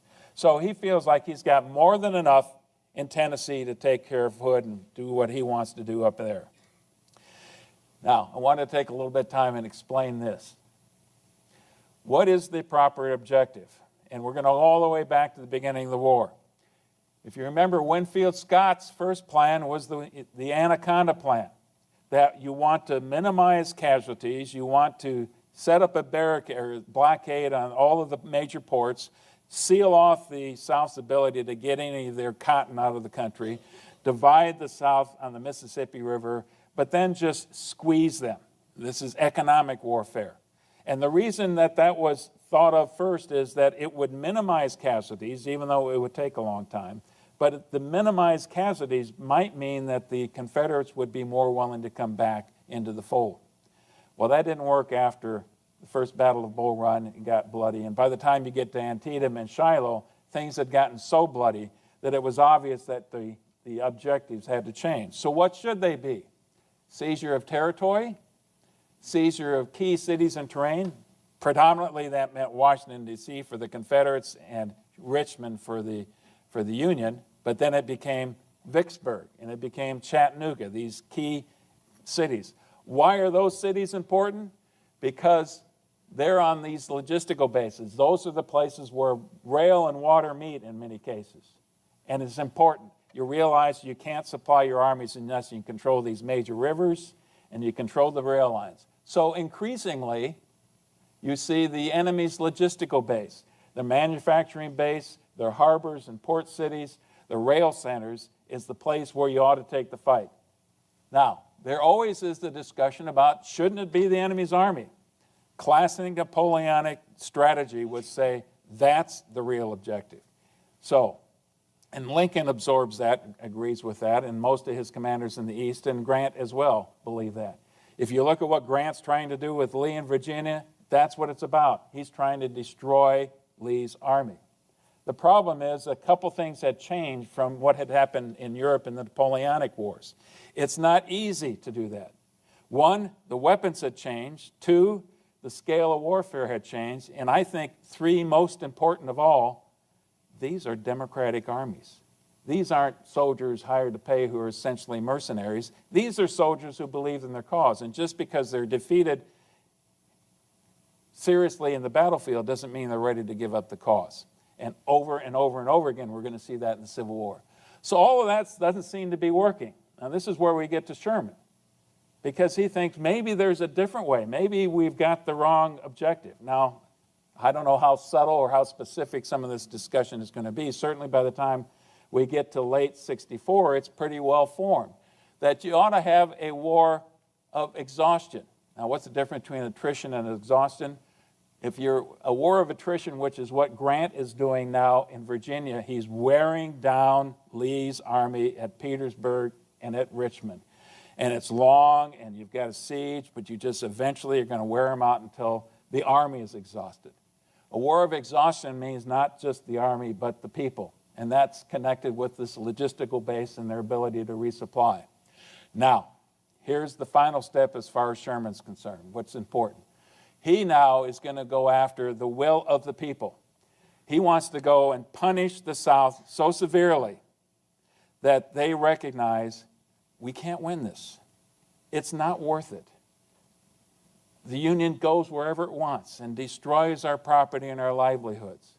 It's time to give this up. That's what Sherman's objective is now going to be about. And that's where he comes up with this concept of marching to the sea. I propose that we strike out with our wagons for Savannah. And this is what he's telling Washington, D.C., Grant and Lee, Lincoln in particular. Until we can repopulate Georgia, it is useless for us to occupy it.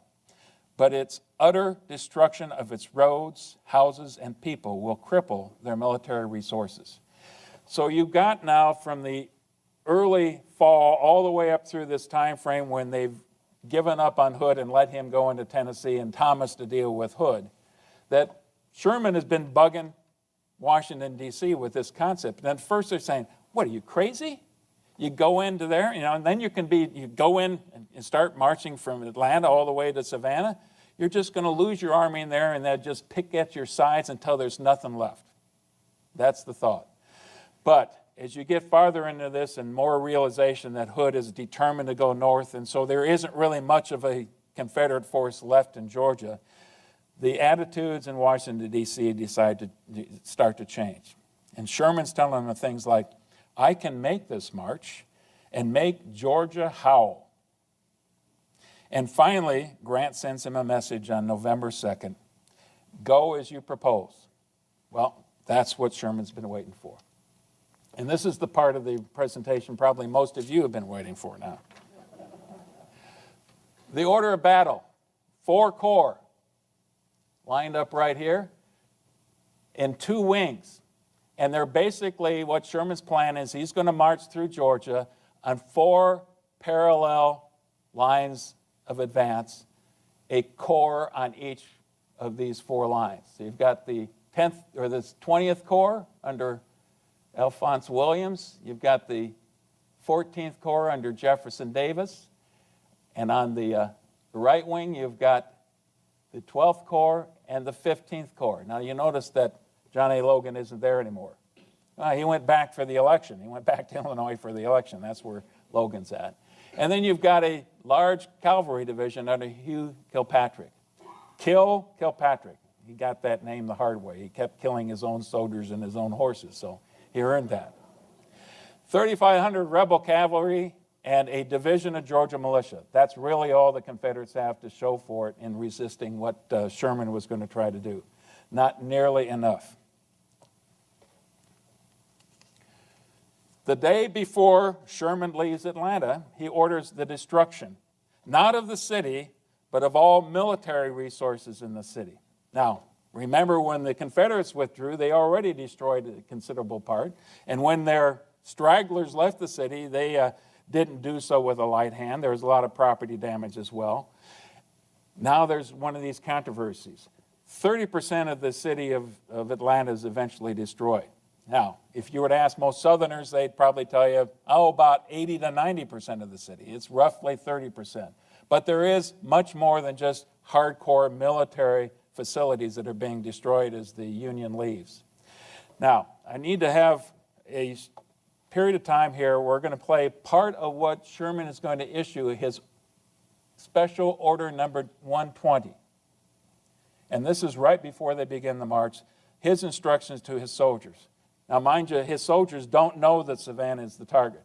His corps commanders do. The people back in Washington, D.C. knows.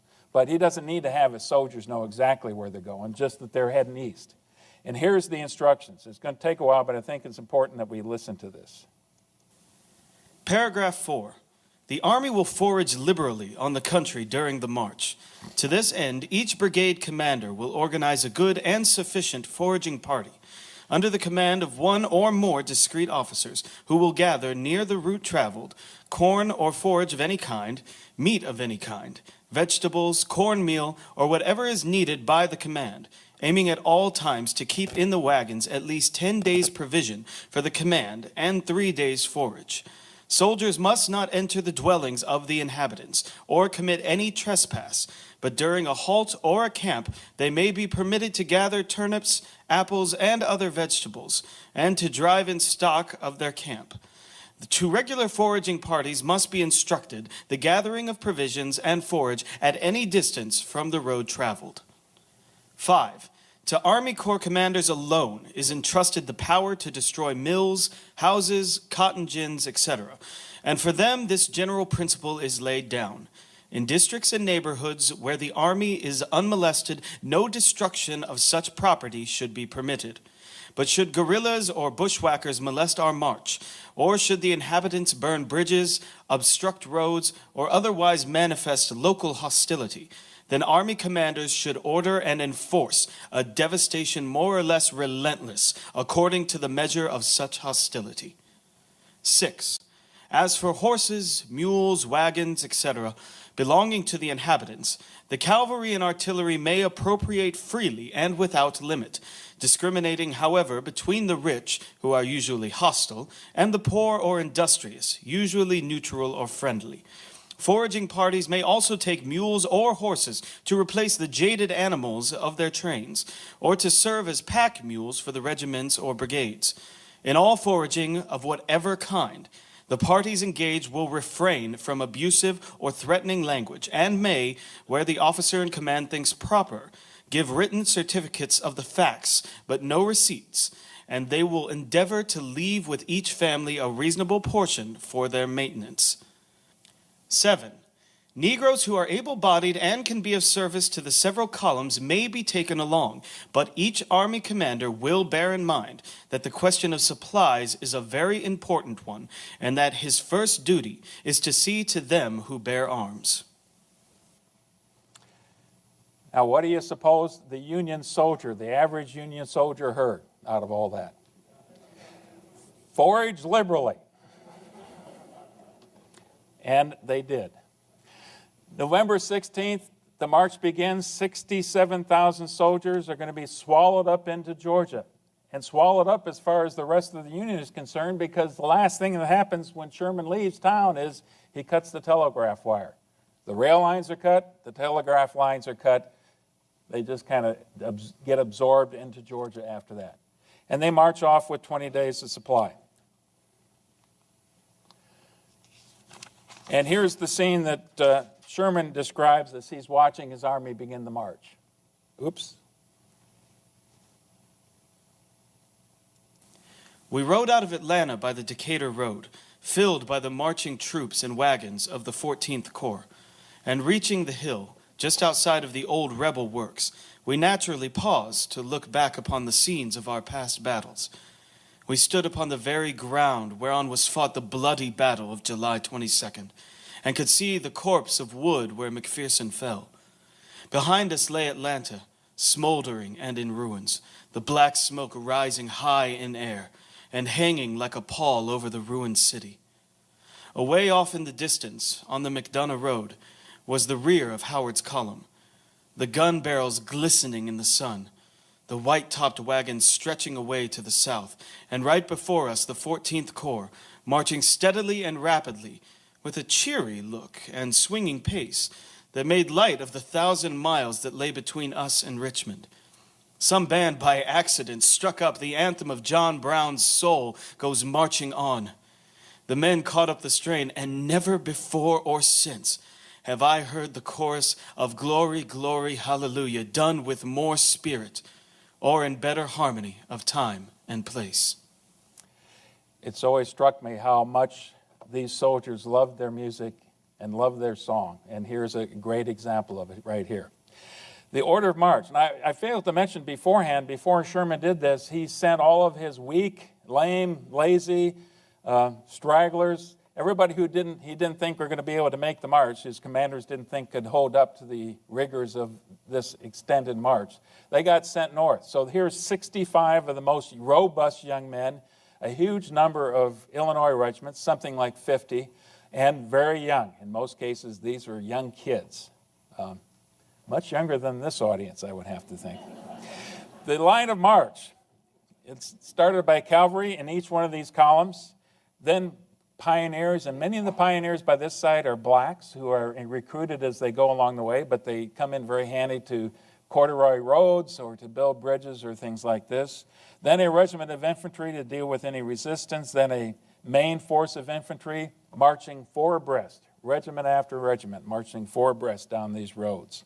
Supply wagons behind each one of this with ambulances, pontoon wagons, something like, I've heard anywhere from 3,000 to 10,000 cattle went along in this trip to start with. And then the rear guard, and behind that a cavalry or infantry screen. And over time, as they are marching through the breadbasket of Georgia, they're collecting lots of freed slaves. Some of the slaves, some of the young men who are in good shape are incorporated into the columns, but most of the women and children, the older men, if they're following along behind all of this. Destruction of the railroad, that's what this picture right here illustrates. This is what you would call a Sherman necktie.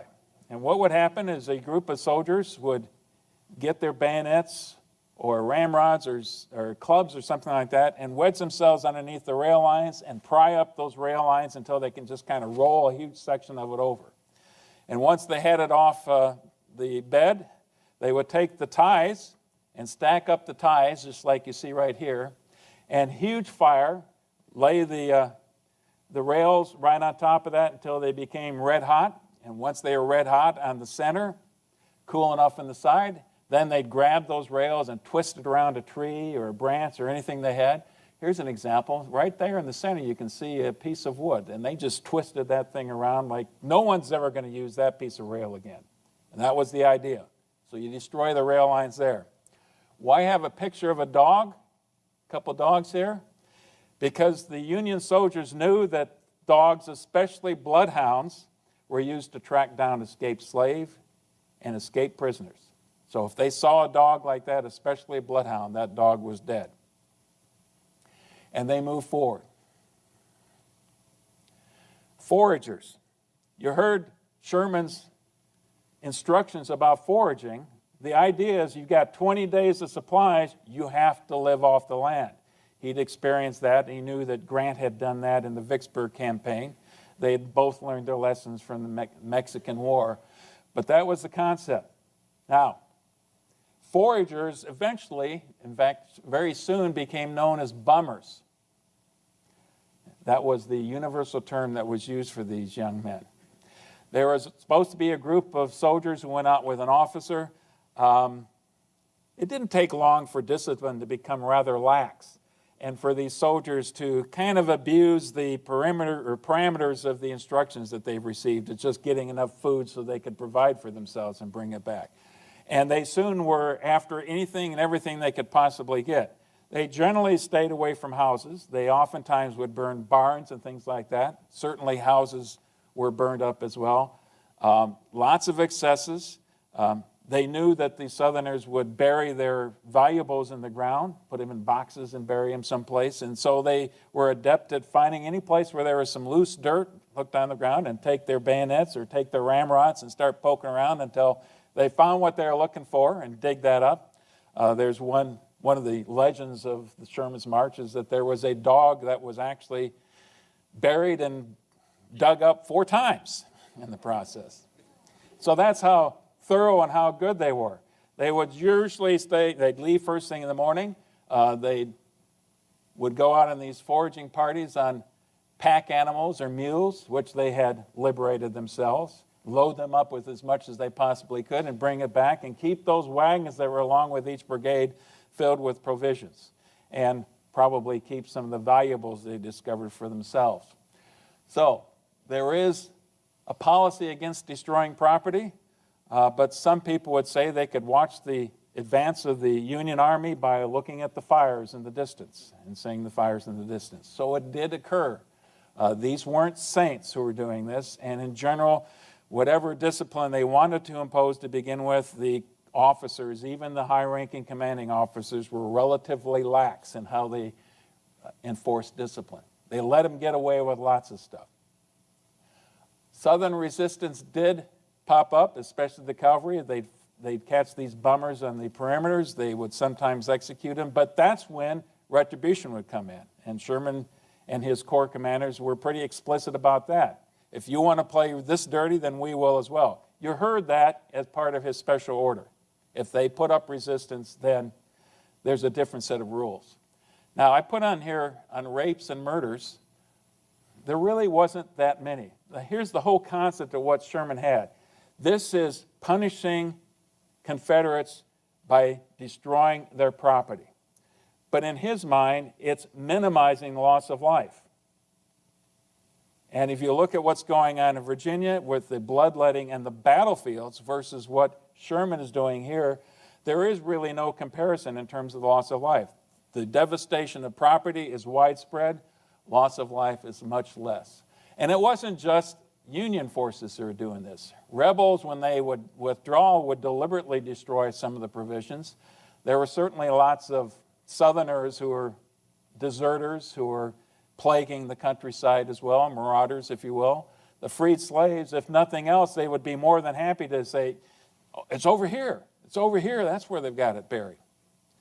And Wheeler's cavalry could also impose their own kind of punishment on Southerners. So it's a it's a painful situation for Southerners all along. It's something that Georgians remember to this day, as we all know. Now, what's going on with Hood moving north? Very quickly, the Battle of Franklin. Finally, by November 29th, he is closing in on Franklin, and he misses his best opportunity.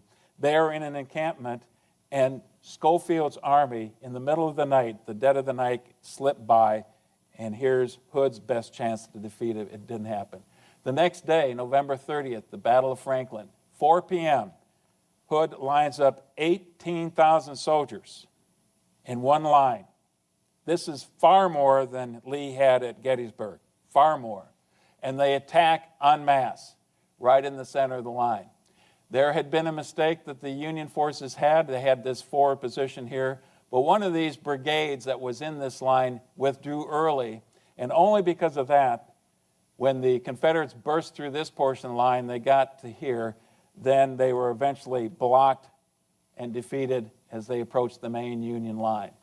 Now, casualties for this. And this begins to tell the story of something like 30,000 plus that Hood had with him as he went north. 2,300 Union casualties, and 1,000 of those were captured. 6,000 Confederate casualties. That's a huge portion of his army. Now, most people, Hood had this strange notion that his soldiers had lost their fighting spirit. This is going to restore their fighting spirit by attacking in that kind of fashion, attacking against the strength of the Union entrenchments. But 6,000 is a huge blow that he can barely deal with. And yet, they continue north. They continue north to Nashville, and same kind of a situation. There we go. He closes in and actually encircles as best as he can Nashville on December 2nd, but you can see it's not even close. You know, the Union lines are something like 10 miles. He can only manage about 4 miles. And then Thomas waits. He needs cavalry. He needs new mounts. So he sends Wilson, his cavalry commander, out to get any kind of horse that he can possibly find. And meanwhile, Thomas is being pestered by Grant and Lincoln in Washington, D.C. Will you do something? This is the perfect opportunity. Hood is seriously beat up. Go after him now. You can destroy him now. And Thompson is biding his time until, as far as he's concerned, he knows that when he engages in combat, it's not just going to be he can beat Hood, that he can destroy Hood's army. Well, December 7th, Grant gets fed up. He orders Thomas to attack immediately. December 8th, an ice storm hits. And at that point in time, for the next few days, the Confederates are absolutely miserable. Most of them, if they have shoes, it's shoes that are dilapidated and practically fallen off. Careworn clothing, maybe one blanket. They're freezing. They dig holes just to cuddle up together and try to stay warm until the thaw occurs. And that happens about the 14th or 15th. December 13th, Grant is still so fed up with Thomas that he sends John A. Logan to relieve Thomas in his command. But before Logan gets there, Thomas attacks, totally envelops the left part of the Confederate line, and does what he intended to do, crushes Hood's army. 3,061 Union casualties, another 6,000 Confederate casualties, and there really isn't much of the Confederate army left. And now Hood's withdrawing, and in serious pursuit is Thomas and his troops. So here's a case, about the only case you can find other than perhaps Vicksburg, where there's an absolute surrender, where there is an entire Confederate army that's essentially taken off the ledger. That's how significant this victory is for the Union. Now, meanwhile, Lincoln doesn't even know what's going on with his army in Georgia. They've lost track of him. They're cut off from the world. The objective is Savannah, but they don't know that. And here's what Lincoln says. This is another typical and great Lincoln quote. "We know the hole where Sherman went in, but we don't know the hole where Sherman will come out." Pretty much it. Torpedoes. Just a very quick comment here. Another wrinkle in warfare. The Confederates start planting mines in the roads, and after a young officer, a Union officer, loses a foot stepping on one of these mines, Sherman is outraged. Now, this is an interesting twist. This is inhumane. This is uncivilized. And so the thing to do is to have Confederate prisoners march in front of the Union. So they'd be the ones who have to step on the landmines. That was his approach, and it kind of stopped the problem after that. The Battle of Griswold is really the only main battle that occurred, and that's a division of Confederate militia, Georgia militia, against Union regulars, entrenched and dug in. And you can imagine how that battle turned out as well. It was ugly. And yet, we still have lots of liberated slaves who keep following the army as they begin to approach Savannah. Now, the problem with these last few miles as they approach Savannah, this is scrub pine. This is rice country, very marshy, if there is any kind of farmland at all. It's not the kind of land they've been marching through in the rest of Georgia. They can't sustain their army in this area, and their supplies start to run out as they get closer and closer to Savannah. It becomes a severe problem. In fact, it's such a severe problem that the order goes out that all of the ex-slaves that are following behind, we have to leave them behind. So there's a river crossing that Jefferson Davis, in this case, makes at Ebenezer Creek. And the last thing that happens after the army marches across this makeshift bridge is they cut the bridge loose and it starts to float down the river. And on the other side of the river are 6,000 some former slaves who are absolutely desperate because Wheeler's cavalry is quickly approaching. They are so desperate that many of them jump into the river, scores of them are drowned, and an ugly scene, one of the worst moments of this entire march is that incident at Ebenezer Creek. And that's something that both sides remember to this day. That tells you how desperate the ex-slaves were, that they would not end up being enslaved again.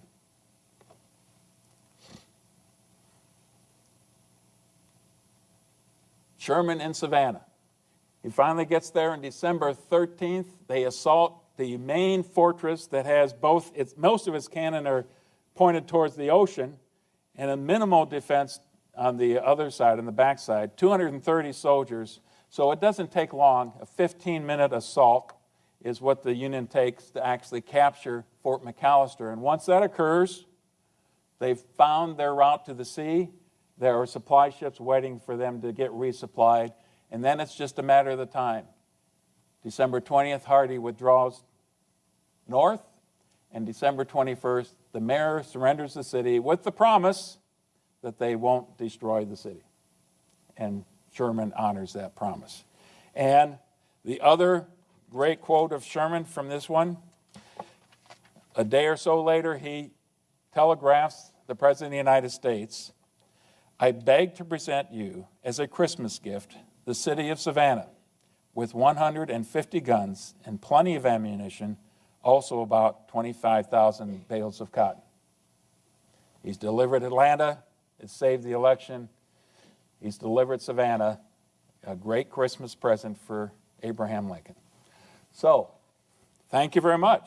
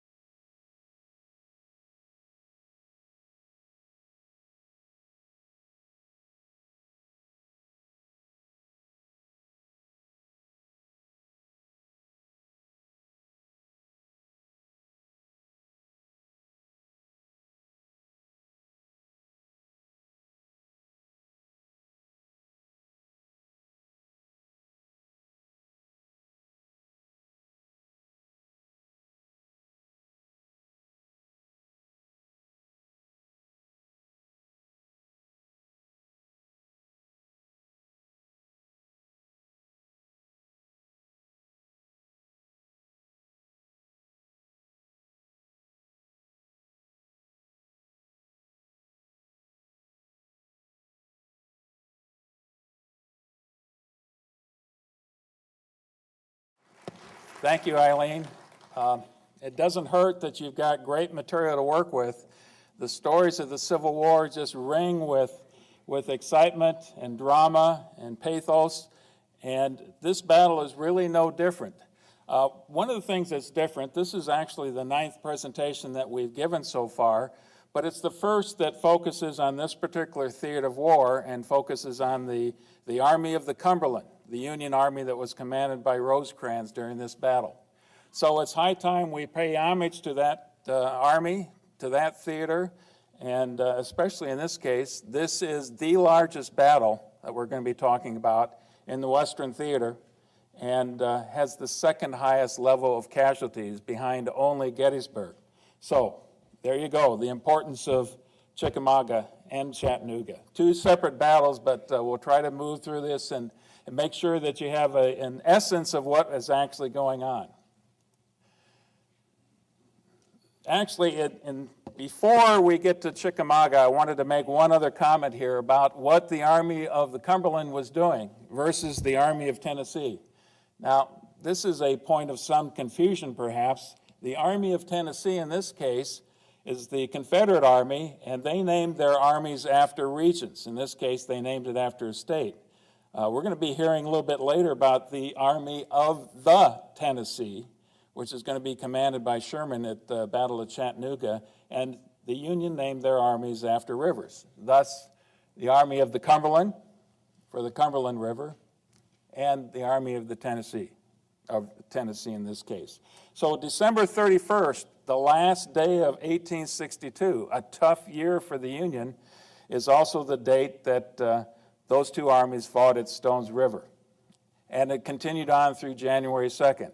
It was a tough battle, but at the end result, General Rosecrans beat Bragg by virtue of Bragg retreating farther south into Tennessee, and so it's a Union victory. And that's where we need to pick up our story. So, as we oftentimes do, we start with a map and kind of show you the terrain. And what you're looking at here, the dark lines are actually the railroad systems. The railroads are going to be very important. And this battle illustrates this better than any other battle I think we've encountered. And we've talked a lot about railroads already. You can see several different colors here. We'll take another look at this later. But different gauges, especially in the Confederacy, they were plagued by different gauges of railroad, which caused all kinds of logistical nightmares. But we're going into an area now. Here is Chattanooga, and just across the border, we'll be soon talking about Chickamauga in Georgia itself. But look at this. It's at the tail end of the Appalachian Mountains. And for the soldiers of the time, it sure looked like big mountains to somebody from Ohio or Indiana or Illinois. Biggest mountains that they'd probably seen in their lives. Very rugged terrain, poor farmland, very difficult to get across. The roads that were in this region were all unimproved roads. In other words, they're just dirt paths more than anything else. Carved out of the forest in most cases, carved into the sides of mountains, meandering their way up and down the mountains. So the railroads and the rivers were very important in both cases. Chattanooga at the time, this will surprise folks, a city of 2,000. Not a big town, but both North and South recognized its strategic importance. And it was because of two things. Because it was on the Tennessee River, and the Tennessee River wrapped all the way up into the Ohio and then down the Mississippi. So it was, great transportation, especially when you consider the roads of the day. And also, look what's here. A confluence of railroads, all converging on Chattanooga itself. So small town, but very important. Both sides recognize that. Now, a little bit closer look now of the Chattanooga area. You've got these rugged mountains on the north side and even more so on the south. So here's Sand Mountain and Raccoon Mountain right here. And then further south here, you've got Lookout Mountain. Now, you're thinking it's not a mountain, it's a whole ridgeline, and it is. A very prominent ridgeline, but right at the tip of this, overlooking Chattanooga itself, is this dramatic rise and overlooks the city, and we'll see pictures of that later on. Further south, you've got Missionary Ridge. That's right through here. And just on the other side of Missionary Ridge is a fairly broad valley where the Battle of Chickamauga is going to be fought. In the center of that valley, not surprisingly, is the Chickamauga Creek. It's not very large. It's fordable in many places as long as you don't mind getting wet.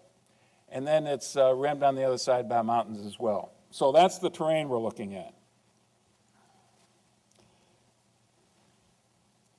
A little bit about our Union commander, William Rosecrans. Old Rosie. Actually, that's a nickname he earned while he was at West Point. Born in Ohio in 1819, West Point class of 1842, fifth in his class out of 56. And as I mentioned before, he earned his nickname there. He graduated and then soon found his way back to West Point, teaching engineering and serving as the commissary officer there.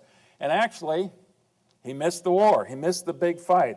That's what officers who have a future in mind, who are ambitious, want a future in the Army, wanted to fight in the Mexican War. He was stuck at West Point for the entire time.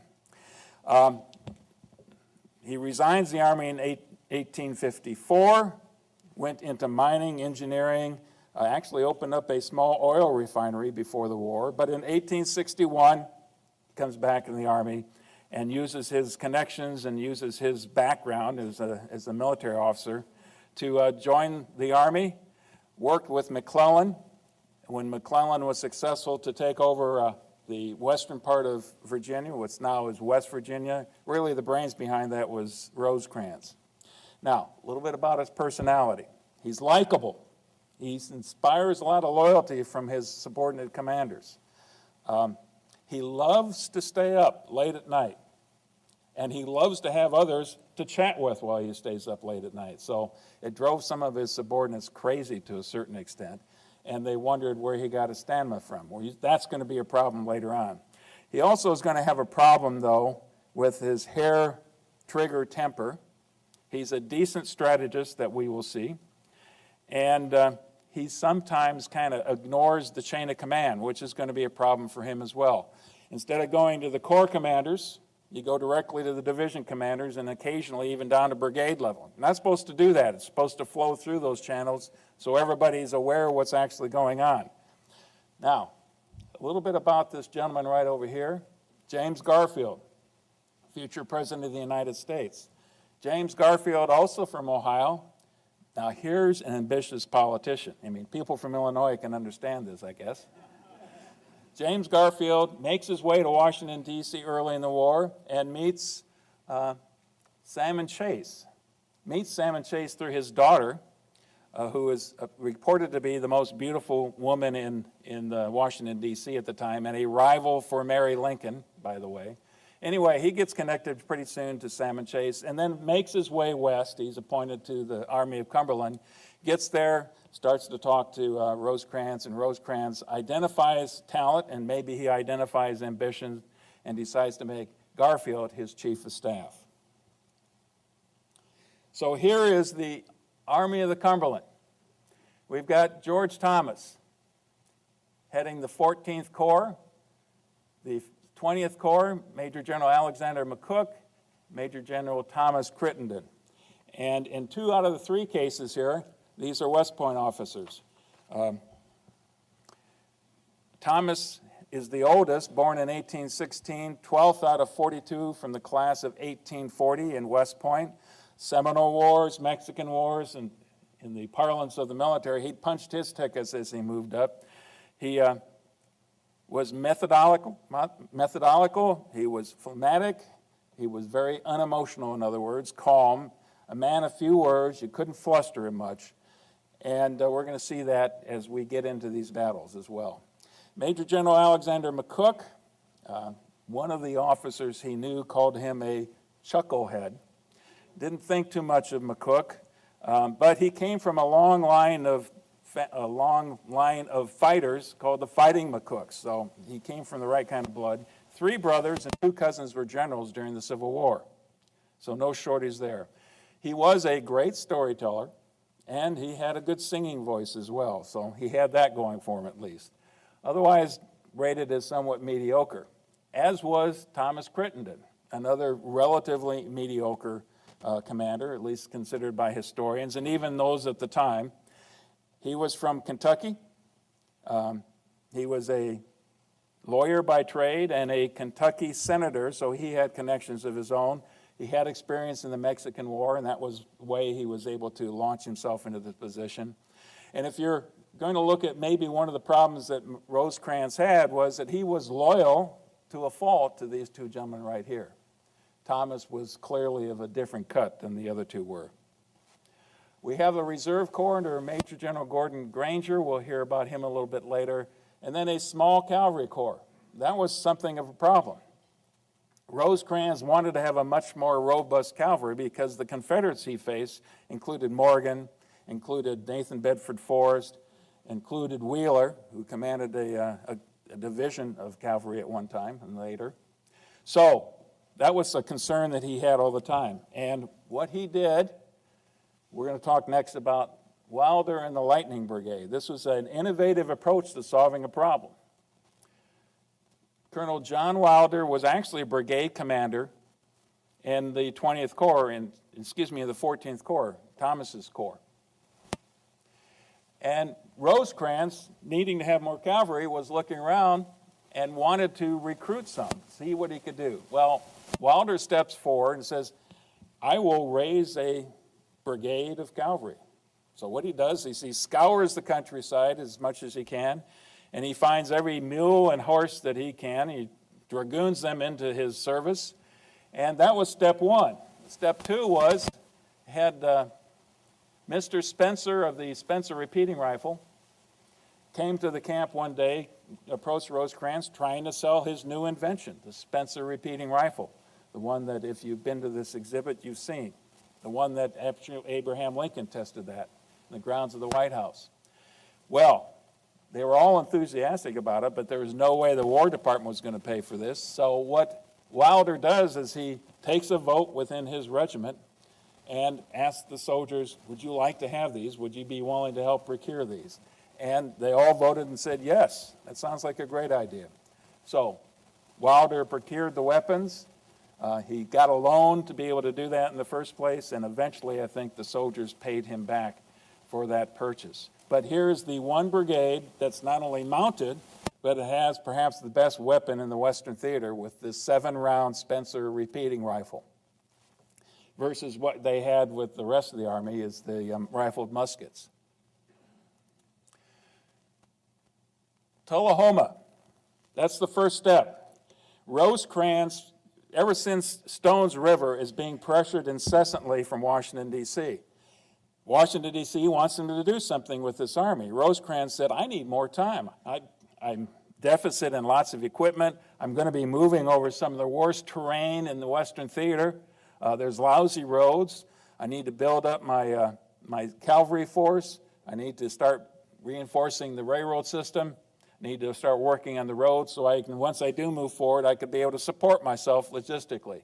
Washington, D.C. wasn't too terribly interested in that. About the same time as you get into the late spring, there are other things that are going on in the Western Theater and the East. One, you've got Grant trying every way he possibly can to get to Vicksburg. And you've got in the Eastern Theater Hooker, the catastrophe at Chancellorsville, and then shortly thereafter, of course, Lee goes on the move north. What Lincoln and Halleck and Stanton wanted, those are the three powers of the War Department and the President of the United States in Washington, D.C., was for all these theaters to be going on at the same time to really stress the Confederacy as much as possible. But Rosecrans couldn't be pushed until he was finally ordered to do so.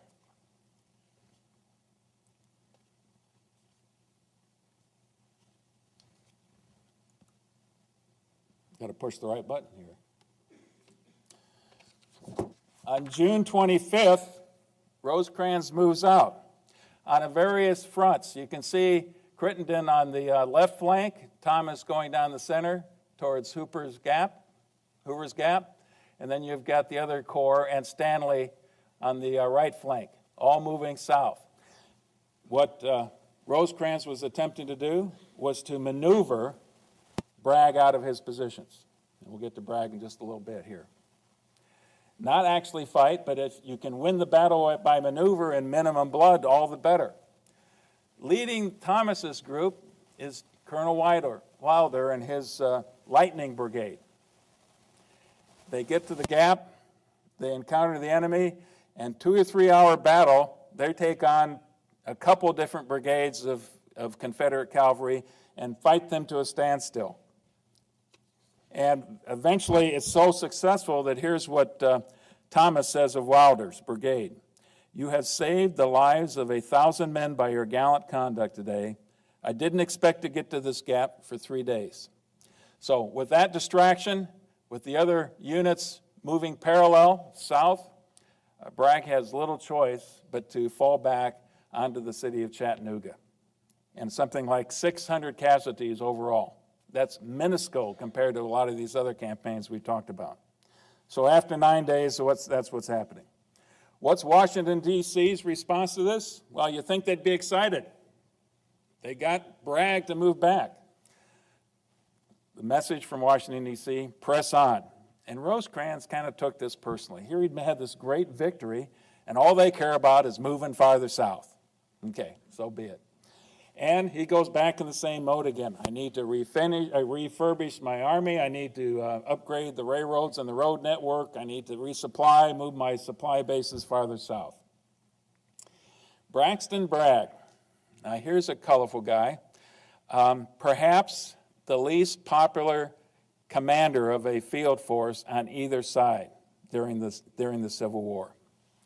He's unpopular with his soldiers. He's unpopular with his generals. He is West Point class of 1837. He's a veteran of the Seminole Wars and Mexican Wars. And here's his big claim to fame up to this point. At Buena Vista in the Mexican War, he comes riding to the rescue of a gentleman by the name of Jefferson Davis, who had gotten his regiment caught in a little bit of a trap, and he was being attacked by the Mexicans on the flank, and here comes Bragg and his force riding to the rescue. Davis never forgot that. Bragg retires in 1856, but he comes back shortly after the war begins. A little bit about him in terms of his personality, I think probably describes this best, and this is from General D.H. Hill.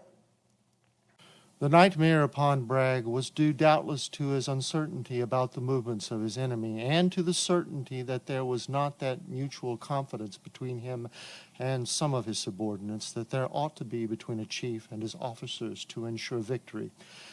Bragg's want of definite and precise information had led him more than once to issue impossible orders, and therefore those entrusted with their execution got in the way of disregarding them. Another more serious trouble with him was the disposition to find a scapegoat for every failure and disaster. This made his officers cautious about striking a blow when an opportunity presented itself, unless they were protected by a positive order. Just a little bit more about Bragg. He was something of a draconian, believed in discipline, believed that there are rules that need to be followed. He also had some serious health issues, and that seemed to be aggravated whenever he was under a lot of stress. Well, he's going to be under a lot of stress, as we see in the near future. Leonidas Polk, one of the corps commanders for Bragg. Polk is the fighting bishop. Born in 1806 in Raleigh, North Carolina, West Point grad in 1827. In the same year, he converts, becomes an Episcopalian, and goes to the seminary right out of West Point. So he resigns his commission, goes straight into the seminary. He's appointed as a major general in 1861, and he's got a long series of battles up to the point where we see him in this case. General Daniel Harvey Hill in the center here. You might remember him from the Eastern Theater.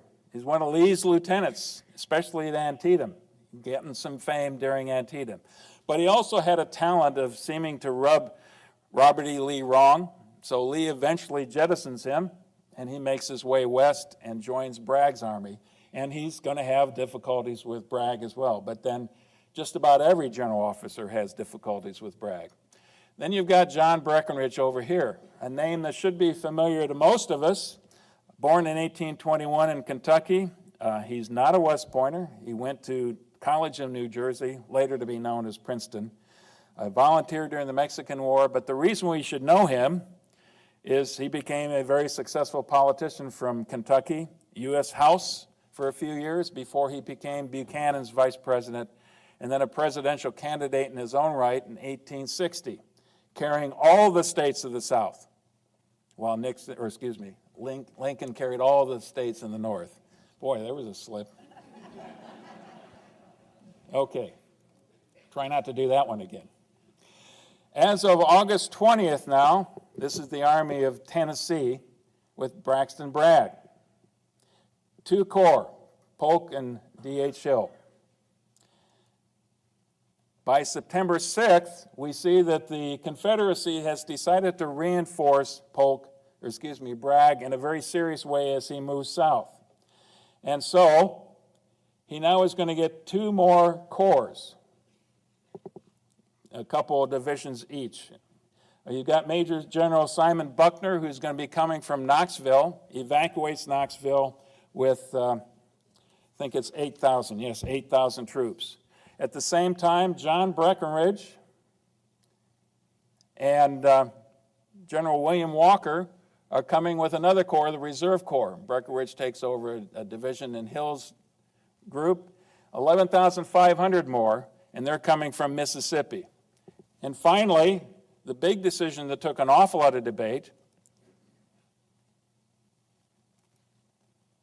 was to bring General James Longstreet's corps, at least 2 divisions of it, primarily 2 and then later a 3rd, all the way from Lee's command in Northern Virginia. This had been something that had been debated for a long time. There was a group of people in the Confederacy that were pursuing a Western strategy, and Longstreet was one of the people who was supportive of that whole concept and wanted to go west because he felt that that's where the Confederacy could actually win the war. Now, a lot of people would say he also wanted an independent command when he went west. He didn't get that. He ended up having to work under Bragg himself. And like all the other general officers in the Confederacy, he soon was going to have lots of issues with Braxton Bragg. Now, the Confederacy had a better situated with cavalry at the time. Major General Joseph Wheeler with 3 divisions, and then you've got Nathan Bedford Forrest. Later on, when they start to reorganize, it will be a little bit more balanced force, but pretty robust, and you can see why Rosecrans was so concerned about the cavalry that he had. Longstreet heads west. Now, this is where my interest in railroads comes to the forefront. And you saw this map before. The conditions of the southern railroads. You see several different gauges of railroad here. But by this time, been 2.5 years into the war, the Confederacy didn't have the manufacturing base to sustain the rolling stock, to build new locomotives. So those are wearing down in a serious way. They didn't have the resources to maintain the lines, so those are getting in a bad way. There are places where the bridges had been destroyed, especially in the Virginia area, so that's problematic well. So getting those units from Northern Virginia all the way over to Chattanooga is a problem. Now, when you'd think it would be fairly simple, you've got this line right here that goes right through Knoxville. But you remember Buckner evacuated Knoxville to support Bragg here at Chattanooga region. So that means that the Union can move in. Now this army has to move south all the way through here, eventually all the way to Atlanta, and then directly north. It takes a lot of time, several days to do that. Something like 8 places that you had to transfer, where you had to stop the railroad at one place, unload the troops, march to the next location, maybe cross the river, and load up again. All of that takes time and in the worst kind of railroad conditions you could possibly imagine. One other thing that you couldn't do is bring lots of artillery, because the rail system simply wouldn't support that, nor could you bring a lot of cavalry with you. The officers, of course, were able to bring their horses, but that's about it. But morale was extremely high. And this is a picture of what the Confederate soldiers encountered as they went through all these small towns, meandering their way through the South. And it's got a great quote here, I think. The ladies were showering bouquets of flowers on us and cheering our hearts with their winning smiles and graces, and what is best of all, feeding our hungry souls with an abundance of everything good. Great tables were stretched, filled with the bounties of the land, while the fairest and best women on earth stood by and ministered to every with or want. Was there ever a purer devotion, a more passionate patriotism, a more sincere loyalty than that displayed by the women of the South toward the soldier boys and the cause for which they fought? Was there ever elsewhere on earth such women? And the feeling was mutual, I'm sure. But this movement, speed is essential, and we're going to see it's crucial here. The Longstreet's troops don't actually arrive until right in the middle of the battle. Longstreet himself arrives after the first major day of conflict. Rosecrans continued to move south. August 15th through September 8th, now he's finally launched again after much pestering from Lincoln and from Stanton to get moving again. And once again, you see that Rosecrans is moving on several different fronts. Crittenden's Corps, the 21st, is moving to oppose directly across the river from Chattanooga, to threaten Chattanooga. It is make as much of a fuss as he possibly can to distract Bragg, so Bragg is focusing on Crittenden's force. Meanwhile, you've got one division down here, Stevenson's division at Cupstown Ferry, and then you've got Thomas following behind that, and McCook as well. And once McCook gets into Georgia and Alabama, he's going to go farther west. So that's the initial movement. August 16th, the actual movement begins. By August 28th, they're making river crossings, and this is river crossings after having constructed pontoon bridges to get across the Tennessee River. And September 8th, Bragg feels he has been outflanked again, and he has no alternative but to head south and to evacuate Chattanooga. So Bragg, by September 8th, is moving south, right in this direction here. And Rosecrans thinks he's falling all the way back to Dalton, Georgia, and perhaps even all the way back to Atlanta. That was the assumption that he was making. Even though he didn't have good intelligence for that, that was his belief. By September 11th, here we've got a river crossing at Chattanooga. You can see how dramatic the terrain is at Chattanooga. And you've got the Union forces at about a 40-mile front right here. There's a huge distance between these forces. So here's McCook, here's Thomas's Corps, and you've got Negley's division up in front, about 2 or 3 hours distance in this one right here, and then Crittenden up in the Chattanooga area. This should make any commander have pause to realize his forces are that far separated and therefore vulnerable if they were to have a surprise attack. And that's exactly what Bragg had in mind. Now he's receiving reinforcements. Now he's ready to go on the offensive again. As I just mentioned, the Army of Cumberland's covering that 40-mile front. Negley's division is especially vulnerable as they're going through the gap right here, through Pigeon Mountain, right in that area right there. And on September 11th, Bragg devises a trap.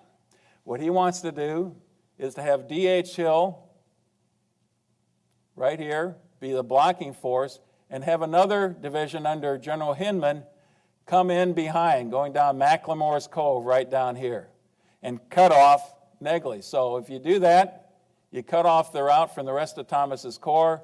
D.H. Hill hits him hard in the front, and you can annihilate that division. That was certainly Bragg's intent. But this is where we begin to see some of the doubt and the questioning and the friction that you had in the Confederate command. Hill is not convinced that this is a smaller force, that maybe the Union has more forces up there. Hinman starts the movement and then starts to get cold feet and gets within a few miles or a short distance of Negley's forces and then kind of stops. So you've got a case where Bragg's trap isn't closing like he had intended. And the whole thing eventually falls apart. Claiborne was supposed to be the launching force, the division under D.H. Hill. That does not happen. Rosecrans eventually is able to rally. He's going to pull Negley's force back across that stream into this gap right here, and the whole opportunity is lost. And just an observation by a soldier in an Illinois regiment. I found this in our archives right here. And here's his view. I found my regiment about 12 miles above on Bridgeport, Alabama, on the Tennessee River on the first day of September. Our division, the 3rd Division, 14th Army Corps, crossed the Tennessee on rafts constructed by our own men. A few days after we commenced crossing the mountains, on the 14th of the month, we We were in Lookout Valley, 14 miles from Chattanooga, completely flanking the enemy. While we were here, Bragg evacuated the place, and right here, General Rosecrans committed his first error. Instead of marching his army to Chattanooga, taking possession and making it a base of operations, he divided his forces and went in pursuit of the enemy. The 14th Corps, under General Thomas, crossed Lookout Mountain 27 miles from Chattanooga, and we found ourselves confronting the whole rebel army, 85,000 strong. Now, Bragg missed his chance. He could have overwhelmed Thomas and then turned upon McCook, whose corps was 25 miles on our right in the direction of Rome. Okay. A little bit of an exaggeration in terms of the size of Bragg's forces, but that's what soldiers do sometimes when they're under stress. And here you can see the trap is closing. But it never quite closed all the way. Now, a little bit more about the terrain at Chickamauga Creek. Bragg's plan now at Chickamauga Creek, after all the forces, here's the rush now. Rosecrans is trying to consolidate his forces as quickly as he possibly can. So McCook is coming, driving hard, and Crittenden is closing in from the opposite direction, all towards Chickamauga area, Chickamauga Creek. And that's what you see meandering through right here. Where Rosecrans is located on the dawn of September 18th, he's basically down here in Lee and Gordon's Mill, right down here. And he has a small cavalry force under Colonel Minty in this location. And here's Wilder's brigade right here, and another one of the stream crossings. Let's take a closer look at the terrain, though, because I think this is important for us. The creek is fordable in several locations. Here, here, here, up in this location, at Lee and Gordon's Mill as well. The Lafayette Road, make sure I pronounce that right. Lafayette is farther to the south. Here's the road that goes right up through the middle of this valley. And an awful lot of the fighting over the next couple of days are going to be along this road right here. A critical road, because if the Confederates can cut it, they've cut one of the ways that you can get back to Chattanooga if you need to retreat. It's flat, slightly rolling terrain in here, but it's also very heavily wooded and spots of open field. Here you've got Vineyard Field, Brotherton Field in this location, Poe Field. All the way up here is Kelly's Field. Farther to the east, there's another field. All these are going to be very important, but they're all surrounded by by woodlands. In some cases, it's a very thick brush. In some cases, it's the kind of woods that you can move through and have decent visibility. But it's a tough place to fight. And it's because of this terrain that this battle is perhaps one of the most confusing that you're ever going to read about in the Civil War.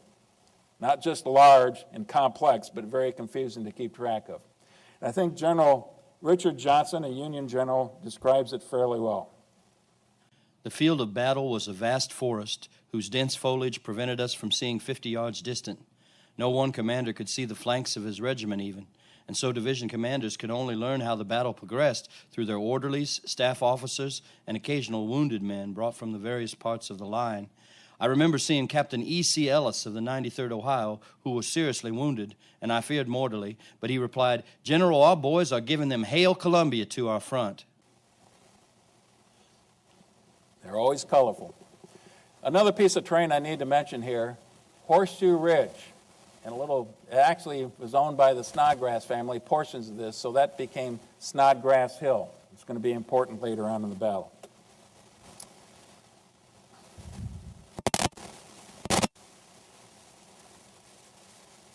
And here's another couple pictures of the nature of the terrain that they're going to be fighting in. Obviously, in this case, we're open fields.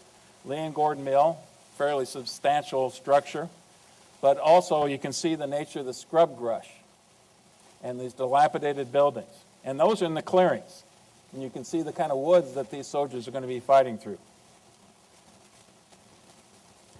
September 18th, the battle actually begins, but in a slow way. 6 o'clock is Bragg's start time. That's what he wanted to achieve. And at 7 o'clock, this is a little bit deceiving, on the eastern side of the Chickamauga Creek is where the Confederates first encountered Minty's forces in this region right here.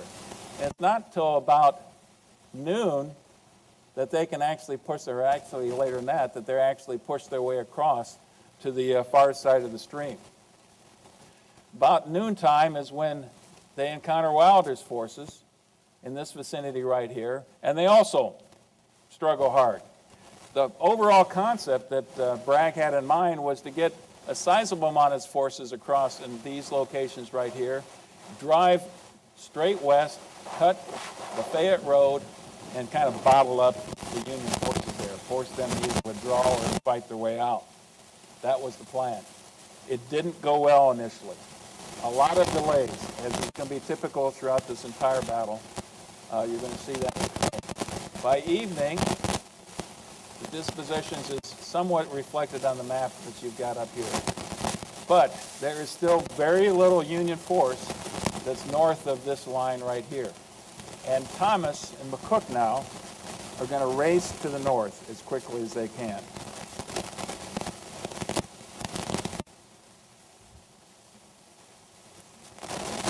Just a good quote here that I wanted to read to kind of illustrate what it's like to be in these marches, because Thomas's units are basically forced marching all the way through the night to be able to get in position in time. A march upon a bright, clear morning is full of hilarious mirth. The lively story is told. Jest succeeds jest in rapid succession. A march on a rainy, dismal day elicits no small amount of ripening. A march at night is invariably silent. Scarcely a word will be spoken for hours, and when one does address a comrade, it is in the quiet, suppressed voice such as heard in the sick room. And that's what's going on that evening of 19 September. But it's crucial because the Confederates aren't aware that now Thomas is going to be in a strong position as he moves north. The first action is going to be up in this sector right here, at Winfrey's Field. The Confederates are in position here. Actually, General Brannan attacks in this direction right here, and both sides end up funneling more and more forces into here. Now, as we go through the Battle of Chickamauga especially, I'm really skimming over the top of all of this, because what's actually occurring is combat at brigade level and at regimental level. And it's a lot of piecemeal units being fed into the action. A regiment by this time, supposed to be 1,000 men, but by this time in the war on both sides, they're lucky if they have 400 or 500. In many cases, 200 or less is what they've got in a regiment, because they didn't necessarily reinforce. But very confused battle. This is beginning to kind of lay out what we're going to see, and typical for the entire day. Limited visibility. And imagine now, when you have a regiment on line, they might stretch 200 or 300 yards as they start to move forward, usually two abreast, two ranks as they move forward. In some cases, there would be a line that would be in open fields, and then it would extend into the tree line as well, and they would all move forward at the same time. And again, you can see how quickly discipline could start to break down in that, and coordination between the various units. So this is the ultimate challenge in command and control into this particular battle. It really places the premium on the initiative of the commanders. And communication is also going to be very important. The people at the level of Corps Command or Rosecrans and Bragg, most of the time they're going to be confused. They can be issuing orders, but if it takes an hour or so for those orders to get up to the front lines, things have changed dramatically. And those subordinate commanders have to have a little bit of latitude in how they execute those orders to do things that make sense in the battlefield. This is going to be a huge problem throughout this entire battle. In the afternoon of September 19th, going farther south in the center of the line, things slowed down now in the northern sector for a little bit. Now the action is along here, and it's going to be on Vineyard Field and Brotherton Field. Bushrod Johnson, I love that name, a colorful name. He's got a good Illinois connection too, by the way, but he's a Confederate general, attacks, gets confusing, he attacks Jefferson Davis's division. Jefferson Davis is a Union commander. Both sides, and this is in the area right here, both sides continue to feed in units, just as we saw at Winfrey Field. And finally, when things are starting to go the Confederates' way, they cross Lafayette Road right in this vicinity right here, and dug in on the far side is our old friend Colonel Wildner and his Lightning Brigade again. Dug in position. They're dismounted, obviously. And they decimate the Confederates as they attack across. But that's certainly not the end of it. It goes back and forth quite a bit. Sheridan suddenly gets fed in about this time of the battle, his particular division. And here's one of the lovely ironies of this battle. As Sheridan is coming through and his forces are passing through the line of Wilder's troops that are dug in, Wilder's heard to say, "Make way for Sheridan! Make way for Sheridan!" so that the troops can go through. Shortly thereafter, they see Sheridan's troops come stumbling back through the lines, and what do the soldiers themselves say? "Make way for Sheridan! Make way for Sheridan!" They come streaming back through.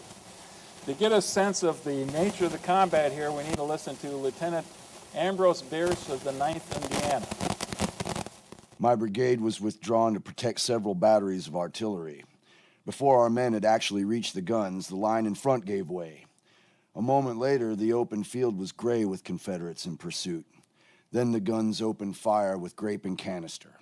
Nothing could be heard but the inferno din of their discharge, and nothing seen through the smoke but a great ascension of dust from the smitten soil.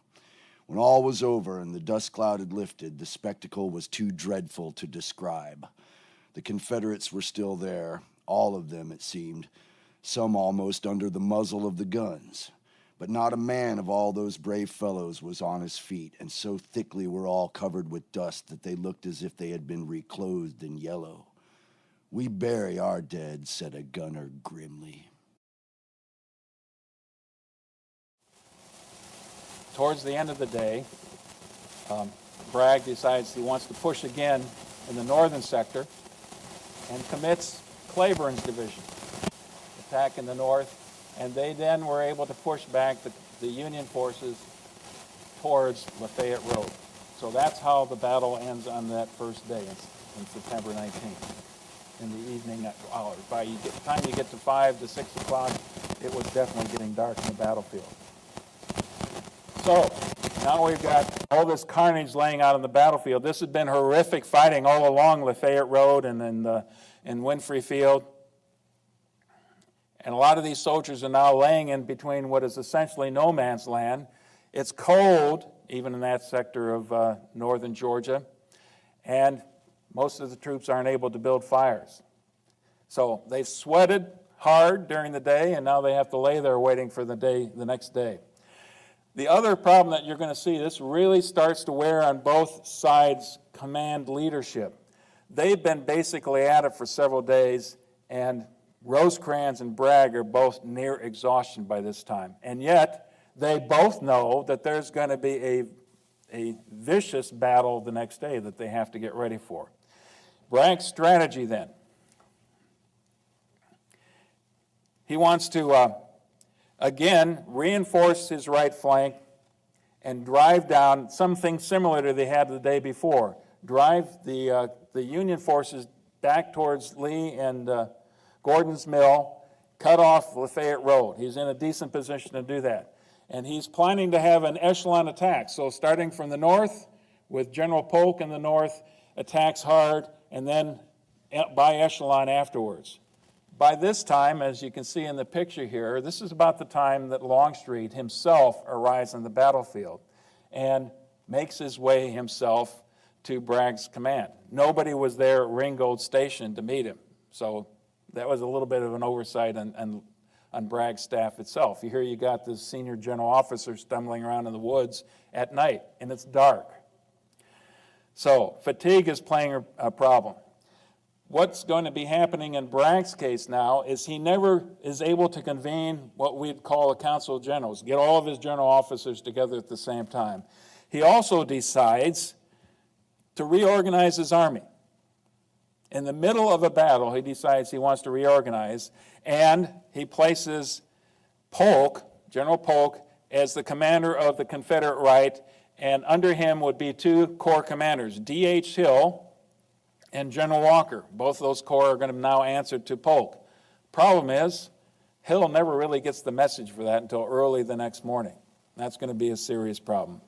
On the other side, Longstreet, who's just arrived in the battlefield, is going to take the Confederate left. He's got General Hood and General Buckner's corps and Hinman's division to support him on the left going through this.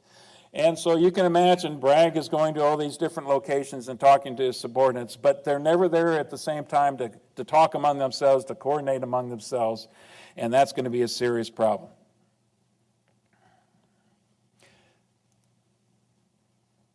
The battlefield at night. I've already kind of alluded to the nature of the battlefield, and I think this quote probably does as good a job as I could do in illustrating what it was actually like. This particular quote is talking about a Union officer, Lieutenant Wright, who is watching an attempt to get some of these wounded who are laying out in the middle of no man's land back within friendly lines so you can start to take care of them. Imagine the things they're calling out. They're calling out for mother. They're all desperately thirsty. They want something to drink, and they're in incredible pain in most cases. A shower of bullets was the response. By this inhumanity, the poor, suffering, wounded of friend and foe continued their piteous cries and groans within easy hearing distance of both lines throughout the cold, frosty night. Never before did the horrors of war seem to us so cruel. We could distinctly hear their lamentable cries, "Oh, water, water," and occasionally some poor, half-frantic sufferer calling the name of some familiar comrade or friend to come there. Considering the intense cold night, with our great coats and blankets far in the rear, our scant, poor rations, and being so near to so much suffering humanity without the privilege of giving any assistance, this certainly was the most miserable night the 8th experienced during the war. That's a Union soldier's view of it. Here's a Confederate's view of that night. We slept with the dead Federals thick amongst us, some of our men sleeping with their heads resting on the dead. That's just the way it was. Morning arrives, and there's now a heavy veil of fog laying over the countryside as well. So they're damp, they're cold, and they can't see very well at all, waiting for that morning fog to burn off a little bit. Rosecrans, we need to talk about what he had talked about that shower of bullets was the crucial night. The response. He does manage to have a council of war. He decides to stay and fight, that we will stay on the defensive. So in his case, it's a little bit simpler to do that than it is what Bragg was trying to accomplish. Thomas is going to stay in the defensive around the Kelly Field area as in the north. Now, you have to remember that here when they look at future maps here. McCook's corps was be withdrawn across the road and situated in the center part, and then Crittenden is placed in reserve. Now, here's where the fatigue on the Union side starts to play havoc with what's going to be happening in the next day. Early in the morning of September 20th, Rosecrans is trying to readjust the line. Thomas keeps calling for reinforcements on the northern sector, and he wants to get General Negley to move north.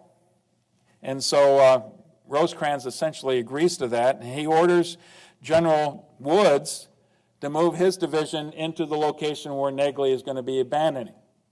And shortly thereafter, he finds Woods just kind of dallying, hadn't moved much at all. For whatever reason, Woods had a tendency to take his time and to be a little bit resistant of Rosecrans as well. So at 9:30, Rosecrans encounters him and says, "You are to replace Negley's division on the line, and I want you to do it as soon as the Lord will let you." So a little bit of a reprimand for General Woods, and Woods takes it personally. I think most of us might in that case.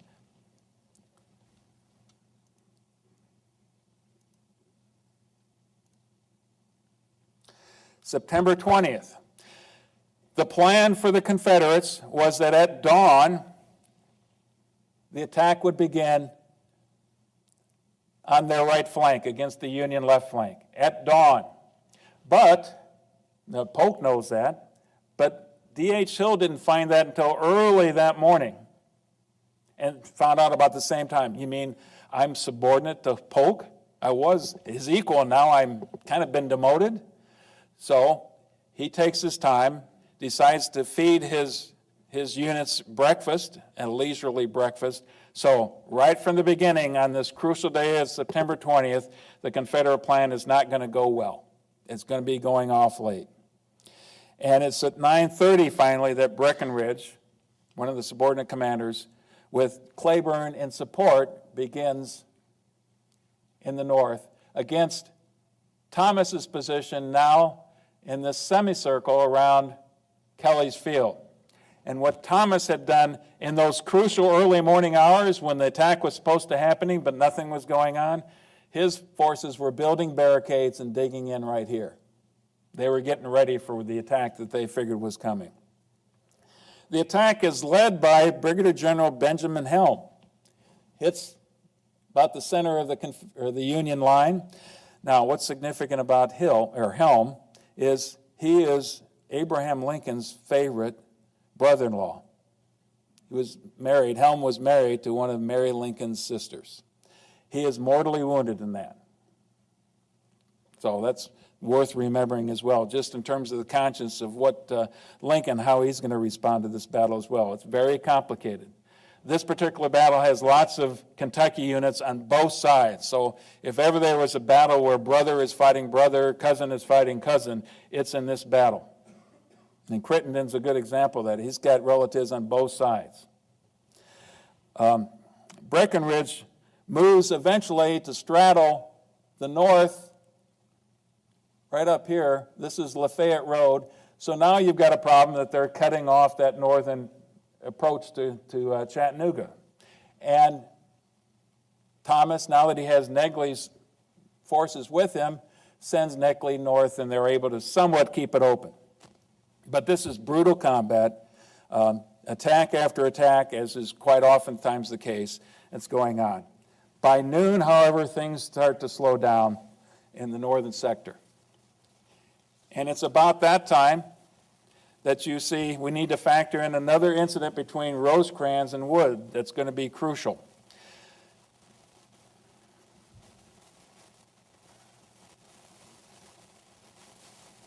Here's our General Thomas Wood right down here. He has a second encounter with Wood. This time it's very similar. Thomas, in desperate straits, had asked for General Brannan's division to also move up north. Brannan was one of his division. One of the things that happened the day before is all these units got mixed up. There was no longer corps integrity or division integrity at all. But Thomas thinks he needs Brannan. Brannan is ordered north. He starts to make arrangements to move north. They get in contact with Wood, says, I'm leaving, I'm heading out of the sector, you need to backfill me. Somebody needs to fill this gap, and it's going to be General Wood. Those are the orders now that Rosecrans is going to issue to General Wood. And in fact, at the same time he encounters Wood shortly thereafter, finds him lingering, not moving. He says, by your damnable negligence, you are endangering the safety of the entire army, and by God, I will not tolerate it. Move your division at once, as I have instructed, or the consequences will not be pleasant for yourself.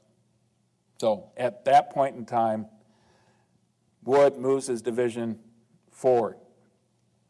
Now, it's about this time also that he gets these very confusing instructions that he has to now replace Brannan on the line.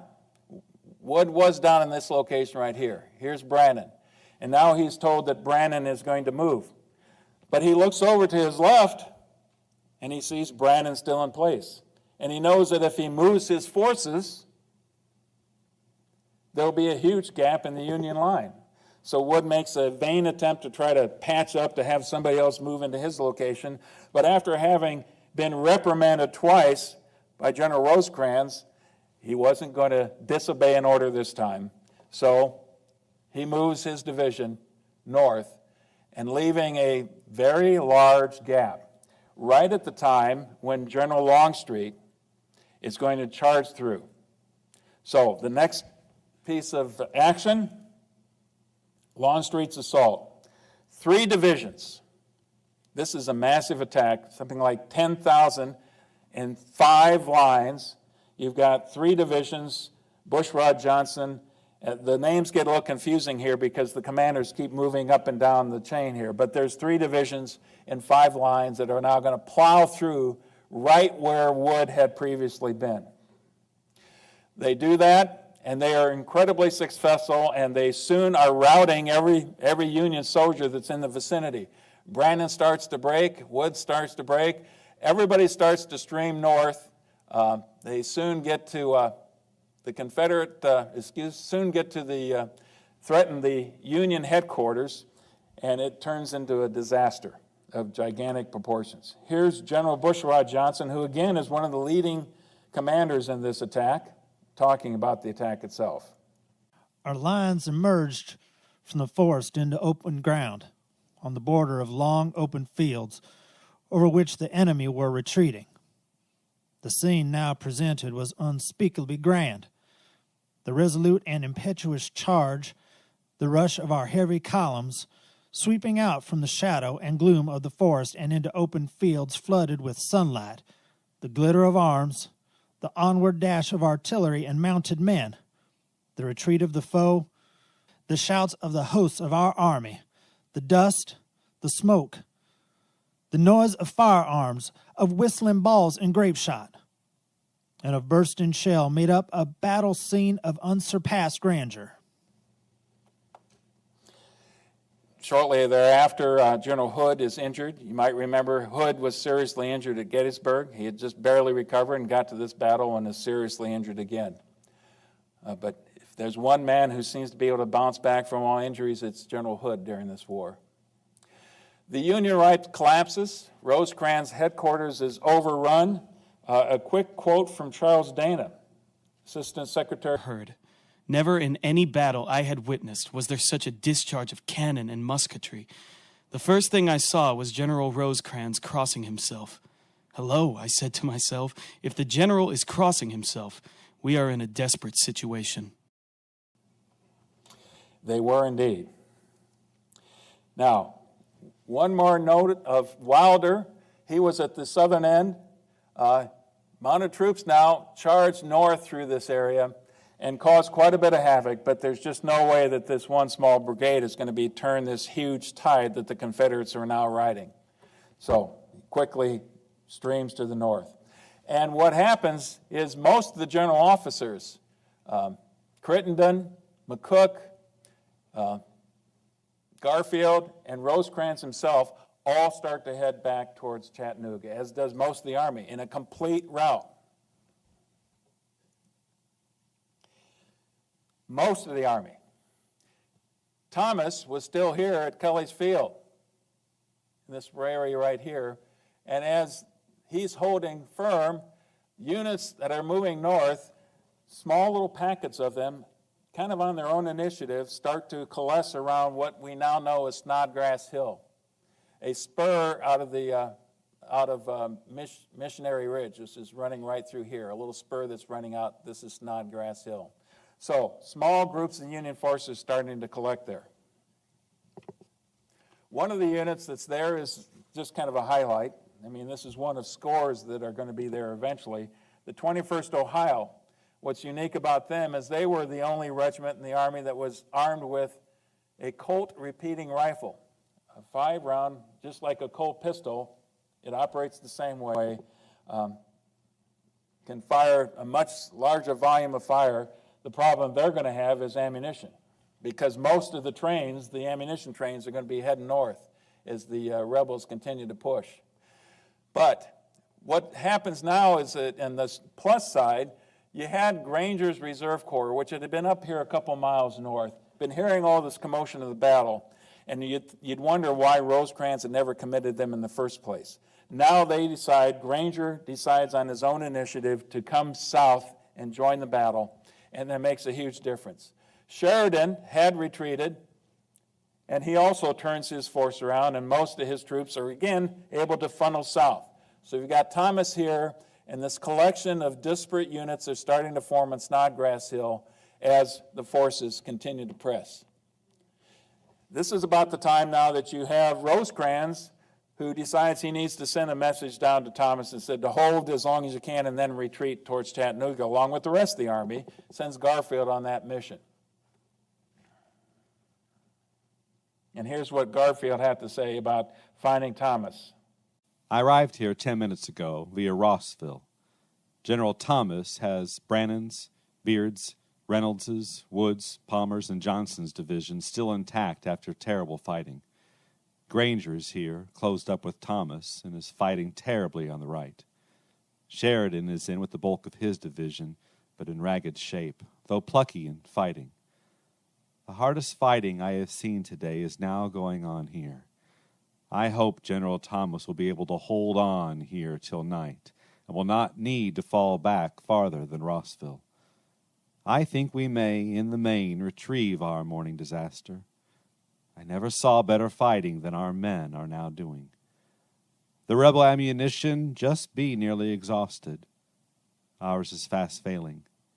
If we can hold out an hour more, it will be all right.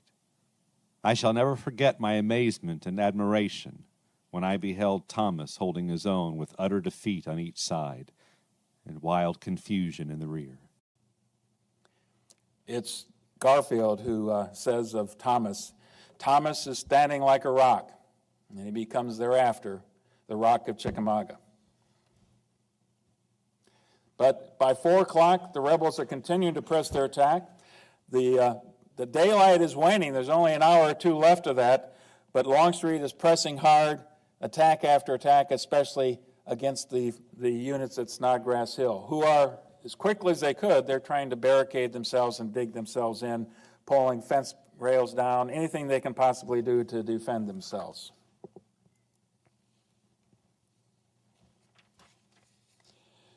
The Union retreat. Once they get there, they know that they can't stay there forever. It begins at Kelly's Field with Thomas's forces, and you can see a series of movements, stage 1, 2, 3, 4. So it's from the southern units all the way up to the northern units. If the Confederates had good reconnaissance, they could have seen there was a gap right here that they could have taken advantage of. They never did figure that out, and by the time the Union forces are withdrawing, it's too late. So we have Reynolds' division down here in the south, and then Palmer's division next, following north.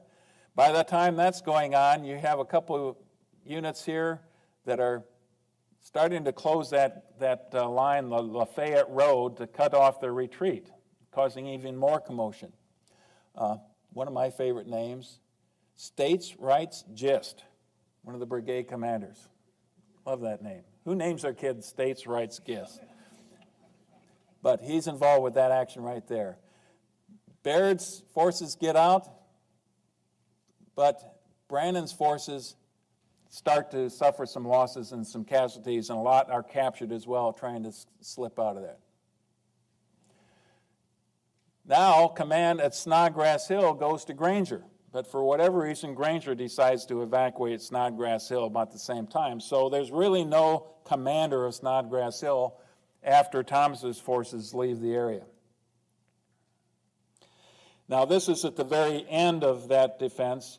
Most of the units withdraw from Snodgrass. They're short of ammunition. By this time, they've been fighting for hours on end, and as I mentioned, the ammunition trains had gone north long before that time, so they're very careful. They rummage across the dead and wounded, trying to get as much ammunition they can.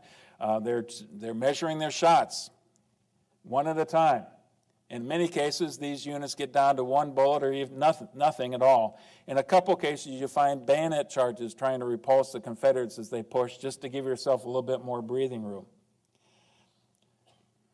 By 6 o'clock, Brannan, then Beatty, and then Wood's divisions retreat. It's worth mentioning that one of the units that rallied and returned to this area was the same General Wood who had made this horrendous mistake earlier because of his reprimands he got from Rosecrans. So he redeemed himself to a certain extent, even on that battlefield. But by the end of that evening, it's already dark. There's only 3 regiments that are remaining. The 21st Ohio, remember those Colt revolvers on either flank, the 89th Ohio and the 22nd Michigan. Most of those soldiers are going to end up being captured. 322 killed or wounded, 563 captured between those three regiments. Then the rebel yell. Here's one of the Confederates recalling that yell as they realized the Union forces were streaming north in full retreat. When the great blue mass was seen sliding down the north slope of the hill, there was a rebel yell that went up in Bragg's army that echoed and re-echoed until it filled the valleys and shook the mountains, the like of which has never been heard since Joshua encompassed the city of Jericho. Now, here's Ambrose Bierce's view of that same yell, the ugliest that any mortal ever heard. So, the second bloodiest battle of the Civil War, those are the casualty figures. You see that the Union forces actually suffered less killed than the Confederates because the Confederates were on the attack for most of this battle. Same thing for wounded, but look at the difference in the missing. The bulk of the missing for the Union are captured. So a huge number of casualties are actually captured. So still fairly close in terms of the overall numbers, 34,633, again, second highest in the Civil War. But here's the cost for the Confederacy. Something like 50% of its regimental commanders were killed or wounded. You can't replace those kind of leaders that easily. Maybe they can come up through the ranks, but it takes incredible courage to lead these units in battle, and they paid a very dear price. 25% of brigade commanders lost. Lots of general officers were killed or wounded in this battle. And look at this, 23 to 33 Confederate brigades lost over 30% of their troops. Here's what D.H. Hill said after Chickamauga. It seems to me that the elan of the Southern soldier was never seen after Chickamauga. That brilliant dash that had distinguished him was gone forever. He fought stoutly to the last, but after Chickamauga with a sullenness of despair and without the enthusiasm of hope. That barren victory sealed the fate of the Southern Confederacy. So that's the end of Chickamauga. The Union obviously had collapsed towards Chattanooga as much as they could, and they were soon barricading. They had taken over the rifle pits and the entrenchments of the Confederates when they first moved there, and now they're reinforcing those as best they can. Bragg, for whatever reason, doesn't pursue. And the Federals, again, are busy entrenching, but also trying to get a sense of what just happened to them. The command changes now start to begin, as is inevitable after something like this. Can you imagine having to send those telegrams to Washington, D.C., and Lincoln knowing how he'll probably respond? Sherman and Hooker now are ordered by Stanton to reinforce the Army of the Cumberland, both bringing over 10,000 troops. Actually, Sherman has in the neighborhood of 20,000, and Hooker is bringing 15,000. Hooker from the Virginia theater, Sherman from around Vicksburg area. So that's the first step. On the 28th, Crittenden and McCook are basically relieved, and their two corps are combined under a new corps, the 14th Corps under Major General Granger. The 4th Corps under Major General Granger. Remember, he was the Reserve Corps commander previously. Now, on the 29th, the very next day, Grant receives orders that he is now placed in command of a new force altogether. The Military Division of the Mississippi is what this force is going to be called. Grant is going to have command of everything from the Appalachians all the way over to the Mississippi River, a brand new command, joining a couple of these armies together. And he is given the option of what he wants to do with Rosecrans. He decides to replace Rosecrans with General Thomas. So Rosecrans is out of the picture as well. So this is a dramatic change of Union command and control after this disastrous battle. And here's what it looks like. You've got the Army of Cumberland now. You've got actually the 11th and the 12th Corps, the two units that Hooker brought with him from the Virginia area. All of this is now under Thomas's nominal control. Here is the Army of Tennessee. 2 corps that he brings with him. Really, it's 1 corps and a reinforced division as well. What's the Confederate response? You'd think they'd be victorious, they should be excited about this, but Bragg fails to aggressively pursue, and as always happens to the Confederate Army of Tennessee at this time, during these years when Bragg was in command, immediately there's all kinds of finger pointing and angst going on. They lay siege to the Chattanooga, but Generals Polk and Hinman are suspended from command. Polk because he was so late in launching his attack on the 20th, Hinman because he was so reluctant a few days earlier to close the trap on Negley's division. So those 2 officers are out of the picture. On October 4th, 12 Confederate officers get together and send a message to President Davis demanding that Bragg be relieved. So in essence, there's something of a mutiny afoot in Bragg's army. Now, among those is Longstreet. Polk and Hinman kind of keep their hands out of it, but they've already left the picture anyway. So most of the senior leaders, D.H. Hill's another one who's involved with this attempted coup, if you will. So, once again, Davis decides to back his old friend and keeps Bragg in command. So, the next thing that happens, D.H. Hill is canned. Buckner is demoted. He's taken from a corps to a division-level command, and he's taken ill, and so he leaves the scene. And General Cheatham also leaves the scene. So you have a wholesale replacement of officers in the Army of Tennessee. Longstreet, one of the key players in this coup, still sticks around. So here's what you've got. Instead of Polk now, they bring William Hardee from the west over to replace Polk. Breckinridge is now elevated, even though he was part of this cabal as well. He's elevated. He's got too many political connections at the time. And then you've got Longstreet's corps with these 2 divisions right here. So that's what you've got for the Confederates after they reorganize.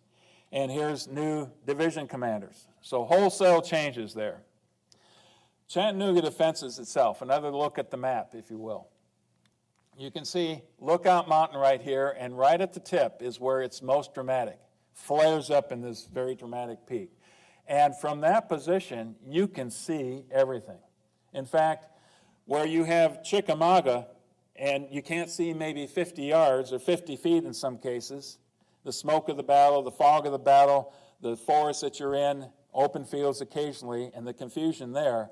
Now you've got this panoramic view of the entire battlefield.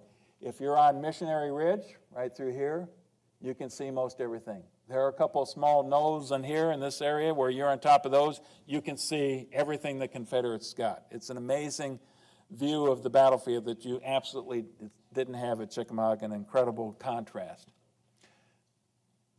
And I should also mention the river here is mostly navigable.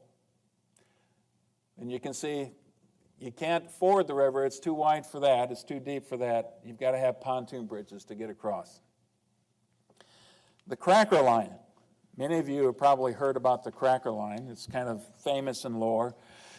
Basically, the Union Army is under siege because what happens when the Confederates move north, they cut off the rail line. They cut off traffic from the river. There's no way for the Union to get supplies there except what is known as the Cracker Line. It goes over here and then comes straight across right through this area. It doesn't look bad. In fact, it looks like there's a road there. But late September, you've got torrential downpour of rain. What little road there is, this is all unimproved road. It's washed out. And it's nearly impossible now for the Union to get supplies there. So they go on half rations. On October 1st, Wheeler leads a cavalry raid against a wagon train, an 800-wagon train that's attacked, ambushed by Wheeler's cavalry. Most of those wagons are destroyed and burned, and then they go to work on the horses and the mules and slaughtering the mules with sabers, I'm sure to save ammunition as they slaughter these mules and horses, leaving the carcasses to rot in the sun. And that's after that incident, the army that's in Chattanooga all bottled up goes on 1/4 rations. You can't generally go on the offensive if you're on 1/4 rations. That's nearly starving. And at the same time now, prices within Chattanooga, with civilian population still there, they skyrocket as well. So the Union Army is in desperate straits. It's about this time that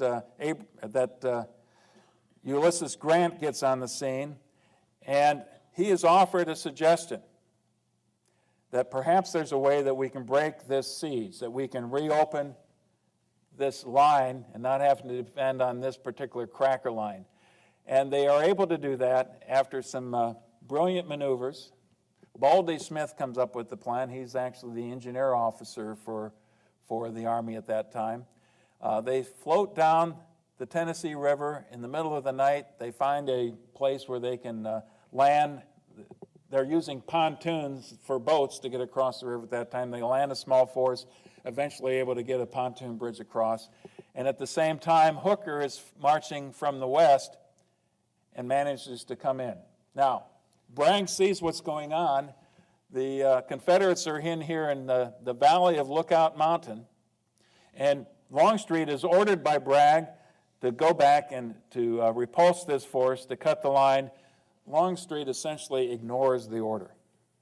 When he sees that Hooker is marching from the west, he's ordered again, and reluctantly, slowly, in a late way, finally responds, but never in enough force that he's able to recut the line. So the Union are finally able to open things up and start to reinforce the troops that are still in Chattanooga. It's going to take time, but they're no longer on 1/4 rations. Maybe they've been elevated to 1/2 rations. They're starting to eat a little bit better and see some hope. And they know that after Hooker, Sherman is on the way, that he's marching towards their relief as well. A quick note from John Patton.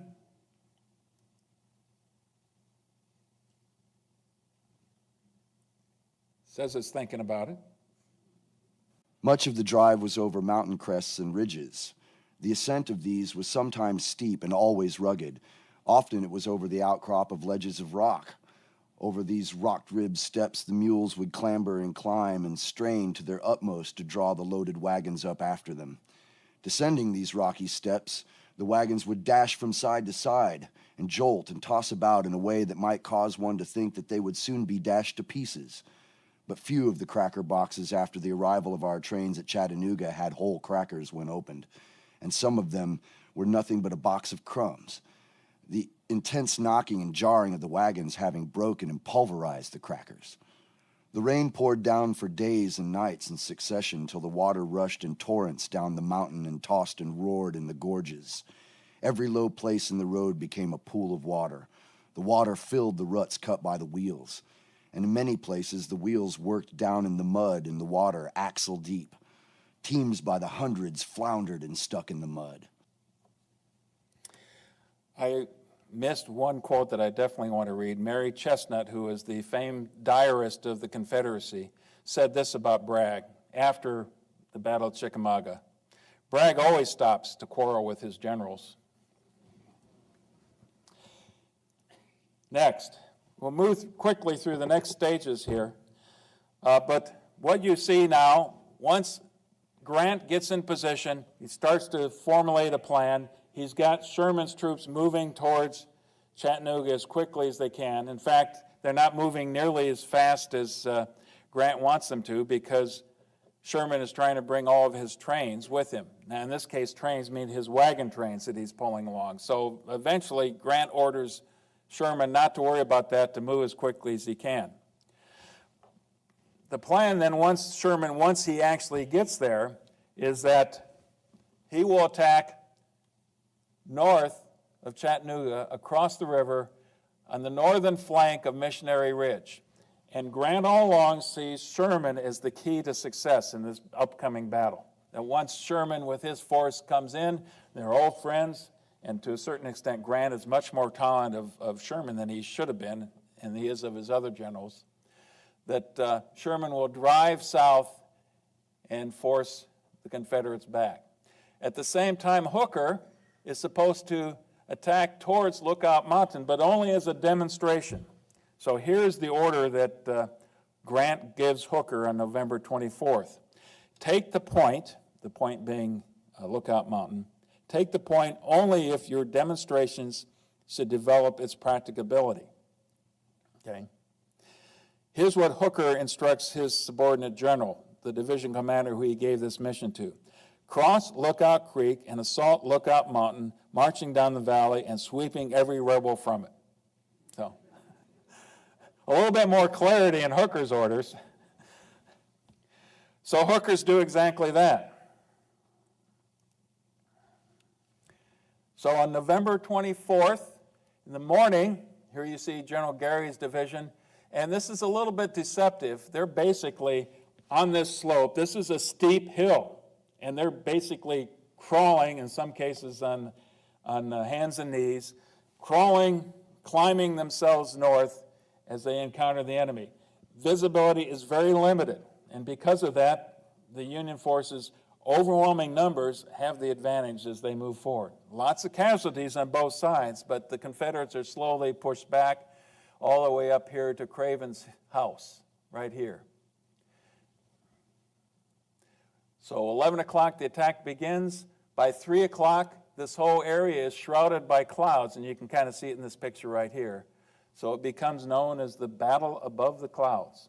In fact, when I went to visit here in the springtime and was all excited about going up on the top of Lookout Mountain, I was once again driving through the clouds, so I had no view of Chattanooga at all once I got up there. By the evening, Bragg orders a withdrawal.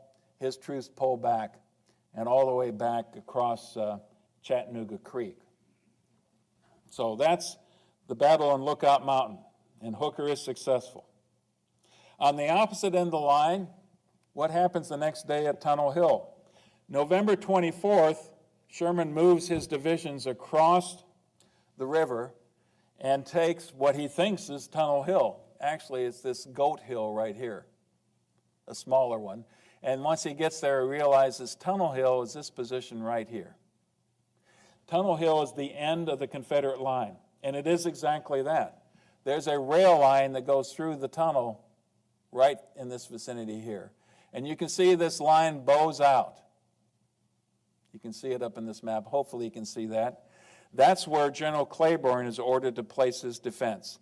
And of all the Confederates in the Battle of Chattanooga, General Claiborne deserves the most praise because he's going to put up an incredibly determined defense. One of the problems that Sherman has is he can't really deploy all of his forces as they're going against this. He's only deploying a brigade at a time, and eventually only 3 brigades out of the 3 divisions, so something like 30% of his forces are in the battle in that point. You can see Claiborne's defense right here. Incredibly stout defense, and then at 4 o'clock, Claiborne launches a counterattack and sweeps the Union forces that had gotten partway up the slope and then kind of hunkered down. Here comes Claiborne's force in a counterattack and pushed them back down in the valley. So Grant wanted Sherman to be the decisive unit in the battle. It doesn't work that way at all. But now we get to take a look at Missionary Ridge, the center of the line. November 23rd, the Union forces move north and they attack Nob Hill, which is basically a small hill. You've got Missionary Ridge, slopes down like this. You get to rifle pits at the bottom of the Missionary Ridge, and then a little bit farther to the closer to the city of Chattanooga, you have Nob Hill. He orders units. Wood is one of the divisions that is involved with the attack. Sheridan is another. They're supposed to recon towards Nob Hill. They take Nob Hill, and Grant decides to keep the order like it is, and eventually he's going to observe the entire battle, the next battle on Missionary Ridge, the entire panoramic view of the battlefield from Nob Hill. Bragg's forces are depleted. Now, what I want to do is kind of take a walk through and explain why the Union forces are eventually going to be successful. Bragg's forces are depleted pretty seriously. You've got Longstreet and Buckner. Now, after Longstreet had done such a miserable job keeping the Cracker line closed, he was sent to Knoxville, as was General Buckner. So he leaves the scene, and with him all those troops. So now the forces are seriously depleted that Bragg has to play with. He gets rid of one of his most troublesome generals, but all the same, he doesn't have the forces he needs.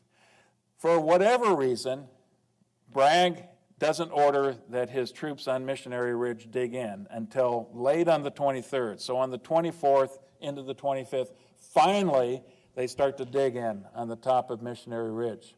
The problem is they dug in on the topographical crest right here. That's the highest point on the ridge. And it's not generally the place that the military soldiers would want to in position. Wow.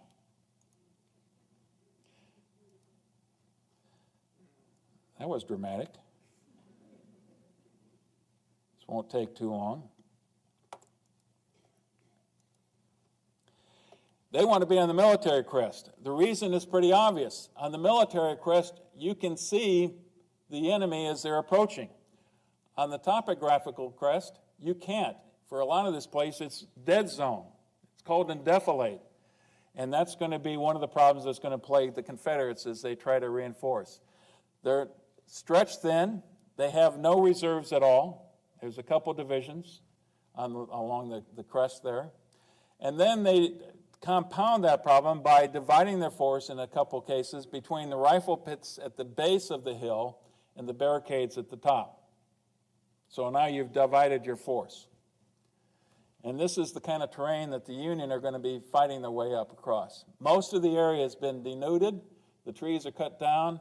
The hill line is open. So you'd think it would be horrific to try to charge up that hill. And most of the Union commanders looking at that said, that's exactly the case. I don't want to charge up that. It would be nothing but suicide going up that hill.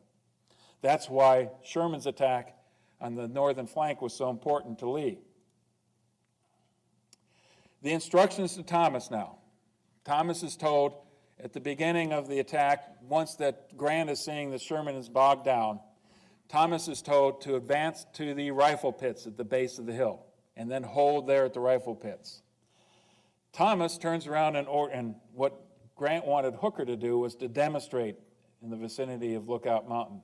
Thomas tells Hooker that he wants him to move towards Rossville to cut off the Confederate line of retreat. So there's conflicting orders there as well, but nothing serious in Grant's point of view. And now the attack begins. And this next quote is what this whole army looks like now that's for everybody to see. Both the Union and Confederate can see the Union lines starting to form, several divisions strong, something like 20,000 troops strong. Far and near could be heard the bugle notes and the voices of officers calling the men to attention. And as they sprang to their feet, there was a great rustling of dead leaves and a snapping of dried twigs. I cast a hurried look to the right and the left, and on either hand, as far as I could see, stood two lines of bluecoats, with beautiful flags waving and bright arms gleaming in the pleasant afternoon sunshine. It was a splendid sight that sent the blood tingling to the fingertips. The moral effect which it produced upon the enemy must have contributed greatly to our success. We were standing in a stretch of open timber, but the leaves were all off the trees, and we were in plain sight. As we advanced, every Confederate soldier along the crest of the ridge in our front could take in our entire array with one sweeping glance. While looking to the right or left along their own line, he could see but a small number of his own comrades. He would naturally get the impression that they were being attacked by overwhelming numbers. Even so, they're attacking up a fortified hill. So, Thomas's forces move forward. General Wood, General Brannan, General Sheridan moving forward. They quickly get to the rifle pits. The instructions the Confederates have in many cases is fire one round and then skedaddle up the mountain. So just kind of bloody them to a certain extent and move back up the mountain. Some of the units heard that order, some of them did not. But it was quickly obvious that the rebels weren't wedded to those rifle pits at the base of the mountain, and the Union forces quickly occupied those. Now, that was as far as they were supposed to go. But once they got to the rifle pits, what was also obvious to the Union soldiers was that they were sitting ducks. The rebel artillery was able to range them in that location. They were still under rifle fire from the rebel forces at the top. So the Union felt like they were just sitting ducks waiting for something bad to happen to them. And almost independently, this is one of the amazing moments of the Civil War, they decided they weren't going to stay there. It wasn't general officers who were deciding this. In many cases, it was individual soldiers or sergeants or color sergeants. So many of the troops start to move forward. They start to leave the rifle pits and head up head up Missionary Ridge, all across the line. Well, Grant is watching this, as well as Granger and Thomas, all from Nob Hill. And here's what Grant asked Thomas. Thomas, who ordered those men up the ridge? Thomas says, I don't know. I did not. Grant, did you order them up, Granger? Now, he had already been mad at Granger because Granger obviously wanted to be an artillery guy more than he wanted to be a corps commander. So he was earlier reprimanded by Grant. But anyway, Grant says, did you order them up, Granger? Granger says, no, they started up without orders. When those fellows get started, oh hell, can't stop them. Orders go out to pull the units back to the rifle pits. Some units got those orders, some units didn't. Most of the troops kept moving forward, and then there was a point in time when, you see that you've been ordered back and you've been brutalized in the process because you went forward, you got out of the enemy fire, and then you came back through the enemy fire again. That didn't make any sense, so they said, I'm not going to stay here. Again, the whole line starts to move forward towards the top of the Missionary Ridge. And now what you've got isn't this pretty line that they started with, it's these packets of soldiers. In many cases, what you have is a color guard would be leading the way with a wedge of soldiers behind them. And they wouldn't all form in line, they'd find a little valley, a crest, someplace that they could hopefully get out of the direct fire. All along the line now, this is going on as they're filtering their way up towards the top, and the Confederates are saying this. The other problem is those soldiers in the rifle pits, the Confederates, when they started to withdraw, that causes problems for their comrades at the crest of the hill to fire because they have to wait for their own men to get out of the way. Because the Union forces are so close on their heels, this combination of errors now, not well dug in at the top, being on the topographical crest instead of the military crest, the forces of their own forces trying to withdraw up the hill, and the elan of Union forces who were fed up hearing Sherman's troops and Hooker's troops giving them a hard time because of what happened at Chickamauga. They wanted to prove that they were every bit the soldiers that these other troops were. So they carried the entire hill. A lot of debate about which Union troops got there first. Most historians would say it was none other than General Wood's elements that got there first. And quickly after that, Brannan and then Sheridan's troops kind of going right down the line. And once they got up, they could wheel around to the right and start firing along the entire crest. And in the process, now it's the Confederates' turn to be routed. The only unit that really stays and holds its own is Claiborne's division on Tunnel Hill. And they eventually have to withdraw as well because the Confederates have turned into a rout. And that's essentially, that's a pretty good view, wonderful artistic view of what the battlefield must have looked like. In the background, of course, is Lookout Mountain. It gives you a sense of how dramatic this terrain is. And here's one soldier, one private, talking about what happened once he got to the crest of the hill himself. When we struck the crest, I never halted, for my mind was on some rebel knapsack, so down the opposite side of the ridge I went. As I got partway down, a rebel soldier jumped up from behind a log in front of me and said, "Don't shoot, I surrender." I asked him where his gun was, to which he replied that it was behind the log. I looked back, and seeing an officer, told him to go back and report to him. I never saw him again. I got his gun, fired out the cartridge, threw it on the ground, and started in search of a knapsack. In the narrow valley at the eastern slope of the ridge, I found an opportunity to make a good choice of knapsacks, as the ground was literally covered with them, as though the rebels had been perfectly panic-stricken, and in their haste to get away had divested themselves of every pound of weight they could possibly spare. After looking over a few, I chose one which I thought would supply all my needs. Upon examining my prize, I found a good government blanket, 2 shirts, 2 pairs of drawers, a pair of light summer pants, a nightcap, a plug of tobacco, and a corn pone. Soldiers will be soldiers, after all. One other point to illustrate the miracle of the battle on Missionary Ridge. And this is about the only case during the entire Civil War you're going to find a successful assault on this scale. Think what just happened at the Battle of Gettysburg and Pickett's Charge. Just the exact opposite. 7 color bearers win the Medal of Honor for their actions that day. 7. And among them is one Lieutenant Arthur MacArthur, who, of course, is Douglas MacArthur's father. Here's the casualties. Much smaller level casualties than we saw for Chickamauga. Equally dramatic effect. And in this case, because the Union is on the offense, they have a higher number of killed.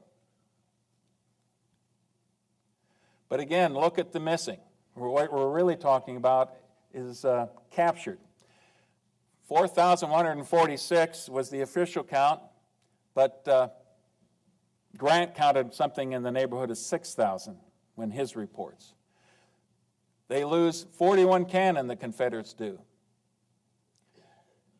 And at the end of the battle, what to do with all the dead and the wounded?